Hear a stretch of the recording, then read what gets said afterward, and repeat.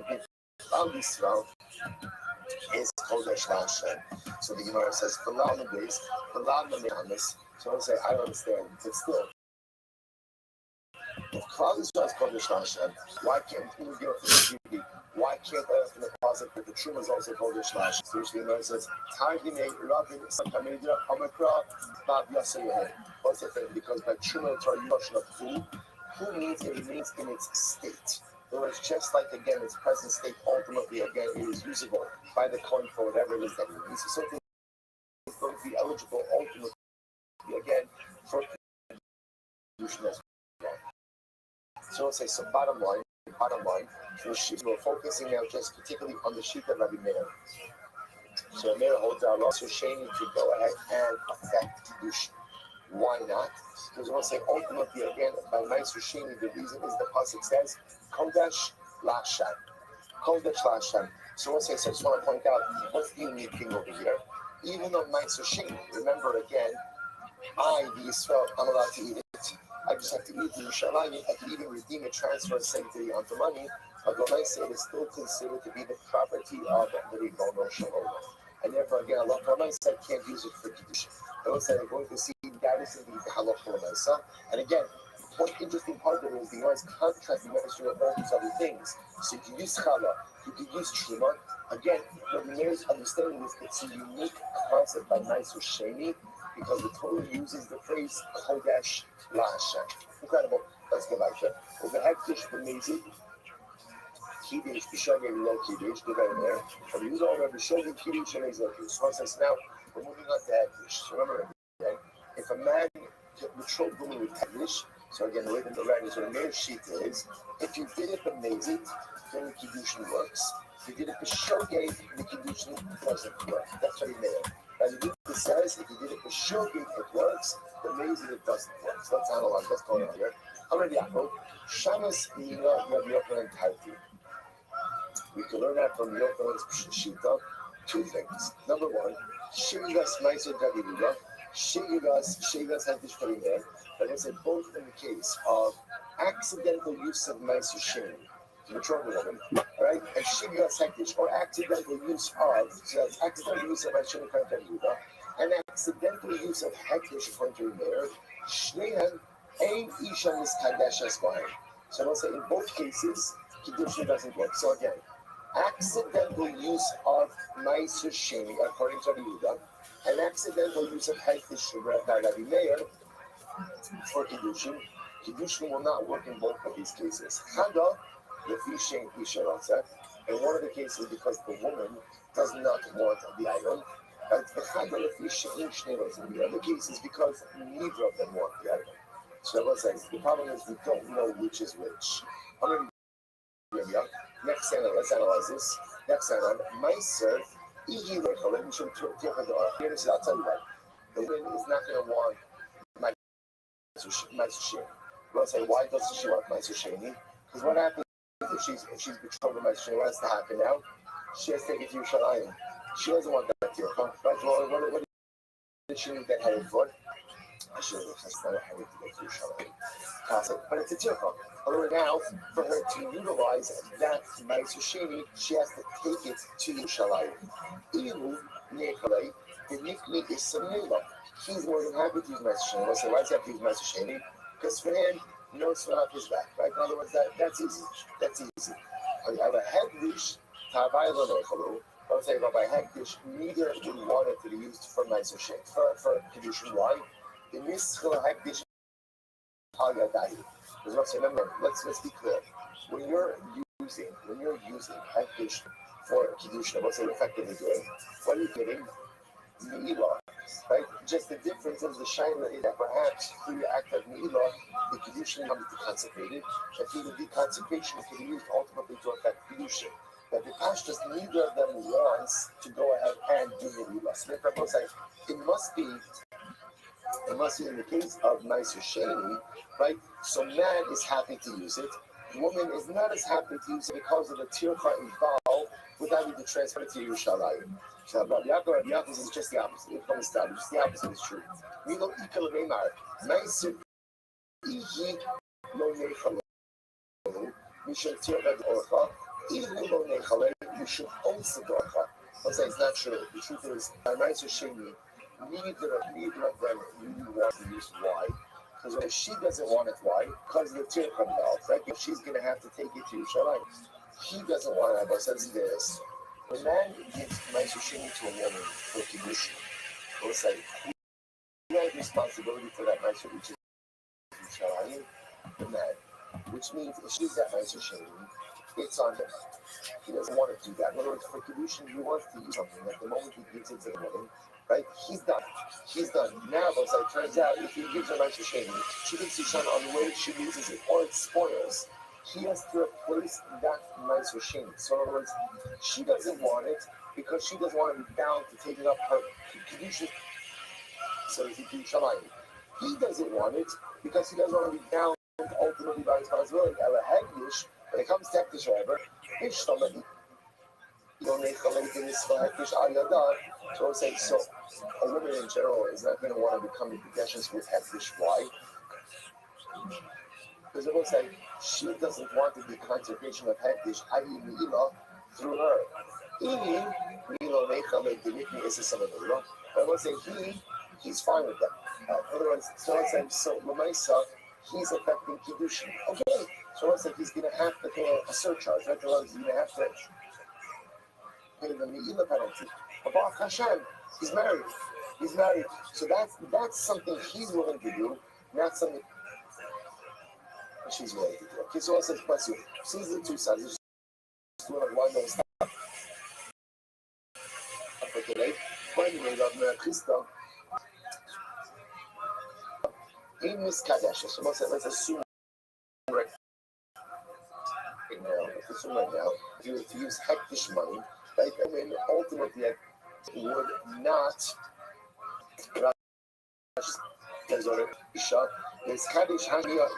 I'm sorry. Coming at the Imi Kudesh's Kishat, Shiga Social Media. So what's the scripting there? Ultimately, again, if a man were to give a woman money at Hektish, so right there, if it was done to Shogri, she would not be Mikudashas. So by Isha in Miskadashas, most shades of the Chule. So here's the Shaila. Ultimately, again, she's not Mikudashas, does the money become Chule? So when it becomes it's okay. Like Isha in Miskadashas, most Chule. Of course not. Allah Kalamaisa. If what? If the money, right, if the Kiddushin is not affected, then it will say what? And the money remains Hektish and is not deconsecrated. You're not deconsecrated. So I'll say, so we'll stop over for today. We'll stop with this. We'll stop with this. So I'll say, sorry. This last piece is a little bit confusing because what we have over here is really like two streams happening over here. We have ultimately again Rabbi Meir and Rabbi Yehuda, right? Ultimately again we have now Hektish, right? Rabbi Meir telling me that if you use the Hektish, the Mazid, it works. The Shogeg, it doesn't work. So what's just the logic behind that? The Mazid, if you use Hektish, the Mazid, I will say, what are you doing? Me'ilah. But what Me'ilah generates is a penalty, but at the same time, what else does it do? It deconsecrates the item. Now, once the item has been deconsecrated, then what? It's yours.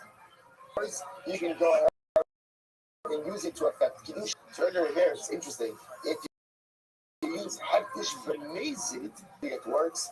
The Shogeg, it doesn't work. Right? That's right there. Buddha says the Shogeg works, the Mezid, it doesn't work. Now, how that works, and we have to show see what say. We'll stop up there for today. Shemana is so just so I'm scheduled for tonight, a special. I think we're going to do that tonight. This way again, people are davening with different community. From Shana Rabba and davening and later tomorrow morning. So it's Hashem 7:30 tonight in the Sukkah. We're going to do Friday's daf. We're going to give ourselves some time also to do it. We don't have to spend anything like that. We're going to rush. We'll do a beautiful daf in the Sukkah. We might even eat some refreshments, some some refreshments flying around, and you're touch something beautiful, and then cover it, even if you don't normally. Rabbi, right after that, when you Hasidus at 8:30, Jets a little bit of singing, a lot of singing, and that's going to be beautiful. And we'll read Rabbi together. We'll say, Shibbayach. Have a great day, everyone. Good night.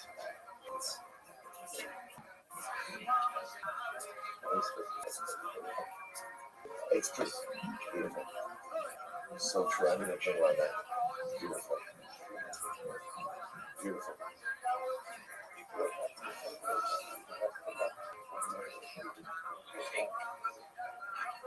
I'm sorry.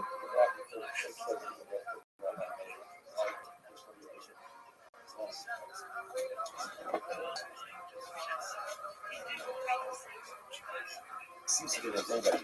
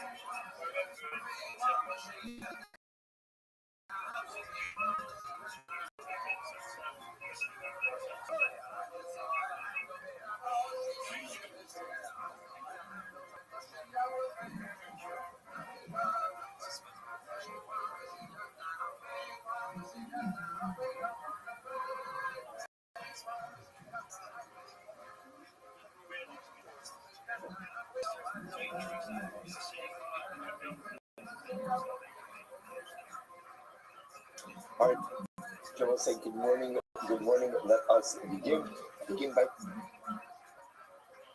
thanking our sponsors for this morning share today. God, coming for our sponsors for month of Elul, Jerry and Sarah Velasky for dedicating all the shul, Purim and Drushos this in specific unfortunately for Zachariah Dov, that she will be toasting on all families of Eretz Yisrael for dedicating all the shul and Drushos this month in honor of the weddings of our children and with best wishes for October. We may serve all the members of the shul. Thank you, Adam Kelman, for dedicating all the shul and Drushos this month in memory of their beloved parents and in the source of all of those who need it for Shalom. Thanks, Summer Wolf, for dedicating all shul and Drushos this month with immense gratitude to Hashem and with feelings for help for all in the people learning sponsors. Hilary Jacobson Kent, information of the website of Milton Jacobson, Mordechai and Menashe and Bendino, supporting the Rabbi and the merit of our Talmud Torah, the Neshama having Aliyah and the family in the Chamrah. So with that, let us begin. Baruch Hashem, we have a lot to do today. Today's daf is Lamed. But we are picking up the Meretz Hashem on Chavtes Amud Aleph, 29b. We are picking up 4 lines into the wide line. So just remember again, the last piece we left off with, very interesting scenario about what happens if halacha l'maisa, a person has enough funds to go ahead and either fund his own learning or his child's learning. So the Gemara explained that halacha l'maisa, one is supposed to fund his child's learning. Now there was an exception to this. What's the exception to this? If the father is, I guess we'll call it, possesses greater intellectual ability than the son, or the father possesses greater learning potential than the son, in that case, the father would go ahead and fund his own learning over his son. The Lord gives an example of this. Rabbi Yaakov, the son of Rabbi Yaakov, Shadrach will occur that by it. So again, Rabbi Yaakov sent his son, Rabbi Yaakov, to go ahead and learn about Abaye. He also, when he came home, he saw that his son was not so sharp on his learning. In other words, he will see this concept, or say that his son didn't seem to have really like a command of the knowledge. So at that point, Rabbi said to his son Yaakov, "You stay home, and I will go and learn." Shema by the Kahava aspired now that the was coming to the yeshiva. So he is Hava who mazik be'rabbanan Abaye. So there was a particular sheep, a particular demon that inhabited the base medrash of Abaye. Now this shade, this demon was so that he had a highly active Yimama Hasiki. This shade was generally shading, don't start up with people during the day. This shade was so powerful, so brazen, that it started up with people even during not only that, the Gemara says it also started up with groups of people. Normally shading stay away by day, normally shading don't start up by groups. This shade was so brazen that it started up with everyone. However, the related with actually the Misrakesh Nisa. So what happened? So Abaye gave instructions to the townspeople. No one offered to host Rabbi Chabayako. If no one offers to host Chabayako, he'll have no choice but to sleep. And if he sleeps in the basement, hopefully again he will be able to go ahead and come back to this sheep. So Al Basan, Ibn Leketanin and the Shiver Shiasa. What's it happen? Sure enough, Abaye offers for hospitality. Therefore, he had to sleep in the basement. And sure enough, when he came to the basement, he encountered this shade. The shade itself had 7 heads. So Kriya Dekara, so when he davened, every time he bowed, every time Abaye bowed, so Nasar Chad Reshe, one head of the shade came off. So once I say the idea is, Abaye through his tefillah was able to go ahead and totally decimate this shade. Now the next day, Rabbi Chabayakov runs into Abaye. He says, by the way, Amaru, the Machar, Ilo Israkesh Nisa Sakinsin. So Rabbi Chabayakov says,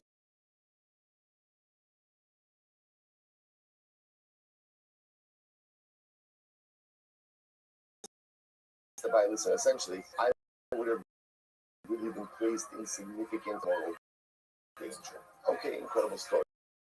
We'll say now, by the way, interestingly enough, Halakha Lamasa, remember, so in this case, so going back to the Halakha, if there is a question between funding one's own Talmud Torah and one's again, we've seen a pattern that mitzvah de gufei, right?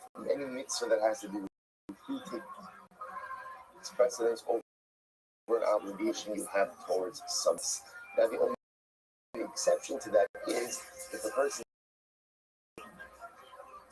sees it has incredible potential, and economically under those circumstances, there will be an obligation to fund his son. Now, there's a lot of discussion in this, that the pashtus, what he's talking about is after a father has fulfilled the formal obligation of Shinam from the Banach. In other words, so it's not the pshat, my kids are at yeshiva, okay, something like this, should I pay my kids' tuition? Or maybe I should go ahead and spend money on me so I can advance my learning. Well, obviously, as an adult versus a child, I'm going to have success. So that's how it's what I was talking about, really, after a father has funded his child's formal education, and then versus my own, that's when one's own learning precedence over the child's learning. Unless a child, in which case, they would fund that learning as incredible. Let's go back to it. We'll say what happens, what's the proper order in terms of learning and getting married, right? So the person is of age, so should I get married first or should I learn Torah first? So the Gemara says, person should go ahead and learn Torah, and then afterwards go ahead and get married. Learn Torah first and get married. Now let's say, what's the logic behind that? The logic is relatively simple. Marriage comes with awesome responsibility. So as such, again, the idea is better to learn Torah before one gets married. This way one learns Torah without the yoke of parnasa, without the yoke of responsibility upon them. Then get married. Then that if a man cannot live with a woman, that's what that's referring to is if a person's mind is preoccupied with desirous thoughts, and he has no permissible outlet for those thoughts, and therefore again he's going to be preoccupied with those desires, then better to get married first.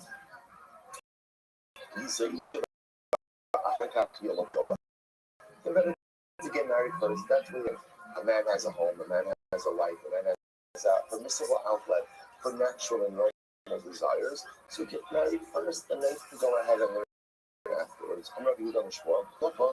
No, see, you should have to. Rabbi Yehuda says in Mishmor, get married first and I will say now, which also like embedded is Chazal school, get married, that's what you're trying to push. Get married young, self-settled, and then go and be able to learn. You don't know, the kindness are obvious of the Torah. You have to understand, once you get married, you have to support a wife. And to support a wife, right, you get married, you have the obligation to support a household. So how is a person going to be able to devote themselves to Torah? I mean, literally, again, we'll say, the kindness means like the grinding stones around your neck. The yoke of parnasa is on you, and you're going to be able to learn.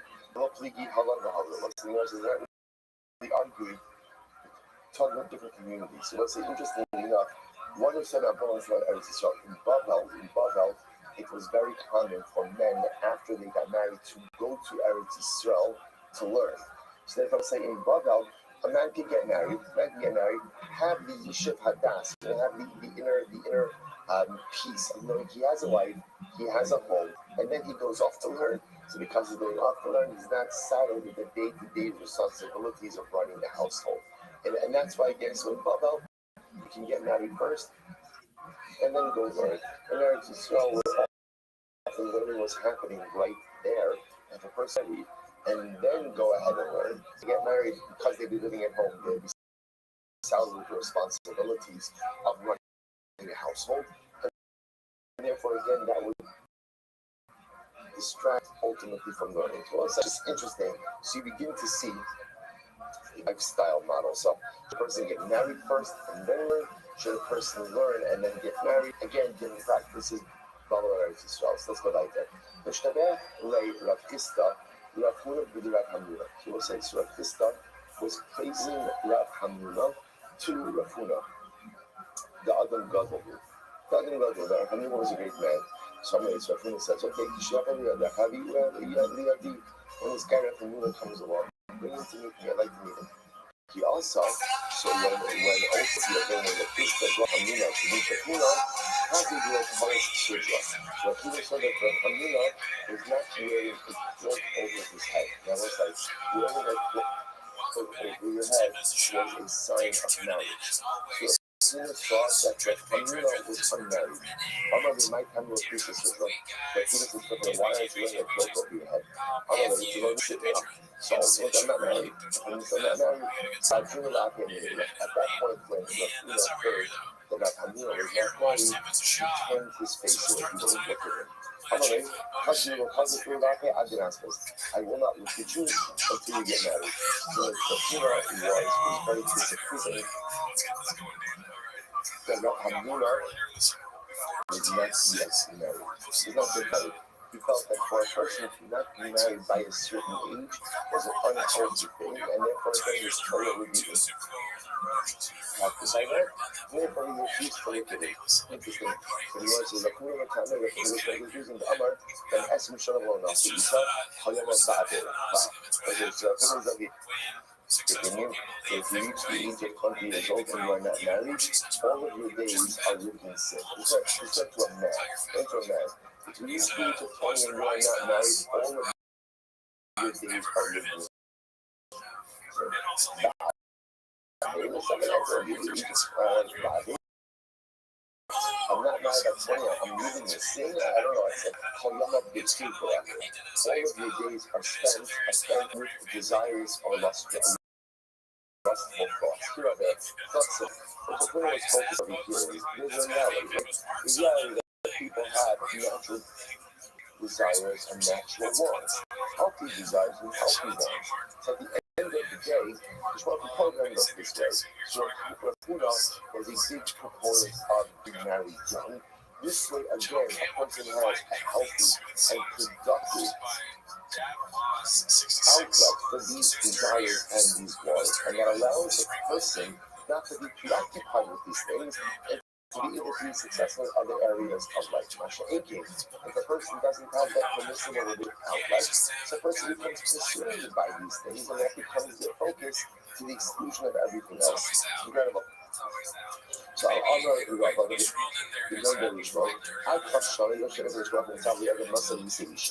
So Rabbi says, Rabbi Shmuel says, until the age of 20, when the person reaches the age of 25, he waits patiently when is a person going to get married?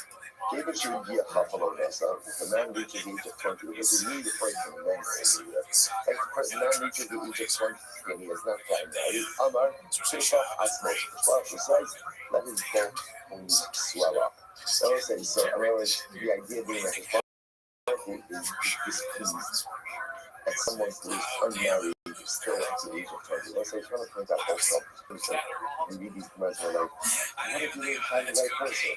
So understand that the concept of marriage in Gemara is obviously just very different. So, well, find the right person, okay.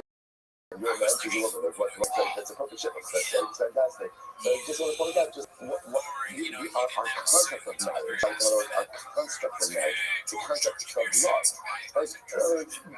These are all modern day concepts. Remember, marriage was a very utilitarian union. Of course, was there love in marriage? Of course, there's love in marriage. But unlike us, we just sometimes a little foolishly to love before marriage. As I understood, that love is the result of marriage. Anyway, that's what I'm saying. Marriage is so simple. Like, I was so 20 years unmarried, you know, so we think about this like, I didn't reject it. Exactly. You might didn't have those same type of issues in it. Like, might be something to be like a different discussion. I'm not this stuff. So this to say, I'm better than my son. In a signal of sister, I was married at 16. I was married by 16. You have a signal by Desha, and had I been married by 14, half of Lamed, half of Amina was suffering, I could have put an arrow in the sufferer's eye. Okay?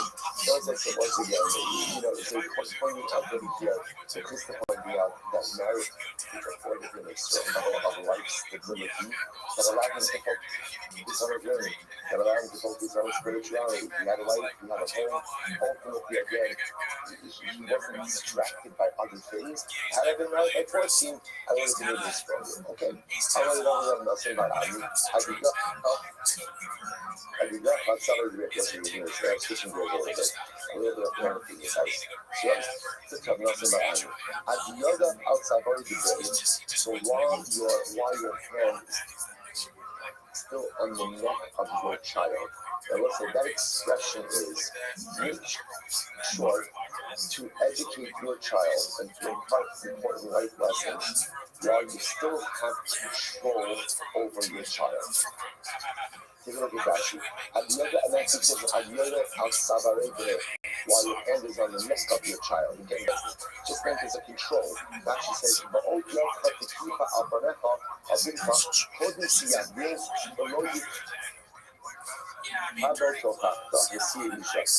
says over here, it's a reference ultimately to marrying off. But we're going to see the next Rashi talks about not after marrying off, talking about a parental obligation to impart important life lessons upon a child before the child goes off into the world. So while you still have the ability to influence your child, utilize that influence. So you might say, so what age does a father have influence upon his child? This is fascinating. The son, you have estimate time between the ages of 16 and 22. By the way, the two say I estimate others say from 18 until 24. Let's say just to turn that like into modern day ages, it's right between the ages of 4 and 9. That's the window. That's the window. You have the idea being also that these ages again, one of the hardest things to also particularly parenting is, parents think that their obligation is to be their child's best friend. I don't want to alienate them here. I want to be their friend. Your child is not to be your parents, your child's friend. And sometimes parents do go ahead and upset they have to save their kids. But if a parent doesn't give proper hadlaka to your child, if a parent doesn't say, this is right, this is wrong, you can't do this, you can't do that, even if the kid's upset, who's going to do that for the kid? So you want to make sure that during that window, and it is unfortunately in this society diminishing itself, when a parent has influence over a child, use it. Set boundaries. Right, it is wrong. Don't let kids do whatever they want. Don't let them act in prestigious ways. Don't teach them the concept of legal order because of the respect for authority, because of the respect for adults. If you don't exercise parental influence in the window, then at the end of the day, children grow up without such fundamental building blocks of freedom. We must keep an eye. I'm not going to be like an educated child according to his way. But usually in the time of the and the shift about asking the question. So say here, the focus is now. So Shlomo says in Mishnah, Chanuk now. Don't just say Chanuk now, right? Chanuk now. What's a now? What's a now? A now is a young man. I was going to say, there are parents in the maturation of our children where they may be too young to absorb certain life lessons, and then there's a time where they're already a little bit more set in their ways, and already a little bit more independent, where they're also not willing to accept those lessons. Or say, see, this is the challenge, one of the challenges by the parents. At one time, my child is too young to hear. At one time, my child is too old to hear. There's a window. There's a window. What's that window? That window is now tight. Now tight. When my child is in now, that's where I can get to the thing. I know for that, so when your child is in now, keep in the proper light of your heart. Keep that going. I'll be back in the right way according to who and what he is. What is that doing? That's what he's going to hold this card. You should say about answering the thousand in 16 to 20. So the kind of thing is sorry about it. I'm on the sake of 18 until 24. Okay? So once again, these windows all reflect just a different reality, different societal reality.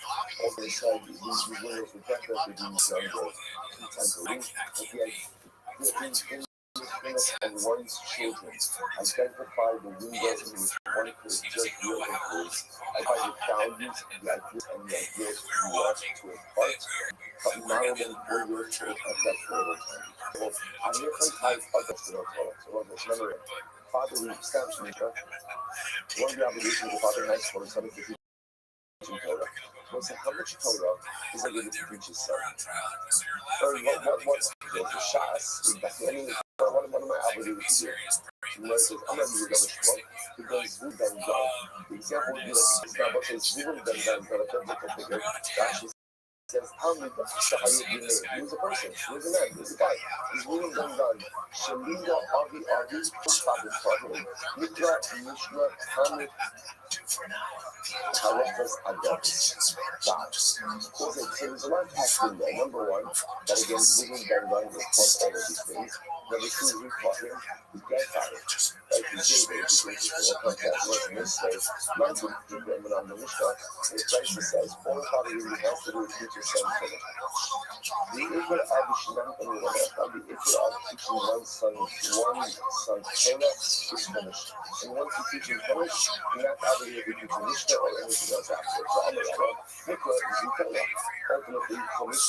That Mikra is finished. It's not like the obligation of the father has to teach his son Torah is finished.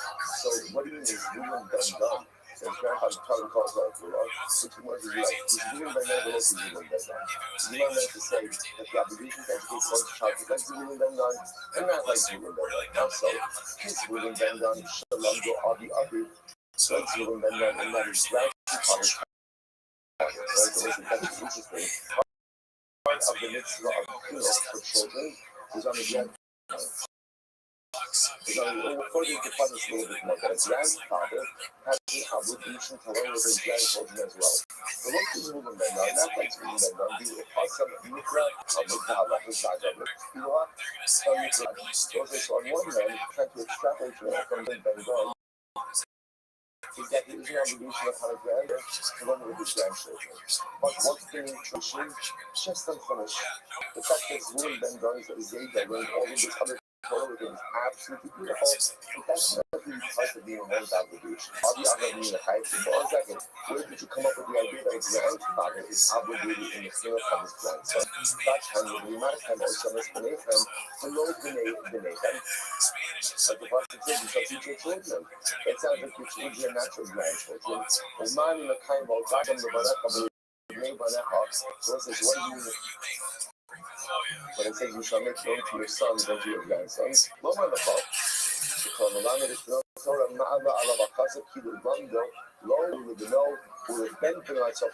we'll say, what it means is when you teach your son Torah, it is as if you are teaching Torah to future generations. We'll say, then what's the logic? The logic is if I say, teach my son Torah, my son will then interpret and teach his son Torah, he will teach his son Torah, and I have created a dynamic. I have created a chain action that makes it as if I have taught Torah to future generations as well. But in reality, the Torah obligation of Torah is from a father to his son, not from a father to his grandson. What's going on? What's going on with Ruben and Ben? We don't have Kana. We don't find Kana. The sign of we might call him some explanation. Torah is instructions for sons. Any other than him, I don't even know my sons. I don't know even my grandson. So what he said in the initial process, the process is your future sons and your grandsons. So speaking of the mitzvah of Kira is for grandfathers to look at his grandchildren. In King not common so what's that? What is the process meaning of the Rimanaka on Shabbos Benechan? That you should teach your sons Benechan, the Logan Satan. That means your sons and not your daughters. Means that the obligation of Kira, the obligation, the formal obligation to learn Torah with a child, that applies to sons and doesn't apply to daughters. You saw it in yesterday's back. And Shalom says it's all this beautiful, coming on to this thing, anyway, learn Torah with your and Ma'ala Allah concept to the children has seen. Torah treats it as if you receive the Torah from us. Actually, learning with a grandchild, teaching Torah to a grandchild, makes it as if you are. When you're learning with a grandchild, it is as if you are experiencing some revelation. Then you get the function for a man, for some play, I share a man called the Fashion Ahead. You should instruct your children and your grandchildren. The process is to speak before Hashem on Hashem. Right? So it equates learning with grandchildren. Yet learning with one's own children is not necessarily a revelation. What's the fact? Let's say, in general, this would be so imperative. It's fascinating how some of the things we do as grandparents are so much deeper when done with grandchildren than the same acts were when done with children. Whereas often there could be natural friction between parents and children. So sometimes the father tries to learn with his sons. It's not always the most pleasant experience. It's not. Sometimes the son is resistant to it. Sometimes the father-son dynamic doesn't work out. So the father pushes, the son pushes back. So the father fulfills an obligation. The sweetness of it is sometimes not good. That's why sometimes one of the sweetest thing is when you get your children and they get older, and there's a great appreciation for what it means to learn like a parent, right? Sometimes as a kid, there's that struggle. With grandchildren, often that dynamic is totally different. But with grandchildren, again, the friction isn't there. It's all sweetness. It's all beauty. So it's interesting how when learning with children, obligation for a father to learn with his son. But yet when a father's grandfather learns with his grandson, that's like nothing else. Like that's like Semitic revelation. The sweetness, the beauty, the purity of that is not much like receiving a child as that's incredibly great. Here by Abba, I'll go and show you the Shari, this is not Abba, she's going to get started. So here by Abba, they get the Shari, most of the Shari is narration, he like threw a towel on his head. He ran out of the house, he wasn't even again. And he thought him goes out with his head covered. But he just like thrown a towel on his head instead of throwing the head and putting on his head covering. The time of not giving the nuclear definition, bringing his grandson to Yeshiva. I remember my kid high. So let's say, so open up the answer the kids to the Yeshiva lady. Why are you running out of the house with a towel on your head? So I'm ready to Zuka my B'Siv al Gati with on that part. The son of Play Yom Shamata of Nel Shaka. So get on the point. So he says, it's a simple thing that it's like teaching your grandchild Torah or enabling your grandchild to be Torah. like the senior program has seen it. But it looks like so I'm sure that I had to get my grandson. It was such a stress to the learning of my grandson, power on my head, and ran out of the house. Like, my grandson should not be late for yeshiva. וכאן ואילך בדיחילו על אבא, ואותם אומצה, אז הם נקודים מתבמסי. It was from that day forward, yeshiva Abba wouldn't eat breakfast. He wouldn't eat breakfast until he learned with his grandson. Reviewing what his grandson learned the previous day and teaching the additional lesson. So people will say, Sarah, I feel those time omza, and the man's leading to the Russia. So we're going to have a feel would not eat breakfast until ultimately again he brought his breakfast. As like he would explain the short answer. So again, you see this power for the soul, like how there's a mitzvah to learn with one's children. That's the shnemtom when I have to teach my son. But yet to teach my grandson, or to enable my grandson's learning, that's accelerated generation. Because he doesn't know also on a deeper level why is teaching your grandchild learning that's accelerated generation. Because remember again, holy soul of Har Sinai is Messiah. Like Moshe Kibel Torah Sinai, so Yeshua is a king. The whole idea that our concept of Messiah and the transmission of Torah between Har Sinai. I think that grandfather is built up to be Torah to a grandchild. That's Messiah. That is the transmission of Torah itself. That is like Har Sinai. It's a fascinating idea. So learning with your own child, that's ultimately again an obligation, beautiful but obligation. Learning with your grandchild, that's like Har Sinai. Incredible. So I'm gonna stop there. What's the first one? I was trying to show them Canada. I can see what's the name of the parts of Mishnah from the Banapal. I'll take me Bishinam from Ella, Bishilashtam. This is incredible.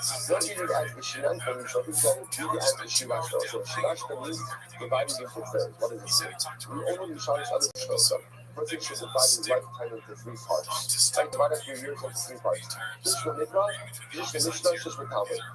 We're to use 1/3 of your life for Chumash, 1/3 of your life for Mishnah, 1/3 of your life for Gemara. But says that's a good idea, very one problem. You know that Hamakayim, also does a person know how long he's going to live?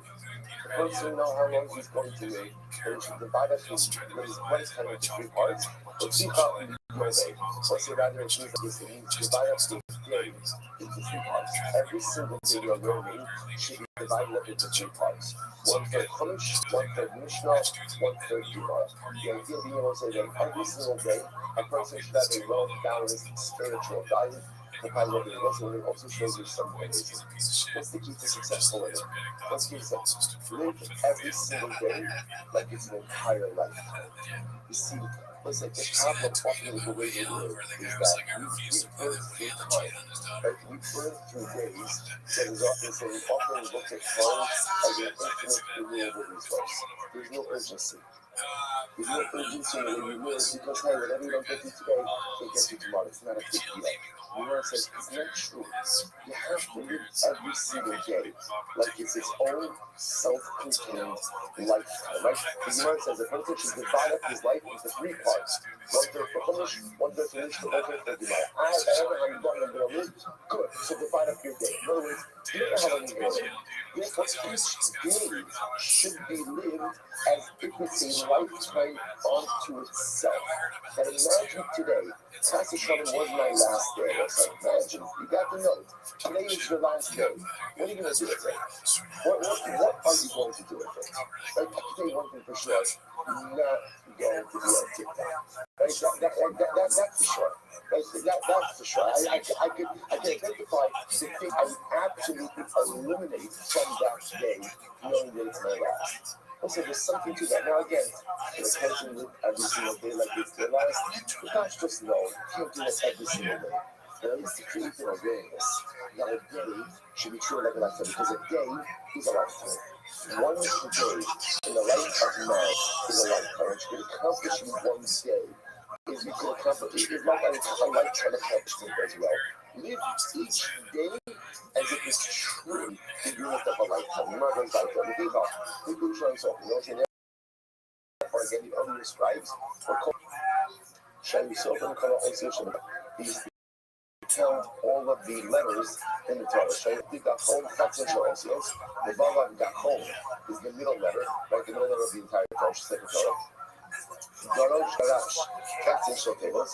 That's the middle word in the Torah. Liskala Shopsukim. From Liskala is the middle pasuk in the Torah.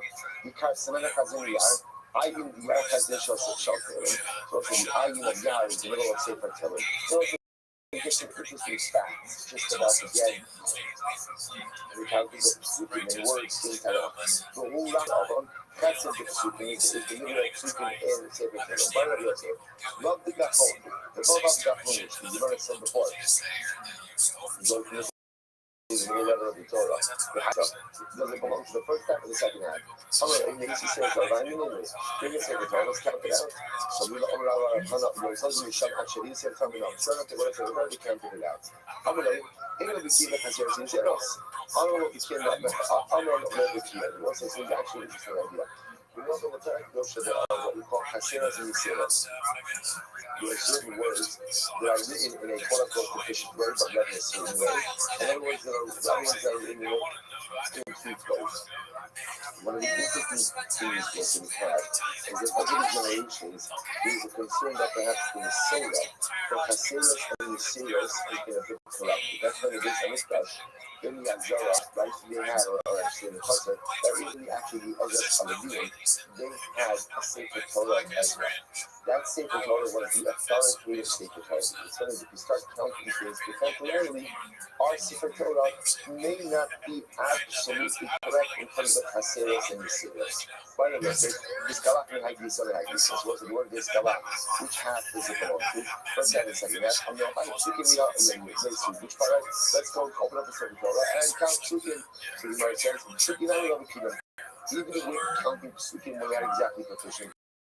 Why? Because the Asraf Akabar and the Alam Narava, Hazgil High Cross, with plus of Eresh Moshe, Kinoki Ba'ilaka Ba'akal. So, for example, Israel is so possible that we have an hour to take the word on the solar at one, and we broke it up into you see, even with the number of shooting, we're not necessarily going to be proficient. Kamishas are not going to Ushmona Mos, Ushmona Psukim Habit. Suki Sefer Torah. Well, so there are 5,888 Sukim in the entire Torah. Yes, I love Torah, Shmona. Torah has 8 more than that. Chassid has got Yom Shmona, and Yom has 8 less. Karaban, that's all just all part of the soul from that. What's it going to be like? Vishinantam. So it's Vishinantam, the one after you teach your son.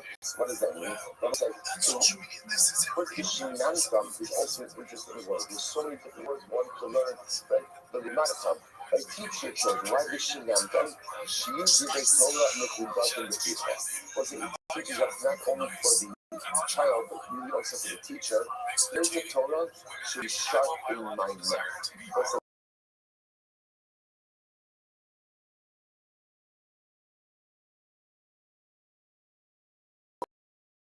It's a contractual mission that a person should be clear on the details of his work. To do a time with regarding the people. The word of Torah should be sharp in your mouth. You should have clarity on your word. Somebody asks you a question. I'll begin the Torah. Don't stammer. Don't stammer and figure out the answer. Rather, be decisive. Be decisive in your work you do. The first thing I say in the days, tell me who you are, my sister.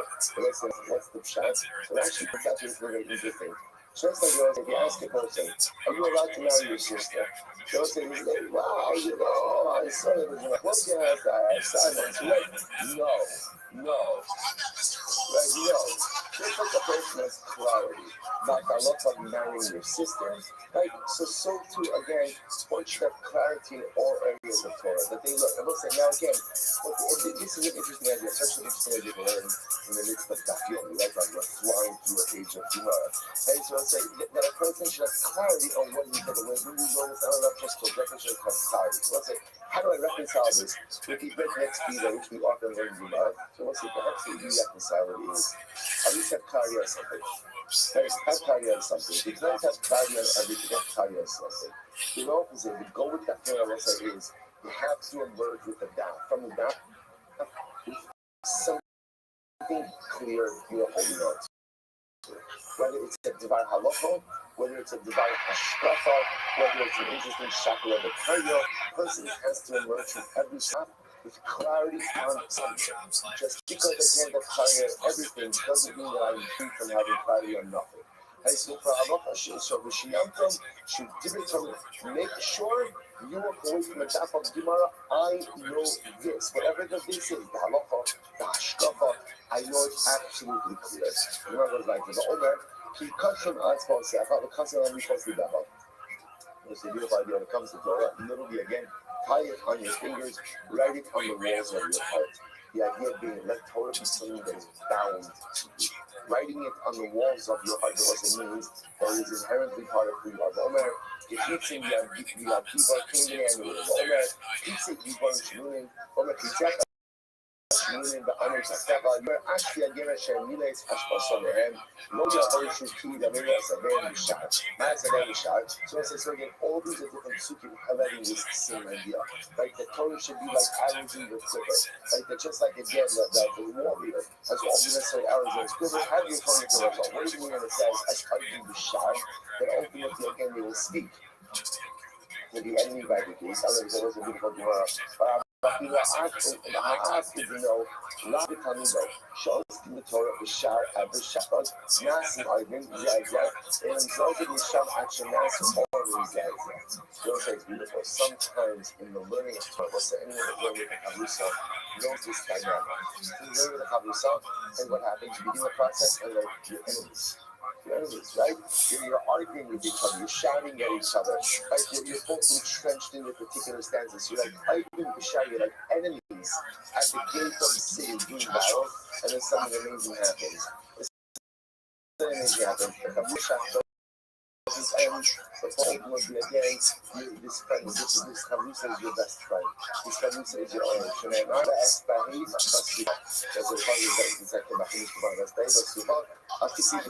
that ultimately, again, you become to love the sofa at the end of the process of it. That's because you put dynamic in the language. But it also represents how to coming back.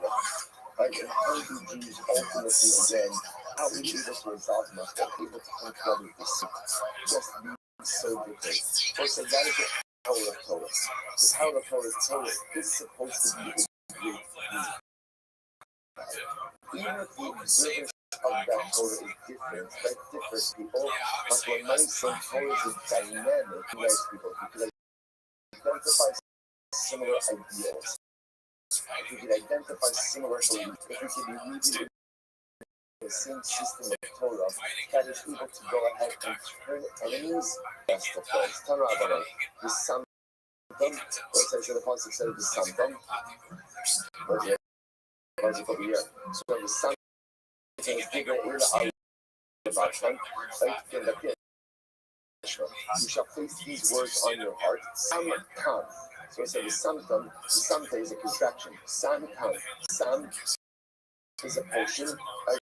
Is a potion or ointment. Tam means to express complete healing. You share Torah. The Sam Torah is like a medicine. Like a medicine. Like a medicinal ointment. Mashallah, Adam said, he doesn't knock at the door. That's it. He compared to a man, but again, he injures his son. He injures his son with the significant injury. He literally tamakasa. He places a bandage on the wound. But hold my child, he is on a kasafa. As long as the bandage is on your injury, at home, my child must. Eat whatever you want. You shall say Mashallah, eat whatever you want. Or your favorite time and game gets over. And watch me, one more thing. If you remove the bandage, hurry up and move it. Ultimately, and then the spring up boils. So the muscle is just like a person. They put the bandage on your wound. And the bandage takes care of the injury. And you can also, as long as the wound is bandaged, you can mix do whatever you want. You'll be fine. So let's do this. Half after the part, I'm going to switch up the 12% to quality sub. That's the Tzara Basi of Torah tablet. I created the Tzara, but I've also created Torah and antidote. Einatem Eskim Torah, Einatem Nishar Biyado. To learn Torah, you'll not be able to be Tzara. Shneimar, Havon Keiti says, then Einatem Eskim Torah, but if you don't learn Torah, Atem Nishar Biyado. Ultimately, your thing will be handed over to the hands of the Yishon. Shneimar, the Pesach Chatas Levit. Joseph is that not actually being Torah. Joseph said, Torah is such a beautiful imagery. Torah was like, is like that ocean. It's like that medicinal ointment. But if you have it, it protects you from so many other negative things. Also, you know, we think when we learn that what we're doing is we're broadening our knowledge base of fulfilling the mitzvah. All true things. In addition to others, also what I'm doing is I am putting the baggage with the ointment over myself. Torah protects me in a way that nothing else can protect me. When you have that protection, you're able to stave off so many other things. So I was about to stop over here for today. Pick up an answer, make this super. My more of that's a protective power for one side. To be continued, straight out. Can't bring you over there to everyone.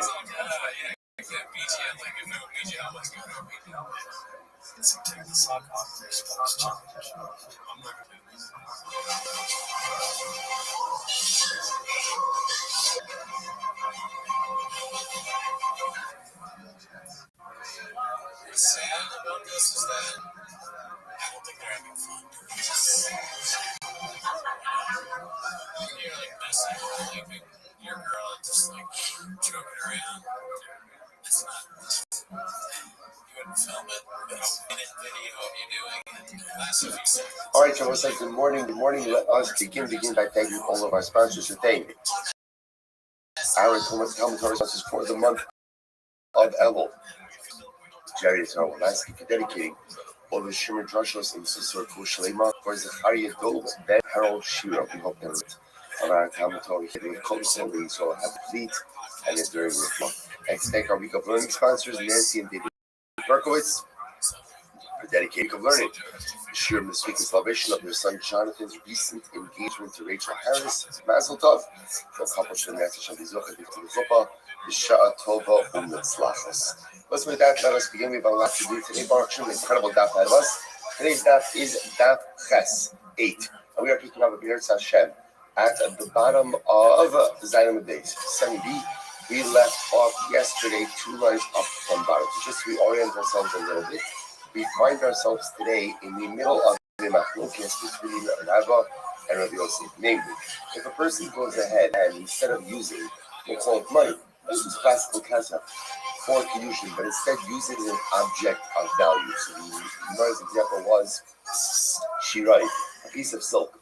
So the shaila is, does that piece of silk require a valuation prior to being used for Kiddushin or not? So Rabbi said no, Rabbi Yosef said yes.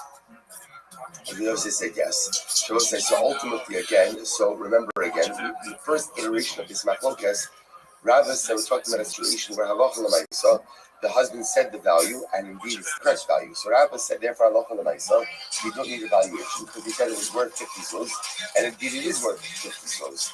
Rabbi Yosef said halacha l'maisa that it requires evaluation. Why? Because since a woman is often not necessarily well versed in the valuation of items, therefore she is not going to commit to utilizing this as the mechanism for her Kiddushin, unless, of course, she explicitly understands the actual value. That was the first version of the machlokes. Ikadami, so let's go to that version of this. The truth is, they argue, even when talking about a situation where the silk is worth a minimal value. Yosef Amar Shaveh Kesef Hariku Kesef. So Rabbi Yosef holds that ultimately again it requires a shuma. Why? Because he holds something it is like money. Ma Kesef, the kais, just like money is a quantified, defined amount. Top of that.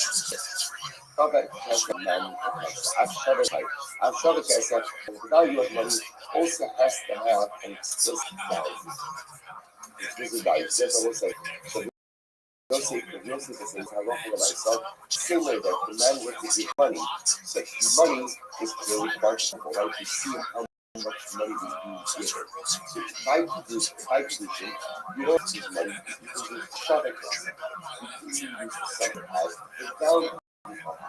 But just like money is clearly quantifiable, so to that, which is like money, i.e. shove it, has an object also has to be really valuable and quantifiable. I'm not going to be on Yosef said from Abraham, this is Russian here.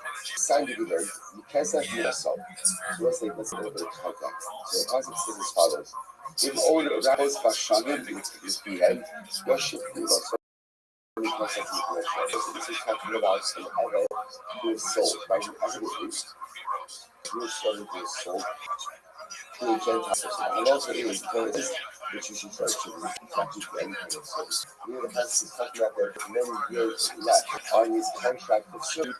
Ultimately, again, none of this should really be possible, and it should bring out or pay the master for the remaining contract so to speak for the service. So it has that from ourselves, literally translated in Old Rabbos Bashalim, if there are still many years left on his service contract, the PAR should give us some cast from ourselves. And according to the amount of years left, we should repay the master, we cast that from ourselves. From the money, from the value, ultimately again of his purchase price. So the cast that from ourselves, the cast that from the in a mikla before the killer. You can redeem the Abed, you can redeem the Abed with money that you cannot be given throughout the news with rain or Caleb, or ultimately again with utensils. So the Gemara says, what are you talking about here? How to go out the Caleb with you buddy? When you talk about the use of the leaf and utensils, what's the context? He says, Ilema, the mikla with cloud. So if you want to say that halacha that ultimately you can't affect any type of transaction. This is why I came in. That's not true. Yashin Ilasol. The Torah says Yashin Ilasol, which literally means Yashin Yeshachim is redemption. The rabbis Shava Kesef Kesef. And that teaches us that Allah that the same way you could redeem an other with money, you're also redeeming with something that is worth money. Shava Kesef. He used the less to shut up himself, and if it doesn't have a sense, the Lord is to or came in a question. Doesn't is not even worth a puta, so my area to draw a feeling, body after the next to draw a feeling, he would cast a man, and it also obviously, if you have to area of the pencil, and you're not worth a puta, then of course it is not good work for the attention, but the truth is less than a puta that gets wrong. Money doesn't work either. Money doesn't work either. Which the Gemara says, Elalab is the Shabbat. Rather, we must be talking about a situation where Allah does have a Shabbat. So we'll say, so again. So remember, let's take a step back. What are we talking about? First, telling us that if you want to redeem the other, essentially you look at how much the master paid for him, how many years he has left on his contract, and buy out his contract. Out his contract, so it's telling you they're not only giving you money for that, but you can use Shabbat Kesef. Use Shabbat Kesef. Yes, the Rice said you can't use grain or utensils. So what's the case when you can't use grain or utensils? If you tell me it's not what the fruit are, okay, so you can't use money that's not what the fruit either. So it must be that it's worth a fruit. But if it's worth a fruit, why can't you use it to redeem the asset here? And the answer must be, and a lot of people show the kingdom of Okaisi. Was he talking about a case where even though I know that it's worth more than a puta, what's the problem? I don't know how much it's worth. And that's a problem. When you don't know how much something is worth, that even below heights is low. You never will say, so if you begin to see is yes, Allah for myself, you can go ahead and you can use items that have the value of money to affect transactional reality. And when is that so? Only if you know how much that Shabbat payment is actually worth. Now let's remember that these people want to this down. This is a real thing. Right, so the other thing is when they say that even if you know you have an object, there's absolutely worth more than Shabbat Kudah. If you want to create transactional reality with it, it is going to require evaluation. So you want to be retaining from your piece of silk. Is the piece of silk worth more than a Kudah? It's worth more than a Kudah? Of course. So you need to know how much it's worth. You need to know how much it's worth in order to affect a transactional reality. You are supposed to, so this is a Yossi Raisa, I have a reality is of Yossi's proof to that reality. The other opinion, I will say, that was at this point that will be a Rashi, Yoshid Gula, so realize down from the top, Rashi says, Yoshid Kral Yisilehu, the Matzi mixed up with the end Gula, so the Rabbi Shabbat Kasa, the Indian figure, sources number again, just going back to this a moment. The phrase Yoshid Gula, so is actually that's the phrase. That's what we learn out. Shabbat Kasa, which you could even redeem the other, not just with money, but even if something is worth money. Now, Rashi can point out these things in our next one. The papers the mitzvah say it's really Lami not going to be the simple. So we can't set this mess up. Now, that's what we're going to see because we want to make the switches at the moment. Whatever you could use to even Evan, obviously could also be used to purchase it. Right? And back to this one, back to this one. But by Evan, whatever it could be used to even Evan, obviously could be used to buy an Evan in the first. Good, so let's go back to it. So let's read it up. Rabbi will say, Abikala, the Torah's Kesef in Mikna, but ultimately again, and everything can be purchased the Torah's Kesef. Vein Mikna, the Torah's Tavua of the Kir. So those who say, never know what it becomes like teaching, is going to teach that everything can be bought, the Torah's Kesef, right? With ultimately again with money, or with things in the parsha of money, which could even mean money itself, or something worth money. The looking at the Torah's Tavua Kir. And evidently from that before, literally again, within the framework of Tavua and Kir. What is that? It might be a little Hollywood. Very interesting. Rabbi was in the puzzle has points, including evidently yes, to be bought within the context of money. It can either mean money itself or something worth money. It cannot be acquired for that matter with Khalifin. So Rabbi Nachman, the Rabbi was the Khalifin. I think that Nachman stands that you can't use heroes like for Khalifin, so my economy, and what ultimately is the vice of coming to say that it says to do off. So you know, the last two shut up just like that. It must be when the vice talks about the use of Torah and Torah, it must be talking about again where it's less than a proof of. The Kamrik, my area to do out the kingdom, after the Kesef, and that which we said before, well, obviously, if the Tavua or Tefillin are not worth a Plika, because like those that say that they can't affect, they can't be used, you don't have a really opportunity. Because obviously, even if you have money that's less than a Plika, obviously, if you have money less than a Plika, you can't use that reality as well. Which the Moses, you're right, Lomi Bai Kala. So it's a Lomi Bai is like it's a stylistic process through which sometimes the Gemara will say A and certain B. Like not only do you have to say B, but A, but A also. The Gemara says, let me buy Kama. Let me buy Kesa, the Iske Shabbat B'Tahim. The ain't no laws. But then what's that Kesa? What's that Kesa?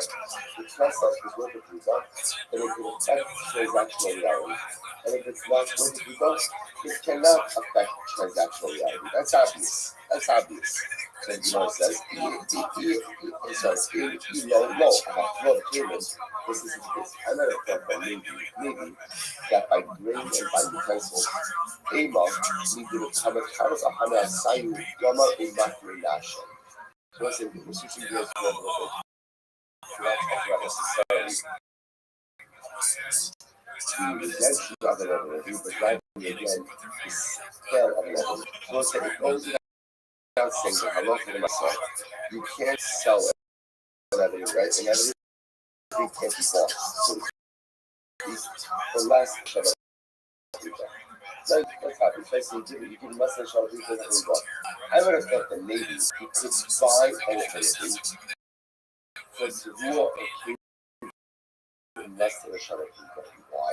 You know, saying since some remember switching gears for just a moment. Now you want to evidently. What's the first? Who does somebody go to? Who's ready to go to? The evidence. Assuming that purchase from an adult. Right? The evidence himself. So therefore, if you're purchasing an evidence I understand that the less than a tell you, but maybe when you purchase, go ahead and use it to do it and do it. Even instead of puka, maybe since there is instant, maybe you'd be willing to conduct a transaction, even though worth less. But the deal is there, you can get his benefit. He's getting a food. He's going to be immediate benefit. Maybe he would sell off a list that doesn't work, but you cannot affect any transactional reality with either money or objects worth less for the share of people. Those I just think they're very careful with the hospital. Most of these hospitals like that. What we're willing to do for influence really is competitive. Right? So especially one of the greatest distillers of our contemporary generation. Like there's a little kind of consumer's benefits. No one wants to actually be for anything.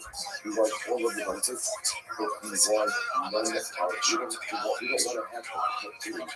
And that's what we see.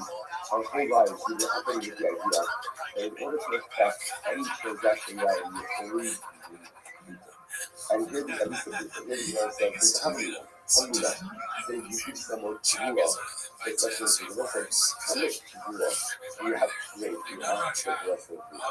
You have no idea, but it can't be a lot. It can't be a lot. And the notion of a person willing to go ahead and willing to change the course of their destiny, like it's inevitable to do it someone for a little bit of Ruah, but it's still right now. It's the power and the rule of instant gratification. And how scary that is, how much in the pursuit of instant gratification, sometimes we're getting to this gratification. Is this not the entire challenge of faith? There's a lot of these things. I don't know your name, but I'll tell you. Okay, right? Right, so why did you do that? There's a lot of different types. It's you know what's sin offers? Faith offers. Faith offers is mitzvahs, let's be honest. Mitzvahs often don't offer instant gratification. This is like big words, but not necessarily just too high. Then I did it. I gives you immediate pleasure right here, right now. I was terrible, I did actually terrible, ugly, but to make the consequences. Because that's the real, that's where it is the definition. Because it's a real right now, and in an intense way, to make this commit certain risks and mistakes. Also, here it is. It's not me. It's not a generational thing. This has always been the great challenge to engage in this cost-benefit analysis, which is giving you the right here in the moment, which will often detrimental consequences, and having the ability to recognize that healing is not the essence of life. Such incredibly so. Anyway, I'm going to go say, not even, that's enough. Yosef is really like, remember, Yosef is one who says that even when you know you are using that is worth more still require evaluation. So when we know this, sign up. Egel Zel, please don't do it.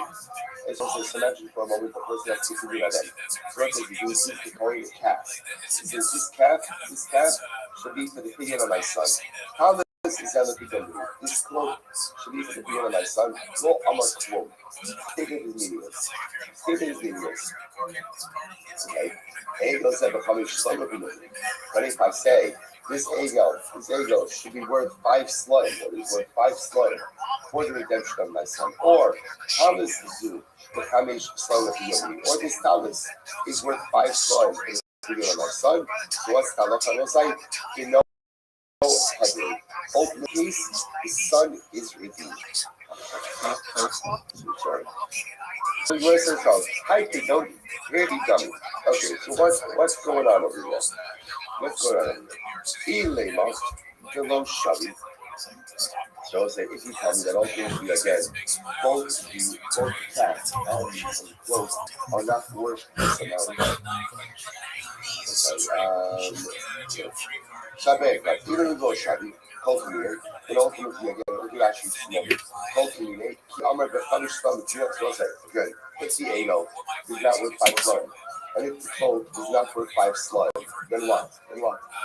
So if the guy believes what that's the bigger birth, let's take a step back. What's the case?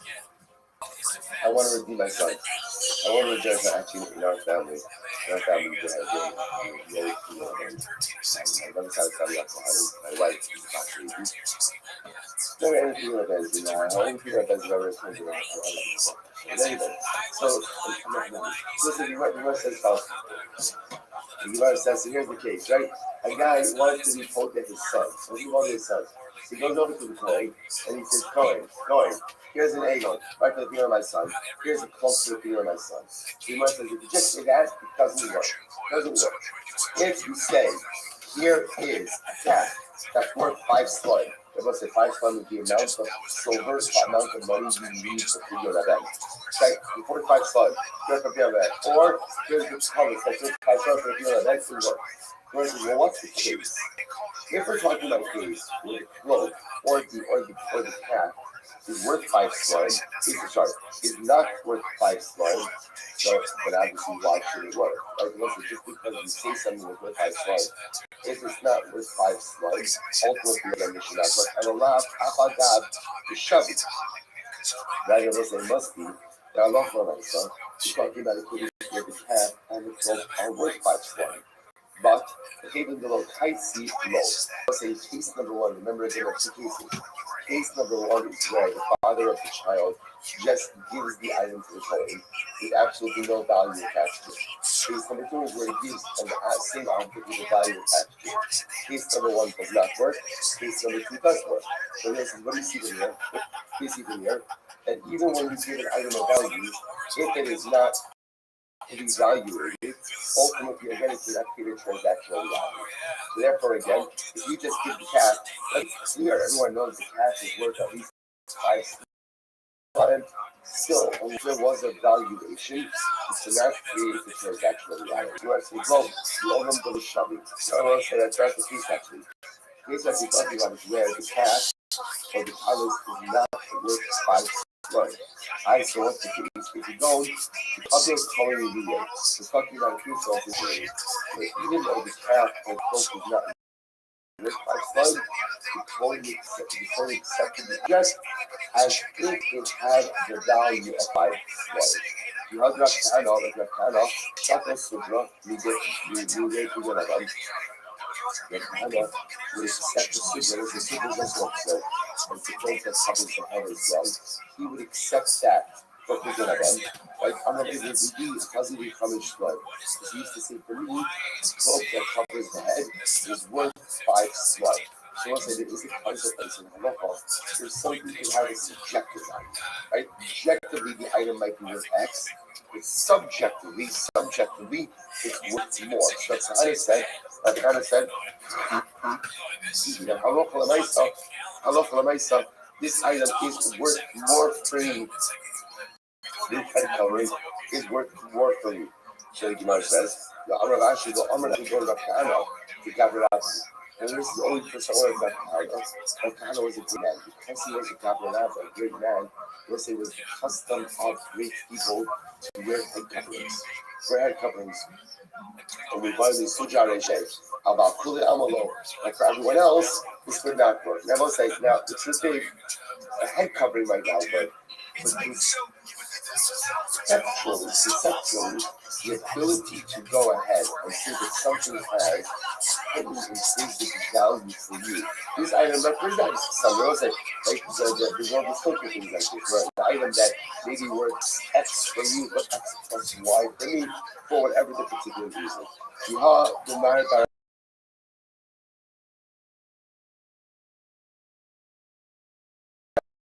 Actually, just one spot of cloak, but this was talus. Supposed to talus is the cloak that only covers the body.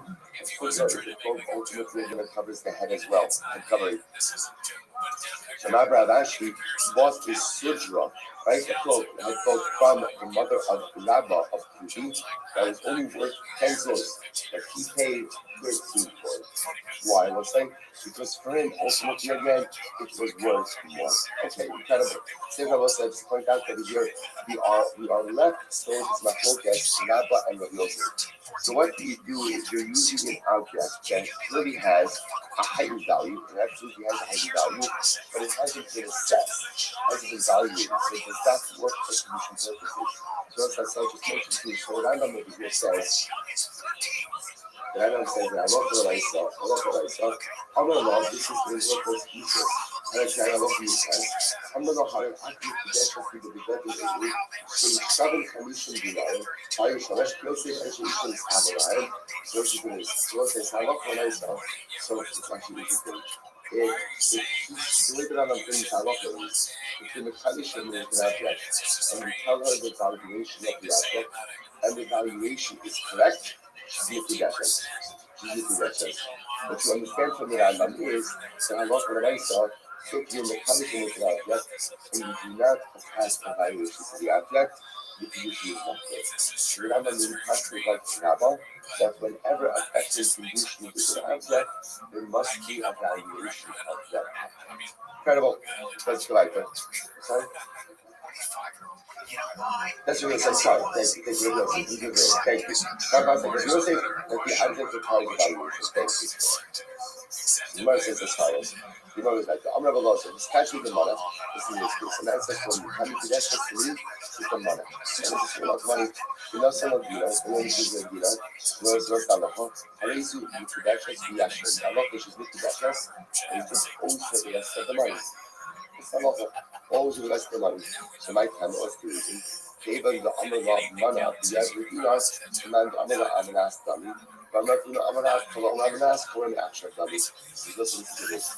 Essentially, when he comes to becoming credentials to me with a mana, so let's say that is the equivalent of the Amanas. Essentially, what he's saying is becoming credentials to me on the condition I give you a mana.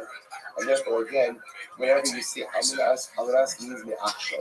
So you come together to me as of now. If there's an retroactivity that is triggered, which we again, when you finish your paying up. So in other words, even though we only gave her a dinar now, at the beginning of the payment, and she's making dashes. Macy, where is the cash out? He's cash even. If ultimately he says to come to dashes with the money, but higher bona the holidays, and was now is counting out the money. The last time they have last long, if one of them wants to renege, either the dinar even in the last dinar, I was just the other. Ultimately, you're going to have the ability to next. So also, it contradicts each other. The man says to a woman, I'm Mikudeshes to me with the money, and as soon as he gives her a dinar, ultimately again, Mikudeshes. Now, what you just said is, if a man goes and says to a woman, Mikudeshes to me with the money, and he's counting out, right? He's paying out the money, right? 1 dinar, a second dinar, either of them have the ability to renege until the money is full. I'm asking, so what's the case of rice? The case of rice is where it says to come to me with this money. It's just he's saying, coming with a money or this money. A money, depending on the condition. And if it wants the first installment to pay, the condition is chal, and again it's fully chal, or will be retroactively. As opposed to money zoom, this money, for das, is only to become Kedeshes when she receives the full amount. I need to save the money zoom, Reisha the money stam. So we'll say the first case is talking about money zoom. The second part of the verse is talking about money stam. The regular key money, the Katani safe, what's the safe case? Our money is catch, even money zoom. The name's money chaser. The man says they're becoming Kedeshes with this money.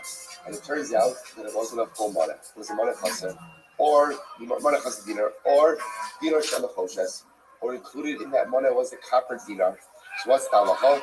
Ain't on the Kedeshes. Ultimately, again, the condition is not good. Dinar ra. What happens if it turns out that there was a dinar ra, bad dinar, we'll see that bad dinar is just a little bit. So how is the Kedeshes? We have to, the condition is stable, and we have to swap out the bad dinar for a good dinar. Which the Gemara says, what's going on over here? Because again, We just said before that this is the case of Manistam, to which the words low, ratio of the Sefer, both the ratio of the Sefer talk to the case, the Amar, the Manazu. Those they both ratio of the Sefer talk about Manazu. Uperusha Kamer Farish. And what is going to explain that? Rothschild Afame and Latsa, I see the beginner after which is the other. Let's say in the case of the memory, let's case of Manazu, and the marriage is called is actually the Manazu. And the Kedushin Manazu. Let's say when is the Kedushin found? When the Kedushin found, after it finishes in her the entire mother. And therefore, at any point in the process, either of them want to read, to have the vocation, to learn the Amar Love and Manazu. The Hankanami is stabbed. These are like should I want to stab? Because if you think the beginning is told that I'm going to stab, Hashta, the Manastam, the Manastam doesn't create Kedushin. The Manazumi, right? Those that say Manazumi is not going to work. Which the Manaz is Inishim Ha, if I was there with cousin, this guy in the Garaya, I'm going to say for the Guruyevusha. Ultimately, you're going to be teaching the Sefer to shed light on the reading book. Shalotoma, Risha ben Manazu. Don't think that the Rishas talk about the case of Manazu. I'm sorry. Don't think just referring to Manazu about Kedushin, but maybe with the Manasam, ultimately again the Kedushin will be done. On a Sefer of the Manazu, therefore the Sefer takes on a piece of Manazu, the Risha, the Manastam. The Manastam Bas. You go off to the Kedushin. And nevertheless, the Kedushin still won't work. Okay? So says Rashi Mode of a holy shiny. So Rashi says there's a difference between the case of a man who says to a woman, ultimately again, he says to a woman, he's catching the money, and then gives her a dinar, versus a case of a man who says he's catching the dinar of the money, and it's paid out the dinar. He's paying out the money. He says, money of a holy shiny, he like that dinar. It is paid out the entire amount. Now, Halacha L'Maisa, her task is only to commit to the Kedushin until she receives the entire amount. Which the Gemara is fine. So, I think that Moshe Sefer Dami. So, let's remember again the basic first cases, ultimately again, where the Kedushin will now work. For example, says to become confessions to you with this mana, and included in that mana is a dinar of Mefoshes. So what's that case? If she knew there was a dinar of Mefoshes mixed with that, Savan Gibba. All for the she accepted it. To which the Gemara says, we give up. Let's see if it's not going to give up a line. What's the case? We're treating it that night. That night, she was able to discern that mixed in there was a dinar of Mefoshes. The start of play daily ultimately again she found it still with nothing to do. We must have dinner around every time. What's the case of dinner around? It's alone nothing. So if it's something that is dinner that shared to use for commerce, so I need dinner for the process. That's the same case as the type of dinner. I'm not up as a drone, did nothing, I will get. So a piece of the dinner raw, also if there's a dinner that can be used, but really, I'll be get. Use the type of currency that can't be used freely.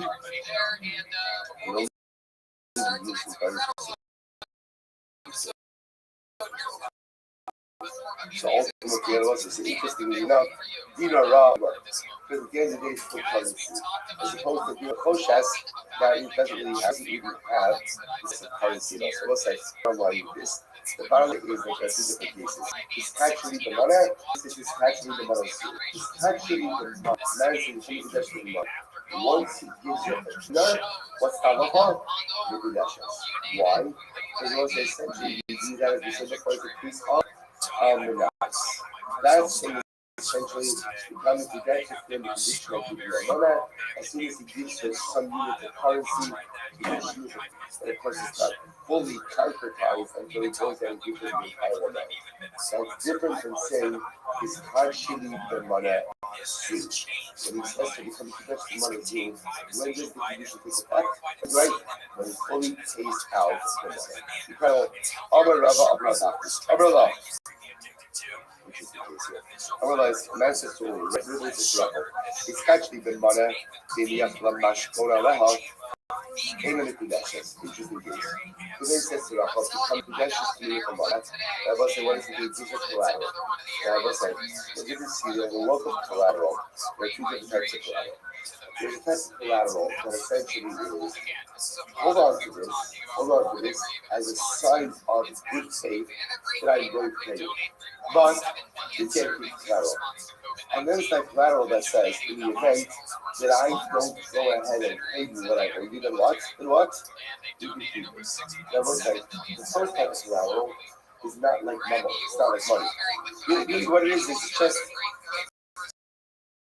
it's a promise. I'm backing up the promise by letting you hold on to an item of value. Second type of collateral is that trouble. So in this case, you come to credentials to me. That's just me with a mother. He doesn't have a mother. What does he do? He gives her his Rolex. Thank you. Hold on to this.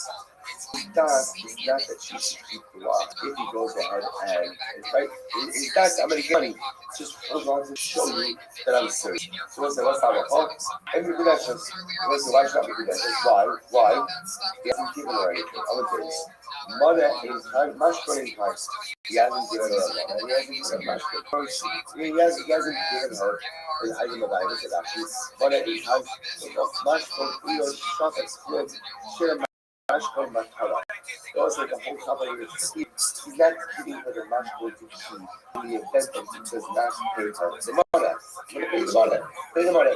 This is the shame that I'm serious. This wasn't enough. When you check out the 14,000. Let's go back to it. So easily, however, I'm not sure. So Rabbi is behind that matter. Says keep something that story you can that's us. Also was the one word. There's a lot of potential in with the matter with collateral. You can that's us. So 1 second. You see that a mashkon doesn't work. So what's going on over there? To which the guys no. Hassan, the mashkon back here. Let's talk about other people's collateral. What does that mean? Let's say this is mashkon back here before you go on. So how you do that though? The two shove the phone reach for Allah. So possible to that test shall mashkon of the Korea. So say watch this.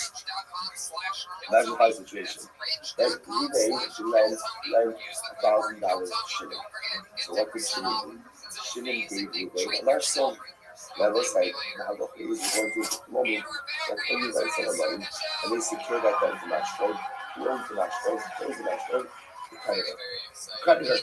And therefore once I have often when I say now what happens to you, they takes that match code and you cut it to waffle with that match code. Which the Gemara says that's a piece that'll work because it's a barrel called ultimately it's the credit own too much. If I rock the race, so when he uses this to affect position, he ultimately is using an item of value to affect position of the work. So you want to say, that means how? None of these stuff.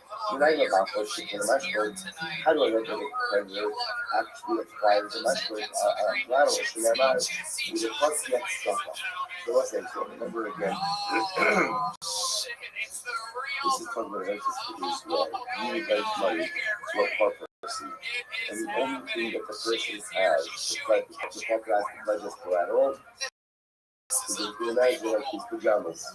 So what I tell you, at night, you go back to these pajamas, you can use them, and the next morning you go back to you, you can't next step. And this will be brought up to you as an act of charity, an act of generosity. And the Lord says, in April 29, stepping 9, the only reason why is specifically an act of charity and generosity, and we will cover those why. Why? Because I own the master. See what I said? If I didn't really own the master, they're giving the proper back which really belongs to them, is not an act of generosity. Like, why is the corporate stopped up? Because since I own it, technically speaking, I'm allowed to keep it. But I'm not going to have a funny act of generosity by giving the proper back which really belongs to me. Yes, you see from here that I'm not going to a creditor of buyer's collateral. I was like, this happens to be a bit more complicated than you might have figured out to now.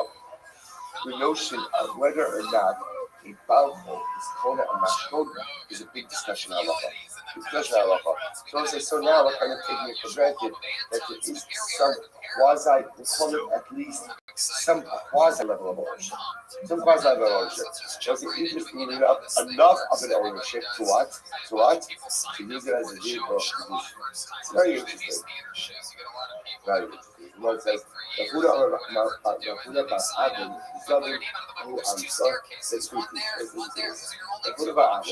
bought a new servant for the maid servant for some peoples. For some peoples. What happens? Well, how about that? I should say he actually sold a maid servant. Well, how about that? So what's the ultimate? Yeah, you didn't have to speak those others. Right. Yes, so it's actually changes in the video. Fine. So how about that? So the purchaser didn't have the pre-post audience. What happens, okay? Receiving that salary. So ultimately, again, gave him a silver bar as collateral. He sold to the guy.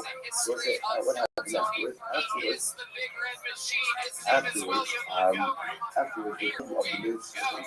Afterwards, the value of the maid servant ultimately again went ahead and went back.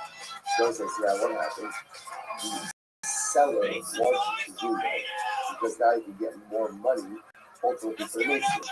The buyer wanted to say, well, I put down collateral. If you put down collateral, the sale is done. You can't go back out. So that's going on down. You can Rabbi. I'm a little PTA has last day. I said there's no sale. Because the Putin right the twice without giving and the silver bar that was given on the side. Remember again, we go back before that two types of collateral. One type of collateral is actually for the transaction. One is more to say, I'm serious about coming back to the table with the money. Guarantee again, the type of collateral was given was the second type of collateral, not really meant to be a payment, but rather just to be a display of seriousness to commitment to transactions. Therefore, the Rabbi said there's no seller, and therefore seller has the ability to buy. Incredible. Terabon is catching the money. So this is interesting things here. Now you have the situation. Moving goes over to Rabbi. The Rabbi says to Rabbi, you come to that's just for the income money. Okay. So what's the what does she do? Now, Rothschild is a hustle again on she takes the money and she throws the money into the sea or into the fire or the whole cover of it. The point is, she takes the money and she destroys it. So she wants halacha and with the measures. She's done with the measures. I shed the seal coming. I will give you shit. What's the season here? You see here that if she would accept the money, but throw it back at him, she wouldn't do it. I was going to say, besides the fact that the reason why she's done the measures is why? Because she's destroying the money. So the sense of the year give her the money, then she would take it and throw it back at him, she would be with the rest. You know what it says? Shakil, lo ba'ira. I was saying, like, you don't really have to be like a relationship expert, but like, if a woman takes the basic position and then throws it back at the guy, she might be likely to decline the offer of solution. To which the wife says, no, let me buy first, do this. So let me buy color. Let me buy Shadasilu Kame for the Habit solution. Let's say, it goes without saying that even if she accepts the money, but she throws it back at him, that's not the issue. It's not the issue. As a hustling down over your arm, this is the source. But anyway, she throws it into the sea, or throws it into the fire. Ema cable to the fiber for the Yushi Kalish Natural. I must say, like, remember this. Here's the difference. If you use up the money, she accepts it, goes back to his face. It goes back to this like Yushi. Watch this. The case where everything goes up with Yushi. And she throws it into the fire or into the sea. Unless it's for anything else. Ultimately, again, who's responsible for that money? Who doesn't get money? Level. So I remember this. So now she's on the hook for that money. I would have thought that she is committing herself to Kedusha. If she's committing herself to Kedusha, so why is she throwing the money into the fire into the sea? The Gemara says, Savra, Ibdike Lahagavra, Rasafri over. This is incredible. So if she's committing herself to the Kedusha, so at the end of the day, why is she throwing the money into the sea, into the fire? What is she doing? I want to test this. I want to see what kind of guy this is. And so I say, remember, because since anyway, she she takes the money and she throws it back in him. No harm, no foul, right? There's nothing wrong with it. Right there, there's nothing. So, right, how do you see what she's saying is, I don't want to be married to you. Get out of here. When she takes the money, she throws it into the fire. Allah says she's on the hook for that money. So maybe what's really happening over here, and she's saying, I'll marry you. I want to see your family. I want to see the kind of you have, right? What happened? You know that says you can tell about a person in 3 ways, right? Vote, piso, cast, right? How does the person act with rinse? How does the person spend their money? And what is the person like when they get married? So 2 figures, I'll get married to you. I'd like to see what's it like when you get married. So such an incredible story in marriage. Let's say, see, a man would never do this, right? Why would a man never do this? You don't get money into the sea or into the fire or into anything else. So let's say, the 3 years for a woman in a relationship, having a husband who is going to cheat in a proper way is much more important than anything else. See, men will sometimes choose money over relationship. Women will always choose relationship over money. So you're losing out on the conception. You're losing out on the money. Better to know the quality of the man that I'm marrying than to go ahead and have the money. It's such an incredibly soulful difference in relationship. Anyway, so let's say, I'm going to put that in here. Kamash no. So let's say, Kamash, that's not it. Kamash Malon, if a woman receives Kesef solution and what? Either throws it back in the guy's face or throws it into the fire, into the water, she's not into that. But not about it. It's actually the money. This is what I said. A woman says, look, Shabu, this is the Rachel. You come to Kudesh to me with the money. So she says, today, she says, give it to my father or to your father. In the Kudesh. This is not a Kudesh. In the Kudesh. You'll say why? Because the money says, what she's saying over here is, give your money to someone else. The first line, she completely, now it says, ultimately again, that's I'll be coming to possessions for a condition that you give it to my father, and ultimately as a new possession. So that makes sense. That makes sense. Yeah, it's new possessions. Ana Abba, both of the nations. In this case, you bring down father, or you say, even when she says, Jesus said, we come to give it to my father, even in that case, what she's saying is give your money to someone else. Kana Abi, sorry, Kana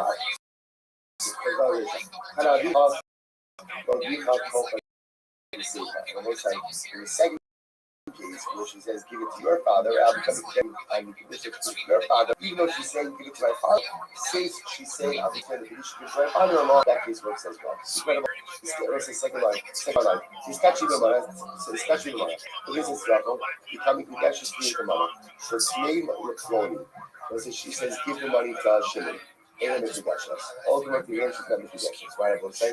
Because you view her statement as saying, just give the money to someone else. She probably, but if she says, give the money, right, I'll become the Kudashas on the condition you give the money to Shimon, then the Kudashas. But I said, that case works.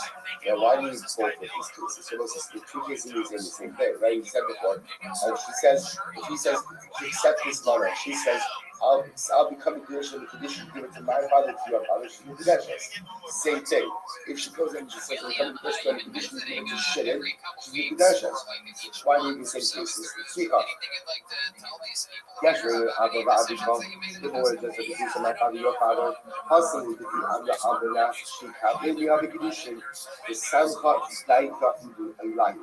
I want to tell you this, in the case of a father or father-in-law, those are people she depends on to execute that agency. Savra, I've been shoot his son. These people were my father-in-law will act as my agent. Allah, holy law.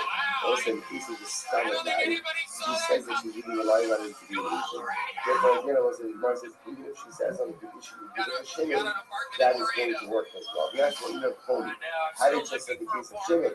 Of the Amr Shimon, holy, no habitation, so no matter guy from the Gabe, you misstate a little bit of my They say, I'm going to talk to Lily Stan, where she says, give the money to you, right? He gives her a mother, and she says, give it to Reuben.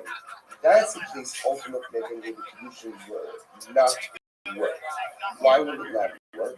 Because since she has no shaykhus to Shimon, it's not just going to give him stomach gift.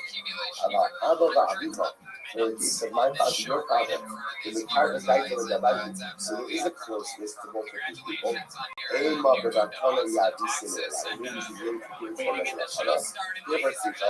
You know, say, no, there's no matter what this is. So let's say, it comes out bottom line. Bottom line is probably the case. But Rabbi says to Rachel, become infectious to you with the mother. Like, if she says, give it to my father, your father, Shimon, place against the those types of food connections. Because it's really ultimately again as if she was just kind of like putting it up. If however she says, give right, if however she says, then ultimately again, give it to my father or your father. Give it to my father, your father, now she have it and don't receive it from me. So when she says my father, your father, or ultimately again Shimon, but she explicitly articulates the Allah for the so they're going to receive it on my behalf. Ultimately again, it does work. It does work. Incredible. Alright, so let's just stop over here for today's Shloya. That again, good job. So let's pick up the next class tomorrow.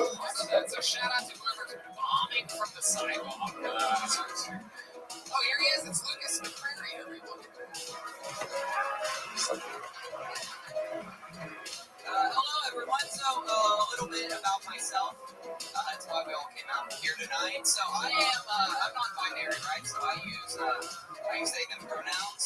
And I have to remind my dad about this stuff. It's still pretty new thing. So, I'm like, hey, Dad, if you don't mind, I use they, them pronouns. But it doesn't matter how many times I remind him because he keeps calling me faggot. All right, Shavuos, good morning. Good morning. Let us begin by thanking all of our sponsors. Thank our sponsors for the month of Menachem, Benjamin and Elisa from the Tiny Arts Israel for dedicating our shows. So this month, in honor of Moshe Abramson and Jelasin, we enable all of those outside of our physical base match to be able to participate and partake of our Torah. To thank Jack Bennett, leading all the Sherman Trushes this month in memory of Sergeant Nikolai Rappaport and the Givati Brigade, who died in the Hezbollah ambush in southern Lebanon on February of 1998. To thank our Week of Learning sponsors, Larry and Laura Franks, and the Solicitor of Fushim for Chaya Mira Bas Sarah and Sarah Bas Elisha. Our Daf Yomi sponsorship for this week, Ganti and Elisa Statman and the Solicitor of Fushim for Chaya Rivka Bas Nechama. We hope that in the merit of our Torah, all of the Shabbos have an Aliyah, all of those who require Refuah have one together with Kol Yisrael. Let's with that, let us begin.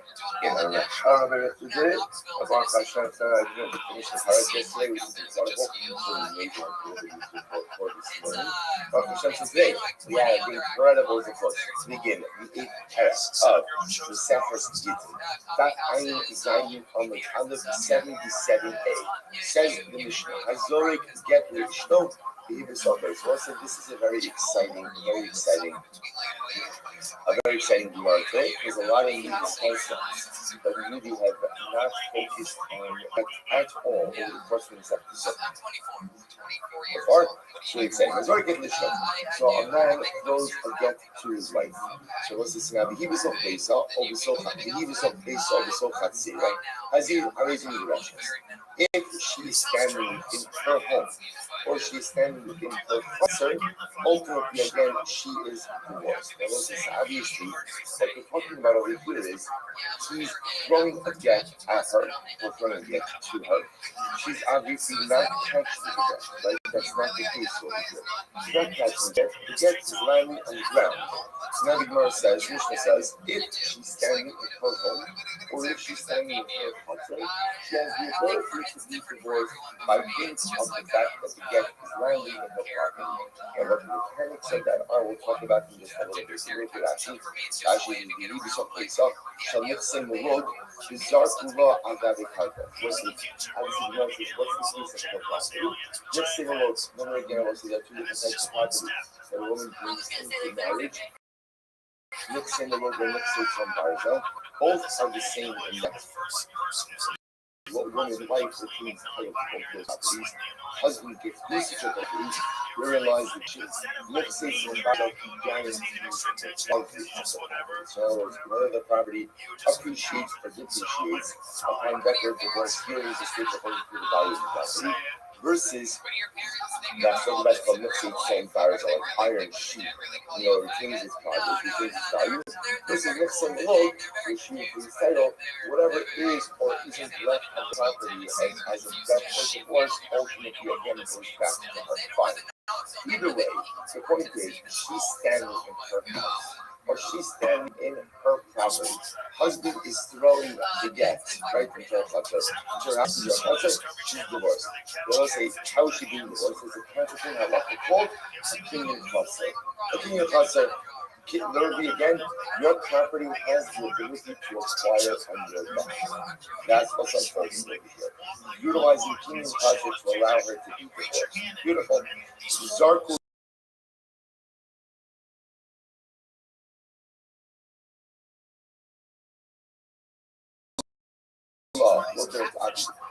Let's say he throws it, right? And she's standing in his house, or she's standing in his house, and he thinks of her. Allah Afilu Ultima. Even if he is with her in bed, that's okay, right? But ultimately, again, in this case, she's not going to be righteous. That was the logic of the righteous. Because when I saw that's what the world needs. A person who can express himself just genuinely, who doesn't even remotely feel performative. But then your comedy's really good, so kudos. Right? She's not being righteous ultimately again because halacha l'maisa, ultimately again, it's landing in his property. So the Gemara says as follows: the sochika or the sochkosa. What happens if halacha l'maisa close together? So remember, case one is she's standing in her home, her chutzah. Okay? Get lands ultimately again in her property. Halacha l'maisa, she's divorced. That's case one. Case two, she's standing in his chutzah, his home. It's not divorced. Case three is an interesting case. Case three is she's standing in his home. So what does he do? He throws the get. It lands in her lap. Or the so-called stuff. Kosa is her back. Actually points out over here there's a basket that women often kept with them, and they kept like needles and threads. Essentially, it's a really equivalent of a purse. Right? So case number three is she's standing in his property. She throws the get. It lands in her lap. Or it lands in her purse. What's halacha? Ultimately, again, she is divorced. Right? So the mice say, what's the condition of that case? The condition of that case is that halacha l'maisa, even though she is in his property, her body or her utensils are able to acquire the property. We'll discuss that. So we'll say, so again, case number one is going to be struggle. Number one is where you introduce to the concept of kinyan chaser. That when a woman is standing in her home, a woman is standing in her chaser, and the husband throws the get, and the get lands in her property, ultimately, again, she is divorced. Says the Gemara, Menachem. So see, we know something. Now, we didn't know what was. So let's say, now remember, the Torah, in speaking about Gittin, tells us, V'nasan Yada Ishulka Yudesa. Torah says it's a process for giving a get. What's the process for giving a get? Husband takes a get, and what does he do with it? V'nasan Yada. He gives it, he puts it into her hand. Torah says, so from a biblical perspective, you read the passage, again, without extrapolating, there's a way that divorce occurs. How does divorce occur? Husband holding to his wife's hand. That's it. That's that. So from where I know this idea, that there's a concept in Chasser, to which the one says, here we go. V'nasan Yada. Torah says he gives it into her. Ain't Ella Yada. I only know that he delivers it into her hands. Gaga. Chatzera. How do I know that if he delivers the get onto her roof, into her courtyard, it's like part of enclosed area? How do I know that works that affects the divorce as well? Lomar, no son, you come up and focus on Benosan means he will give a real place. And we learn that to teach that even not into your hand, rather into anything that is for both. And I think we Rashi. There's more to this drasha. There's more to this drasha. Rashi says, "Some of the Vidashino and Anti Nafshe, the globe silk will be Yada Yitzmeno Mash. Also very interesting to limit the ability of a husband to deliver a gift into the wife's hand. Right? There would have been a more specific way to write it. How would you have written it? The Yada Yitzmeno. In her hand, you will place it. The fact that it uses a more generic lashon of B'nasan biyada tells us also that the operative word is B'nasan. He has to give it to her. Now, how does he have to give it to her? So we'll say, so biyada becomes a bit more descriptive than location specific. Biyada means the gift has to be given over into a place that is like her hand. Rashi says, so we'll say this is fascinating. So the Torah, so we'll say really, so again, had the Torah just wanted to say the get can only be delivered into her hand, there would have been a better way to write it. How would you have written it? Yada yitzmena, in her hand it shall be placed. That was the unity. Right? Now that it says b'nasan b'yada, give it into her hand, really, b'nasan. Husband has to give a get to his wife. How does he have to give it? In a way that is like the yada. What does that mean? Just like her hand, we're going to talk about this more, is mishkaneres. Mishkaneres means it's guarded and secure. So too the get has to be given over into any location that is mishkaneres. Guarded and secure. Guarded and secure, we're going to expound on that a little bit. So from there we learn that what? From there we learn Allah from the Maisa that the get is even delivered into her home, her bodies, her courtyard, her carpet, her employee is Mishkana. So let's just for a second. What does Mishkana mean? Mishkana means literally guarded. That is the kind of place that people could put stuff in and what? The item is not going to get hidden or stolen. So it can either mean the area is enclosed, or it can also mean that the woman is standing right there, asserting her ownership over the area. So now we just something amazing. A get could be delivered into any area that is mishkaneres by the Lord. Incredible. The timing on Rabbi Gano, we find a similar halacha by thief. Listen to this, by theft. So I will say, remember, Torah, so the words that kind of pasuk outside. The pasuk is, you must say, if the person moving steals an item, if you find a stolen item in Ruben's hands, you sure that Hamor and Seth, this is a contract that if the person Ruben steals something, when you find a stolen object in his possession, he has to pay that. He has to pay a double amount. So what's this? So once again, Torah employs the lashon of, if he might say, a dough, which you find in his hand. So the Gemara says, I only know that if you find it in the guy's hand, he has to pay double. Gago, Kasero, Kakifominai. How do I know that if you find the stolen item, was an English property, that you also have to pay double amount? Lamar, he must say Mikomakom. Because it says also same lashon, he must say Timase, wherever the item is found. Now listen, I just want to point out over here, what are we talking about? So I say, what we're talking about over here, and this is possible, Rashi says it's literally the same right now. When we think about theft, right? Ultimately, again, how do you steal something? No, I'm saying, maybe right? Okay, so what do? You take an item with your hand, and you take it as your own. You're never going to steal. Imagine for a moment Reuven is in his house, and Shimon's animal walks into his house. Like Shimon's animal walks into his house. But what does Reuven do? Reuven purposely closes the door with the intention of keeping Shimon's animal. So listen, this is a fascinating case where Reuven has effectively stolen the animal of Shimon, but has not done anything with his hands. Instead, what has he done? He's utilized his property to effect theft.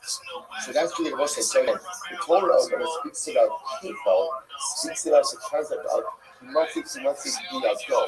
Right? Reuben has stolen with his hands. How do I know that if Reuben even steals with his property? Right? Either actively steals with his property or maintains the stolen property, the stolen item in his property that is going to be chayiv kevel. So I say so. He must say this double washing. So now listen, here's what's interesting. So now I have two examples, one by Gin and one by Def. That halacha l'maaseh uses the notion of yado, hand. Yad doesn't just mean hand. What does yad mean? Yad means any area that is mishtameres.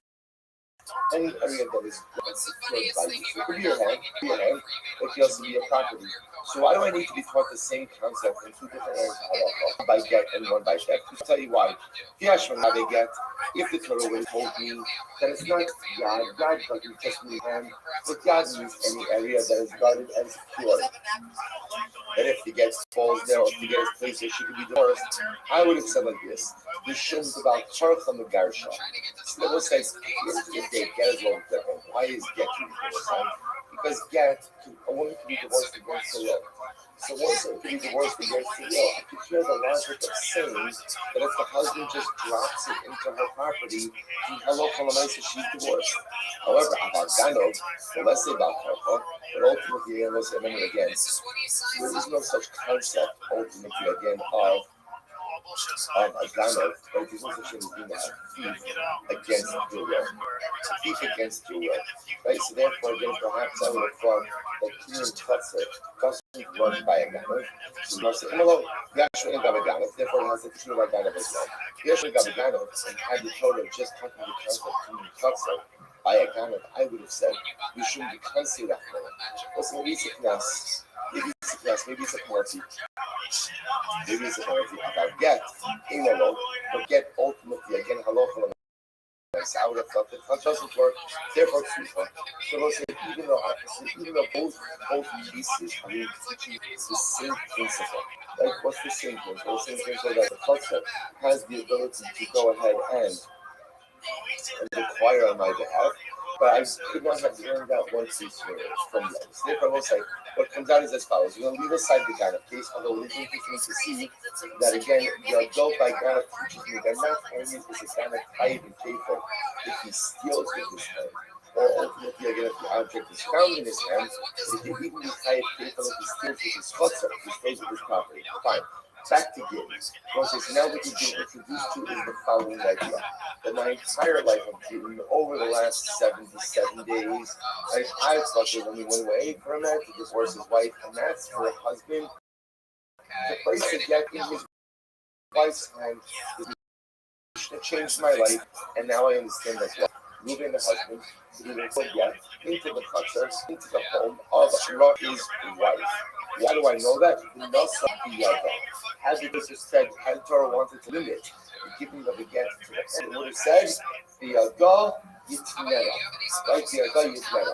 The Nas and the Yada means the Ikar is there has to be a Messina, an act of giving. Where does the act of giving have to be, or where does it have to be given to? A place that resembles her Yad. What's unique about her Yad? What's unique about her hands? One word. What's unique? Yishtameres.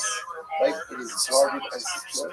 So to be get, it must be delivered into a location that is guarded and secure. Beautiful. She says, one second. I'll say though, how can we flow to get into the chutzner? Masha Kansi Shekhan. What's the concept? Whatever a woman has acquired, the husband acquires as well. So I don't say, this is right to do this goes back to competition days.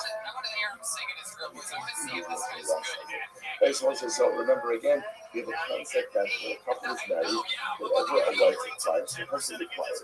That's true with whatever she acquires with her hand, right? It's true with whatever that she acquires with her concept. So he throws it into her concept, isn't he effectively placing it from taking from one hand and putting it into another? Jewish people are saying, those have a close as well. Din is voluntarily the exile. So let's say Rabbi has an interesting position. Rabbi says, that's the case. He writes to her, I have no rights in your property. Rabbi is very interesting. So according to Rabbi, to Rashi, to Kasavla, Hashta Masha the Kasavla came after Shekansa. Shabbalazar says, you're right, in order for this to work, before he throws the get into her chutzner, what does he have to do? He has to go ahead and write in her document and no longer have any rights in her property. So he relinquishes the rights in her property, then throws her the get. Okay, Kasavla, hobby, my hobby. I understand. If you own something and you say, I have no rights in this anymore, does that work? But I was listening to this interesting case. There was a piece of here is Reuben and Shimon own a piece of property in joint ownership. Right, so jointly own it. Now watch this. And Reuben doesn't want to be involved with Shimon anymore. So what does he do? He writes, Din Udvar Ilias Sadisu. I have nothing to do with this field. Only a setback. I have no business in it. My hands are removed from it. Okay, so essentially, what is Reuben trying to do? What is Reuben trying to do? What is he trying to do? He doesn't want to be involved in this anymore. So he's trying to relinquish his ownership interest. How is he doing it? Like, I have nothing to do with this field. I have no business with it. My hands are removed from it. Lo Amar Klum. He has said nothing. He has said nothing. Right? I will say, why is he said nothing? It's actually very interesting. Why is he said nothing? Because there's a way halachically, transactionally, to remove yourself from an ownership interest. And just saying, I'm not involved, does not work. So I will say, it's different. The Gemara says, if a husband owns rights in his wife's property, simply saying, I'm not involved, doesn't work. Listen, there's a tremendous mitzvah in this.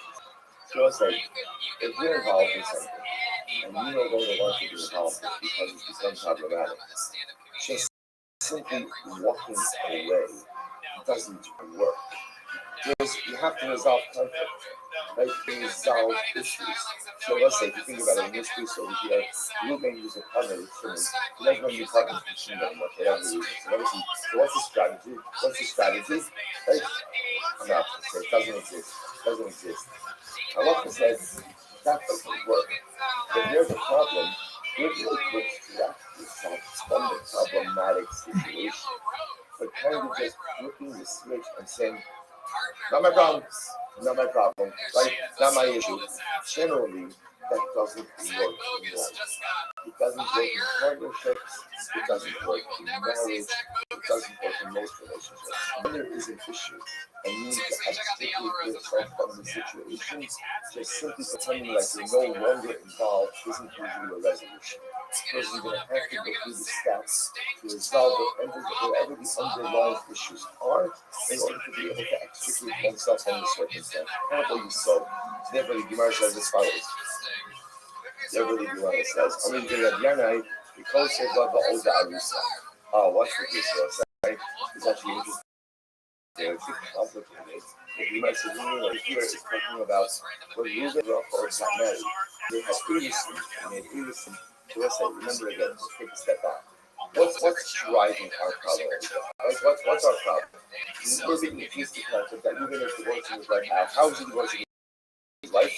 Right? Trying to get where? Her concept. So what mechanism is he employing? What mechanism? In the concept. But whoa, how is this? Step one is how does the concept work? How do you know what it looks like being fine? Versus second, why does this work at all? The husband has the rights in his wife's concept. So essentially, when he throws her get, what is he essentially doing? What is he doing? Taking it from one hand and from the second hand of this. So trying to figure out how could a kingdom concept work. So the Lazar comes along and says, what's the case? I'm sorry, Rabbi says, the Kosev Lava Oda Arusa. What's that? He is going ahead and writing her when they're in Eris. And what's that? Husband only requires right over his wife's property after he's doing. That's a full-fledged marriage. So what's it? Then I say, what's the case? While she's still in Arusa, he writes to her, Din Idvarim Inu Ben Exile. I have no right over her property, over your property. So what's it? This is an innocent before he receives rights over her property. If you drop time, Nachla Hababa the Adam Makom Acher, Adam Masna Alesh Shlo Yivah. That's very interesting. So ultimately, of course, this is your Kahana. What Kahana says, when a person is going to acquire light that is coming from another source, he has the ability to say, I don't want to acquire it. And I'll say, watch, there are two different concepts of really. Excuse me. Those are two different concepts. Two different concepts. So let's say, so listen to this. In case number one, you're talking about when you already have a halakhic right to something, saying, I don't want it anymore, it doesn't work. It's going to have to be a more formal process for you to untangle your ownership interest. That's different than in a state where you don't yet have a right. If I'm going to have a situation where I'm going to state right now, I don't have a particular halakhic entitlement, but I'm going to have it. I'm going to have it. So let's say, before the right is vested in me, I have the ability to say, I don't want it. And just by saying I don't want it, that's enough to prevent it from devolving the property. So watch this. When does the husband acquire rights in his wife's property? When does he acquire rights? When? He's suing. So let's say during Erusin, before he is right, during Erusin he says, I don't want rights in my wife's. Simply saying I don't want it is enough to prevent it from acquiring it. So that was like this follow train of thought here. So that's why Rabbi says, what's the case of a husband who has the ability to throw the get into his wife's sponsor? Right? What's the case?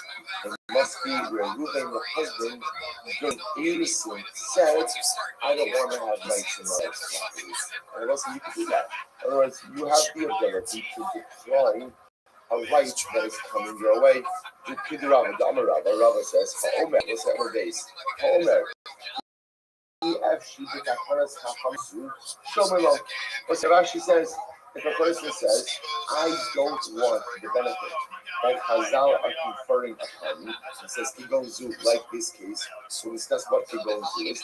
So we'll say, by the way, this is intuitive. If Chazal gave you a right, and you would like to waive that right, you have the ability to do so. I will say, now, the premise, a little bit of the catch that Rabbi is coming up with is, when do you have to decline that right? When do you have to decline it? When? Before it's vested in you, right? Before you acquire the right. There's a website, again, Mikey Gonzu, what's an example of this? Let's say I'm down with 77B, 3 lines down. Oh, you should come with a Bible. And he's on his name, so what's a good example of this, of declining these benefits that Chazal conferred upon you. Chazal says to a woman that ultimately against her husband is obligated to support her. Right? He's obligated to support her now, remember again, in return for that support, what does she have to do? And she has to go ahead and give to her husband. A woman says, no thank you, I am declining support. In the transfer, I will say, if a woman declines support, what does she get? She gets to keep her own earnings. You usually see a case like this. Let's say a woman has her own successful career, and she says, thank you very much, I appreciate your support, but I'm good, I don't have any money. She has the right to do so. What you see over here is a person could decline a right that is coming your way. I was saying, just to be clear, so just follow the flow of the conversation over there.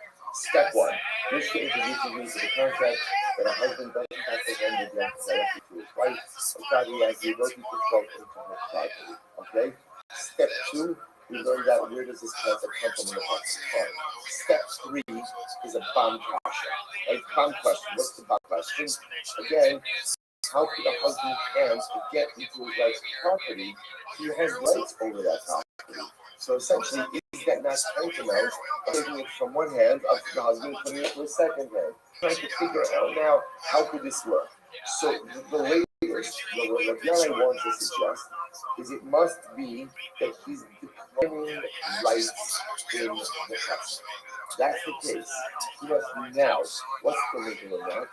When does he have to decline the rights in the house? When? During before the rights vest, right? Because apparently, again, if it's during the suing, just saying I don't want rights, that's not really going to work. So So it must be like an irritant before the right vested in him. He says, I don't want this. And that works because it hurts ourselves. Institute something for the benefit of a person. The person has the right to say thank you, but no thank you. Fine. So Rava, so let's say comes along Rava. Let's say Rava changes our life. Rava says once, so Rava, I'll do the other middle kind of. So we'll say Rava said, by the way, if you're going to get caught up in this ownership piece, we'll say, isn't her hand acquired, the wife's hand, isn't her hand acquired by her husband as well? Or else she's going to ask on this. So remember, technically speaking, husband has certain rights over his wife's trust. What do I mean by that? As we just said before, husband is entitled to her earnings. Right? It was like, Ruffles walking down the street, she finds $100 bill on the ground, she picks it up. Technically speaking, where does that $100 bill belong to? Who does it belong to? Her husband. He is Zakai ben Mitzvah. He has entitlement ultimately against whatever she finds. So Rabbi says, if you get worked up about the fact that the husband owns the house, hey, guess what? The husband has certain ownership rights in her hand as well. So you can ask, how could a husband ever put a get into his wife's hand? After all, isn't putting a get into her hand halachically equivalent to taking it from one of his hands and putting it into the other hand? What do you have to say? Allah, each of the other right half. The other ones what you have to say, and this is the best, is halachic simultaneity.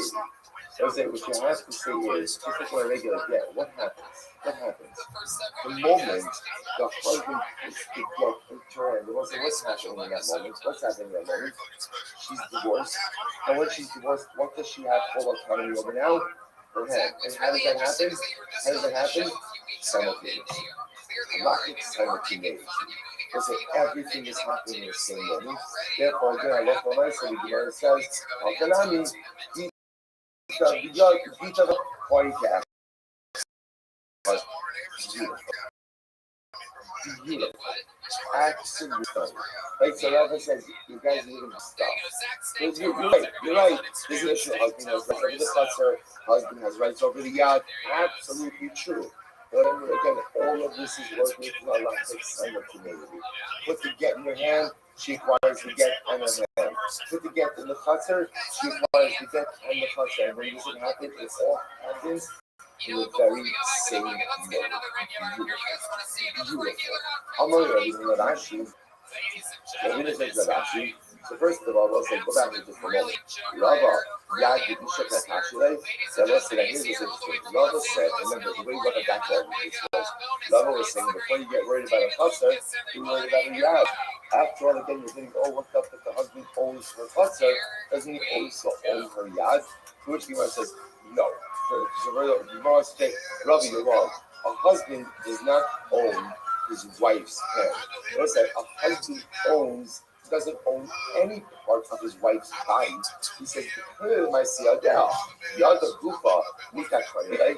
Let's remember again, a husband has an entitlement to a right. Or if you're saying a husband has a right to certain things, he has a right to her earnings. That does not mean he owns her hand. He doesn't own her hand. No, so again, remember, the only time you could possibly own another person in what type of situation? Conflict. You can own your Eved Kinani because an Eved Kinani is like Karka. A husband cannot own his wife. So the Gemara is just clarifying this. Rabbi, husband doesn't own his wife's head. He may be entitled to her earnings. He may be entitled to what she finds, but ultimately, again, it's not entitled to her hand. I'm going to Rabbi. So the Gemara says, I'm going to Rabbi. So obviously, you're right. Not Eved Kinani. You're right. The case that was really referring to, let's say, is not the hand of a woman. Rather, let's say, the case of an Eved Kinani. This is Remember, we tried the Hatzmo, the Yad Eved Kazalodam. We'll say, listen to this. I'm saying, here's my passion case. Like this. We'll say, remember, we spoke about this before. You want to emancipate your Eved Kinani. Emancipate your Eved Kinani. What do you need in order to emancipate your Eved Kinani? What do you need? A shtar shikar. I will say, there's a concept that, let's say I own, right? I own Ever Kinani. I want to emancipate him. So what do? I take the starship, I take the document from that station, and I put it in his hand. But why should that work? Listen, who owns the hand of the other Kinani? Who owns it? I own it. Master. So putting a get in the hands of the other Kinani is that not equivalent of taking it from one hand and putting it into another hand? Rather, I would keep the other body to effort. Hakunami, keep the Bekatsera body to effort. So this is very interesting. Rather, again, what you have to say is, so why does it work? Why does it work? Once again, halachic simultaneity. So I'll say the same way when I place the get shikron in the hands of the Eved. So again, he acquires his yad and his get at the same time. Rabbi was just using this as an example. So also Rabbi just applying halachic simultaneity to the case of the process. Rabbi said this is really very exciting, very exciting. So now I say now I have a full picture. Here's what I know. Step one. If the husband doesn't have to deliver the get directly into the hand of his wife, he can put it into her chutzner. Where do I know that from? The Nashon Biyada. How does that work? After all, doesn't husband have rights over her chutzner? And therefore, isn't it the equivalent of taking it from one hand and putting it to a second? And what's the answer? Halachic somebody. Rabbi, halachic somebody. Here's the phrase to remember. Ita, the chatzera, she acquires her get and her chatzera at the same time. Beautiful. Let's say a story. Oh, the concept of people in this. So the Hadi and the Mali Shah. Let's say it was a guy, Ruben. Ruben was a shliel. He wrote a get to his wife. Say, why is he letting it get to his wife? Why is he letting it get to his wife? Right? Evil. Right? That's all these cases. He wants to go ahead. And I mean, it doesn't have to be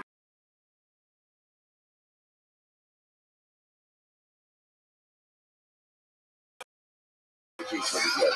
It's for myself. So Ruben is writes to get to his wife on Erev Shabbos. Well, he's picking a nice fellow, a long story makes it right. Those are always a problem. He didn't get a chance to give it to her before Shabbos. The month had talking for the Alma was that on the next day, his health didn't deteriorate, right? And his death was imminent. And was the problem. Now the problem is apparently at this point in time, he was unable to give it to her, coupled with the fact that it was Shabbos. In the Shabbos. So what's what happened? I see him with the Rabbi. He came up for Rabbi. And the other thing is, Zidu Amrulay, the Kenya Zidu Lahu Mustafa, the Yassid Dikita, tell me then, the ownership over the property where the get is situated. The case of Eve is sacred, the Siftach the taxi, and let Rachel go over this piece of property. Let her open the door, close the door, right? Do something to make that chazaka. It's not gather the Torah spoke to the person told you the person to teach you the sentence, hooray, you chazaka. Ultimately, again, it's a chazaka. So Rabbi essentially said, tell Ruvain the Shkibnira to go ahead and convey ownership. Ultimately, again, over the area which the get is situated. Tell Rabbi to go do proprietary act over the area, and ultimately, again, should be divorced. Good. So I'll say, so take a look at the process of this moment. So by the way, just want to point out that that Rashi understands, definitely Rashi understands what's happening over here is we're putting it through the cluster, essentially. Although Rashi seems to be much like Agro, but leave it on the side. For our purposes, keep it simple. So once Rachel acquires the property, what else does she acquire over here? What else does she acquire? And it's situated on the property. What happens is situated on the property? What's situated on the property? Again, therefore she'll acquire the cluster, she'll acquire the get, and show her by herself. This is very quickly. The case will be the most of all, I forgot to concept of that in the Gashmi Shabbos. The street made on the kilo, there were people coming Yavam. There was a very interesting lot of so that's over here. That's over here that even though we don't get the board Shabbos, nevertheless, and we get it itself is more. So this is a case of Shkibnira, and therefore they relax certain rabbinic stricture factors in order to allow this divorce to occur. So essentially what's happening over here is it could be like Rothschild acquired the property, and by acquiring the property, ultimately again, he becomes divorced. The husband has rights over the cluster. His rights over the cluster, isn't the get still under his ownership. That shit, someone was embarrassed. He sold the dwelling, also got used to it. Then it turned out that in fact the husband wasn't on himself. They were in a since she was on his, so he didn't have suing. Therefore, he did not yet have rights over her property. I'm a Rabbi. Rabbi says, no, don't believe that. I'm going to say, no, himself. So they said this about the suicide battle. I'm a Rabbi. Most not Arisa, but most not Nesua. Doesn't make a difference if she's on Arisa or Nesua. She's not the Hatsera for into her.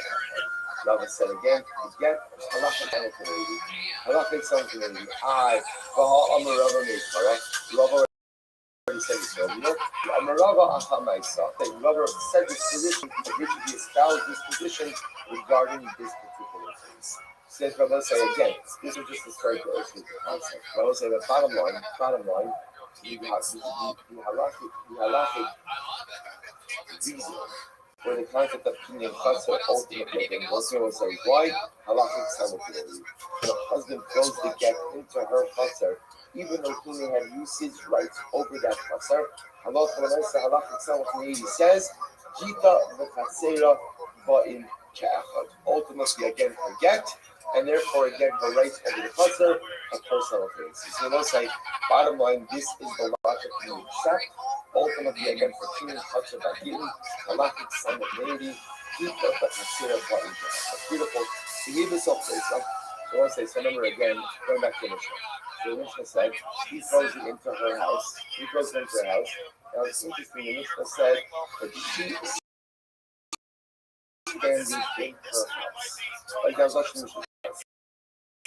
So he goes, Amarullah, well, who shows beside Desa, beside Chaseda? So Rabbi says again, all of these cases only work if literally she is standing by her house, if she's standing by her house.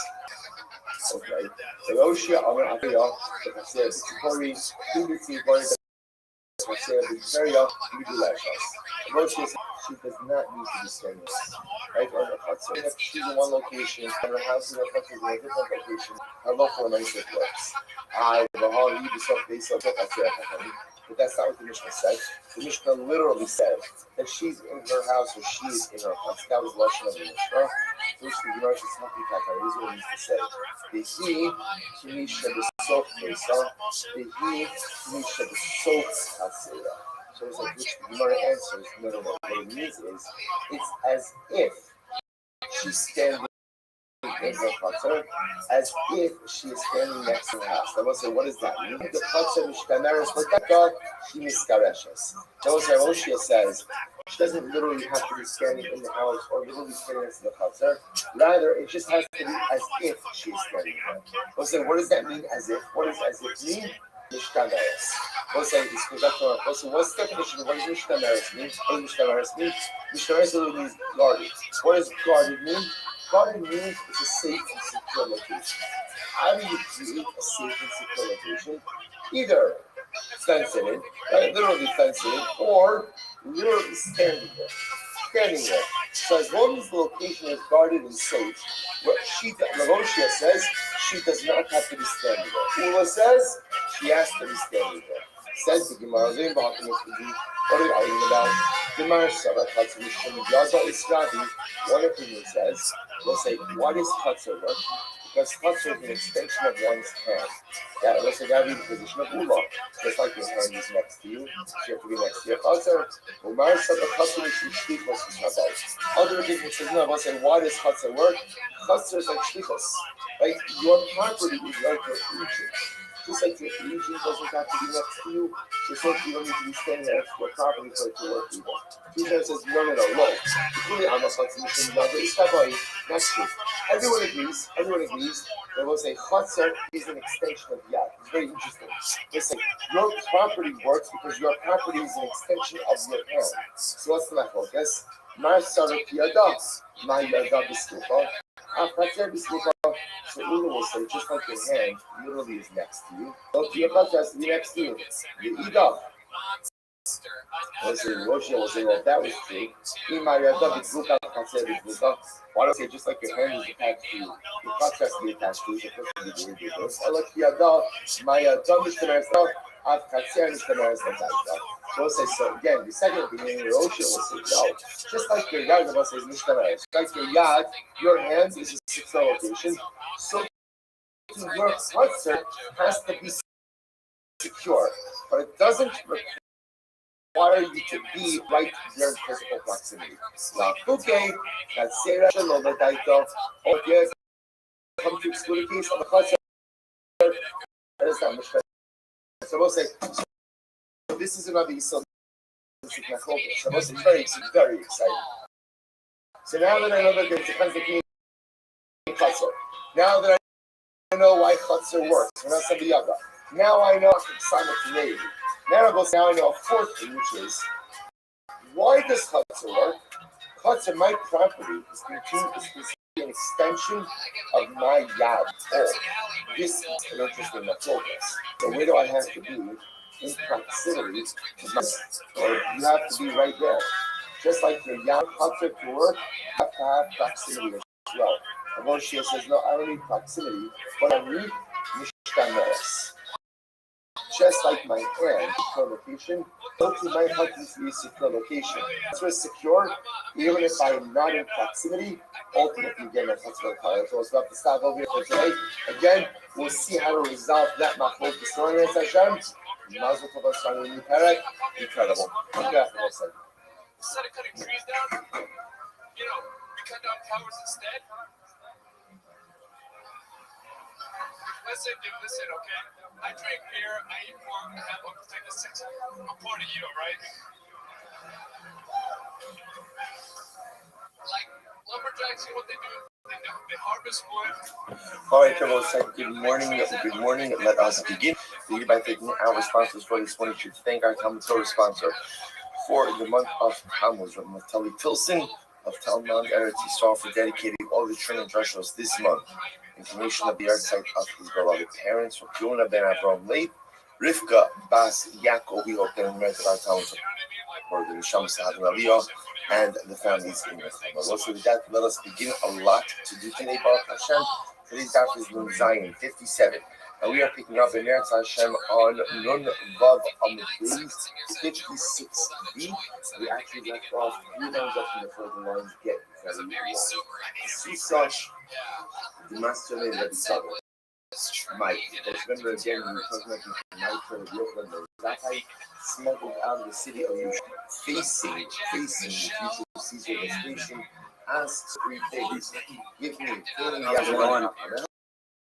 Well, how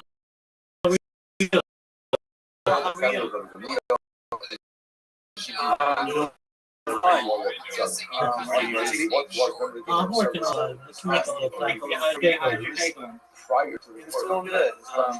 I just had things in my mind. Philosophical stuff. I didn't know if you had it or not. But I can do my best to make some time. If you don't mind, I'll take half. Mix of bread. Water mixed with coarser Yeah. Yeah. So this is a Kabbalah next day water mixed with flour. And the Ravach my concept, so his stomach opened up. basically that came about during So the time of Isaac Luria, Rabbi Isaac Luria, as a around result of staying fasting, so his stomach had essentially shriveled up. He 15th had to go ahead and century. give him a little bit of food. I should say the 16th century. So remember again, the station goes back to Rome, now being crowned as Caesar. Who does he send in his place? Titus. So this is the idea. Wasn't really around, at least not in Istanbul, Isaac Luria, and it's an idea basically of a complete contraction That's So what it this means in patient Hebrew. has some level of reverence. Can also mean Titus, on the other retraction. hand, is totally irreverent. And Titus it's enters in basically personifying the Kodesh Baruch idea Hu. Also, what did Titus that do? um, Tafas is one of the other Nicholas you have like two aspects of the Titus world. took a harlot, You got Ein took a Sof, soda, which goes is into the infinite Holy light, Holies, literally meaning without end, and then the opposite, which is this idea of Ein Sof, this contraction, and Remember again, I will say, here's some the fundamental people distinction. basically can refer to it as vacant space. Goal was to conquer the Jewish people. Titus's It's a goal really is not simply a physical victory, but a metaphorical theological victory. type description, Titus perhaps, depends of on conquering the God complete of the Jewish absence people. and So he takes his sword, the opposite plunges somewhat it of into himself, meaning into the curtain of the Kodesh Kodashim. without end. That's a basic blood started to come summary. out of the curtain. Kisavra Haragas Hatzmo. Titus thought he had successfully killed HaKadosh Baruch Hu. Shagud Zorecha Bekerba Decha So Ososam Osos Mikamocha Chasidka Mikamocha Chasid Kasha Shat Shomer Utso Vigdu Sorasha Vishos. How strong HaKadosh Baruch Hu was.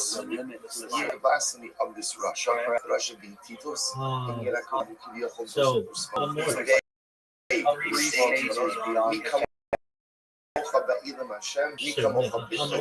A more accurate description of each himself is just with each end. Something that the Rothschild is modeling for us. What you have is a basic breakdown. Here the Rothschild being blasphemed by Titus. Was the Rothschild's response is two silence. Was it modeling for us? Two different things. There are times in life where the best response is no response. I'm having a problem with the idea that the ability, and again, wait for the opportunity to go ahead and respond but it didn't require an immediate global response. I don't know if you're familiar what did Titus do? pre-Socratic or philosophy, but there's took the idea that he tore down the curtain. Parmenides supposedly came up with that there is no such thing What as he did nothing, is, if you imagine the imagery, and that there's he only piled all of the utensils into the parochas, like slung it over his shoulder. I don't understand how you can create anything. There's always been something. That's the divine question, and to be 100% honest with you, anyone who tells you what they know is lying to you. It's a paradox. How can you have something without? How can you make something famous? What happened 1 second before the Big Bang in a scientific sense, right? I think that's what you're asking.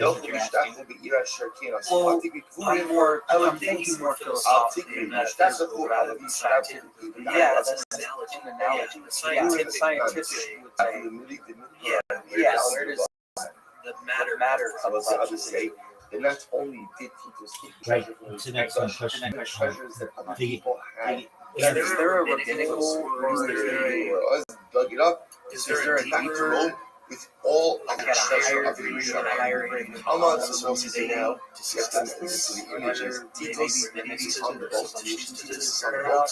Ultimately, There are no perfect perfect solutions. The best way that I've heard it described Great wave was going to capsize is the boat. that if you imagine a string, that's like a timeline of history. At the beginning of the string being the creation of the world, whether you believe from the Orthodox perspective that's the year 3760 before the Common Era, essentially 5,786 years ago. Or if you want to take it back to more scientific of 13 billion years ago, which is what scientists currently approximate the beginning of the universe's age. And imagine that's a timeline. If he's really strong, There's a beginning of the timeline, which would be like the start of creation from an Orthodox perspective of the Big Bang, all the way until today. And Russia, he took that and wrapped it in a circle and kept wrapping it in a circle.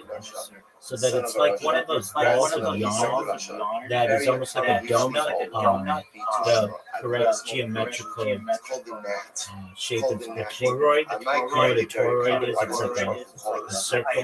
Okay, excellent. And then you took the one end and connected it to the beginning, but you didn't know exactly where that point was because you were away from the toroid. That's essentially how the universe works. Now, that doesn't leave us with a great answer. Well, there is a start and there is a finish. There's the Big Bang and perhaps a big contraction. The answer is under our current human brain capacity, we can't understand anything more than something happening before the Big Bang or before creation. And we have to be okay with that. From a religious standpoint, at least within the Orthodox Jewish world, we consider that to be a divine mystery. And they're just some answers to which we don't have from God, and we may not ever have. We may not ever be able to understand that.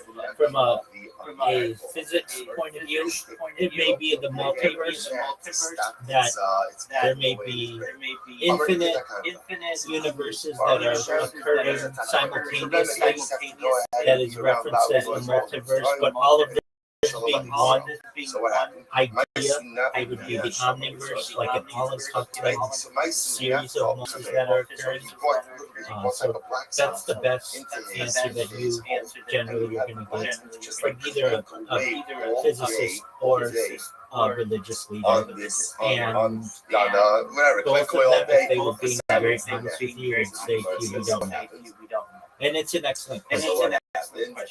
Good. So the Nachri Yovle Arbuzuzi for Nachri Yovle for so you nothing at all because you have enough I know seeing you suffer. Yeah, right. That's what we see the difference. So this works for 30 days. Like this worked for 30 days. But at the end of the day, after 30 days, okay, so this is a great question. If there is this potentially after 30 days, what happens? After 30 days, you have given the dash. After 30 days, so little the organs react used to the noise, and ultimately the bed just kept backing away. Let's say It's an excellent question. So, in traditional Jewish understanding, the idea of metaphor over here is that the gnat Holy Spirit, so to speak, isn't referenced as much as it is in Kabbalistic literature, particularly with the adaptation and publishing of a book called the Zohar, the book of Splendor, the book of Radiance, that occurs in the 13th century, published by Rabbi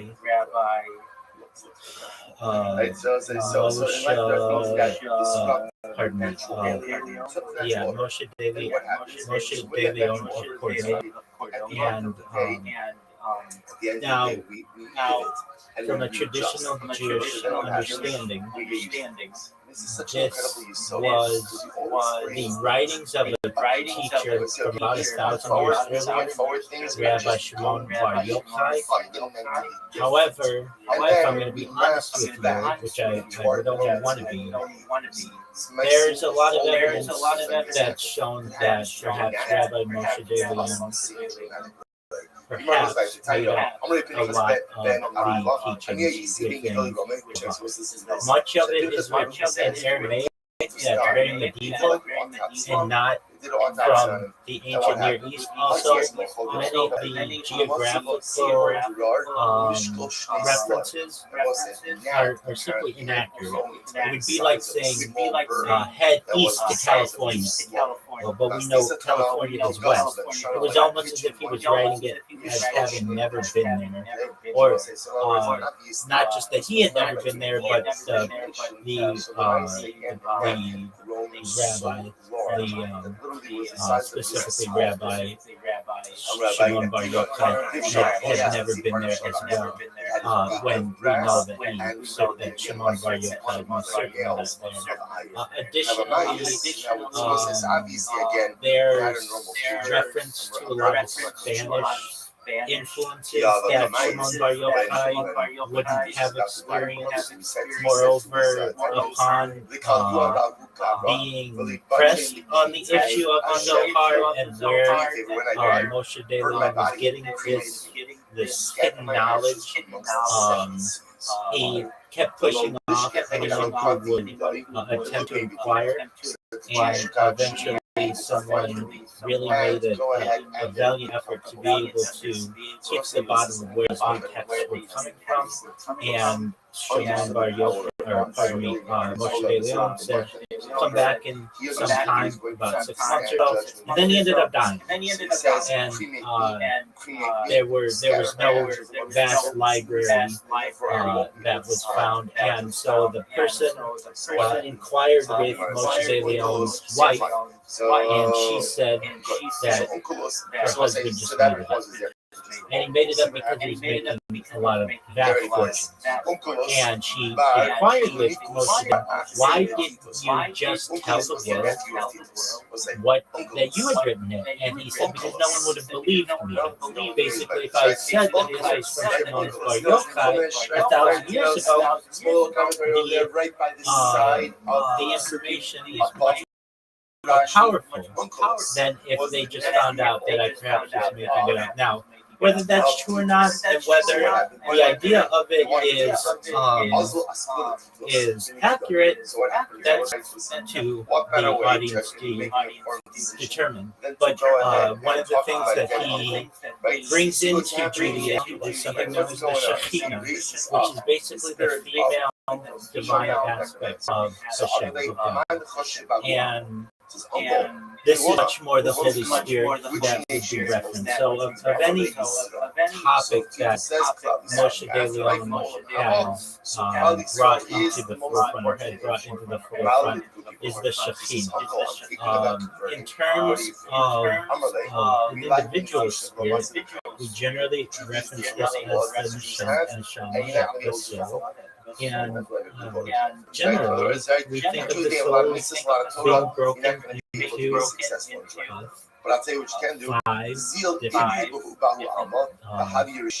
different variations. So we have the nefesh, which is action and vitality of a human. We have ruach, which is emotion. There's the neshama, which is intellect. The chaya is the transcendent life force, and then there's the chida, which is the absolute unity with God. And so when you're asking about, is there any type of connection that our spirit has with God, we would consider that to be the key. Titus is also speaking experience. Right? Titus was telling the antagonist that that's what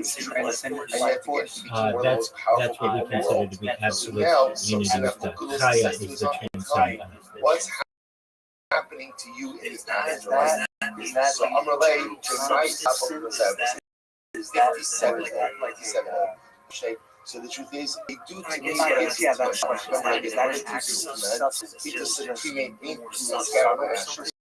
call your mother. Does it have a beginning and end?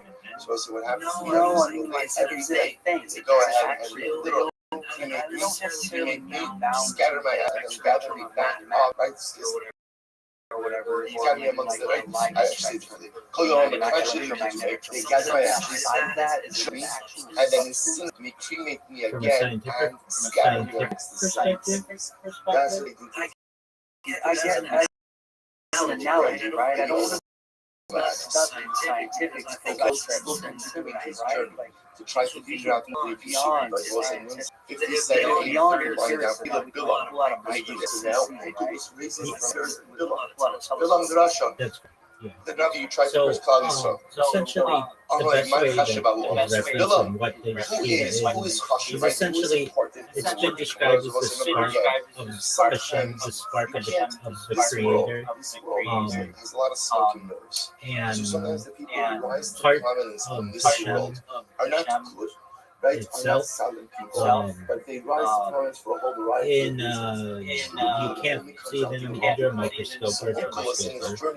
It can't be measured, and much of this is just tradition. You have to think that these are medieval people who were trying to understand the makeup of the human spirit in better sense than that they could necessarily understand what they were given. And also, it was a people in exile. We had no country, we had no temple, there was a lot of free time, and these discussions occurred. And as I previously said, sometimes for whatever reason maybe, people made things up or maybe took risks on certain topics that they didn't necessarily have justification for. But generally, Nikita is considered a representation of like a unification of oneness with Hashem, and successfully persecuted the Jewish people. really So remember again, he tells Balak. What does he tell Balak? has been previously discussed or previously referenced as truthfully being revealed during moments of major self-sacrifice. And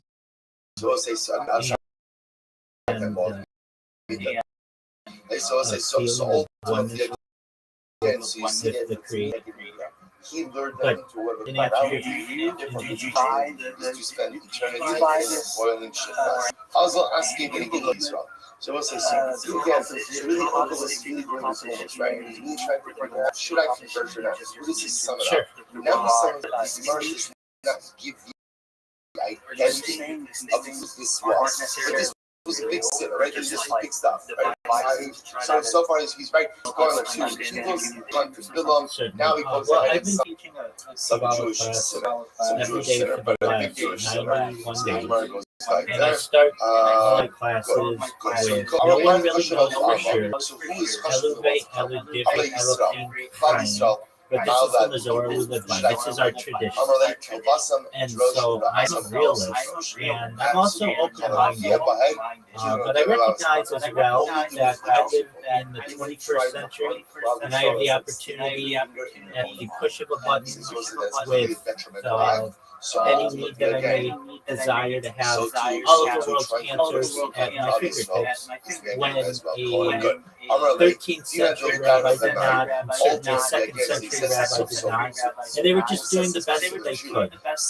I see this as the Mazorah, our tradition, but if you were to ask me, do I feel as if every single person really has something measurable, perhaps like he disparaged halacha. really thinking of do I think people have a soul?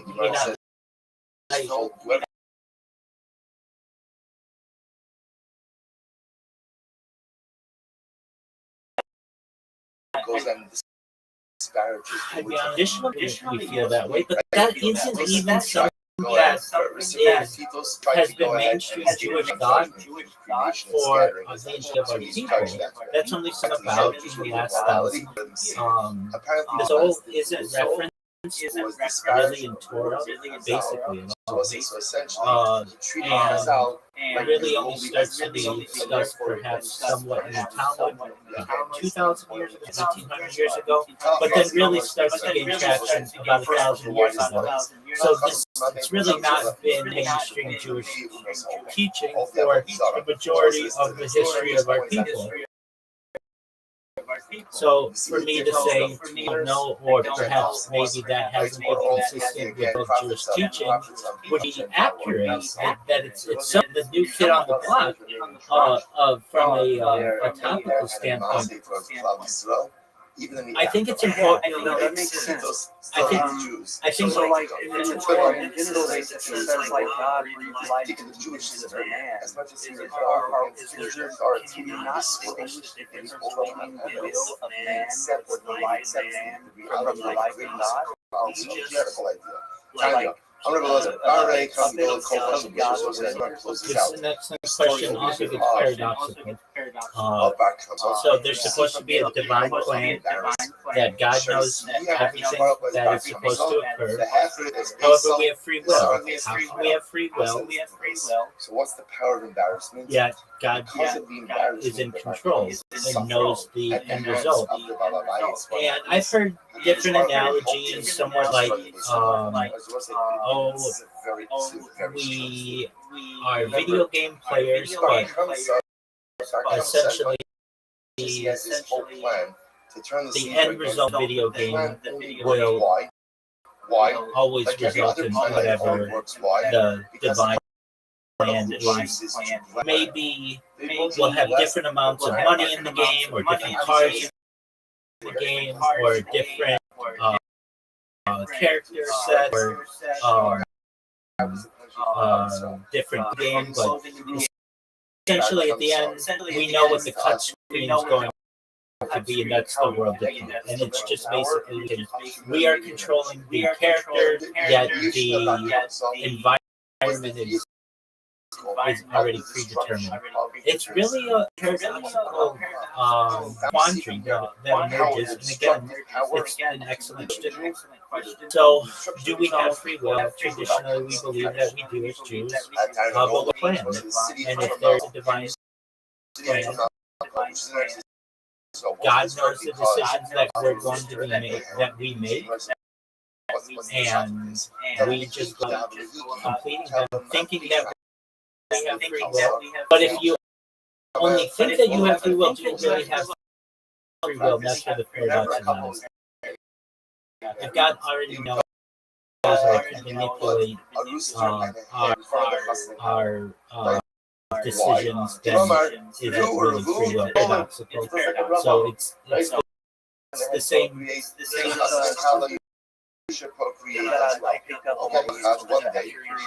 Yeah. Absolutely. What happened?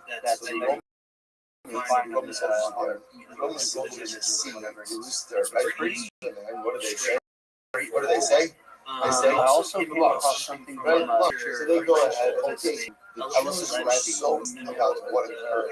So he says he has a paradoxes of the higher and one of the paradoxes is right? He says freedom is absolutely in ready to react dramatically. Let's say, what is life all about? How does life all about? Life is. It is. There's a lot of paradoxes involved here. So as I understand, the Epicurean paradox has to do with God's omnipotence, correct? And, his omniscience is right. So here, they didn't like Romans took the another similar paradox is just notice the omnipotence paradox. If God is all powerful, could he create a rock so large that not even he could lift it? And it's like, well, okay, when you first hear that, well, God can do everything. Okay, can you create a rock so large that not even he could lift it? It's this idea that it can't be two things at the same time, and that's where we get into paradoxes. And there's quite a few different paradoxes that occur, especially within religion, especially within philosophy, and we have to be satisfied knowing that these are paradoxes that we, at least with our limited brain understanding, cannot figure out. When I talk about these things, lend some credence to the idea that perhaps we could evolve someday into a being that may be able to understand these paradoxes in their complete form, but we currently are not evolved enough to be able to have that type of understanding. And it's frustrating. So, if you're frustrated by it, I completely understand. That's exploring, right? Like I'm frustrated by it. I'm in Caesar says, I don't give up. Essentially. So yeah, no, I appreciate your explanation. I won't take any more of your time. There's one last question that I'd like to ask you. And it's actually involves Actually, of a Hebrew text that I cannot find in the edition. And I was hoping that maybe if I sent you a picture over Discord of like cover of the book, could you maybe he says, hello, Anthony, what it is, or what edition? It's a edition of Eric time. You have forsaken us. So I don't know which one it is. Here's the problem. Okay, first thing that I would recommend that you do is just take the screenshot, put it in ChatGPT, and it should give you the answer.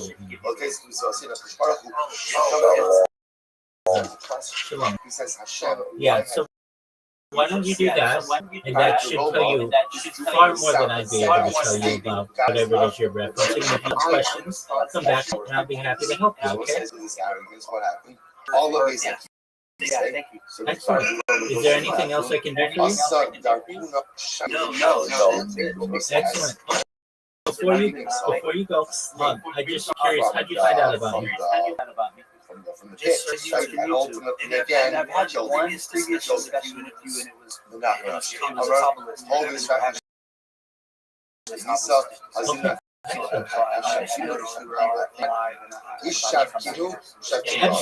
Are you the person who told me about another stream live streams 27? Yeah, I met him because of you, and I want to tell you about what I learned about him. So I'm not saying, okay, so to our friend here, I'm just giving you a polite warning that we're having a discussion. Feel free to listen. Please don't make it literally again until something to contribute. Okay, so yeah, Spirit, Peaceful Revolution. I went to his YouTube stream after you had referenced it and did everything I could to get his attention, and I couldn't. But I was not frustrated because I know people that happens to me as well. So I went back a few days in a row trying to get his attention, didn't hear anything from him, and then about a week went by, and then he came in here, and he was like, "Hey, I saw that you were trying to get a hold of me," and he and I, as I said, baseless hatred. Apologies for the interruptions of this individual. Lack of restraint. Someone does something to you don't like. What do you do? You gave me an excellent breakdown of some of the things that were of interest to him, like the Hegelian dialectic and Hegelian philosophy, someone says something to you, what he was doing. And so I already had a basic understanding. I'd been to his website and read some of his writings. And I said that somebody came into my stream or saw me stream, while I didn't know who exactly he was. He gave me a little bit of a breakdown. And so he streamed in here for like a month. And so we got to know each other pretty well. To get into some of the things that are going on in his life, but he puts it publicly, like he's going through some stuff with the government. And he's doing what he can to study peaceful revolution, and that's cool. I'm all about peace, but he wants to perhaps get more involved with the revolution aspects of his project more than I would like.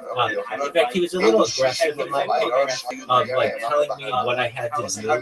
And I'm fine just streaming my life and being on podcasts and doing interviews and creating a community. I don't feel that I have to go to the local city hall and tell them how I feel. But he teaches their own. everybody's got their own philosophy. So he and I exchanged quite a few messages and spoken here at length. And he streamed in here for like a month. And I know that he had some. He's still streaming. I actually looked at him today. Hopefully he was doing okay. But I did want to thank him for referencing him. I think he's at like 309 days. So I hope he's able to continue as long as possible. And we do have a lot from the stream standpoint. It was really nice to just be able to talk to someone who understood what I was going through. Like, hey, you have to start your streams every 12 hours. And he's like, yeah. I'm like, hey, you know that you can get your account banned, so it's good to have like backups and everything. He's like, yeah, I need to do that. It's good to have someone else out there who knows about the limitations of bandwidth and processors and just computer capacity with all the things that we're doing. And it was really great to just be able to bond with someone over that. And just we were both pretty surprised that we could not find other people who were doing what we were doing. We know that but they just, it's very hard to find somebody to drop in the ocean of all the content. But I did want to thank you for referencing him, and I followed up and was able to connect with him and build sort of a friendship. So thank you. You can't even fit 600,000 into our back. You're very the central mark goes so big. You're saying it's so small. I'm not even going to it's been a whole month. Eretz is just called the land of the sea. I also am what is concerned with him.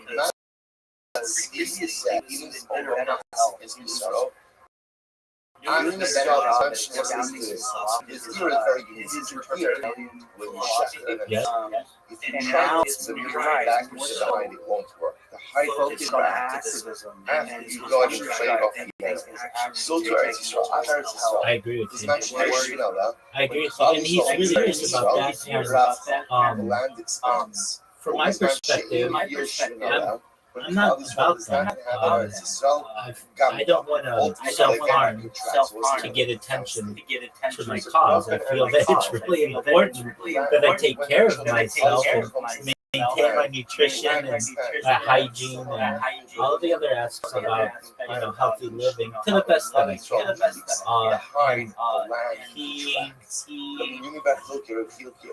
He really wanted to have a lot of religious discussions with me as well. I'll just say that he feels that he is if anyone knows anything about the a Messiah, and I don't. And I'll tell you a story. He's trying to convince people that he saw that. But that's his prerogative. There was once a story of a man named Zarusa. That's a huge red flag if they truly listen. They were taken captive. We're awaiting our Messiah, and we know what Messiah is going to do. He's going to rebuild the Beit HaMikdash, their temple, and he's going to unite the world. And he's Jewish. He comes from the Davidic line. There are some key aspects. If you don't know them, and you're saying that you're that person, okay, well, what can you teach us about Torah? What can you teach us about Gemara? What can you teach us about Kabbalah? And if he doesn't know anything about those things, well, one major key aspect of Mashiach or Messiah is that he will be learned in all of those and a great teacher and great leader. So it's hard to not insult someone when they tell you that they are your Messiah. And I would dig into this because he's I would say, well, like you say that you follow the teachings of the Nazarene, that guy from that guy basically 2,000 years ago who was allegedly crucified. isn't that the Messiah for you? And he's like, well, I am that person. And so that leads me like, wait, so you are a guy from 2,000 years ago, you're his spirit or something? Like, I mean, it's just, as you can tell, like, it's confusing. And I was fine with it. I had to tell him no. He was like, I would answer his questions, and then the next day, I'd get this huge amount of paragraphs of just like all this stuff. And I would read it, and I would respond, but it's like day after day after day after day after day of that. At a certain point, I basically said to him, with all due respect, I'd rather not have religious discussions with you. But the reason why I said that, he wanted to tell me how Jews are supposed to pray. And it's like, we have been doing this long enough that we don't need some random person telling us what we're doing, everything is wrong, and how we should be focusing our attention and our and so I gave him quite a few. I gave him a lot of my time, and I could see that he was very aggressive towards making some kind of peaceful revolution by the spring. So I'm saying, like, it needs to be done by at least the summer or something like that. And, I mean, what do you want me to do? I mean, just living my life just like you are. And that's another thing too. If you're Messiah and you've been shooting for 309 days, I've been doing it for like 1,700 days. What does that make me? And so but I was very understanding of what he was saying. With the hunger strike thing, I don't know if that's the way to do it. I don't want to make any accusations, but look what happened over here. So I say, what happened? All of these old again, he brings it to base. One of the people on the basin was one of the elders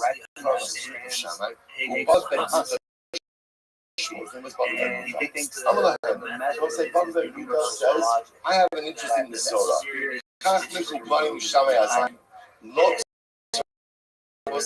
Remember, a lot like white. Not easy. Lola Bates she was very interesting. So the ultimately is really getting tries out. On the other hand, Shikha flows away from fire. Also, let's go to the scene. Let's check the evidence. So we'll say what happens. But much of this part of. So ultimately they found that it was the wisest thing in that scene. So they recognized again, I was like, they recognized what the husband tried to do. So if you the Basin Girl who are forcing groups of us in there, we'll say they flogged the guy, made him divorce his wife because obviously he's not the husband. I agree.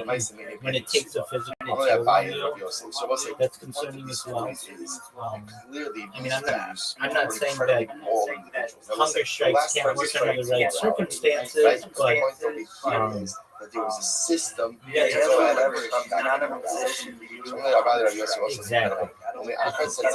Like a major aspect of a hunger strike is publicity. People know. Otherwise, you're just going on a diet. You know what I mean? It's basically you're fasting. I'm not saying it's an important and can't have excellent effects, but if you're on a hunger strike, I shouldn't say that he doesn't publicize it, but it almost looks like harm, and I didn't want him to go through that.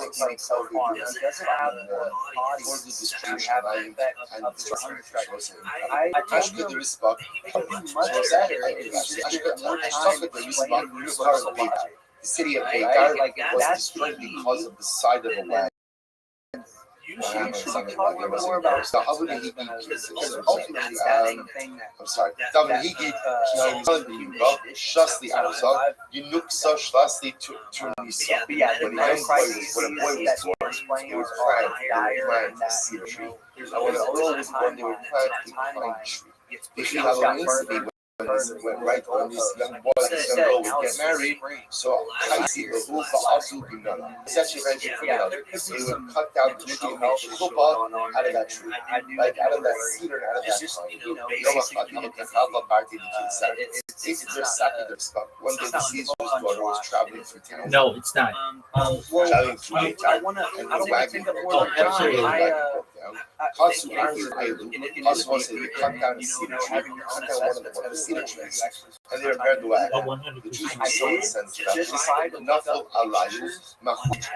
They killed the Caesar's daughter and her parents. All because they took the cedar. So also I'm going to give some other for you. They came back, they told the Caesar, the Jews have rebelled against you. Hasalai. And Caesar marched up the entire destruction of the message. So God, Bachari, Av, Kol, carried Israel. I'm going to zero, I'm going to Yochanan. Ilu Shonin, Elef, Kainin, Lokama. Shimon, Israel, it literally takes a first like 80,000 soldiers. Kainin, Lokama, those who carry the horns. And who carries the horn to go into battle? Who carries the horn? Ultimately, again, like the commander of the Absolutely. One thing I'm going to do is send you also his entered into Beitar. And they killed everyone. They killed men, women, children. So the blood also ran so thick that it ran all the way to send me the that picture whenever you want. Maybe you'll see what Beitar is close to the Mediterranean. The Chok Haisa was more than a mile away. Rabbi Elazar Agag Omer. Rabbi Elazar Agag Omer. There are two streams in the valley in the Big Asya Valley. One goes east direction, one goes north direction. And if you don't mind, use the restaurant. So the city of You Beitar send was that massive. and There was such a fall of blood. Two parts of blood to one part of water.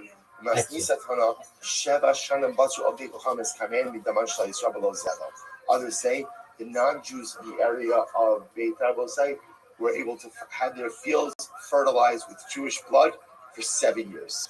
For 7 years, they did not have to add any additional fertilizer because of the Jewish blood which ran through it. On the base.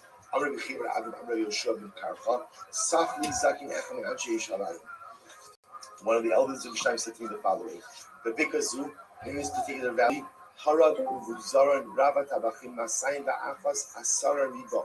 So we'll say in this valley, the Vuzaran killed 2,100,000 people. But Yerushalayim Harag Tishim Ba'arba Ribo. In Yerushalayim, he killed 940,000 people. Al Evan Achas on one note.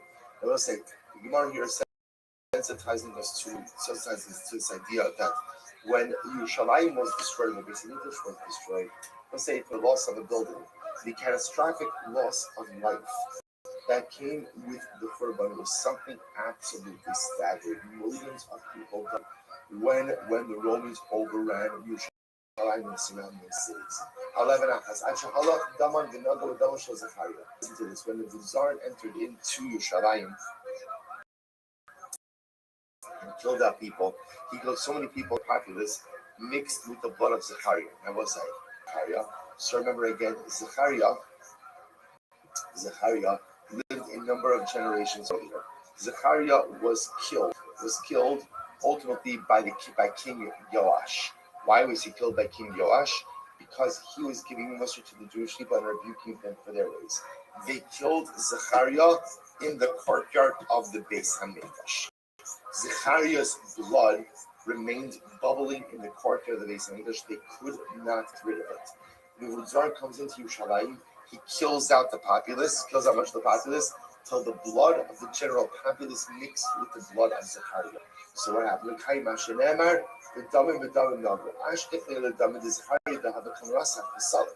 the Vuzaran enters into the Beis Hamikdash, and he sees that the blood of Zechariah is bubbling.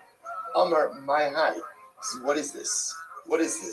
Amrulay, dam zvachim dishtapim. I will say the Jews did not want to tell the Vuzaran what this was because it was embarrassing. So they said, "Oh, it's just the blood of karbanos." So I see that maybe lo idmi. So Zechariah said, "Sorry." So the Vuzaran said, "Really? Because I've seen animal blood before. He brought the blood of all different types of animals, and none of it resembled the blood in the mikdash." Amrulay, he says, "If you tell me what this is good, And if you don't, I will literally remove the skin from your body with combs of iron. He threatens them with violence. Amrulay, my name of the what should we tell you? Neviya Hava, then Neviya Hava, then the Hava Kamucha Lam Yuri Dishmaya, Kamina Ilu the Katinole. This is the blood of a prophet who rebuked the people. The people didn't like the rebuke, and so they killed him where he stood. It's been a number of years already, and his blood has not settled down. So the Vuzaran says, I don't know if I see it. The Vuzaran said, I will appease the blood of the murdered prophet. I see Sanhedrin Gedola, this Sanhedrin Gitana, Kato Elai V'Lo. So we'll say he killed out a large Sanhedrin, a smaller court, and the blood of Zechariah did not stop bubbling. Bahurim Ubisulos, he takes some men, young women, Kata Alai, he murdered, ultimately the blood of Zechariah doesn't stop bubbling. This is the widest lines. He takes children, he murders them below Nach, and the blood of Zechariah does not stop bubbling. Amalei, Zechariah, told him Shabahani Baratim. So the Zaran says, Zechariah, I pulled out the best of Klal Yisrael. Do you want us to continue to invade the Jews in order to appease you? So the Gemara says, no, you don't really help me now. The blood of Zechariah stopped bubbling. Oh, Shaita, here heard Tshuva B'daita. Let's say in this moment, the Zaran had thoughts of Tshuva. Why did he have thoughts of Tshuva? So he said, Amar, Umma Yinko Nefesh Achas, Kach Ha'Gara Dekava Kahani Mishmasa, Allah Kama V'Kama. Let's say the Zaran has this epiphany. If so much blood was shed to avenge the blood of one Jew, of Zechariah, so the Zaran said, what is going to happen to me now that I've murdered so many Jews? What is going to happen to me? Azal, Ara, so say the Zaran left his post, he ran away, he literally sent the document back to his house about how to dispose of his estate, the Igayer, and he converted. Is this not incredible? Right? The Zaran is called Rabbi Tabachim. He is called the chief butcher. The chief butcher ultimately goes ahead and converts. Tana, so you want to tell us other great people who converted. Naaman, who was the general of Adam, Ger Toshav Haya. He ultimately again becomes a Ger Toshav. Remember, Ger Toshav means resident alien. Meaning what? He didn't convert to Judaism, but he did pick up idolatry and observe 7 Shemas as plain law. Right? Zaran, Ger said that the Zaran becomes natural convert. Isn't that incredible? Haman had grandchildren living in Bnei Brak, learning Torah in Bnei Brak. We'll say Sisra's grandchildren ultimately were Rebbeim, children in Yushalayim. The grandchildren of Sancheriv do Torah Berabim, ultimate Torah in public. Who's that? Who ever taught Torah in public? Man in Shemaya V'Avtayim. Shemaya V'Avtayim. Hayu Dichseva in Asati Estama Atzav Al Sachi Aksela Javil Taxos. So just as an aside, what's the pshat of this? The pshat is that descendants of these terrible Rishonim ultimately again become teachers of Torah. Because I remember what these individuals represented was dramatic hate and animosity, which represents passion. Passion is the strongest of all midos. If you can rechannel it in the right way, it becomes the source of all life growth. These people who caused so much destruction, specifically for Klal Yisrael, had this passionate hatred. So passion was embedded in their makeup. What do their descendants do? We channeled it in a passion not towards hatred for Klal Yisrael, but just the opposite, a love for Klal Yisrael. Which I will say, this type of message gives us the greatest amount of hope. Because often when we sin, I will say we feel very terrible about ourselves. But recognize that often sin is just a negative manifestation of internal passion. If you can just channel it and repurpose it, there's no telling what we could accomplish. If the children of Sancheriv, the grandchildren of Haman, could rechannel the hatred, the passion of their Zaydah, then Allah has come what we are able to do as well. Incredible. The voice is the voice of Yaakov, the hands of Esau.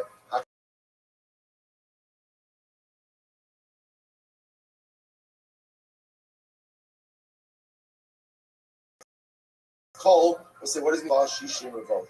He killed 600,000 times 2. You find Kiyos in Israel. Kol Yaakov, Ze Aspanos Kesar, Shaharag Bieser Arba Meos Revolt. Killed altogether, Shaharag Bekrach Beitar, Arba Meos Revolt. Ultimately, he killed 4 million people in Beitar. Ba'amrele, Arba Alof Revolt. Others say 20 million Jews. By dying the Esau, Zumachos Harasha, Shechrivas Basim, Rafa Sechalim, so what does it mean? The hands of Esau. This refers ultimately again to Rome, which destroyed everything.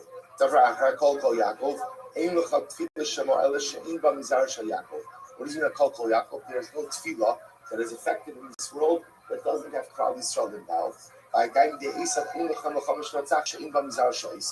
does it mean? The hands of Esau? There is no battle of us that is successful that is in this world that does not have the the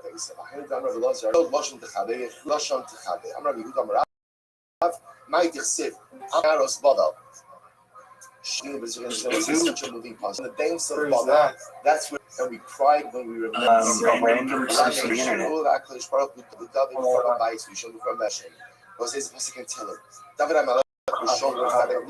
the destruction of the first Beis Hamikdash and the destruction of the second Beis Hamikdash. He was shown the destruction of the first Beis Hamikdash. So on the banks of Bada, that's a reference to the destruction of the first Beis Hamikdash. By his Shemi B'Siv, Char Hashem Levnei Edom Es Yom. By his Rishon, now as Baba Shami Hashem Levnei by his Shemi Zachar Hashem Levnei Edom Es Yom Yishem Amru Soda. So the point over here is based on this psukim. The destruction of the first and second. You're breaking up. I can't really hear you. This is an incredible story. We've never spoken. This is an amazing story. It's a story of 400 Jewish children. 400 literally again. Either me, 400 boys and 400 girls, or a total of 400, 200 boys and 200 girls. Shenishbu the colors. Most say this by the Romans. They were taken captive by the Romans and they were taken captive for degradation. Rashi points out, what does this mean? Sexual behavior. And the girls, that's exploited as sexual behavior as well. So that's one of my satisfaction. I will say these children, it's children. 4 Jewish children. So I will say they recognized that. I will say now this to take back on a boat, they think that there's nothing immoral behavior. So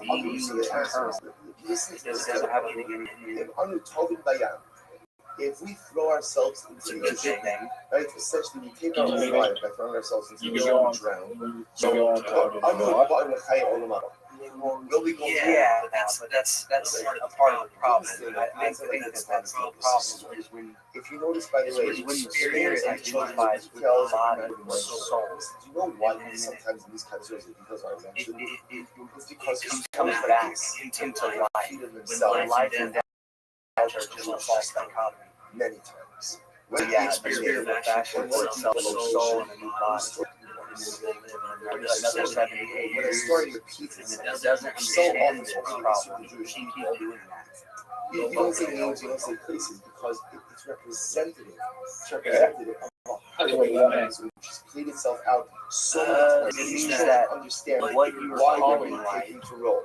So then one of the simple questions true life. It's not true reality. and we avoid immorality. We have all them happen. What happened? The oldest child. To return to the state of eternity. The child says, Amr Hashem Hashem Silosia. The oldest child will say, quote of the pasuk from Tehillim Samachas. Yeah, so we basham this child that he says, Hashem will bring us back from now from between the teeth of Allah. This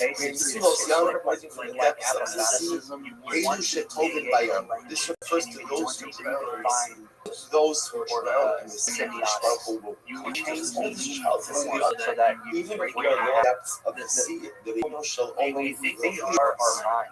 Keva Shushanu are our consciousness. Listen, Keva really Lagos, when the girls heard this, Kaf Tsukula. Ultimately, they all jumped overboard. They all jumped overboard. But that's the form. They fell to the depths of the sea. Let's see, love and Kaf Kobias. The boys are left on the boat. And the boys make the Kaf Kobias. What do they say? Mahalolu Shedark in the Kaf. See, it's false reality. The boys say, the girls, they were going to be exploited.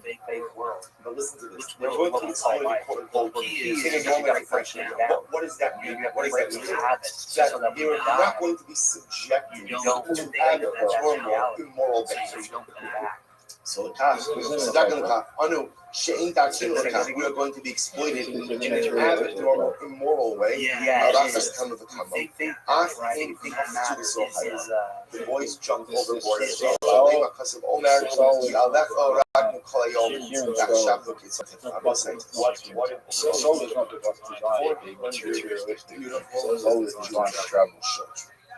Jump overboard. Yeah. Soul is exploitation. I would say the soul is magic too. But yes, it is. It does travel. It's like the body travels. You just throw it like this. It moves. Sometimes we face challenges in life, and we don't know if life has the requisite courage to be able to take its magic. They will say, these are our ancestors. This is the nation we come from. This is the strength that's embedded within our religious identity, the ability to stand up in the most difficult decisions. This is Klal Yisrael. If you don't like the habit, you just you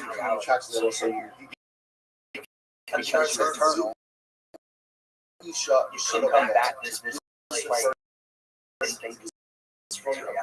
Really just other we call it, for lack of a better word, the word vice. It's like stop here for today. We'll start with the story tomorrow about the story of liberty. It's known as the story of true stages. We'll stop here. Overwhelming tomorrow. Sure. You think that trees are real and water is what you drink to live and survive and eat. So you come here. This is where you think life is.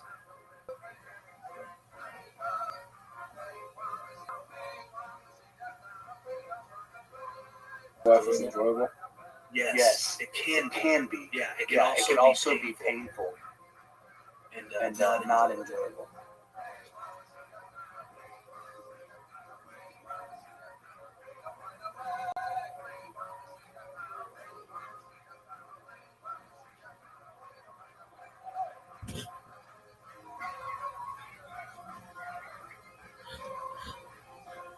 How would you answer on suffering? Say that again. How do you answer on suffering? You can't in this world. You can't in the illusory world because it's built off of dichotomies.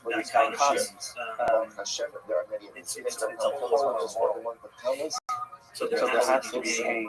There has to be suffering for there to be connection of the dark side of love and enjoy satisfaction. So looking at those diagrams seem to be unique to that edition. I can get that edition from my Safari. If that's of interest to you. Yes. You send me that link. I cannot send you that link, but what I can do is tell you that it is about $91, and just go to my Safari tomorrow after sundown, and you should be able to get it. Perfect. Oh, Saturday. Yeah, you're right. Yeah. I appreciate that. Absolutely, but I would tell you this, that it's probably, unless you know Hebrew quite well, it's not going to be that beneficial to you. I would look at the link that I sent you because it's translated and it's free. And you might be able to get the answers that you need. Absolutely beautiful. Appreciate it again. Thank you You're so much. welcome. Well, it was a pleasure. Absolutely. Come back if you have any questions. Okay? For sure. Yep. That's we dedicate our living today to the four precious Thomas killed in the terror attack in Eretz Yisrael. 2 days ago, Harel Masood, Alicia Enterman, Ofer Therman, and Nachman Mordov. We hope that in the narrative, our Talmud Torah, that the Neshamas will have an aliyah, the families in the Chaman Halavai Kushbarach will finally bring the day.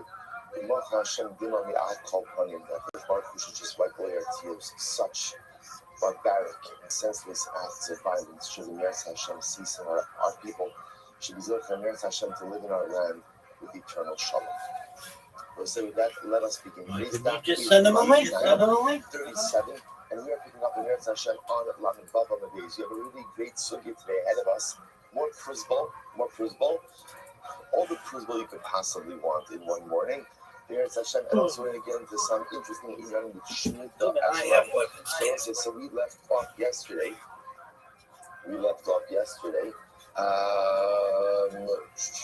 Rabbi Nachman. Right, Rabbi Nachman or Kaimena or Eli Rabbi. Hashma, Damar Shmuel. Okay, perfect. So Tashma Damar Shmuel, thank you. So let's say that is 2, 4, 6, 8, 10, 12, 14, 16, 18, about 20 lines up on the bottom. So Tashma Damar Shmuel. Hop was blood, Ubula Bidaini. Hizbah is an Ubuna Dana. What's an Ubuna? Rashi says over here, a chutzpah.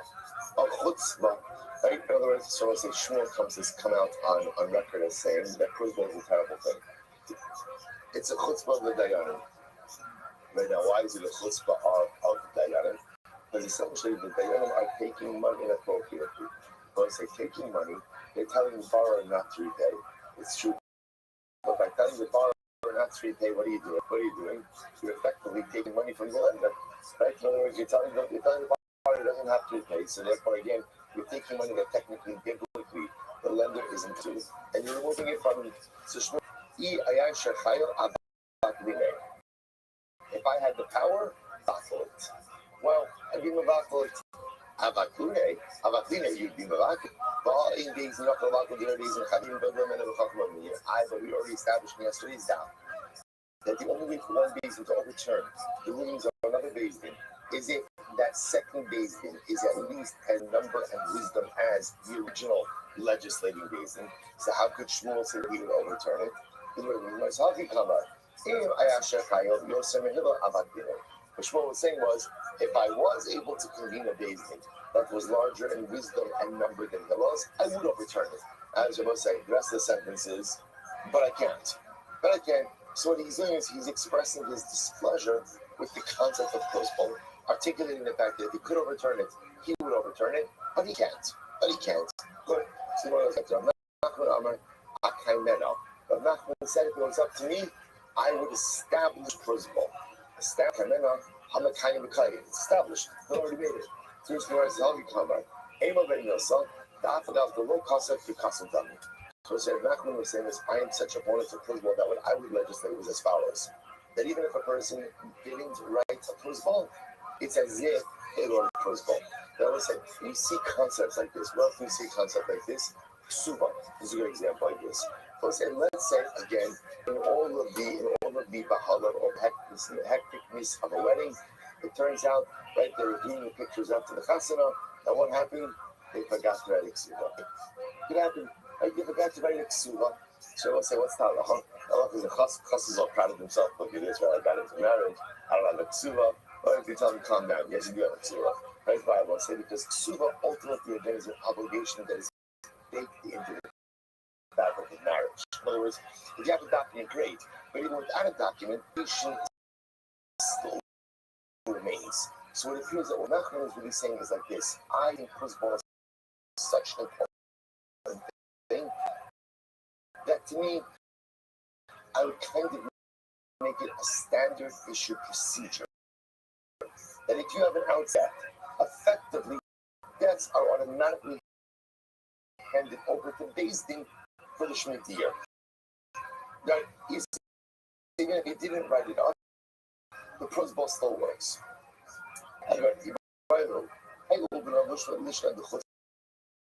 who only should be the statement of Shmuel, right? Shmuel said, "Old Benote this word. What is this? What mean chutzpah? That literally in chutzpah is like a chutzpah there to do this. Only Lishna Denichusu. So maybe open up is a Lashon Nichusu. Nichusu means do favor or making it easy. See, that one said this is actually very interesting. The other possibility is, if you think about this like from a procedural perspective, chutzpah makes the life of Beis Din much. They will say, what would happen if there was chutzpah? What would happen if there wasn't chutzpah? In the time leading up to Shemitah, right, what would occur? The courtrooms would be packed, trying to go ahead and collect the money. I must say that you should be aware. When Shemitah says that's when it's the end of the Shemitah year. So we have this, everything has to get done before Shemitah. In fact, again, it could be by the end. So again, we'll see that detail later on. So let's say maybe Obina means, maybe Obina means that in Chutzpah, what happens? Everybody's just sending documents, and Beis doesn't have to be on top of a whole bunch of court cases. So much as Tashma, Dama said, Aluva Kalashin said the character pasa. Literally again, Aluva Karal Chutzpah is a one who ultimately can adultery in the midst of her chopah. What I was saying, adultery obviously is always bad. But when I saw there's a special egregious kite that exists when it's done under the chopah at the time that the marriage itself is being formed. And I want to say, Rashi points out over here that this is a reference to the Chet HaEgel, to the son of the golden calf. Right? We built the golden calf literally right at Har Sinai. Har Sinai is the chuppah with the Ribono Shel Olam. And literally in the middle of the chuppah, what do we do? We build this alien identity. Right? We build whether it's about this, whatever it was a terrible relationship trespass. So ultimately, again, disgusting with chutzpah is the kind of commit adultery in the mikveh chuppah. So let's say, see the Lashon of Aluva means chutzpah.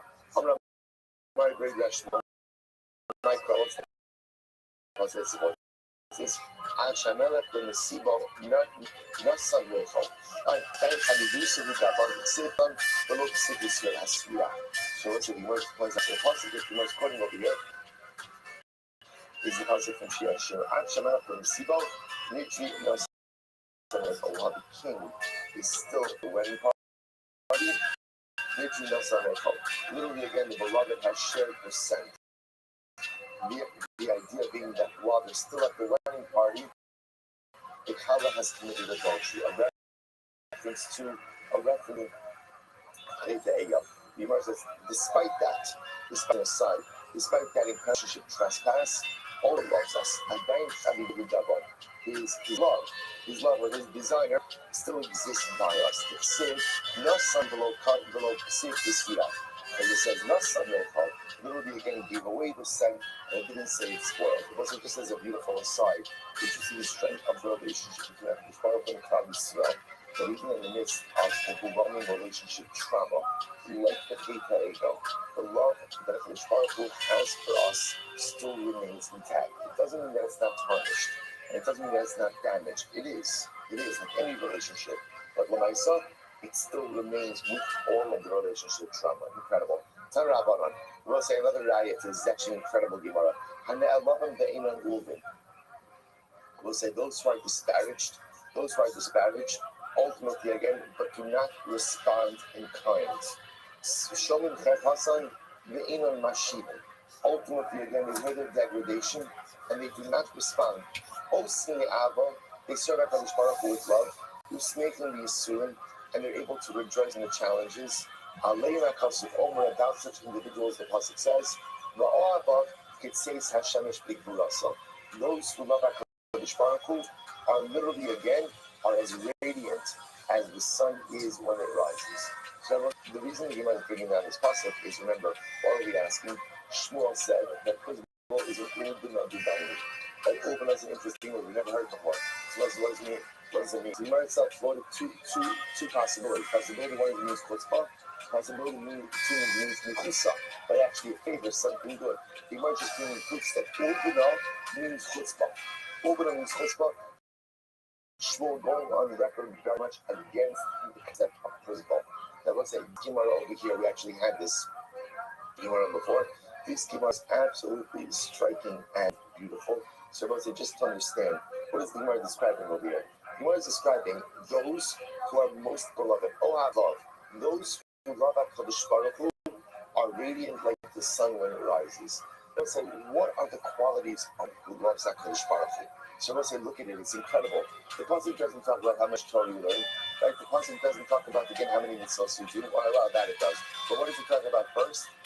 Those who are able to exhibit inner strength and not respond when mistreated. And I love it in an over. So let's say, you're disparaged and you don't respond in time.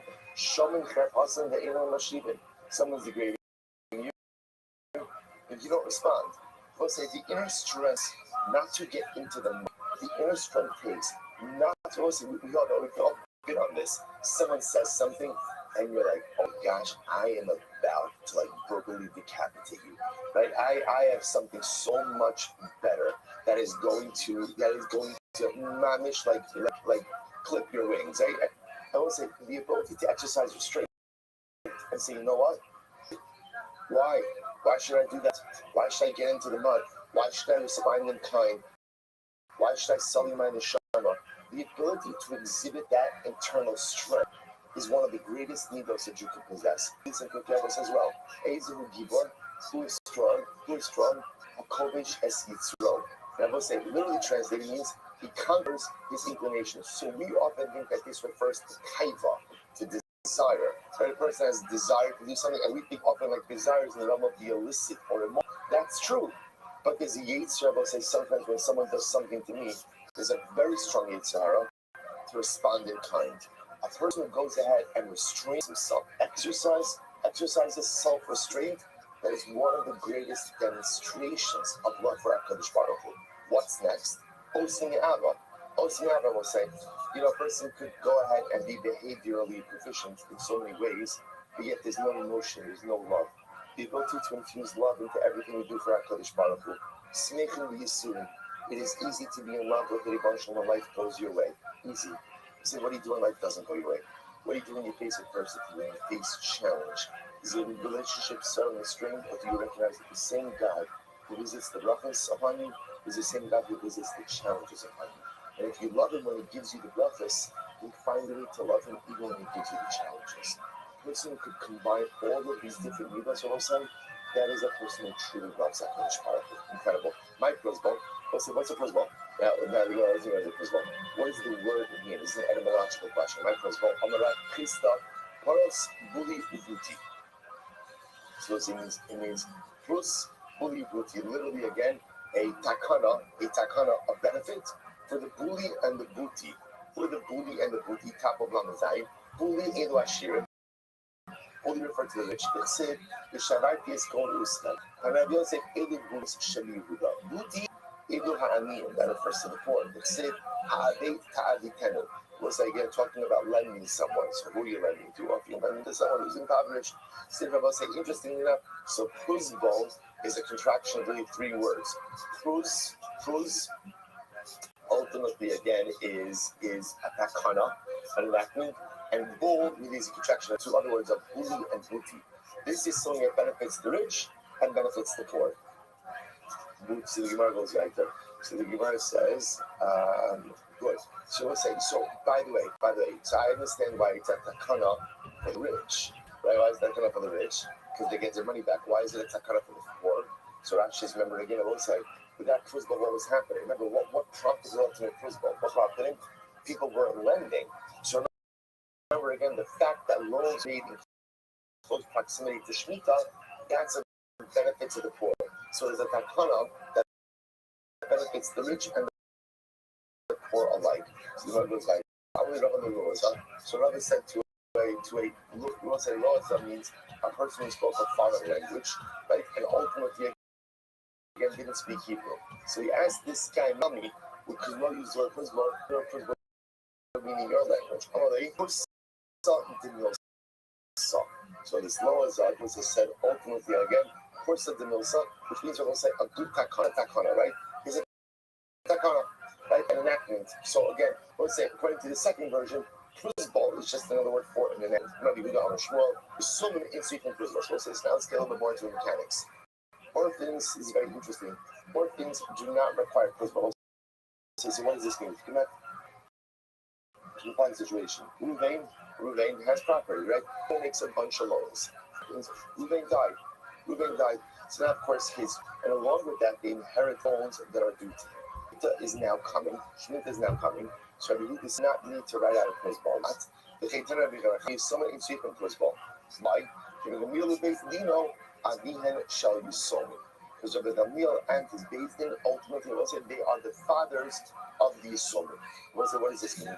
Effectively, Beis Din has an obligation to always look out for, and the community has an obligation to always look out for the Yisomim. Because we'll say often, especially when we're dealing with minor inheritors, or inheritors who are minors, right? So often, remember, they're just not conversant, they just don't know about the affairs of the estate. That's why we enact so many different pieces of legislation to protect them. We're doing this over and over to protect the Yisomim. The Gemara says as follows. So the Gemara says one of the enactments was they don't have to go ahead and fill out a Pruzbal because the Beis Din is like their party. Look at Rashi. So let's say it's as if already for the Yisomim, it's already as if their loans have been submitted to Beis Din. Let's say, right? What does a Pruzbal do? A Pruzbal submits your loan to Beis Din. By Yisomim, it's as if their loans have already been submitted to Beis Din because Beis Din helps them out. Good. So let's say we are in Lamed Zayin Amud Aleph, 37a, 2, 4, 6, 8, 9 lines, 10 lines down from the top. Sran Hassam. Ain't Kosev Pruzbal, Ella Ala Karka. Oh, very interesting. Let's say so that's some interesting qualifications. You can only write a Pruzbal if the debt is backed by real property. Right? So only if you have a loan that is secured by real property can you write the Pruzbal. And we'll say now, what's the pshat with this? Look at Rashi. Ella al karka, in each karka of the low that if the borrower has land, the lotin bisman shachot kishar roth shtaros nigbin min karka that most of the shlicha. But the norm was that if I'm lending someone money, I'm saying, I want to know that loan is backed up by some type of collateral. I would say the best kind of collateral, real estate, the best kind of collateral. So let's say the most common type of loan that was made was always a collateralized, a loan backed up by real property. And let's say whenever Chazal make a takana, they make a takana that governs the normal set of circumstances. So since the normal set of circumstances is that when you're loaning money, you're only loaning to someone who could secure the debt with loan, even if the person is poor. Because remember again, even if the person is poor, like the pashtos, they still have a house to live in. Right? They have a house to live in, they have karka. If they have karka, there's something to secure the debt. So the Gemara says that having a loan secured by real property is what we call a milsa de shlicha. That's the norm. And Chazal only enacted their takanos in a normal situation. Therefore, the only time Pruzbal works is with a loan backed by karka. Incredible. So the Gemara says, so what happens? What happens if I lend Reuben money and Reuben doesn't have karka? No problem. What could I do? I could convey ownership of karka to him. For the purposes of Pruzbal, I can say, Reuben, I'm conveying ownership of Daled Amis in my backyard to you. You are now the proud owner of Daled Amis. And what that's enough to do is to make this now a loan that is secured by real property. I will say there's a big chiddush in this. What's the big chiddush in this? The big chiddush is that generally the only time that real property secures a debt is when it was owned by the borrower at the time of the debt. Property that is acquired afterwards doesn't usually become encumbered by a pre-existing debt. The only example of this, the only exception to this we have in halacha is ksuba or Pruzbal, right? But ksuba, we'll say again, ksuba is the only obligation that exists in halacha which encumbers every single piece of property you presently own and will ever own. Right? The anything you will own becomes encumbered. So we'll say, so this is unique over here. It's unique over here. Over here, we'll say, because part of it's a kind of principle is we want to do whatever we can do to get it done because it's for the benefit of society. We want loans to be made.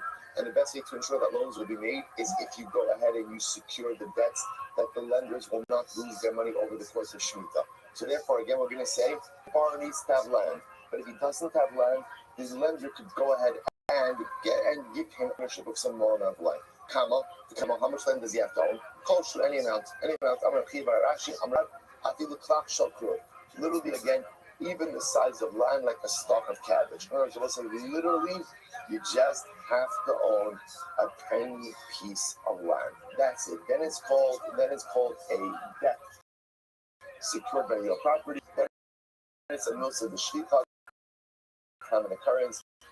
If it's common occurrence, then it's covered by principle.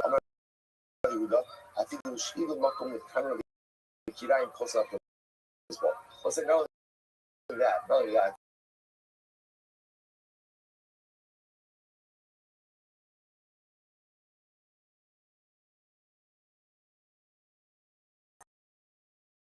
Even if the lender, borrower doesn't own land, but what? He's borrowing land. That's enough real estate. What could I do, Rabbi? So that's him some space in my barrel to put down his property. So I could say, Ruben, literally his stove. He's Ruben, go put your stove in my backyard. The fact that he's allowed to use land, that's enough land ownership, enough approval to occur. Even is that so? Vatani, hello. In consequence, what Ella odds knuckles. Well, so the only thing right approval to this is if the borrower owned a perforated flower pot. And what's the half of the perforated flower pot? Is it's considered to be a ground. So because it's attached to the ground as a status of character, so the borrower says, knuckle in the shame or knuckle low. And you can see over here, it's only a perforated pot, not the flower pot. But why not? Well, you can come there's the place that the flower pot is sitting on, and that should be enough character to allow for the writing of the principle. But truth of the Manakasi, the case of the cases where the non-perforated flower pot is sitting on pegs. Because it's sitting on pegs, therefore you're not occupying any part of the land. Rashi, the cost of Rashi when he left the somebody and Shemitah was coming and he wanted right, but the borrower didn't have Rashi can leave ownership to him of the stump of a palm tree. So again, something insignificant. Stump of a palm tree. Rashi must we'll say the Rabban of the Shiva Rashi, they would go ahead, Masunilai Hadari means they would do a call, not in writing. Not in writing. They would do a verbal prosbol. Rashi says over here, Masunilai below Sivas prosbol, Elakach Avalakabeim Hare Atem Bezin. So it's fascinating. They would essentially affect the verbal prosbol. So the same text, Harei Mosrani Lachem, right? Dayonim. Whatever, right? It's yours, right? So they would just go ahead and say it without writing it. Rabbi Yonasan Masra Milida Giva Abba. Rabbi Yonasan also did some Giva Abba. Amalei, Sritna, Media, So again, after you give it Abba, he said, Rabbi, do I need anything else? Amalei, because you don't need anything else. You want to see Skimara, the Kalamaisa. Really very interesting. Even without a document, you grow loans to Bezin and allow them to remain collectible. Tarabanan. This is this case. Ain't no karka, a lot of aviation karka. All right, but let's get a little complicated over here. Because why not? Guys, listen to this. I lend Ruben money. Ruben has no real estate, but it happens to be that Shimon is guaranteeing the loan for Ruben. Right? So Ro says, so now, set the halacha. So the guarantor has land, but the borrower does not. What's the halacha? Kosvin Allah prosbol, credit pro. Because since the guarantor has land, this is the loan that is backed by real property. But low, ula arev einan karka, ula chayev yeshal karka. If the borrower doesn't have land, the guarantor doesn't have land, lender does have land. So what's the halacha? Kosvin Allah prosbol. Ultimately, again, we can write it prosbol. I need Rabbi Nassan. What's this? This is Rabbi Nassan. Rabbi Nassan. How do you know that if A lent B money? Right? I'm sorry. And B lent C money. How do you know that A could collect directly from C? Ultimately, I want to say because the pasuk says you will give who he is obligated to. So I want to say this is called in halacha shibuda d'Rab Nasan. Shibuda d'Rab Nasan. Ultimately, I want to say so. What you begin to see over here is also there is a relationship that exists ultimately again between borrower one, lender, borrower one, borrower two. So as long as someone in the chain ultimately has land, then it's going to be enough to create first. But I will say what you begin to see is as follows, which is very interesting. Pretty much right, first of all, we're going to relax every single standard we possibly can, right? Why? Tikkun Olam. Right? Tikkun Olam. Both say, again, I want to figure out, this is not, like, Tikkun Olam is a very misused word, right? But actually it's misused. It's just been kind of, like, blown up to include anything and everything that's good. Which is good, beautiful. When Chazal used to know, they meant certain things that are necessary in order for society to function. So remember, I said yesterday, Shir, loans have to be made. Right? You need people to lend money. You need people to lend money for charitable purposes. You need people to loan money for commercial purposes. And if the loan market shuts down, that stymies economic growth. And when economic growth is stymied, the community as a whole suffers. So that's why the Middle Institute's principle. So that's why you see, it's almost like we're making excuses for it to work. Yeah. I will say, remember, all of this operates. Why is all this able to operate?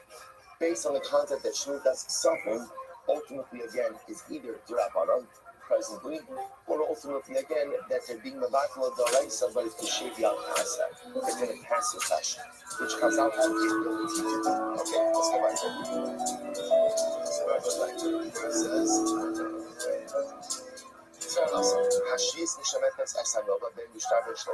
Shemitah cancels all debts. I would say whether again it's a debt recorded in a document or a verbal debt. Rabbi, the star, when you talk about what do you mean a document, a loan recorded in a document? The star sheyish price the chassid. When it says a star, when it says star means a loan that is secured by real property. Shalom star means shibah price the chassid.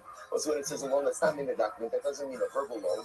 That just means a loan that's not backed up by real property. So Shemitah is going to go ahead and cancel a loan that's backed by real property, a loan that's not backed by real property, and certainly a verbal loan. And the Yokor, the Shim, the Lakish, no. The star chain block price. Star means, it also means a document recorded, a loan recorded document that is not backed by real property, right? Shame on the husband. Shalom Bishtar, Shalom Bishtar ultimately means a verbal loan. Price the chassid ain't on the sham. Now, let's say if you have a loan that ultimately is backed by real property, Shemitah does not cancel that debt. So let's say, this is now a major machlokas. Machlokas essentially centers on the following idea. I know that Shemitah will go ahead and wipe out so a loan that is not possible on the side right now. Now we're just talking about just what Shemitah does to loans, leaving it possible on the side. What does Shemitah do to loans? It cancels loans. What kind of loans does Shemitah cancel? So here's what we know. Shemitah will definitely cancel a verbal loan, right? Shemitah will also cancel a loan that is not backed by real property.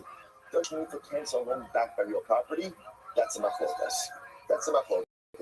So Tanya Kavah said, Rabbi Yochanan and Shem and Lakish, we have a price that's Rabbi Yochanan and Lakish. Shtarko, Mishamit, is straight if you have the Yesh Bar price, the Chassim, Eno Mishamit. So the price doesn't say explicitly. If you have a document that is recorded, if you have a loan that is recorded in a document but not backed by real property, Shemitah will cancel it. But if you have a loan backed by real property, Shemitah will not cancel that debt. Tani Ida for the Raisa. See, bless you. See him of Sada Afas Baba also. Let's say I lend Ruben money and Ruben identified, he says to me, if I don't repay you, you can collect that field. He identified the field. Ultimately, Shemitah will not cancel that debt. Right, because once again, this is a loan backed by real property, right? Where it says, "Tanya, you don't see him on Sunday. Because I was emsham, glow, ella, ilu, kasam, kol, mekase, afroin, not only that, but even if Ruben didn't identify a particular field, but what did he do? He pledged, he collateralized all of his assets. Shemitah will not cancel the debt. So I want to say, what do you see from here? Shemitah only cancels verbal debts or unsecured debts. But if you have a debt by real property, ultimately Shemitah will debt. Today, Rabbi Asi, sources the relative Rabbi Asi, probably have Shtara, have a custom price in the custom document. And in the loan document, the loan will see real property. Okay, Asli Rabbi Yassi came over Rabbi Yassi. I'm gonna leave Mashami. Tell me, right? Does Shemitah cancel this debt or not? I'm gonna leave in Mashami. So Rabbi Yassi said, no, Shemitah doesn't cancel it because it's a secure debt. So I said, so what happened? Shav gave us the good. So everybody is like this, right? So what happened? What happens to the relative? Whatever he did, like she went to the Yochanan. I'm gonna leave Mashami. Rabbi Yochanan says, yes, Shemitah cancels the debt. Also, Rabbi Yassi went to Rabbi Yochanan. So Rabbi Yassi came to Rabbi Yochanan. I'm going to Mishamet. Oh, in the Mishamet. So listen to this. So Rabbi Yassi came to Rabbi Yochanan. He says, tell me, does Shemitah cancel a secured debt or not? I'm going to Mishamet. He said, no. He says, yes, it's Mishamet. Baham Maru Dama in Mishamet. And ultimately, again, he said, but you're on record as saying that it doesn't cancel it. I'm going to just because ultimately, again, what I say is interesting is just because something appears to be true, like in the theoretical, doesn't mean that that's practically how we operate. Amarle Tanya Kavas said the man, I bet there's a race that supports you. Amarle Dilma Hahi Beis Shamahi, the Amar Star Haomi Legavos Kigabos Tami. Listen, maybe that price that says that a secured debt is not a debt secured by real property, is not canceled by Shemitah. Maybe that's reflective of Beis Shammai. Or say Beis Shammai has an interesting position that Beis Shammai says that any document or any debt that is ready to be collected is as if it's already been collected. So therefore, if you have a loan that is secured by real property, so that means that there's a source of repayment that is already present. Beis Shammai would say it's as if that's already been collected. And I want to say if it's as if it's already been collected, would Shemitah cancel such a debt? No, because Shemitah only cancels what? Outstanding debts, not collected debt. So I want to say if a person, right, lender lends borrower money and there's a collateral, or someone gives over the documents to Beis, ultimately Shemitah doesn't cancel the debt. The top to the Bedina. I understand where the person gives over their documents to Beis, why Shemitah doesn't cancel. Because no one said that's effectively prisbal. That's effectively prisbal. Debt. Alba alamashkan my timer. But also, when a person lends on collateral, why wouldn't Shemitah cancel the debt? Amarava, we should the toughest way. Well, because we're talking about a situation where the lender is in possession of the collateral. So the Gemara says, "Ba'i alamiata, hava v'dav v'chatzer the toughest thing. Hachinami below Mishamit." Well, what about the following case? What happens if I lend Ruben money and I live in Ruben's house? I live in Ruben's house. So I'm living in the collateral, so to speak. So you're going to say, or again, I'm utilizing an asset. Would we say that Shemitah would cancel in that case? Only shiny mashkon the kanim No. Collateral is different. So why is collateral different? Because based on Yitzchak, ultimately, again, a lender acquires collateral. How do I know that a lender acquires collateral? What that means is that there's quasi-ownership over collateral. So let's say ultimately talking about that if you be given collateral and the borrower needs that collateral for his activities of daily, let him use it, and it will be considered to be an act of tzedakah for you. Now, if the lender doesn't acquire the collateral, then what's the tzedakah in allowing the borrower to use it? What's that we see from here? From here you see that actually, again, a creditor actually does acquire to a certain degree a mashkon. I won't say it's not full ownership by limitations, but there is a quasi-ownership. So what you begin to see is a fascinating theme, which is that what? Which is that halakha l'maisa. Here's what we know. Shemitah will go ahead and wipe out verbal debt. Shemitah will wipe out unsecured debt. The machlokes also we have to talk about is what does Shemitah do with secured debt? Now, secured debt could have one of three possibilities, right? Possibility one is that it's just a debt that is backed by real property. Possibility two is that it's a debt backed by specific real property. Possibility three is that it's debt secured by specific collateral. So what do you do in that type? So let's say, so those cases are a little bit different because one could, so to speak, already identify a source of repayment. So do we say that since there is an existing source of repayment, therefore Shemitah will not cancel this debt because on some level it's as if what? To a certain, it's as if it's been repaid. Not literally, but a little bit, because since the source of repayment is clearly identified, it's as if it's been read like Beishamai said, and therefore Shemitah won't cancel. So it's like, that's our outstanding question. So again, verbal debt we know wipes out, and secure debt we know wipes out. Secure debt either in the form again of real property, specific real property, or collateral, that still remains outstanding. Tanan Hasa, let's say we go there, on the base. Hamaxir called Lekavera Bashir. So let's say, so again, we'll come to the Rambam. We'll come to the Rambam ultimately again in these particular halachas. Let's just do a little bit more Gemara. So let's say we're moving out now again, not Kuzbo, just basic Shemitah. This is an incredible halacha. Hamaxir called Lekavera Bashir. So we'll say, now watch this. I lent Ruvain $10,000. Okay, Ruvain comes to me at the end of Shemitah, because at the end of Shemitah is when debts are wiped out. And Ruvain says to me, "Here's your money. Here's your $10,000." I have to say, Ruvain, it's okay. It's okay. In other words, I'm canceling the debt. But if Ruvain says, no, I would like to pay you, I'm allowed to accept the money. Right? So let's say, so listen to that, look at that just a moment. I'm not sure if I'm the Shvias, and Bisman Shazrias no Hagas, the Abba love Shvias, the Akakaf 0, the Lo Shek 0 Bishvias, that's my the Inkin Lo Habatzar for Neymar. So let's say, now listen to this. Rashi says, In Shvias Nishametas Alibisov. So I mentioned, let's say, it's very important. Shemitah year cancels debt at the end of the year. So, when you look at the psulim, this Karva Shnas Hasheva. Sounds like Shemitah is Nishameh at the beginning of the year. No, Allah might say Shemitah is Nishameh. What's that? That's why Makbet tried Pruzballs often written on Shemitah before the close of the Shemitah year. Sarah will say, what's happening over here? Ruvain's coming at the end of the Shemitah year, or really, Rashi says over here. So the Albrala should be after Shemitah. So that has effectively been canceled. Ruvain wants to give me the money. I say, Ruvain, Nishamet Esani. I canceled the debt. Ruvain says, I still want to pay you. I'm allowed to receive it. I both say, because effectively, what is Ruvain giving me? Matana. It's effectively a gift. Jay, how are you, big dog? I don't know, because remember again, but you must pick up on the Paul says the Zedvar Hashmita means that part of the Trade way. is an articulation that the debt is canceled. I see how it So when is. he's coming to pay me, I say, Ruvain, I am a Shamit. He says, no, I still want to pay you. I said, okay. So I say, get ready for this. Amar Rabba, the Talile Adda Amar Hafi. But ultimately, I say, you're allowed to literally hang him up, string him up. I still he agrees to give you the money. I say, now, what just happened over here? Right? A little one here goes, so look at Rashi, the Talile.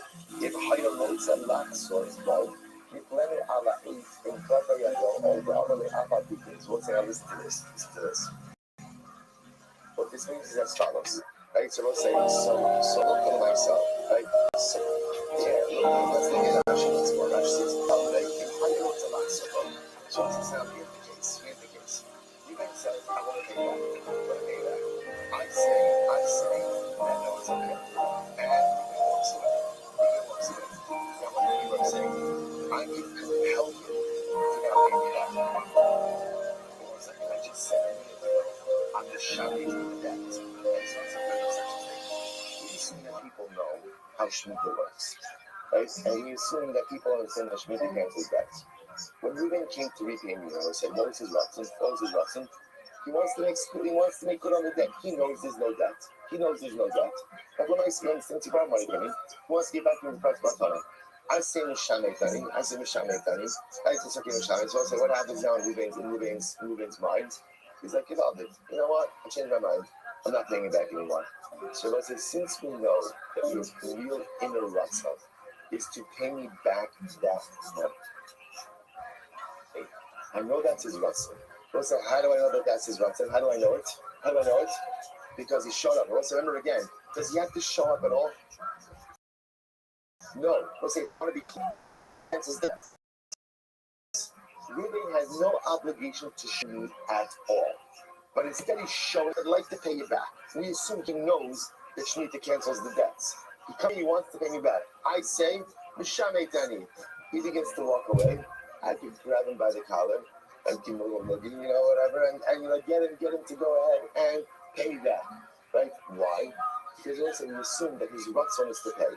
I say sometimes saving a little bit of money gets in the way of people doing the right thing. I say so. Therefore, again, this is one of these cases of corporate also at Rothschild. I can do some level of physical compulsion to get him to pay me back the debt only because he expressed the interest to do so. In other words, I will say, when doesn't this work? Right? Let's just play out a different case. You give me money, $10,000. Shemitah comes, right? Then it's canceled. I see Ruben at the Kiddush. Can I put it on a headlock and say, you really want to pay me back? Right? No. Why? Because once the Shemitah cancels debt. Shemitah cancels debt. Right? That's it. Don't come on. This case is different because Ruben is approaching me, saying, I want to pay back. I say my part, Shemitah cancels it. He walks away. Whoa, you came to me. The fact that you came to me indicates you want to go ahead and pay the debt. So therefore, I'm allowed to use force in order to get you to comply with your original desire. Incredible.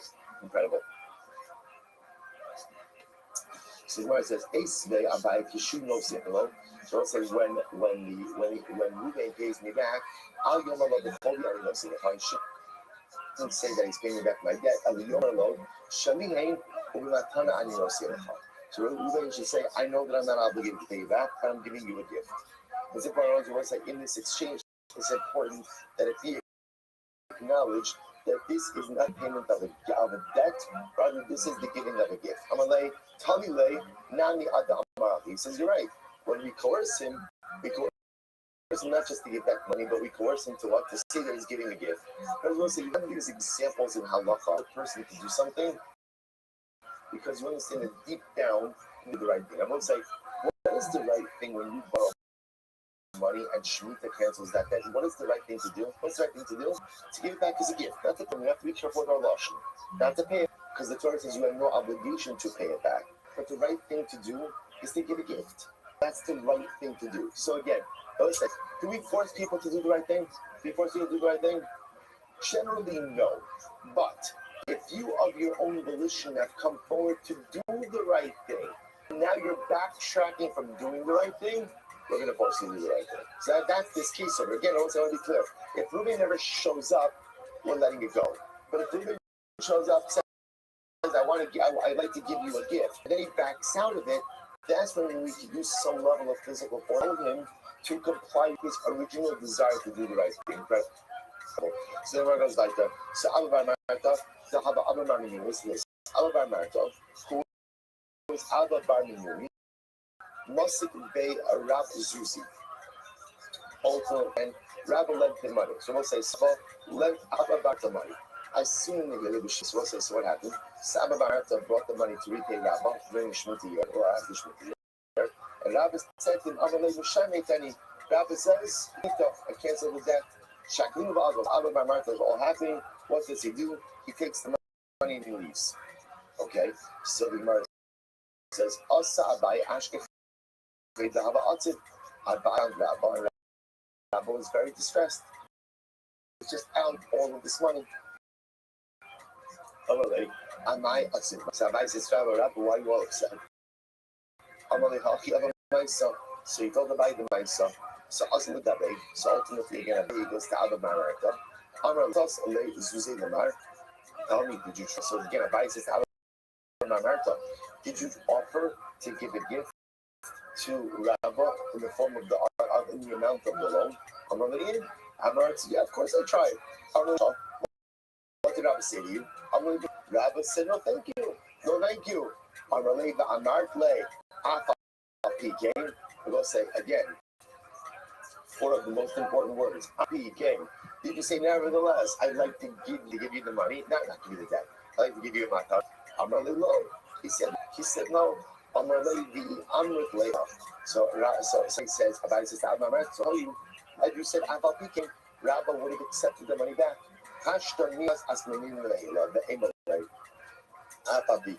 So Rabbi says, if you want my opinion, which you're not asking for, I need to anyway, right? Go back to Rabbi, say, offer to pay him back. He's going to tell you, Mishanetani, you need to say to him, and you're going to see he's going to accept the money. Also, afternoon, he looks to his credit, went back to Rabbi, but Amar Lei, right, he offered to pay him the money. Rabbi said, Abba Marta said, I still want to pay you, And what happens? Shekling in the ultimately, again, Rabbi accepted the money. Rabbi accepted the money. Amar lo hava beidait by tzomei abanamei kara. I would say, Abaye said essentially, but Amarta, this Talmid Chacham did not have enough common sense to begin with. Or it was like a little bit of a knock on Amarta. That Amarta should have known that you're supposed to say Afal Pike. I would say it's such an incredible idea.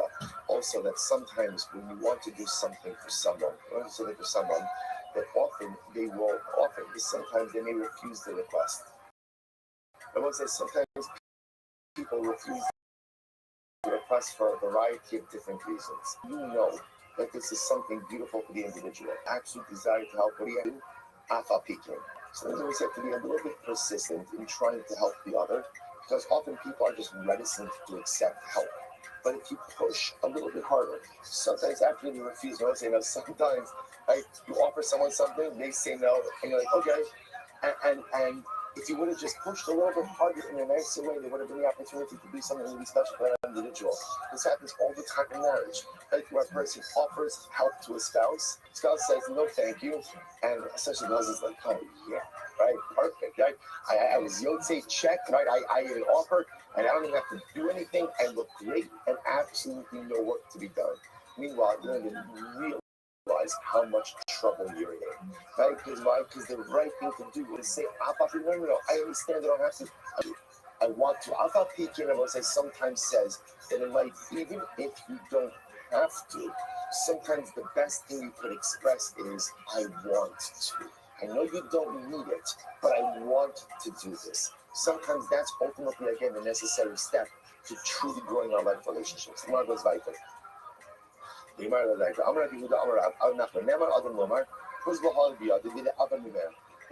person is believed to say, I had a prisbal and it was lost. Right? That was the reason. Because won't say there's no reason to think that a person is lying about prisbal. Since Chazal introduced a prisbal, since a prisbal is easy, we believe a person to say that they had a prisbal and they lost it. So I say when a situation like this used to come before Rab, they asked the person, tell me, did you have a prisbal, maybe you lost it? The pasuk says sometimes you have to open up the mouth for the person who is mute. Now, so to again, if a lender produces a loan document and he doesn't have a principal, or ultimately again, you can't cut that principal. So tonight so I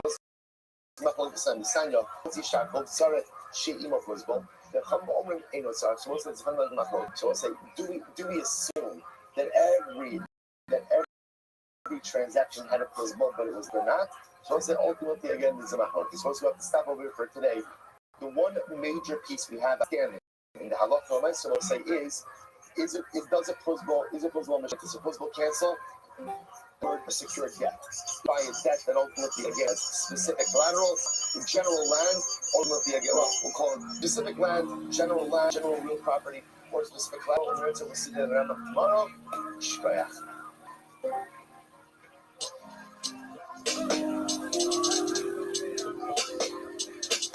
All right, everyone.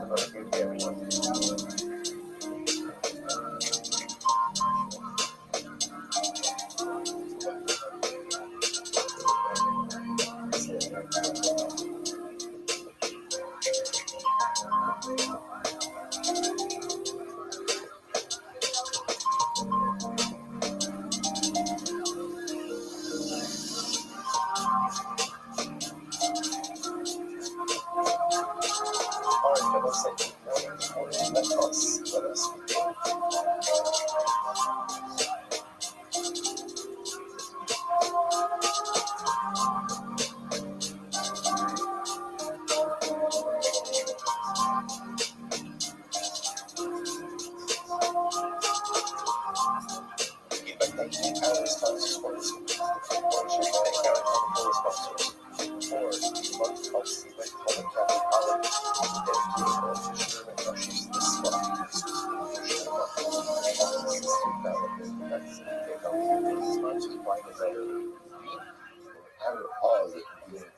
Shir with the help of the meditation of Zoka to recover together for many years to come.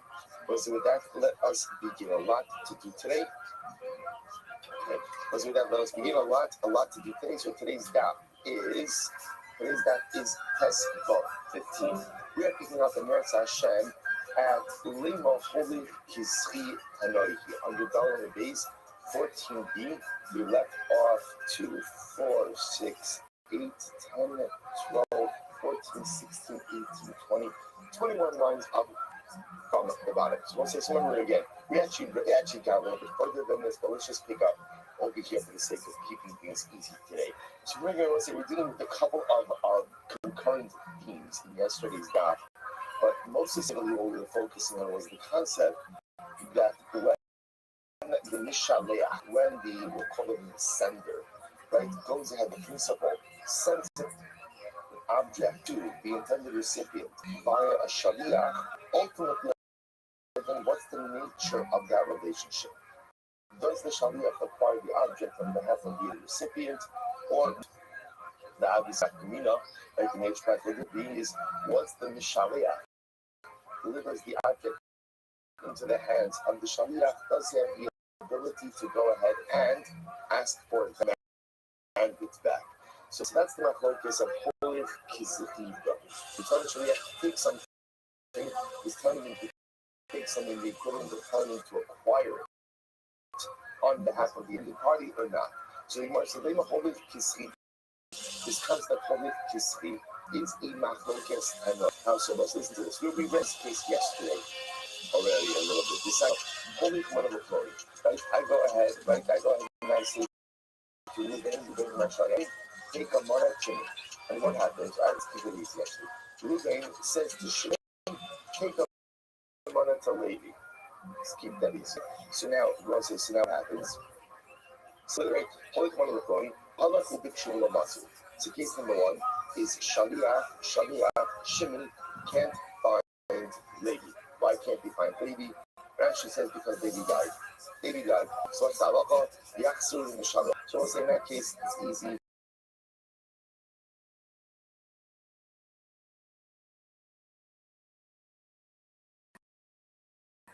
The money goes back. Can't the item goes back. The source item back to Ruben. Next case, Mace Mishalach. What happens if Ruben died? So now what do? That's so again, remember, so the case over here would be where Ruben and Levi died. So now the Shaliach has the object, has the money. What does he do with it? Rabbi Nosson, Rabbi Yaakov, Amar, Yachzur L'Yarshim Shaliach. So it says, Rabbi Nosson, Rabbi Yaakov say, the money goes back to the inheritors of Ruben. After the Shaliach, Yesh Omer, L'Yarshim Mishnishkach Below. Others say no, it goes to the Yarshim, it goes to the inheritors of Levi, the intended recipient. So this is also Rabbi Yaakov, Rabbi Meir, Mitzvah L'Kayim Divrei Rabbi Rossi says, it is a mitzvah to uphold the words of the deceased. And since Ruben, who is now deceased, wanted the money ultimately again to Levi. Therefore, Halach we go ahead and we deliver if Levi's not alive to the descendants of Levi. The Chum say, Yachworku,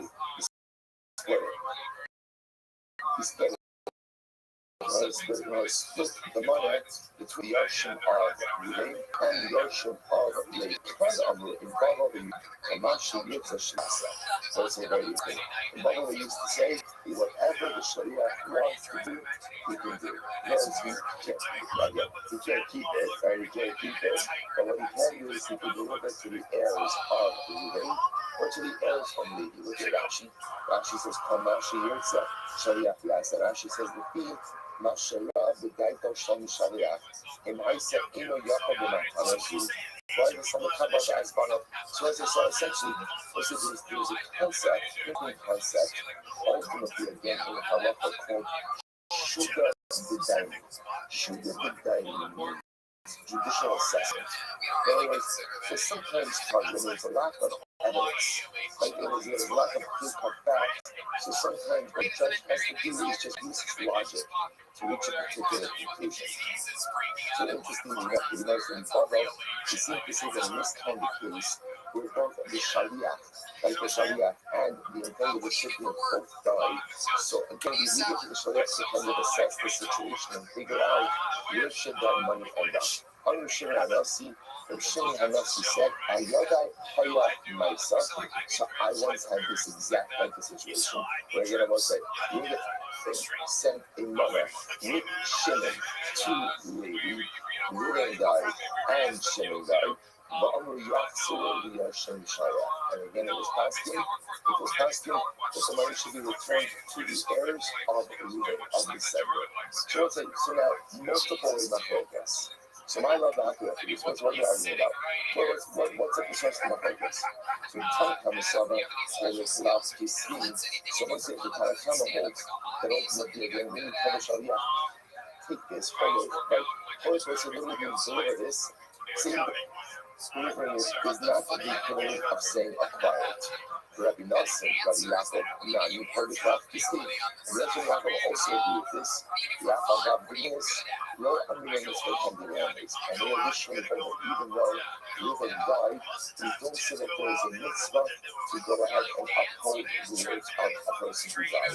Hold it, busy. So it's a matter of just plugging in, assuming that I love for myself. If I'm looking at my this is hold it to see or hold it like to see. When you tell a child to take something, are you telling him to acquire it or not? Let's assume that is the basis of this machlokas. So those are saying we're just plugging that in into all of the different positions. And you got us, or you got us, you should be up, some sort of there, hold it like to see. That's the first line on the bottom. So you got us, he will say, ultimately again, hold it as like to see.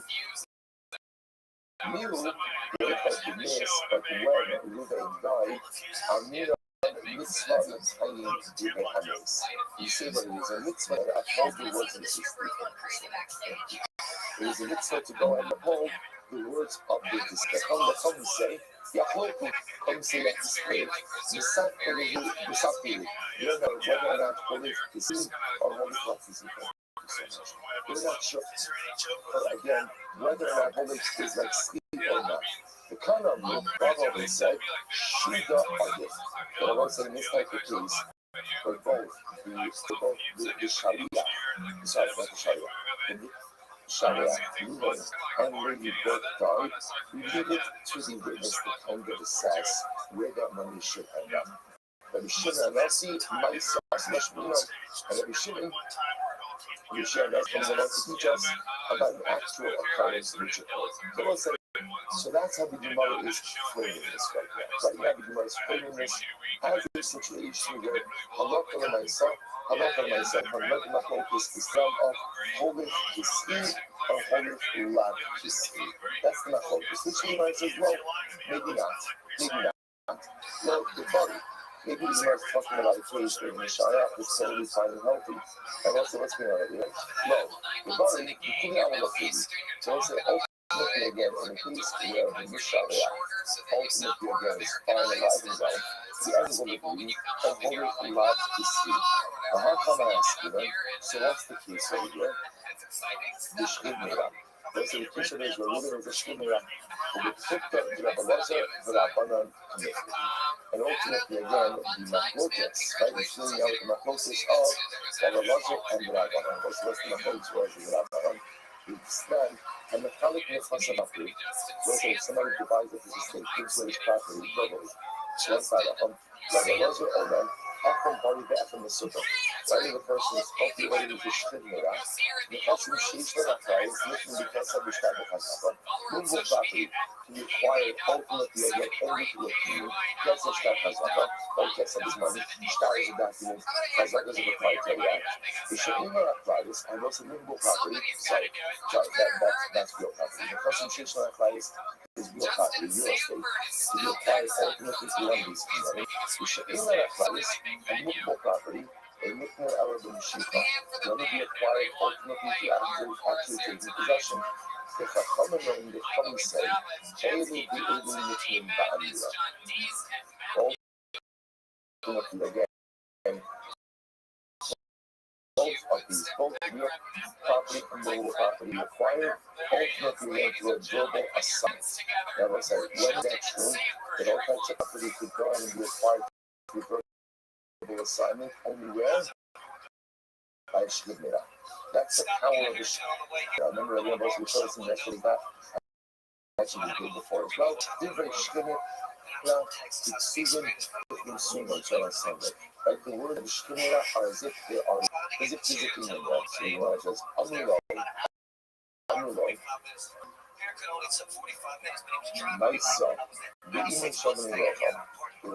There was a story with the sons of Rothschild. Shahaisa Kola, who was very ill, and we said, well, again, we mean like Shkidmira ill, but Amra, she said, nothing Papa Festival. Do nothing to be nasty with my pin. Like do nothing with my pin. Like pin, piece of jewelry should be given to my daughter. The Jewish name is Salmana. And this pin was ultimately again worth 12 money. A lot of money. Umesa, and then she died. So I said, so what did she do? She verbally assigned, she verbally gave ownership of this pin to her daughter. I said, let's be clear about something. Under normal circumstances, the halakha is that, as we just said before, that land, real property, by what we call halakha, the chassid shlish lahem achrayus, could only be acquired with kesef, money, shtar, document, or hazak of the proprietary act. And in general, the chassid she'in lahem achrayus, movable property, required meshicha, require actually taking possession. There is a unique Kiddush by Shkidmira, that is Shkidmira simply by verbally conveying something to someone, that is that of a complete human, and a complete human. So we weren't just telling the story over here of the nature of the local family who was a Shkidmira, and ultimately went ahead and assigned gave over for him to her brother. But what happened? The Gemara says, let's say test button without a 15a, second line down, the penny kachamim as Tibara. And ultimately again the kachamim upheld her words. And the kachamim upheld her words. On the other hand, so the other hand said to him, when you wrote down, take her in evil. So you bring a riot from the Rothschild, and they wrote out their mother should carry them. Okay, so what's going on here? Here the Rashi, take her in evil. Rashi says, Klonah, when behind the Ali, the way you spirit the base of Edrish, the Raya, with these Shari Hayu, Shari in the cradle and puts of resistance. So essentially, a very strong reaction to bringing a human to the real time. Right? So literally, about your mother should bury them. You what? Don't mention bringing your part in the base message. Right? Don't bring them up in the base message. It's not even appropriate to use them as grounds for any halakhic discussion. Now, what could be a local do that was so bad? It's actually interesting. So actually, points out over here, the fish in the coaxing the carrot was that they allowed thorns to grow in their vineyard. And the Raja, to lie in the room, but on no like the hand Lyra, to each like the Cassie Bahan, Egg Haisa also Sabash, and that's how we show that this good is an edition. So it's fascinating. So apparently, again, in the local, they used to allow thorns to grow in the so it says there is a machlokas. You have a concept that you're not allowed to grow multiple different species within one season. There's a machlokas as to whether or not the prohibition applies to allowing thorns to grow inside of the car, inside of the vineyard. And the reservoirs of the opinion is the thorns. It applies to thorns. And if Allah said they were Rothschild, and because they were Rothschild, they were kept at arm's length. They weren't mentioned, they were not to be mentioned in these things. Okay, one thing here is, don't bring this story as a riot. So you know what it's like, Tanakama, so we're supposed to start putting all the previous opinions into this one. So Tanakama, Kabbalah, Tanakama, Rabbi Nassan, Rabbi Yaakov, Nami, Kabbalah, Rabbi Yaakov, and Yaakov and Rabbi Nassan also have Kabbalah, but they don't Avagat Dinir, even though again the Mishnah reacted, you may die, low Amiran Mitzvah of Hamis. You do not say that it is a mitzvah to go ahead and uphold the words of together. Ish Omen Kirabanan, Ish Omen Hold like Kirabanan, Rabbi Yudah Nasi Shamshon America Velosa, Rabbi Yudah Nasi, Singer, and music Velosa, means just that the miss, but when the Shalak, when you don't die, and you know, mitzvah the coming to the Hamas. We say that it is a mitzvah to go ahead and uphold the words of the dead. Therefore, come say, Yahweh, come say, ultimately again, you should spread it. So this is where, again, Reuben died and Levi died. So what should the Sharia do? Split the item between both sets of heirs. The stateless after is ultimately in the support. So Khan Amir, Shuda Agri. And here they say, now Papa has said, let the Sharia decide ultimately again where the money should go. Rabbi Shimon Hanasi, Shimon Hanasi, Maisa Asala Shmarinan. Sure, so just coming to go ahead and teach us ultimately again a story that actually occurred. So let's say, so therefore, two versions of the machlokes. Like one version of this multi-way machlokes is when it's when the Mishariach, when the sender, from the principal, sends the money with the Shariach. And he tells the Shariach, hold it, take this money to the intended recipient, tries to the Shariach acquire the money on behalf, on behalf of the intended recipient, or not. That's a machlokes. Second machlokes, what I say is, you see that the words of the Shrivinah ultimately have the effect of a bona fide people. We must suggest in two ways to understand the multi-reading machlokes. Good. So we might go back to the Bible, Rabbi Shimon Hanasi.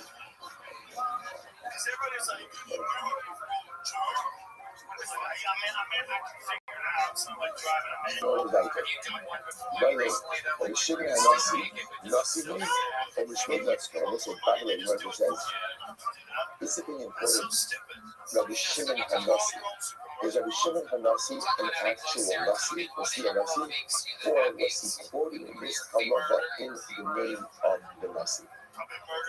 So Tashma, I'm not Yosef, halacha Rabbi Shimon Hanasi. Right, ultimately again, so Yosef says that halacha follows Rabbi Shimon Hanasi. By that way, okay, so the question so Nasi, or Nasi, or the conversation Nasi, or is he saying over the name of the Nasi? Also, you're saying yourself, who cares? But it matters a lot because again, we try to be clear if who is saying what, as this has an impact ultimately again on the nature of the Minnesota, to which the Moses take it. We're not sure. We're actually not sure. We're not sure if Rabbi Shimon is the Nasi, or ultimately again if Rabbi Shimon is saying over the name of the Nasi. Okay, so let's analyze this last part. So Rufa, I'm not going to say the real truth says, halacha Rabbi Shimon Hanasi, halacha follows Rabbi Shimon Hanasi. Halacha follows Rabbi Shimon Hanasi. This one, just remember again. Halacha follows Rabbi Shimon Hanasi.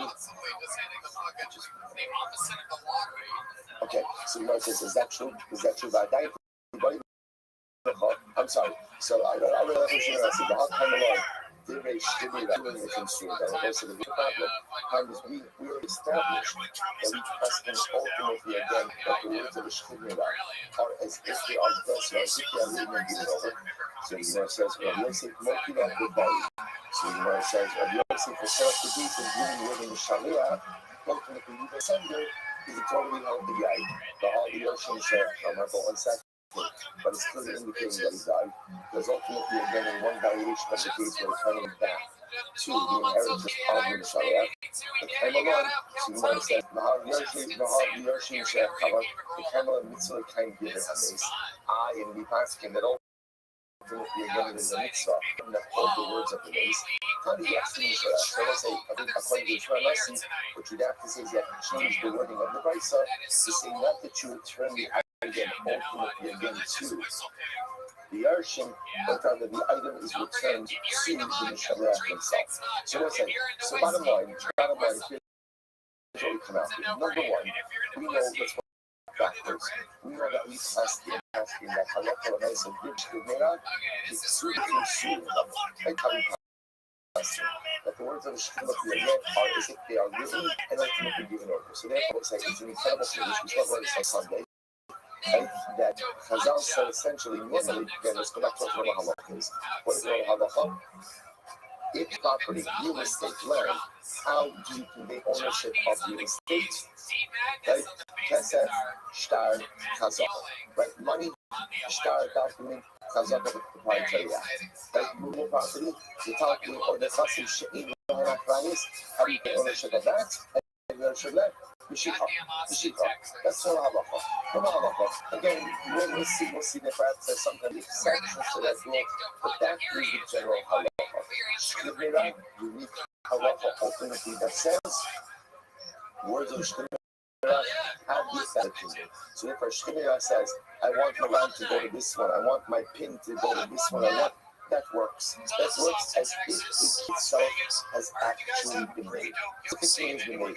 Also, going back to Sunday, so we should have beautiful idea that Chazal wanted the Shkibnira to be totally free from anything else going on in order that it could focus on Shula. We spoke about that earlier. Fine. So I said, what about Ored Kisvi? Because this seems to be the biggest outlying issue. And also, there's many dramatic effects. I'm a Mishaliach. I sent something with a Shaliach to Ruben. Right? So, Ruben wants to send an object to Shimon. So, Ruben wants to send an object to a lady.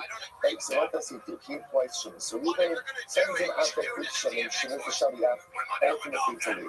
Ruben gives it to Shimon. He says, Olech, Mana Zu, lady.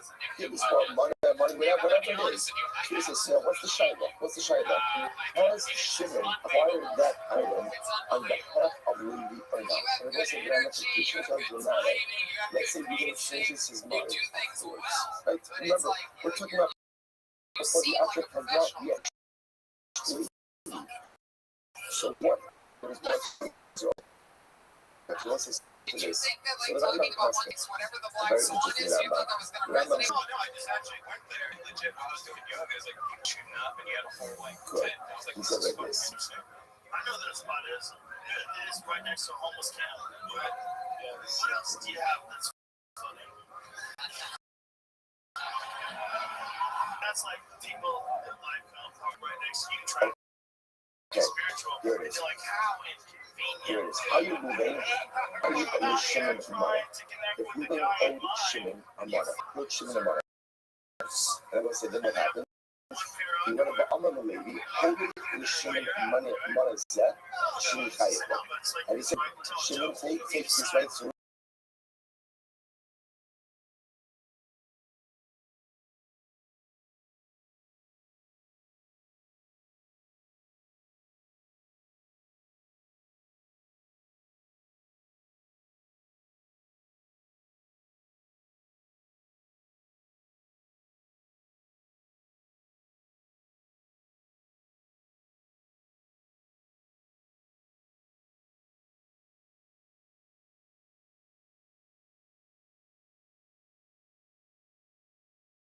The Rebbe Kai who Shimon Mara, the Amar lady, and he says, holding the Shimon Mara Zeh, Shani Chayet.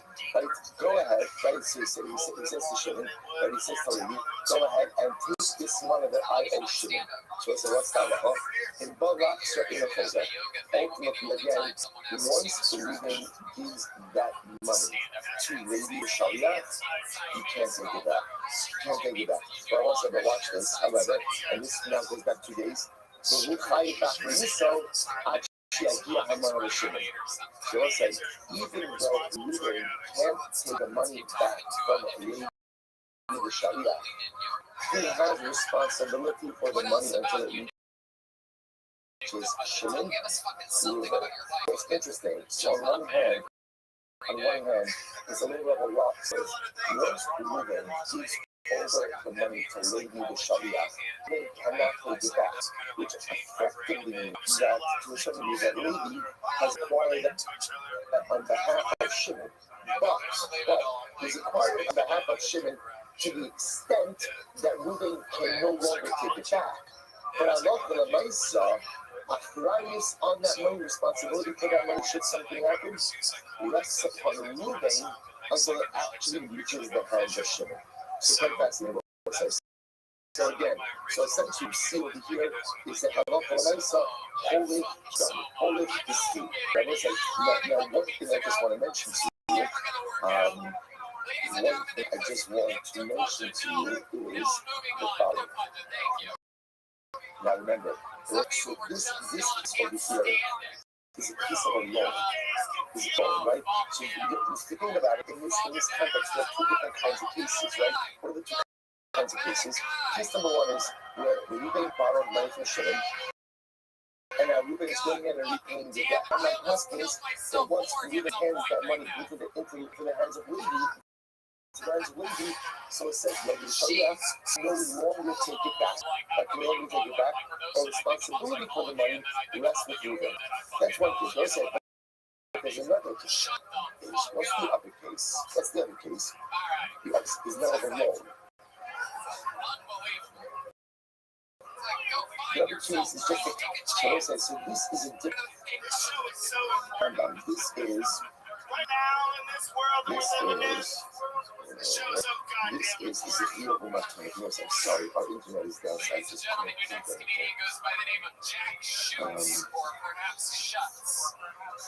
Back in the standards. No. I also say this. Oh, here he is. He's right here. Cyber Jack shoots everybody. Shootsy. Come on, Cyber Jack shootsy everybody. Hi guys. So this is a difference specifically in Matana, Dalit, Dalit. So listen, now watch this. Contrast this with the next case. Here's the Rabbi. Reuben Sheratza Litain Me'atim Nalam Shimon. So let's say, so again, let's just get our cases straight. So therefore, in the case of a halva, in the case of a loan, when Reuben owed Shimon money, so now Reuben goes ahead and gives, now Reuben's repaying the debt. He gives the money to Shimon. Once he delivers the money into Shimon's hands, what's that law? How did I'm asking? Once he delivers this, then what? What options does Reuben have?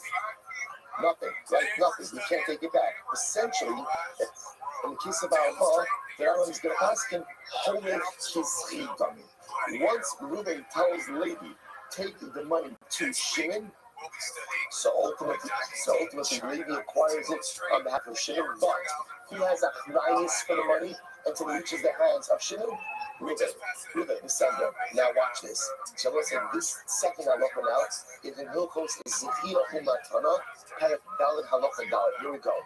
Reuben Sheratza Litain Me'atim Nalam Shimon. Interesting. Now let's say this is not a case of a loan. What is this a case of? Reuben wants to give 100 dinar to Shimon. So what's that? Is a gift. The way whatever it is, the Shabbat law seems that so Reuben wants to give $1,000 to Shimon. Today, the mayor says to Shimon, okay, mayor says to Shimon, listen, here's what it's matter. If Reuben says to Levi, acquire this money on behalf of Shimon, right? Or give this money to Shimon. Once Reuben gives it to Levi, Reuben cannot renege. Can't take it back. However, Avalin Amar Shimon, he just says, hold it, right? Convey this, right? Take this, right? Take this to Shimon. He can renege over here. So let's say, what's the protocol? This is fascinating. So what the Rabbi asking is like this. Obviously, if Reuben says the lady acquired a Shimon, that's obvious, right? So obviously he can't renege. So why can't Reuben renege? Why not?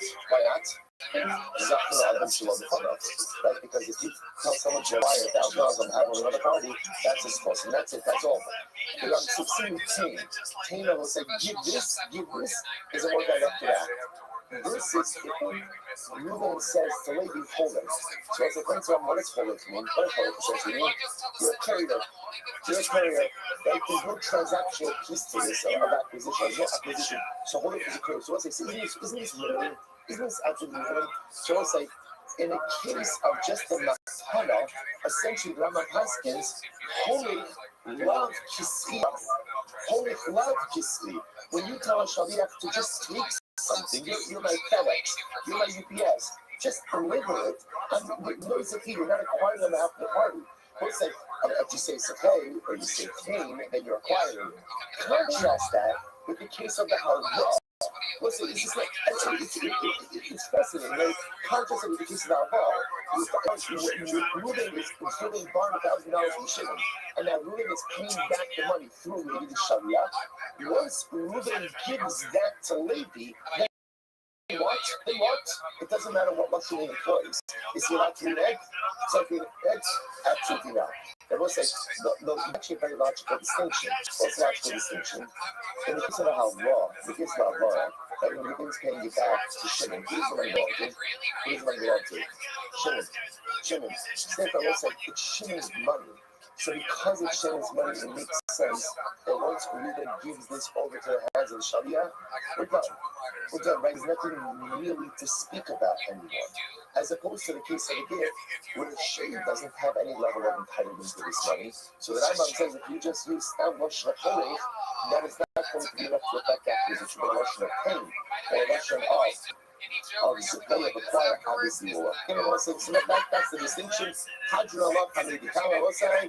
Mazel Tov, really beautiful. Says the Mishnah. Hamid Gidin Sayam. Let's say if a person goes ahead and brings a get from overseas. Interesting. So I'll just point out that here. So remember a get. Remember here it says Hadron Allah, Hamid Kama. This part is also called Hamid. So the first character is called Hamid Get. Second character is called Hamid Get. Both Mishmarish begin at the same place. Person goes ahead and brings a get from the Dina Side. We already established in Parakal. First Mishmarish Din. If you are bringing a get from overseas, what must you do? What must you do? Rabbi and why? You have what you have to do. So what's another interesting variation of this case? Maybe get me the Dina Side, but I'm the funny nefta. Have I love the funny nefta? Interesting. See, said the funny nefta, the get was written in my present, but you failed to say, you didn't say the funny nefta. The get was for the funny nefta. About the funny nefta. So here, let's say, first case, you only spoke about one part of the act, like you did not speak about the part of the get. Or the part below, the funny nefta, or you say the get was stated in front of me, but only actually signed in front of me. Or the funny nefta, that's your partially written in front of me, the funny nefta kula, but it was totally signed in front of me. It was in all of these cases, possible. All these cases possible. Now, what's that? The reason why also is we have a principle, we have a concept in halacha of kala matbeya, kala meshana, between matbeya shekalu tachon. Because some people halacha, like when they create a standard, if you deviate from the standard, things are essentially invalid. So in this couple of things like this, as I'll institute that when you bring a gift from overseas, what do you have to do? To find that stuff. So that's it. Like it's pretty straightforward, right? That's what you have to do. So you do part of that, and you do part of that. So simply I think what you've done is simply invalid. Simply invalid. Awesome. After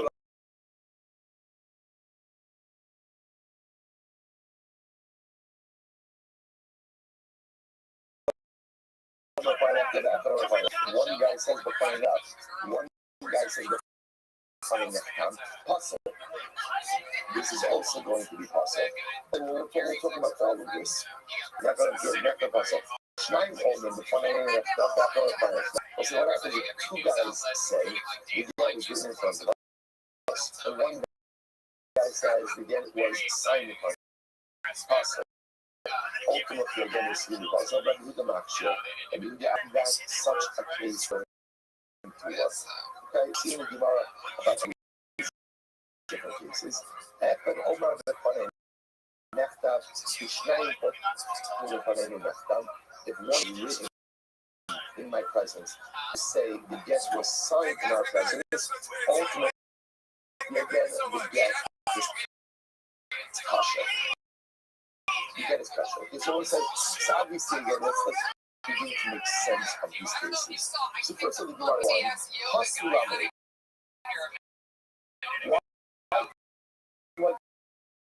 even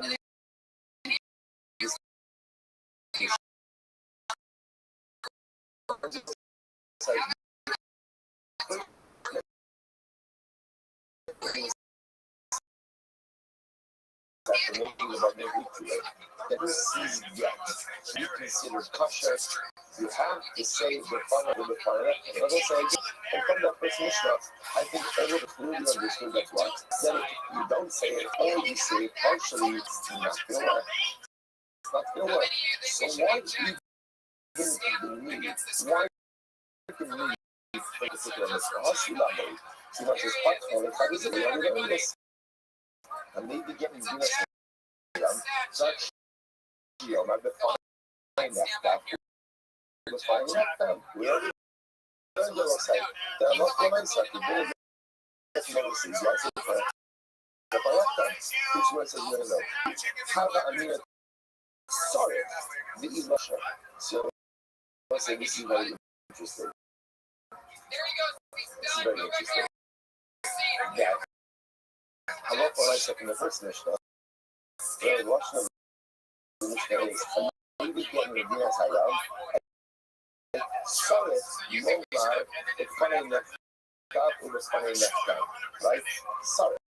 Right? Sorry, you know what I have to say. What is sorry mean? What is sorry mean?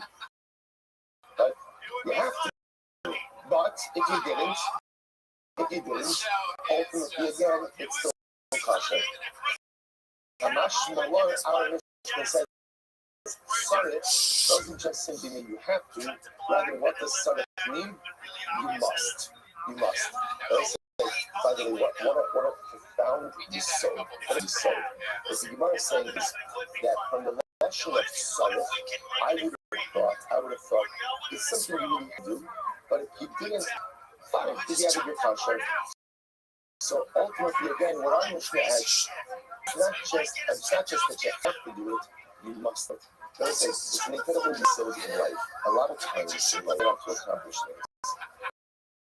And let's say, it mentions many times, like the death knell of any life initiative is like, I'll try.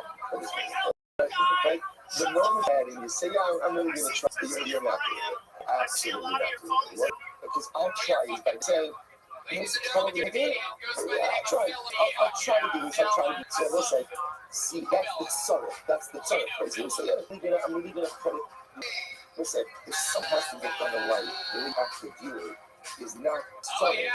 Right? Not it's important, but it must occur. Now, again, when you tell yourself that something must occur, does it mean that you're going to be successful?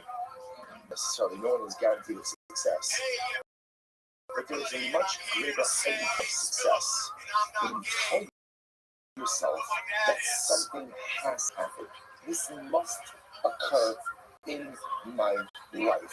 Maybe it will, maybe it won't, but one thing is clear, much heightened probability. It's such an incredible, if you think about it, kind of like, what's it? People have this in work, right? You go into work, and what happens? And any given day, there's a have to get done, right? So you see what you get. You look at all of the activities.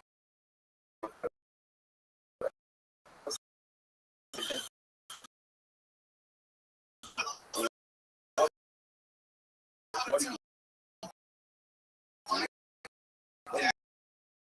do for an organized person? Right? You take that list of all the things you have to do, and then you subdivide all of it. What is subdivided into? That have to get done today. Right? Because there's always those things, or there's other things I'd like to do, but then there's a deadline, there's this. And so when you divide yourself into buckets, you divide your food into buckets. This bucket that you must get done today, and this is the bucket that I have to get done. Listen, it's going to be one of the things that I must do. What is I have to accomplish? Don't give yourself a house. Let's say you're going to try. I'm going to try. Also, by the way, also, you ever notice when people describe things, you notice what people do is like these things like a snake, right? I know that. I know it's this thing. I think I have to, as a person who twists a lot of arms to get people to do things, right? I'm a student of facial expression. When people say they're going to try something, even if they avoid eye contact, right? Or they smirk or they I know it. I know it.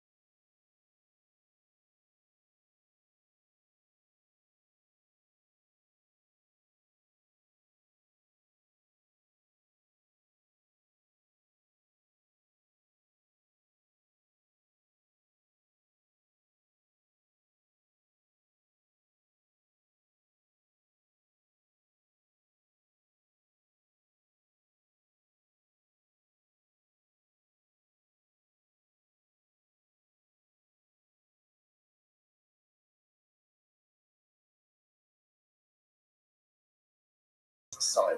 So the Mishnah says, Pasuk. The Chisda adds, and I will say, watch this. What happens if two witnesses come along and testify about the authenticity of the second aid?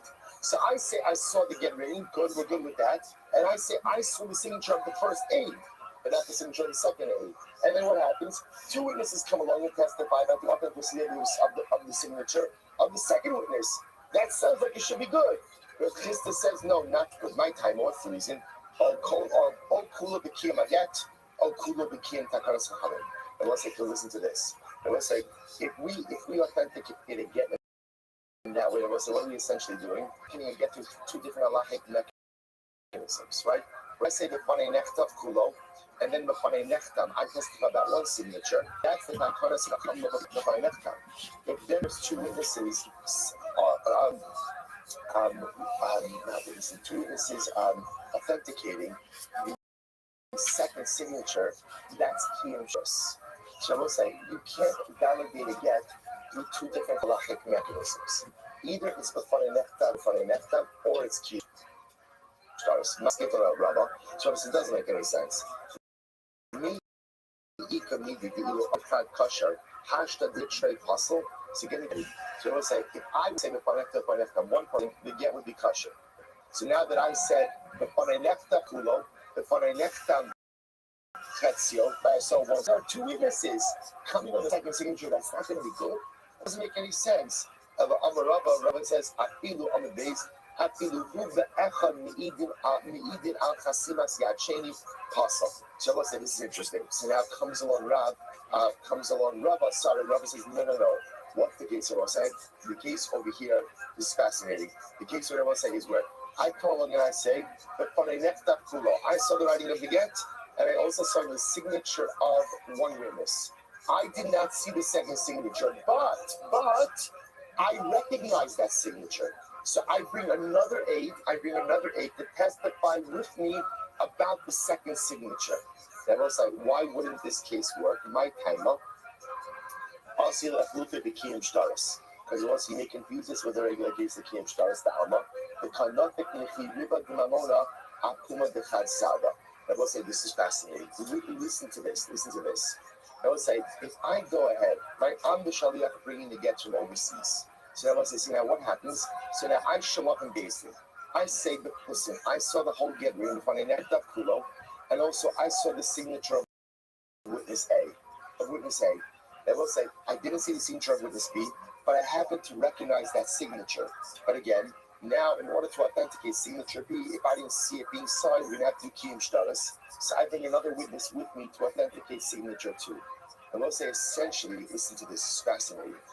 The credibility of that document essentially rests 3/4 on my testimony and someone else. Because I authenticated signature 1, ultimately through the fine after, right? And therefore I'm counted as two witnesses on signature one. And then in essence, I'm counted as one witness on signature two. So I'm going to say, so halacha l'maisa, what ends up happening is 3/4 of the testimony comes out or is based on me, 1/4 of the testimony on someone else. So I'm going to say, and that of lopsided authentication we can't have. We'll get more into this. Maskip Rabashi. So Rabashi says, 1 second. Mi ika midi di masikle ibu lekulit ibu kasha. Hashta di ika chan ba'adei pasel. So we'll say, here's the problem. Remember, we'll say, if I come along and I said, before what's the halacha? Kasha. So we'll say, logically, does it make sense to say, if I came alone, it would be kasha? Now that I'm bringing in someone else, that should be worse. Like, in general, one would logically assume that what? The more people you need to authenticate a document, the better it is. The better it is. How can it be that there should in any erode the authentication? Al-Amr Rashi, Afidu Omer, Hu Eid Sheni Paso. Oh, so let's say, here's the issue. What like the problem here? What happens if halacha l'maisa, I show up? Let's say I show up from Medina Sayyad. I bring the gap. I say, b'fanei nechtav kula, I saw it written, b'fanei nechtav, the first signature, right? The first signature I saw it signed. And by the way, the second signature, that's me. So I will say, so now that doesn't work. Why doesn't that work? My time up. All kula b'kima get, all kula b'tekan's common. I will say the concern over there is because that's, again, a mixture of two processes. You're mixing the process ultimately again of the funny nechtam together with what? Kiyum shtaris. And I will say that you can't do. In other words, choose a process. Either the funny nechtam or ultimately again Kiyum shtaris. Choose one, but you can't mix and match both processes. So tonight I will say, isn't that fascinating? Absolutely riveting. In other words, again, and it's logical. You have two different ways to authenticate a get. Either the funny nechtam or Kiyum shtaris. Choose a team. Choose a mechanism, but you can't take some from category A and some from category B, combine them together and suddenly create an authentication challenge. That you can't do. So Tran, the funny nechtam kula, funny nechtam chetz apostle. So our Mishnah says that if halacha l'maisa, again, 8 says, I saw it totally written in front of me, and ultimately, again, one witness signed in front of me. Apostle, the idak katzio hefidam. So I'll say, what's happening then with that other signature? So even with the leka the kamasi the cloud, if no one's testifying about that second signature, hashta echad omer b'fanei nechtam, the echad omer b'fanei nechtam. So we'll say in the case of where another case in Mishnah, where one says b'fanei nechtam, one says b'fanei nechtam. In that case, the high kamasi that kula chasima apostle, where we'll say you have one witness fully testifying the writing, a second witness testifying about the signatures. That's going to be right. So ultimately, again, I want to say that obviously, if no one's testifying about the second signature, obviously it's going to be also Ella, Ikidraba, or Kizravashi. Right? We'll see you have to align it, either like Rabbi, like we said before, like Ravashi, Ulakuki made Rav Chisda. I will say one thing is clear: we are excluding the position of Rav Chisda. I'm not the Rav Chisda. Chisda says Latame, but using your logic. The funny nectar, Abalo the funny nectar normally. So let's say according to Rav Chisda, we'll say 1 second. If we have, why do you need the case of where the witness says it was signed in front of me? Sorry, the funny nectar, but not the funny nectar. Elolozu afsu katoni. Rather, I will say what you begin to see is our Mishnah is including cases that don't really need to be articulated, that are kind of obvious. Hachanami lozu afsu katoni. So it's about saying in this case over here, lozu afsu. The Mishnah is also including cases that don't necessarily need to be included. So therefore, we'll say essentially the Gemara is ending up with. We'll stop over here for today. Is that Allah said the Mishnah has certain redundant cases about things that could be burned out from the other. But we'll say, but bottom line is what we take away from this Gemara is that halacha l'maisa, either you have to use the process of kiyum shtaris, or you have to use the process of the b'fanei nechtam or b'fanei nechtam.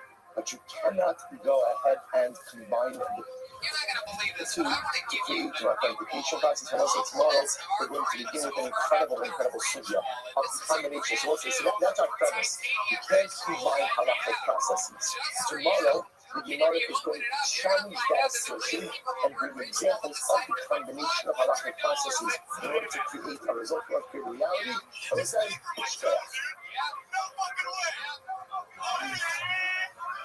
You're welcome. $500. That's to the great people over at Ritual. Mine is carbon fiber. That one is titanium. The whole crew has them. It's the best wall in the entire world. You should have it right now. They're in the shed. I don't know. They are shit, and you don't have to use that look at the size of that clunky bucket. It's like half a cow's ass. That's what this is. Is that? By the way, this is the second time that the great people at Rich have given us a wall. We had no idea we were going to get to film. We had no idea it was getting called film. And the two times that we've done it, both people have had to get ripped into this wall. You guys had a piece of special manila paper. How did you wouldn't believe this. The only other time we've done this, and I think that I'm sure there's some fans here that probably know this, the only other time we ever did it, we never know who we were going to give it to or whatever, so it's like I'm feeling it out. I'm not going to tell you that obviously it's just control to the radius. I mean, this guy's going to get it. But both times, the other guy was home too, and both times I've asked. Both times I've asked, and this is true, you can look back on this episode or wherever it is and find it, but I asked him, what does your wall look like? And I swear to God. all right, fellas, say good morning. Let us begin to hear my favorite our sponsors, made our cover sponsors for the month of Tia. Stephen Perry's into dedicated understanding Russians this month with a higher offering you expense on the pen shmuel Howard. Work on net about $140 so now we're going to be incredible. Successful Ben Conrad, that's from Shannon. Let's get back in days 42 and an incredible basket is working on the powerful days 41 G's and we are picking up 10 lines up from the bottom. Versus again at the end of yesterday's class, we got into the suit of Hanifa Valerie is not talking about the curious effects of Hanifa and how again Hanifa ultimately again condemns the individual or culture punishment, which is just amazing. So you want to say, I'm ready to say, Canadian shoes of Hanifa, maybe after all of any person who goes ahead and brings and literally has flattery in him is also an interesting Russian of Shirish, both Hanifa has flattery in him. We'll come back to that moment. Maybe after all them brings anger to the world. Which also means invites the Midas Hadin, divine attribute of justice, into the world. But funny maybe a single below oath, Alashim Tfilos or Mishmas. Any person who has flattery in him, his Tfilos are not heard. Do not listen to Shneimar, but you shall with Yasuram. Let's say just a little bit of background to this. What is it that's so bad about Hanifa? I don't say flattery is not good, I certainly understand that. But when I saw why the intensity, right? Why the intensity ultimately again comes out about this. So let's remember again, what does Hanifa represent? Hanifa represents the height of personalistic insincerity. Right? When a person has the need of Hanifa, the person is just a flatterer. So what ends up happening? They're not sincere. They're not genuine. They're not truthful. And suddenly what comes out is anything they say is always subject to us. Is always subject to, really? Do you mean it? Do you not mean it? Is it just in order to get something? So it's like that's the problem with Hanifa. The total insincerity, the total sense of lack of genuinity. Right? Genuinity. Obviously, so what's the problem? What's the most important midah that the Torah needs from us in this world? The most important midah is honesty and sincerity. Because God does not ask me to be perfect. He doesn't even ask me to be great. But he just asks of me to be honest. Because if I'm an honest and sincere person, then what am I sorry?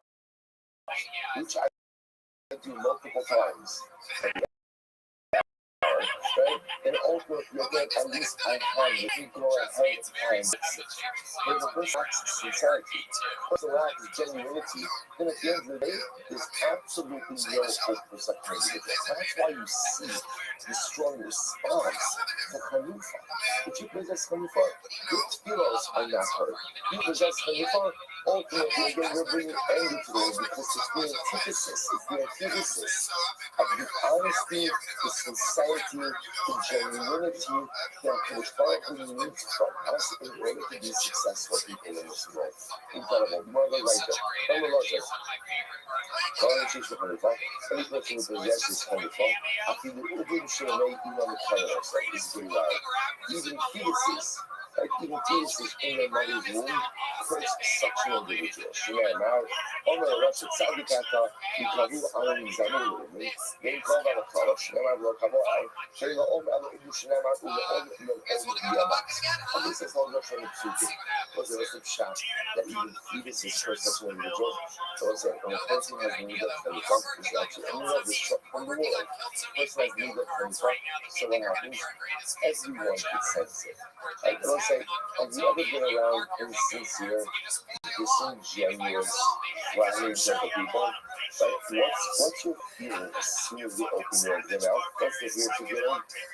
It's a lot. Come on. It's so clear. So I say, the whole package, when a person sees this in the movie Chayifah, everyone can sense it. That's what everybody was very says. I feel it, even the fetuses, okay, it's quite literal. That's even the fetuses, in other words, that lack of sincerity is culpable. And lack of sincerity is perceived and conducted and understood by everyone around. Everyone else, when you choose your Chayifah, no problem to have it. Every person has Chayifah. Ultimately, again, falls to Gehenna. Go to Gehenna. So Gehenna will say, it's not a punishment. It's not a punishment. What is it? What is it? It's a consequence. It's a consequence.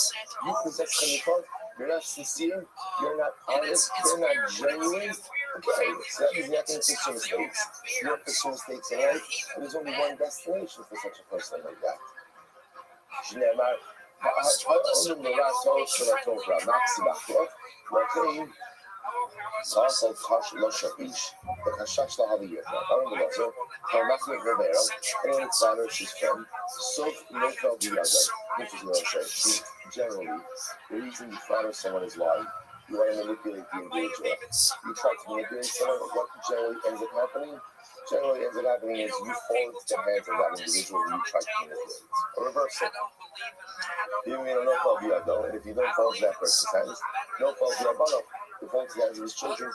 They may not be out, but if they fall into the hands of his children, they'll fall the today, but they fall into the hands of his grandchildren. The idea is that you try to manipulate someone who's probably, at the end of the day, it won't work. And not only will it not work, but there'll be a reversal. Ultimately, again, you fall to that individual. Not him and his son, not his son, his grandson. Shneimar, and also the source for this is actually quite interesting. Ayom Yumi on the Kananda, Amen Yasa Hashem, Yakam Hashem Tivaracha. And I say, this, without getting into the entirety of this story, ultimately, as well, just to go to Bashi, as Ayom Yumi on the Kananda and David, Sha'aman Yedwas Shaka Agala Sifanya, Yitzra Miklash, Shadol Yimabia Oich, Nasai Yavim, and in the Shivin Alamaka Mazah. So there was this guy Hananya, and Hananya was a false prophet. And one of the false prophets that Hananya espoused is that Yehoiah, who was the king of Judah, was already exiled, and Hananya prophesied that Yehoiah is going to be returned to Yerushalayim very soon, along with some of the principles of the Rush. Yirmiyahu heard this. So listen, Yirmiyahu knew it was false. How did Yirmiyahu know it was false? Because he wasn't happy. And he did prophesize about destruction. But yet when Hananya said this, what did he say? He said, Amen. Kenya Hashem. Also, so Yirmiyahu said, Amen. And he said, now, do you understand that wasn't from Chayifah? Right? Yirmiyahu was flattering Hananya. So because Yirmiyahu disbelieved in the behavior of Chayifah, so what happened? The sit, top of Numbers, top by 42a, first line, by here Ushar in Yemen, Ushar above the keyboards, Ushmo, Yirya ben Shamya, Ben Hananya, by you post the Yirmiyahu Hanavi Lenar, Alakastin Ata Milcha. So I will say, so fast forward a little bit. That's what a little bit. So again, Yirmiyahu later on is arrested by a guy by the name of Shamya ben Hananya. I'm sorry, Yirya ben Ben Hanania. The grandson of this guy Hanania goes ahead and arrests Yirmiyahu Hanavi. And he makes a claim that Yirmiyahu was a traitor trying to aid the Kasdim. So by Yirmiyahu Sheker and Yirmiyahu Kasdim. Yirmiyahu says no. What's the point of Yirmiyahu? See, are you supposed to know that you'll be able to sorry? He's arrested. Aaron's arrested. Dave's arrested by the grandson of the guy who flattered. It's just the line up that when you approach flattery as an intent to go ahead and manipulate someone, it backfires. You're trying to get that person to do what you want, meanwhile, looking somewhere down the road. Either now or 2 generations from now, you will fall into the hands of this individual. I will say, it's all the sin or teach. If it's part who just wants us to be sincere, honest, and genuine people, and the need of Khalifa flattery is the antithesis of that. So when you go ahead and you act with the Nida, that is the antithesis of what who wants of us, nothing works out. Incredible. Melissa Kiniga. Let's say this connection with everything about anything that I was saying, now we're doing this switching from the individual to the collective. Any kind of feedback can reach, right? So it's like how reaching to me, Cloud Yisrael, or it means any group of people possess this terrible Nida of Khalifa. Melissa Kiniga, what's the name? Melissa literally means disgusting, like a Nida. Also, it doesn't mean disgusting. It means disgusting. Right? So again, so let's see the definition of just the Mishnah now. Yeah, that's the Rabbi. She can be caught there, only Nida. Right? So often, the father has called the Nida Agamuda. My Gamuda, Gemula Nibaila. Someone who is removed from her husband. So that's what it means like this. It is similar that the Nida is removed from her husband, and Ada, congregation, that possesses or a group that possesses the Nida Khalifa is removed from her father. And it's like, what's the unlimited that statement? See, normally we make a distinction between the individual and the collective. And sometimes the individual could do things which remove its bond, which removes his bond, or which fractures the bond between self and equity partnership. We always have to under the assumption that there is a general divine providence, exactly Shmaya, that devolves upon the collective. Tzibor. Like that's like tefillah with tzibor. Like davening with the meaning is so powerful. Because my prayers have greater impact when they're part of the collective than when they're just done individually. What you must highlight over here is that the Nida of Khalifa is so corrosive and so destructive that it even damages the relationship of the collective to HaKadosh Baruch Hu. Not only does it damage the relationship of the individual, but it damages the relationships of the collective to HaKadosh Baruch Hu. And I was like, it makes sense, because the Khalifa represents again a lack of sincerity, a lack of honesty, a lack of genuinity, which are the core, which is the core Nida or Nidos that allow us to forge a relationship with Hashem. It has to be showing that see that still has this. These fractures the relationship. Incredible. Rabbi says, is so cold. Any congregation, any group, even small Israel, there's Khalifa. At the end of the day, will be exiled. Be exiled. Sit haka. Yeah, that's what I'm talking about. Sit Hassan. Shamarta Bilbabaha. Minyala Viasila. And Shukula Vigamuda. Gola Usula. Incredible. I'll read you about it. There's another interesting about are the Kitos in the cabin to the Shia? Because it is a profound statement. There are 4 groups of people. 4 groups of people. Who literally translated, do not receive the faith, do not receive the countenance of the Shia. The Lord says, this king is one of 2 things. This king is going to be the Shia, but either be a reference to all of Abba, and want to come, that there are 4 groups of people ultimately again, you don't have a portion in the world to come. Or again, it could kind of back what we were just saying before, 4 groups of people who engage in 4 different types of behavior, to ultimately fracture the love with Hashem, even in Olam Hazeh, even in beautiful, but the idea is, it's a relationship still. Right? It's not. It's not a punishment. I mean, it is a punishment, but it's more a consequence. They don't have a relationship with Hashem. They don't have to see that again. They want to come or here. One of these individuals calculates it. But say this is incredible. A group of Leitzim. So let's see what's calculating. So we start to see that's shine. And things like get with Sonos. Like what's a Leitz? Someone who just doesn't take anything.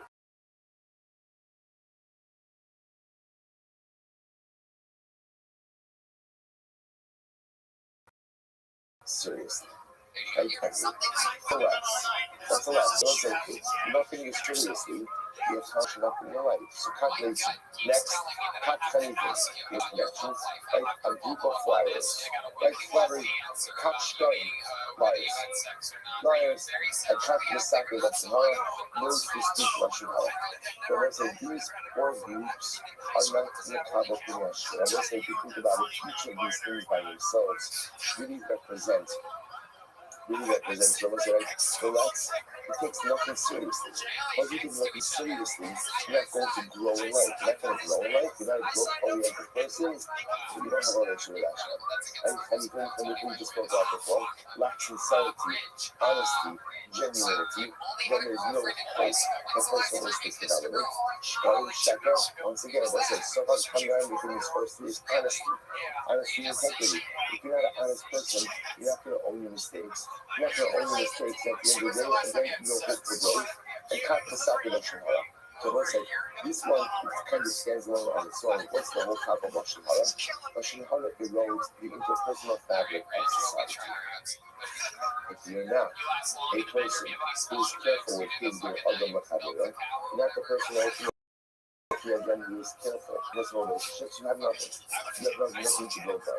So let's say, so again, where do we see this? You want to go through this.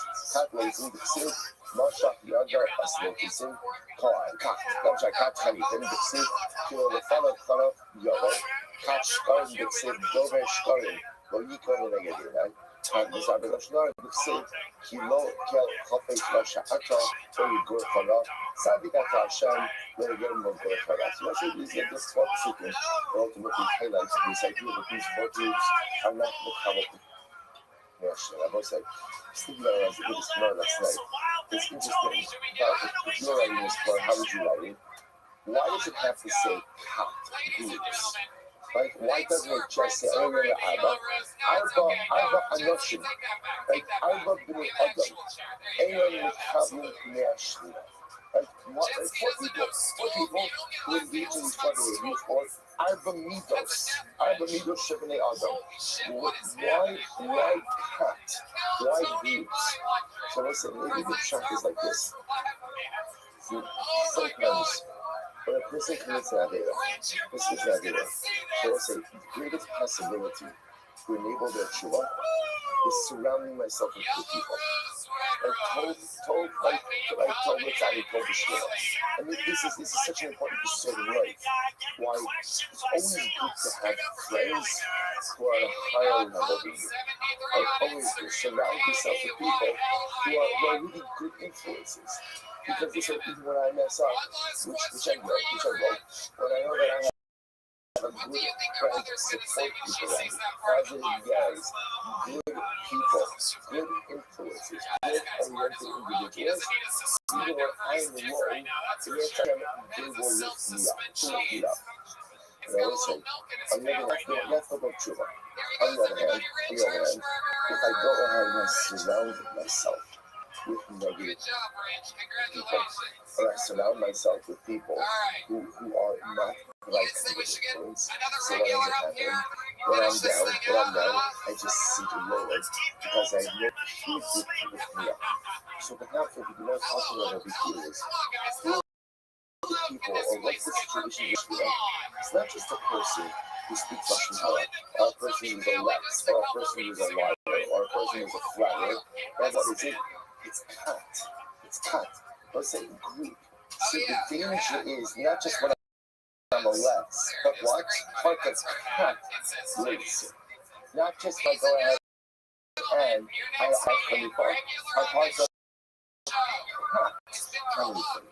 Now suddenly, not only do I go ahead and possess this negative need of thoughts and surrounding myself with people who behave the same way. Or surround myself with people who behave in the same way. Then really, that's why it says, when you look at that statement, in the Pablos Commission, what a doomed statement. What a doomed statement. Such a person is not going to ever be the calculation alone.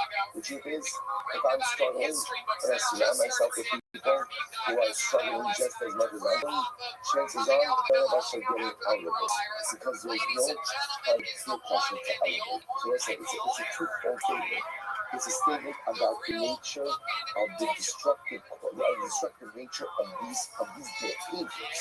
To be a rat, to be a liar, to be a hanifa, to be a misapa lashihara. Terrible, corrosive.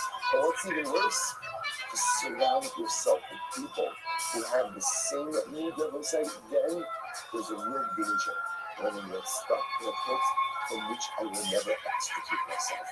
The power of surrounding yourself with positive people, in fact, from the reverse. The destructive nature of surrounding yourself with destructive people. An incredible result. We'll say, you know what? Mazel tov. You better. We'll say, this is great. But we'll say, remember, just to understand, the way we're getting into a lot of these topics over here is because these were all mentioned. And they were mentioned in the context, ultimately, again, remember we had Mishnayos that said, Eivin Ne'emarin B'Lashon HaKodesh, Eivin Ne'emarin B'Cholosh, which are not things that can be said in any language, or things that need to be said in Lashon HaKodesh, in Hebrew. So picking up on that, Mashiach Melchama. And once we're going to use the Mashiach Melchama, he is the Kohen who was anointed. His specific job is to lead the army out into war. Now, when I say lead the army out into war, he's not a military leader, but he is like the chaplain. And he is the Kohen whose specific job it is to give the army instructions and visit before they go out to war. So what I Mashiach Melchama, Rishon Shemidaber Ela'am B'Lashon HaKodesh HaMidaber. When he would speak to the nation, right, he would speak in Hebrew. Once we will come close to war, we'll see exactly what that expression is. The Nigash HaKohen, the Kohen will come close to the army, right? So the Kohen will come to the front. That Kohen Mashiach Melchama.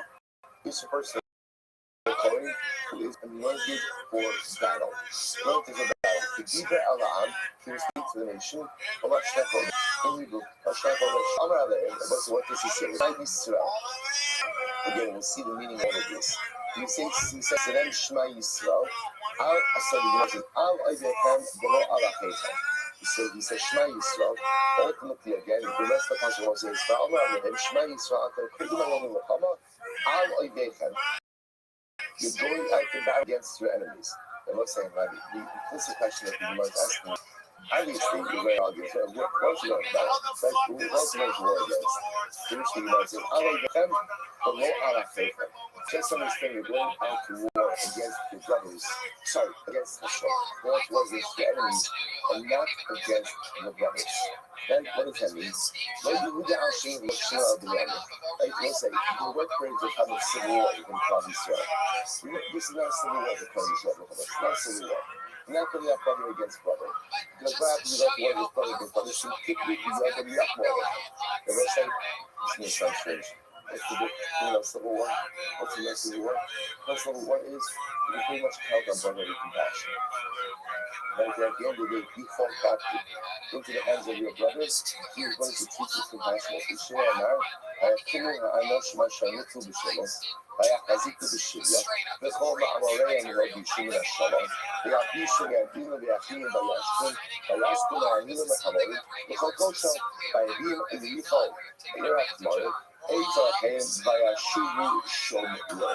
So let's listen to this. So Rashi points out over here, this was during the war of Petak ben Rimalion, who ultimately again fought against Achaz. So this was against Yisrael, where ultimately again they were under of men from Yehuda. They were captured. And what happened to the captives from Yehuda? They were fed, they were dressed, and at the end they were returned home. That's what happens in Klal Yisrael when brother fights brother. So the coin is just understand, you're not going to war against the brothers. Rather, they from alcohol. You're going to war against enemies. And what happens? You're going to war against enemies should quickly be open irrationally. If you fall captive, they will not have compassion upon you. So then that's the first thing the Kohen says. Understand you're going out to battle not against your brother, but against your enemies. Be prepared to fight. Because at the end of the day, if you are captured, there will be no mercy. There will be no compassion. I hear up about them. Literally again, don't let your heart be soft. I'll kill you, don't be afraid. I'll capture you, don't hide. So it says, so there's many different personas that the Kohen employs to tell the soldiers not to be fearful. I hear up about them, don't allow your heart to be soft. Ultimately, because of the braying or the rain, whatever the right term is, right? Because of the sounds of the horses, right? You hear the cavalry there, it can be very overwhelming. Don't be afraid. It's but the clanking of the sword. Don't be afraid because of the banging of the shield. So I say sometimes again, when the armies were close to what would happen, they would bang on their shields. They bang on their shields as an effort to intimidate the other army. And don't be afraid. Don't be afraid, ultimately again, of the sounds of the groups of soldiers. Don't be nervous when you hear the horns sounding. And don't be broken. As a result, ultimately again, the cries of the opposing army. So listen, what's incredible about this is, whenever you tell someone not to do something, by definition, what are you essentially saying? I recognize that this is normal. So it's actually an incredible idea. What the Kohen Muhammad is doing is, he's also validating the fact that war is scary. He's validating the fact. It's understandable to be scared, but now I'm telling you, don't be scared. Don't be scared. I understand why you might be fearful. Don't be scared. Why? What's his second white line? What's his so beautiful? Why shouldn't you be scared? Why shouldn't you be scared? Because understand you are not going out to war alone. You are going out to war with Yeribama Shalom. HaKadosh Baruch Hu walks with you. Your enemies, they come out to battle, they come out to war with successes of human warriors. But you come armed with the successes of a Rebbeinu Shalom. The Philistines came, armed with the victories of Goliath and Goliath. What happened to Goliath?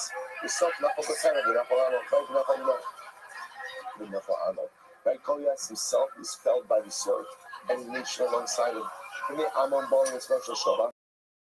The sons of Ammon, they come out armed with the Shobak was there. Right, so again, same with Ammon, their champion fell, and the nation fell as well. The Atam came, do you cry on your neck like this?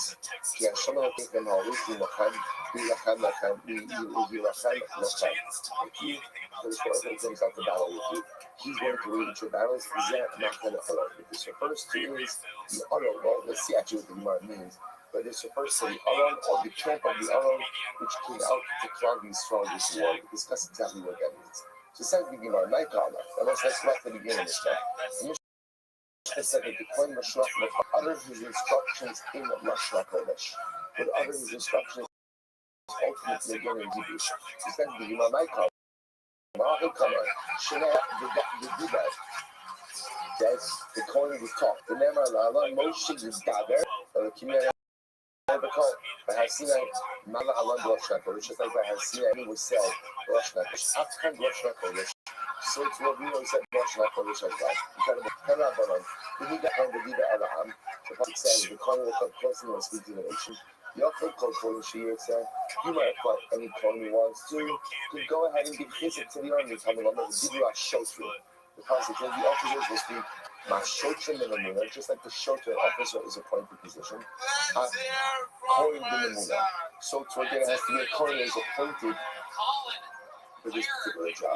The aim of Kohen Gadol, maybe it's the Kohen Gadol who does it, was to make the shofar. That's referred to a shofar.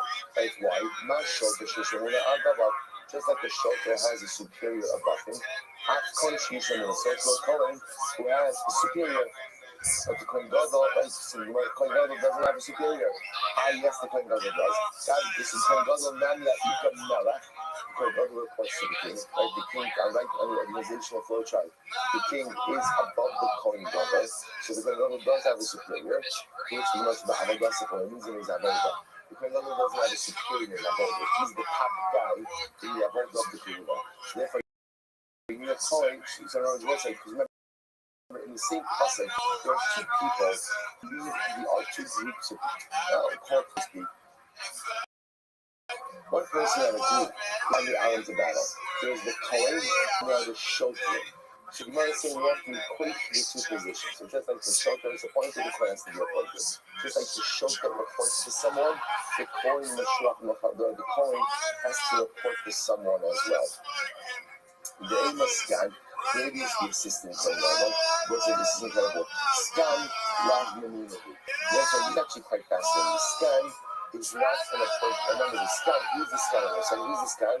Now, we call him the assistant Kohen Gadol, but the truth is, he's not really the assistant Kohen Gadol, right? What is he? He's the bullpen Kohen Gadol, right? He's the bench Kohen Gadol. So he's actually very important. He's the one who's been going over here. See, assistant Kohen Gadol sounds like what? He's working. Let's say, what is the Scan Kohen Gadol doing on a regular day, right? The Kohen Gadol is happy and healthy. What is the Scan doing? Okay, golf, right? Golf, that's right. He's on a Harabai, he's on a 7-12 the Harabai. I don't know what he's doing.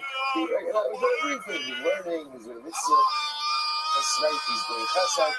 He's not doing anything in the Beis Hamikdash, right? Because remember, he is only activated when something happens to the Kohen Gadol himself, right? So we call him the assistant, but the truth is, he's not really the assistant. He's on the bench. Replacement. So that's what it says. Scan of Ramuna. Scan is not really an appointed position. The sign I'm already Chayyim, Scan of Ramin, Lama Scan Ramuna, right? On the mask, what is the Scan appointed for? Shin Ira Bok Subikon Logo, Nifras from the Shanish Hakta. So let's say the Scan is not really an active position. The Scan is only there in the event that something happens. He springs into action. So let's say, this is actually fascinating. Let's say, so therefore, to kind of close out the circuit, therefore, the Gemara says, the Kohen that goes out to war is a specifically appointed position. Right? It can't be the Kohen Gadol because the Kohen Gadol is the highest level. Right? It can't be the Scan because the Scan is not really an appointed position. Let's say, so you see the Kohen Moshe Haskell. What's the Moshe Haskell? The Moshe Haskell is standing ready to do something, but not actually doing anything is not a position of planning. But I say, talking about what you're going to do, or planning what you're going to do, but not actually doing it, is not really considered to be a position of importance within Klal Yisrael. I say that's the metaphor for life. Many of us spend an incredible amount of time planning and talking and articulating and espousing what we're going to do, how we're going to do it, only one problem, which is we never fully execute. Well, if I can't fully execute, then at the end of the day, that's nice. Maybe one day I'll be important, but the nights are right now when I'm on the bench, it's not all that important. Incredible you say. So the goes like this. So the Kohen Muhammad says, then he gives his own speech. Shema, right? The speech is Shema Yisrael, listen Israel. I can't play in Hayom Muhammad, it's the way after battle. So it says, the Adi Shaila is, why this point the Rosh of Shema Yisrael? To which the Gemara says, my Shema Yisrael, I'm not the Yochel, Mishra Mechai, and Shmuel will say, it's this. Right? Shmuel Bayachai is over here with us on the 34th day of the Omer, right? But one scene is the beauty. Once you create a relationship with Hashmi and life with Omer, that relationship stays with you even into life. That's the beauty of the Torah, like Haram to Hashmi. So Rabbi says, Amar HaKadosh Baruch Hu Yisrael, Afilu lo kiyamtem al kriyat shema shachris va'arvis yatem Yisrael biyadam. Baruch Hu says, all you need in order to be successful in life are spiritual merits. And the rest of the things that you have to be, as we say, against the tzaddik. You don't have to be so righteous. Even if all you come to war is armed with the mitzvah of kriyat shema shachris va'arvis, they will say, then what? You'll be successful. They will say, now if you notice, by the way, the Gemara doesn't say all you need is this use of kriyat shema. And what does it say? You need kriyat shema when? Shachris and arvis. So I was like, what's the concept of your kriyat shema shachris va'arvis? You've bookended your day with rookiness. So I was like, if I just have episodic rookiness, then that's not enough. But if I bookended rookiness, even if the middle of the day, even though it's not so great. But if I'm starting with Kedusha, I'm starting with Shema, I'm ending with Shema, I'm going to start with Yisrael, that's great. That's a fantastic start. And then for the nice again, that's enough of a source to allow you to be successful in battle. I need enough of that, cannot do it. Don't be afraid. Cannot bother. What's the greatest? I'm not even that very much. The Kohen Yeshua Muhammad speaks with us, speaks to the army twice. After the Safar, or the start, one time was when you immediately leave Eretz Yisrael. So when the army goes out to battle, ultimately again, so he speaks us the first time when we leave the borders of Eretz Yisrael. Ladies and gentlemen, it is And literally the second time, literally on the front, right when we're actually about to go out to battle. This Safar Ma'al Omer, on the border, what does the Kohen Yeshua Muhammad say on the days? Shimu divine after the Muhammad right? Ultimately again, hear my words, those going out to battle, because remember, so if you Chazru, anyone who is entitled to go back from battle, go back now. Exemption, look at Rashi. Shimu divine after the Muhammad, Milay Natsya, Milay Lele, the culture how you eat Natsya to go in Banabayas, we talk about all this. Kerem, Eras Isha, Yeri Barak HaRibah. So what's this? That's a very interesting. So the first speech is given at the borders of Eretz Yisrael. And it's there that he says, essentially, whoever is fit for battle come, or whoever has an exemption, go back home. So most of what do you see? What do you see from this? What do you see? Everyone goes out. Listen, what's fascinating is, I would have thought exemption. What is an exemption? Don't put off. What do you see from here? Look, everybody goes. Then you get to the border of Eretz Yisrael. What happens? And he speaks about the exemptions of those who don't have to go out. What's the logic? Everybody, the logic is that when Am Yisrael goes to war, everyone goes. Now, not everyone fights. That's the fact. Not everyone fights. But if Klal Yisrael is going to war, there is no such thing as a Jewish man who is not packing his bags and going out with the army. You may not fight, you may be sent home because of a variety of different things, but the nice at the end of the day, listen, that means you're part of Am Yisrael. Am Yisrael is in danger. Am Yisrael is facing a threat. You're going to stay home and eat home. What are you talking about? Pack your bag. Everyone knows when they see you schlepping along, there's no way we're not sending that guy out. Right? But you should stand with each other, right? But left shoulder, right? Everyone goes. So it's just an incredible use of the achos, right? So when the army is called up, everyone leaves Eretz Yisrael. At the border, we're going to send you home. You know what I'm saying? Achos is, you are part of the cloud, no matter what is occurring, even if at the end of the day, you don't have the specific way to help. In other words, you join the ranks. You join the cloud Yisrael. I'm counted. Either going to send me home because of whatever different reason, that's fine. Maybe I'm going to get sent home, but I'm still going to join the ranks of Am Yisrael as they march towards battle. Such an overwhelming idea. The Gemara goes weiter. So let's say that's the first speech. So the first speech the Kama Shulch Muhammad gives is at the border of Eretz Yisrael, and where he says essentially the exemptions. What's the second speech? We'll say Membeis 42b second line. So then he tells them, don't be big, because let's remember again, everyone who's present at the second speech, the front line, who's that? That's the army that's going to fight. Right? So again, anyone who's going home was already exempted during the first speech and was already home. So the second speech is given to the standing army who's going out to battle. And what does he say to them? Don't be soft at heart. Don't be afraid. Don't panic. Don't be broken.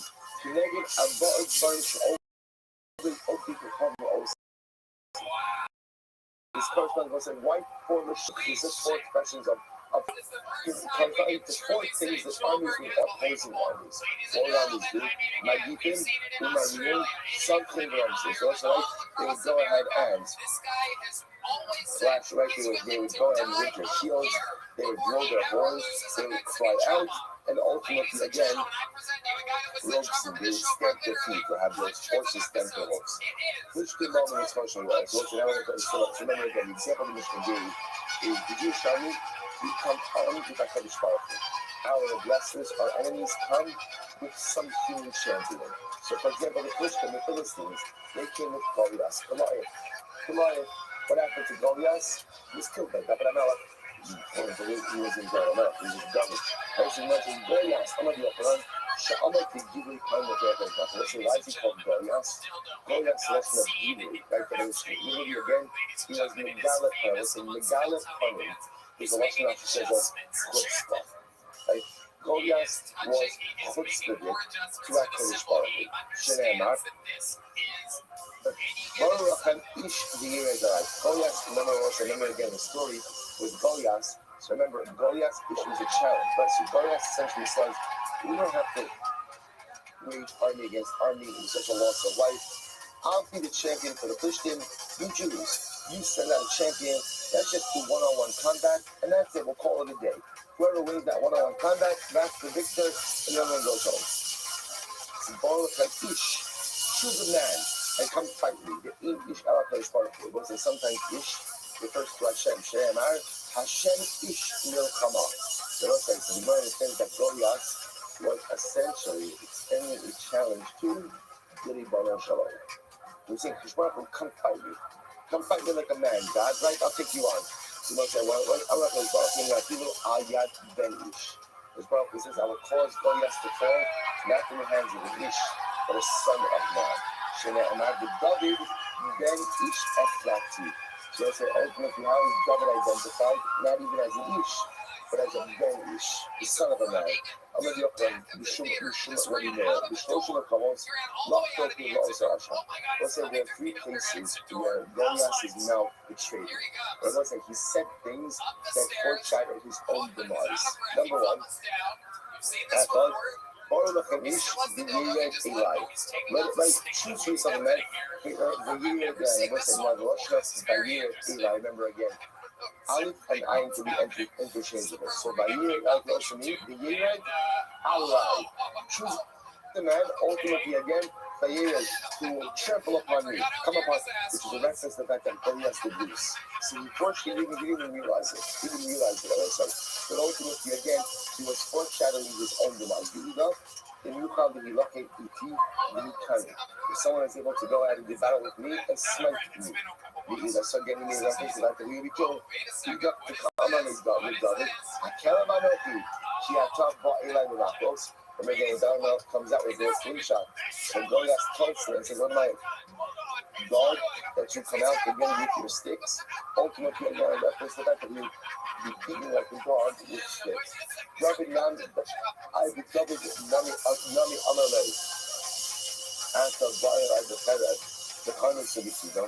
I have decided not to use this same motion. Had the Amalei, but I know he bought a recognition of some Sivakos Palatis. So, my uncle is such a character. David qualifies it ultimately again by saying, I don't just come out to sticks with that again, I come armed. I come armed as an emissary of HaKadosh Baruch Hu. Alright, Vayage Shapishki Ashkevara. Listen to this. So the Rabbi says that Goliath would taunt the Jewish people every morning and evening, early in the morning and in the evening. So it's about early in the morning and in the evening. I'm going to real first to the Batlan, the Kriyat Shema Shabbos V'Avis. So let's say, what did Goliath want to do? Goliath wanted to interrupt Shabbos and night. Right? He wanted to interrupt Kriyat Shema Shabbos. If you notice, what did we just say before? When the Kohen gives his speech, what does he say? Shema Yisrael. Shema Yisrael. Why does he say Shema Yisrael? It says to the army, even if all you have are the zechuyos of Kriyat Shema Shabbos, Kriyat Shema Shabbos, that's enough to make you successful. When does Goliath do his stuff? I will say, you're going to see how Goliath do his stuff in just a moment. But Lamaisa, Goliath purposely occupies or purposely interrupted in the morning or in the evening so as to share, so as to undermine your recitation of Kriyat Shema Shabbos and Avis, hoping to undermine the zechuyos of Klal Yisrael. Incredible. He went ahead and he taunted them for 40 days. On the real point, ultimately, again, this corresponded ultimately again to the 40 days in which we received Torah. Rothschild was up on a mountain for 40 days.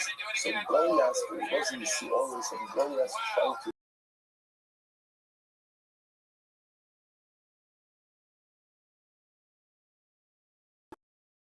underline was very interesting.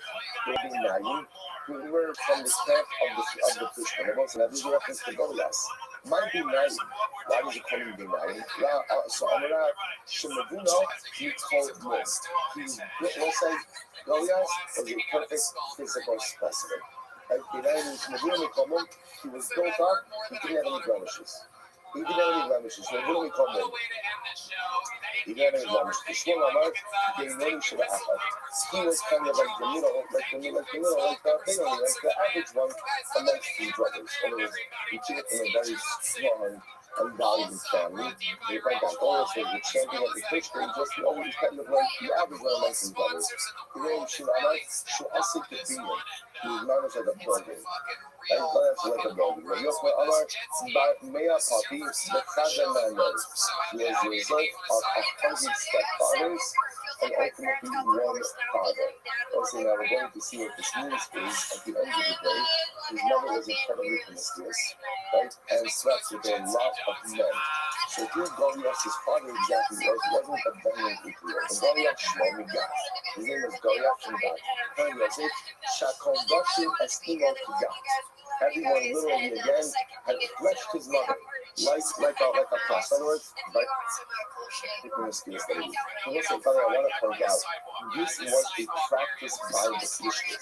It was a practice by the Christians, and they had this idea that if the women slept with as many like valiant men as possible, thinking that the mixture of Zerah would produce like the ultimate warrior.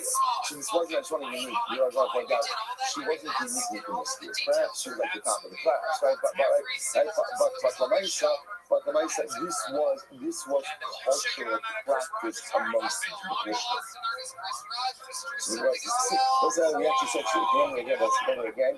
We saw this a little bit earlier in Sota, that the night before Shimshon was supposed to be executed.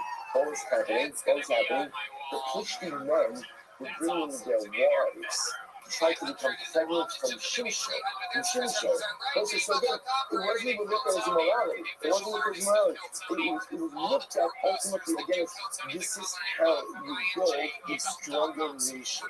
Find strong men, allow them to become pregnant from those men, and ultimately again have them become pregnant like that. This was cultural. See, everyone had relations with Goliath's mother. So enough. Always for me. So I call her again Harpa, but it's written as Harpa. Sabishma Hadamar Harpa Shma, don't say the name of Goliath's mother was Harpa. Balama Nishma Harpa, that is her name called Harpa. Shaka Harpin also me Ahalea. So I'm going to say again, another lecture over here of this is a reference to the Shloki Derka. אחד אמר ארפה שמה ולמה נקרא שמה ארפה שהקודשים עושה קריבוס. לכן הוא אומר הכי ככה אישה וכיפוס המסך הפני הבאר והכישתך עליה אריבוס. So again, all of this just pointing different incredible immorality. Again, but they call it immorality. They didn't call it immorality. They just call it nation building. Right? But when I say that, even say that I was saying about Lord, there's in the Haka, in the Kakish as I don't know, the so Kalifos Valley. The as our boss in the Yoga began. So by you could be the other about it. So again, four children and 4 sons. One of them is Goliath, who's the primary topic here. And all 4 of them ultimately again fell in the hands of David and his servants. 9-year-old, as they were the 4 sons of Harpa. Right, 9-year-old, Amrachista, son Megan Goliath was usually over 1 name. This is Goliath and ultimately there, so we fell in the hands of David and the hands of his servants. This is incredible. This is Bakisha Harpa himself, the news got the ball. Which is going to point out something absolutely amazing. We're going to stop with just point out Goliath is a descendant of Harpa and David is a descendant of Lis. So if you remember again the dramatic moment in the beginning of Megillah's Lis, where the army has 2 daughters of them, Lis and Arpa, and ultimately Arpa goes away, Arpa kisses her mother-in-law, goes away, and Lis stays. So also it's going to point out that's the moment when Lis and Arpa, their paths split. And let's say, but Lis and Arpa, their paths once again collide. Where do their paths collide? When their respective grandsons meet on the battlefield. Like David and Goliath, the grandsons. Like David, the grandson of this, Goliath, the grandson of Arpa, meet again. This is just the last line. The last line the Gemara says. ותשק אברהם, אבל זה מסתכל, ואמר יצחק אמר הקדוש ברוך הוא, יבואו פני הנשוקה ויפלו פני הדבוקה. Let the sons of the one who kissed, i.e. the sons of Arpa, ultimately fall into the hands of the Dvuka, the hands into the one who cleaved to Naomi. In terms of we'll stop over for today. We'll pick up at Meretz Hashem with its narrative tomorrow. Incredibly dramatic. Shkaka was like.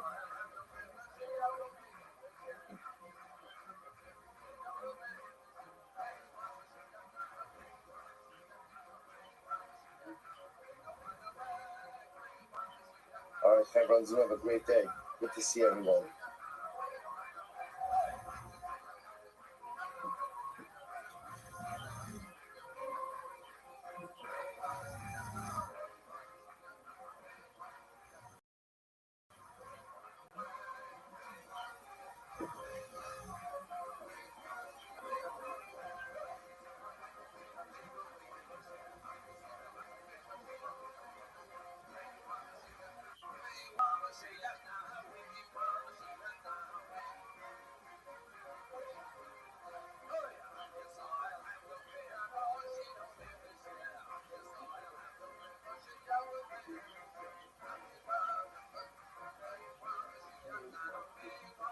Right.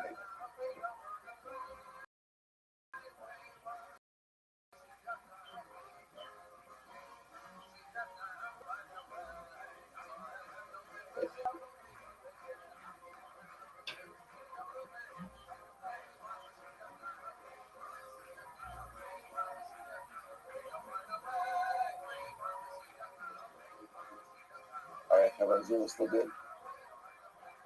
Excellent.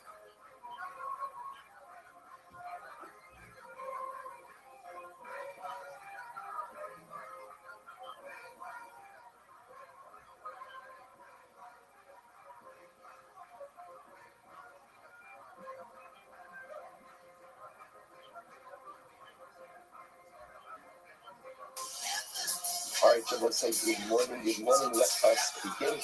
Beautiful, beautiful day ahead of us today. We must thank you all of our sponsors. Thank our commentators. Thank you for the month of Nisan. Welcome, Happy College, for dedicating all these questions this month in memory of all parents. Shmuel, Ben, Zachariah, and Sarah, Bas, Aaron, and King Shindy, and Adam Tony. So dedicating all the children this month in memory of Aaron's mother, Sarah, Diana, Bas, Yoshua, Heschel.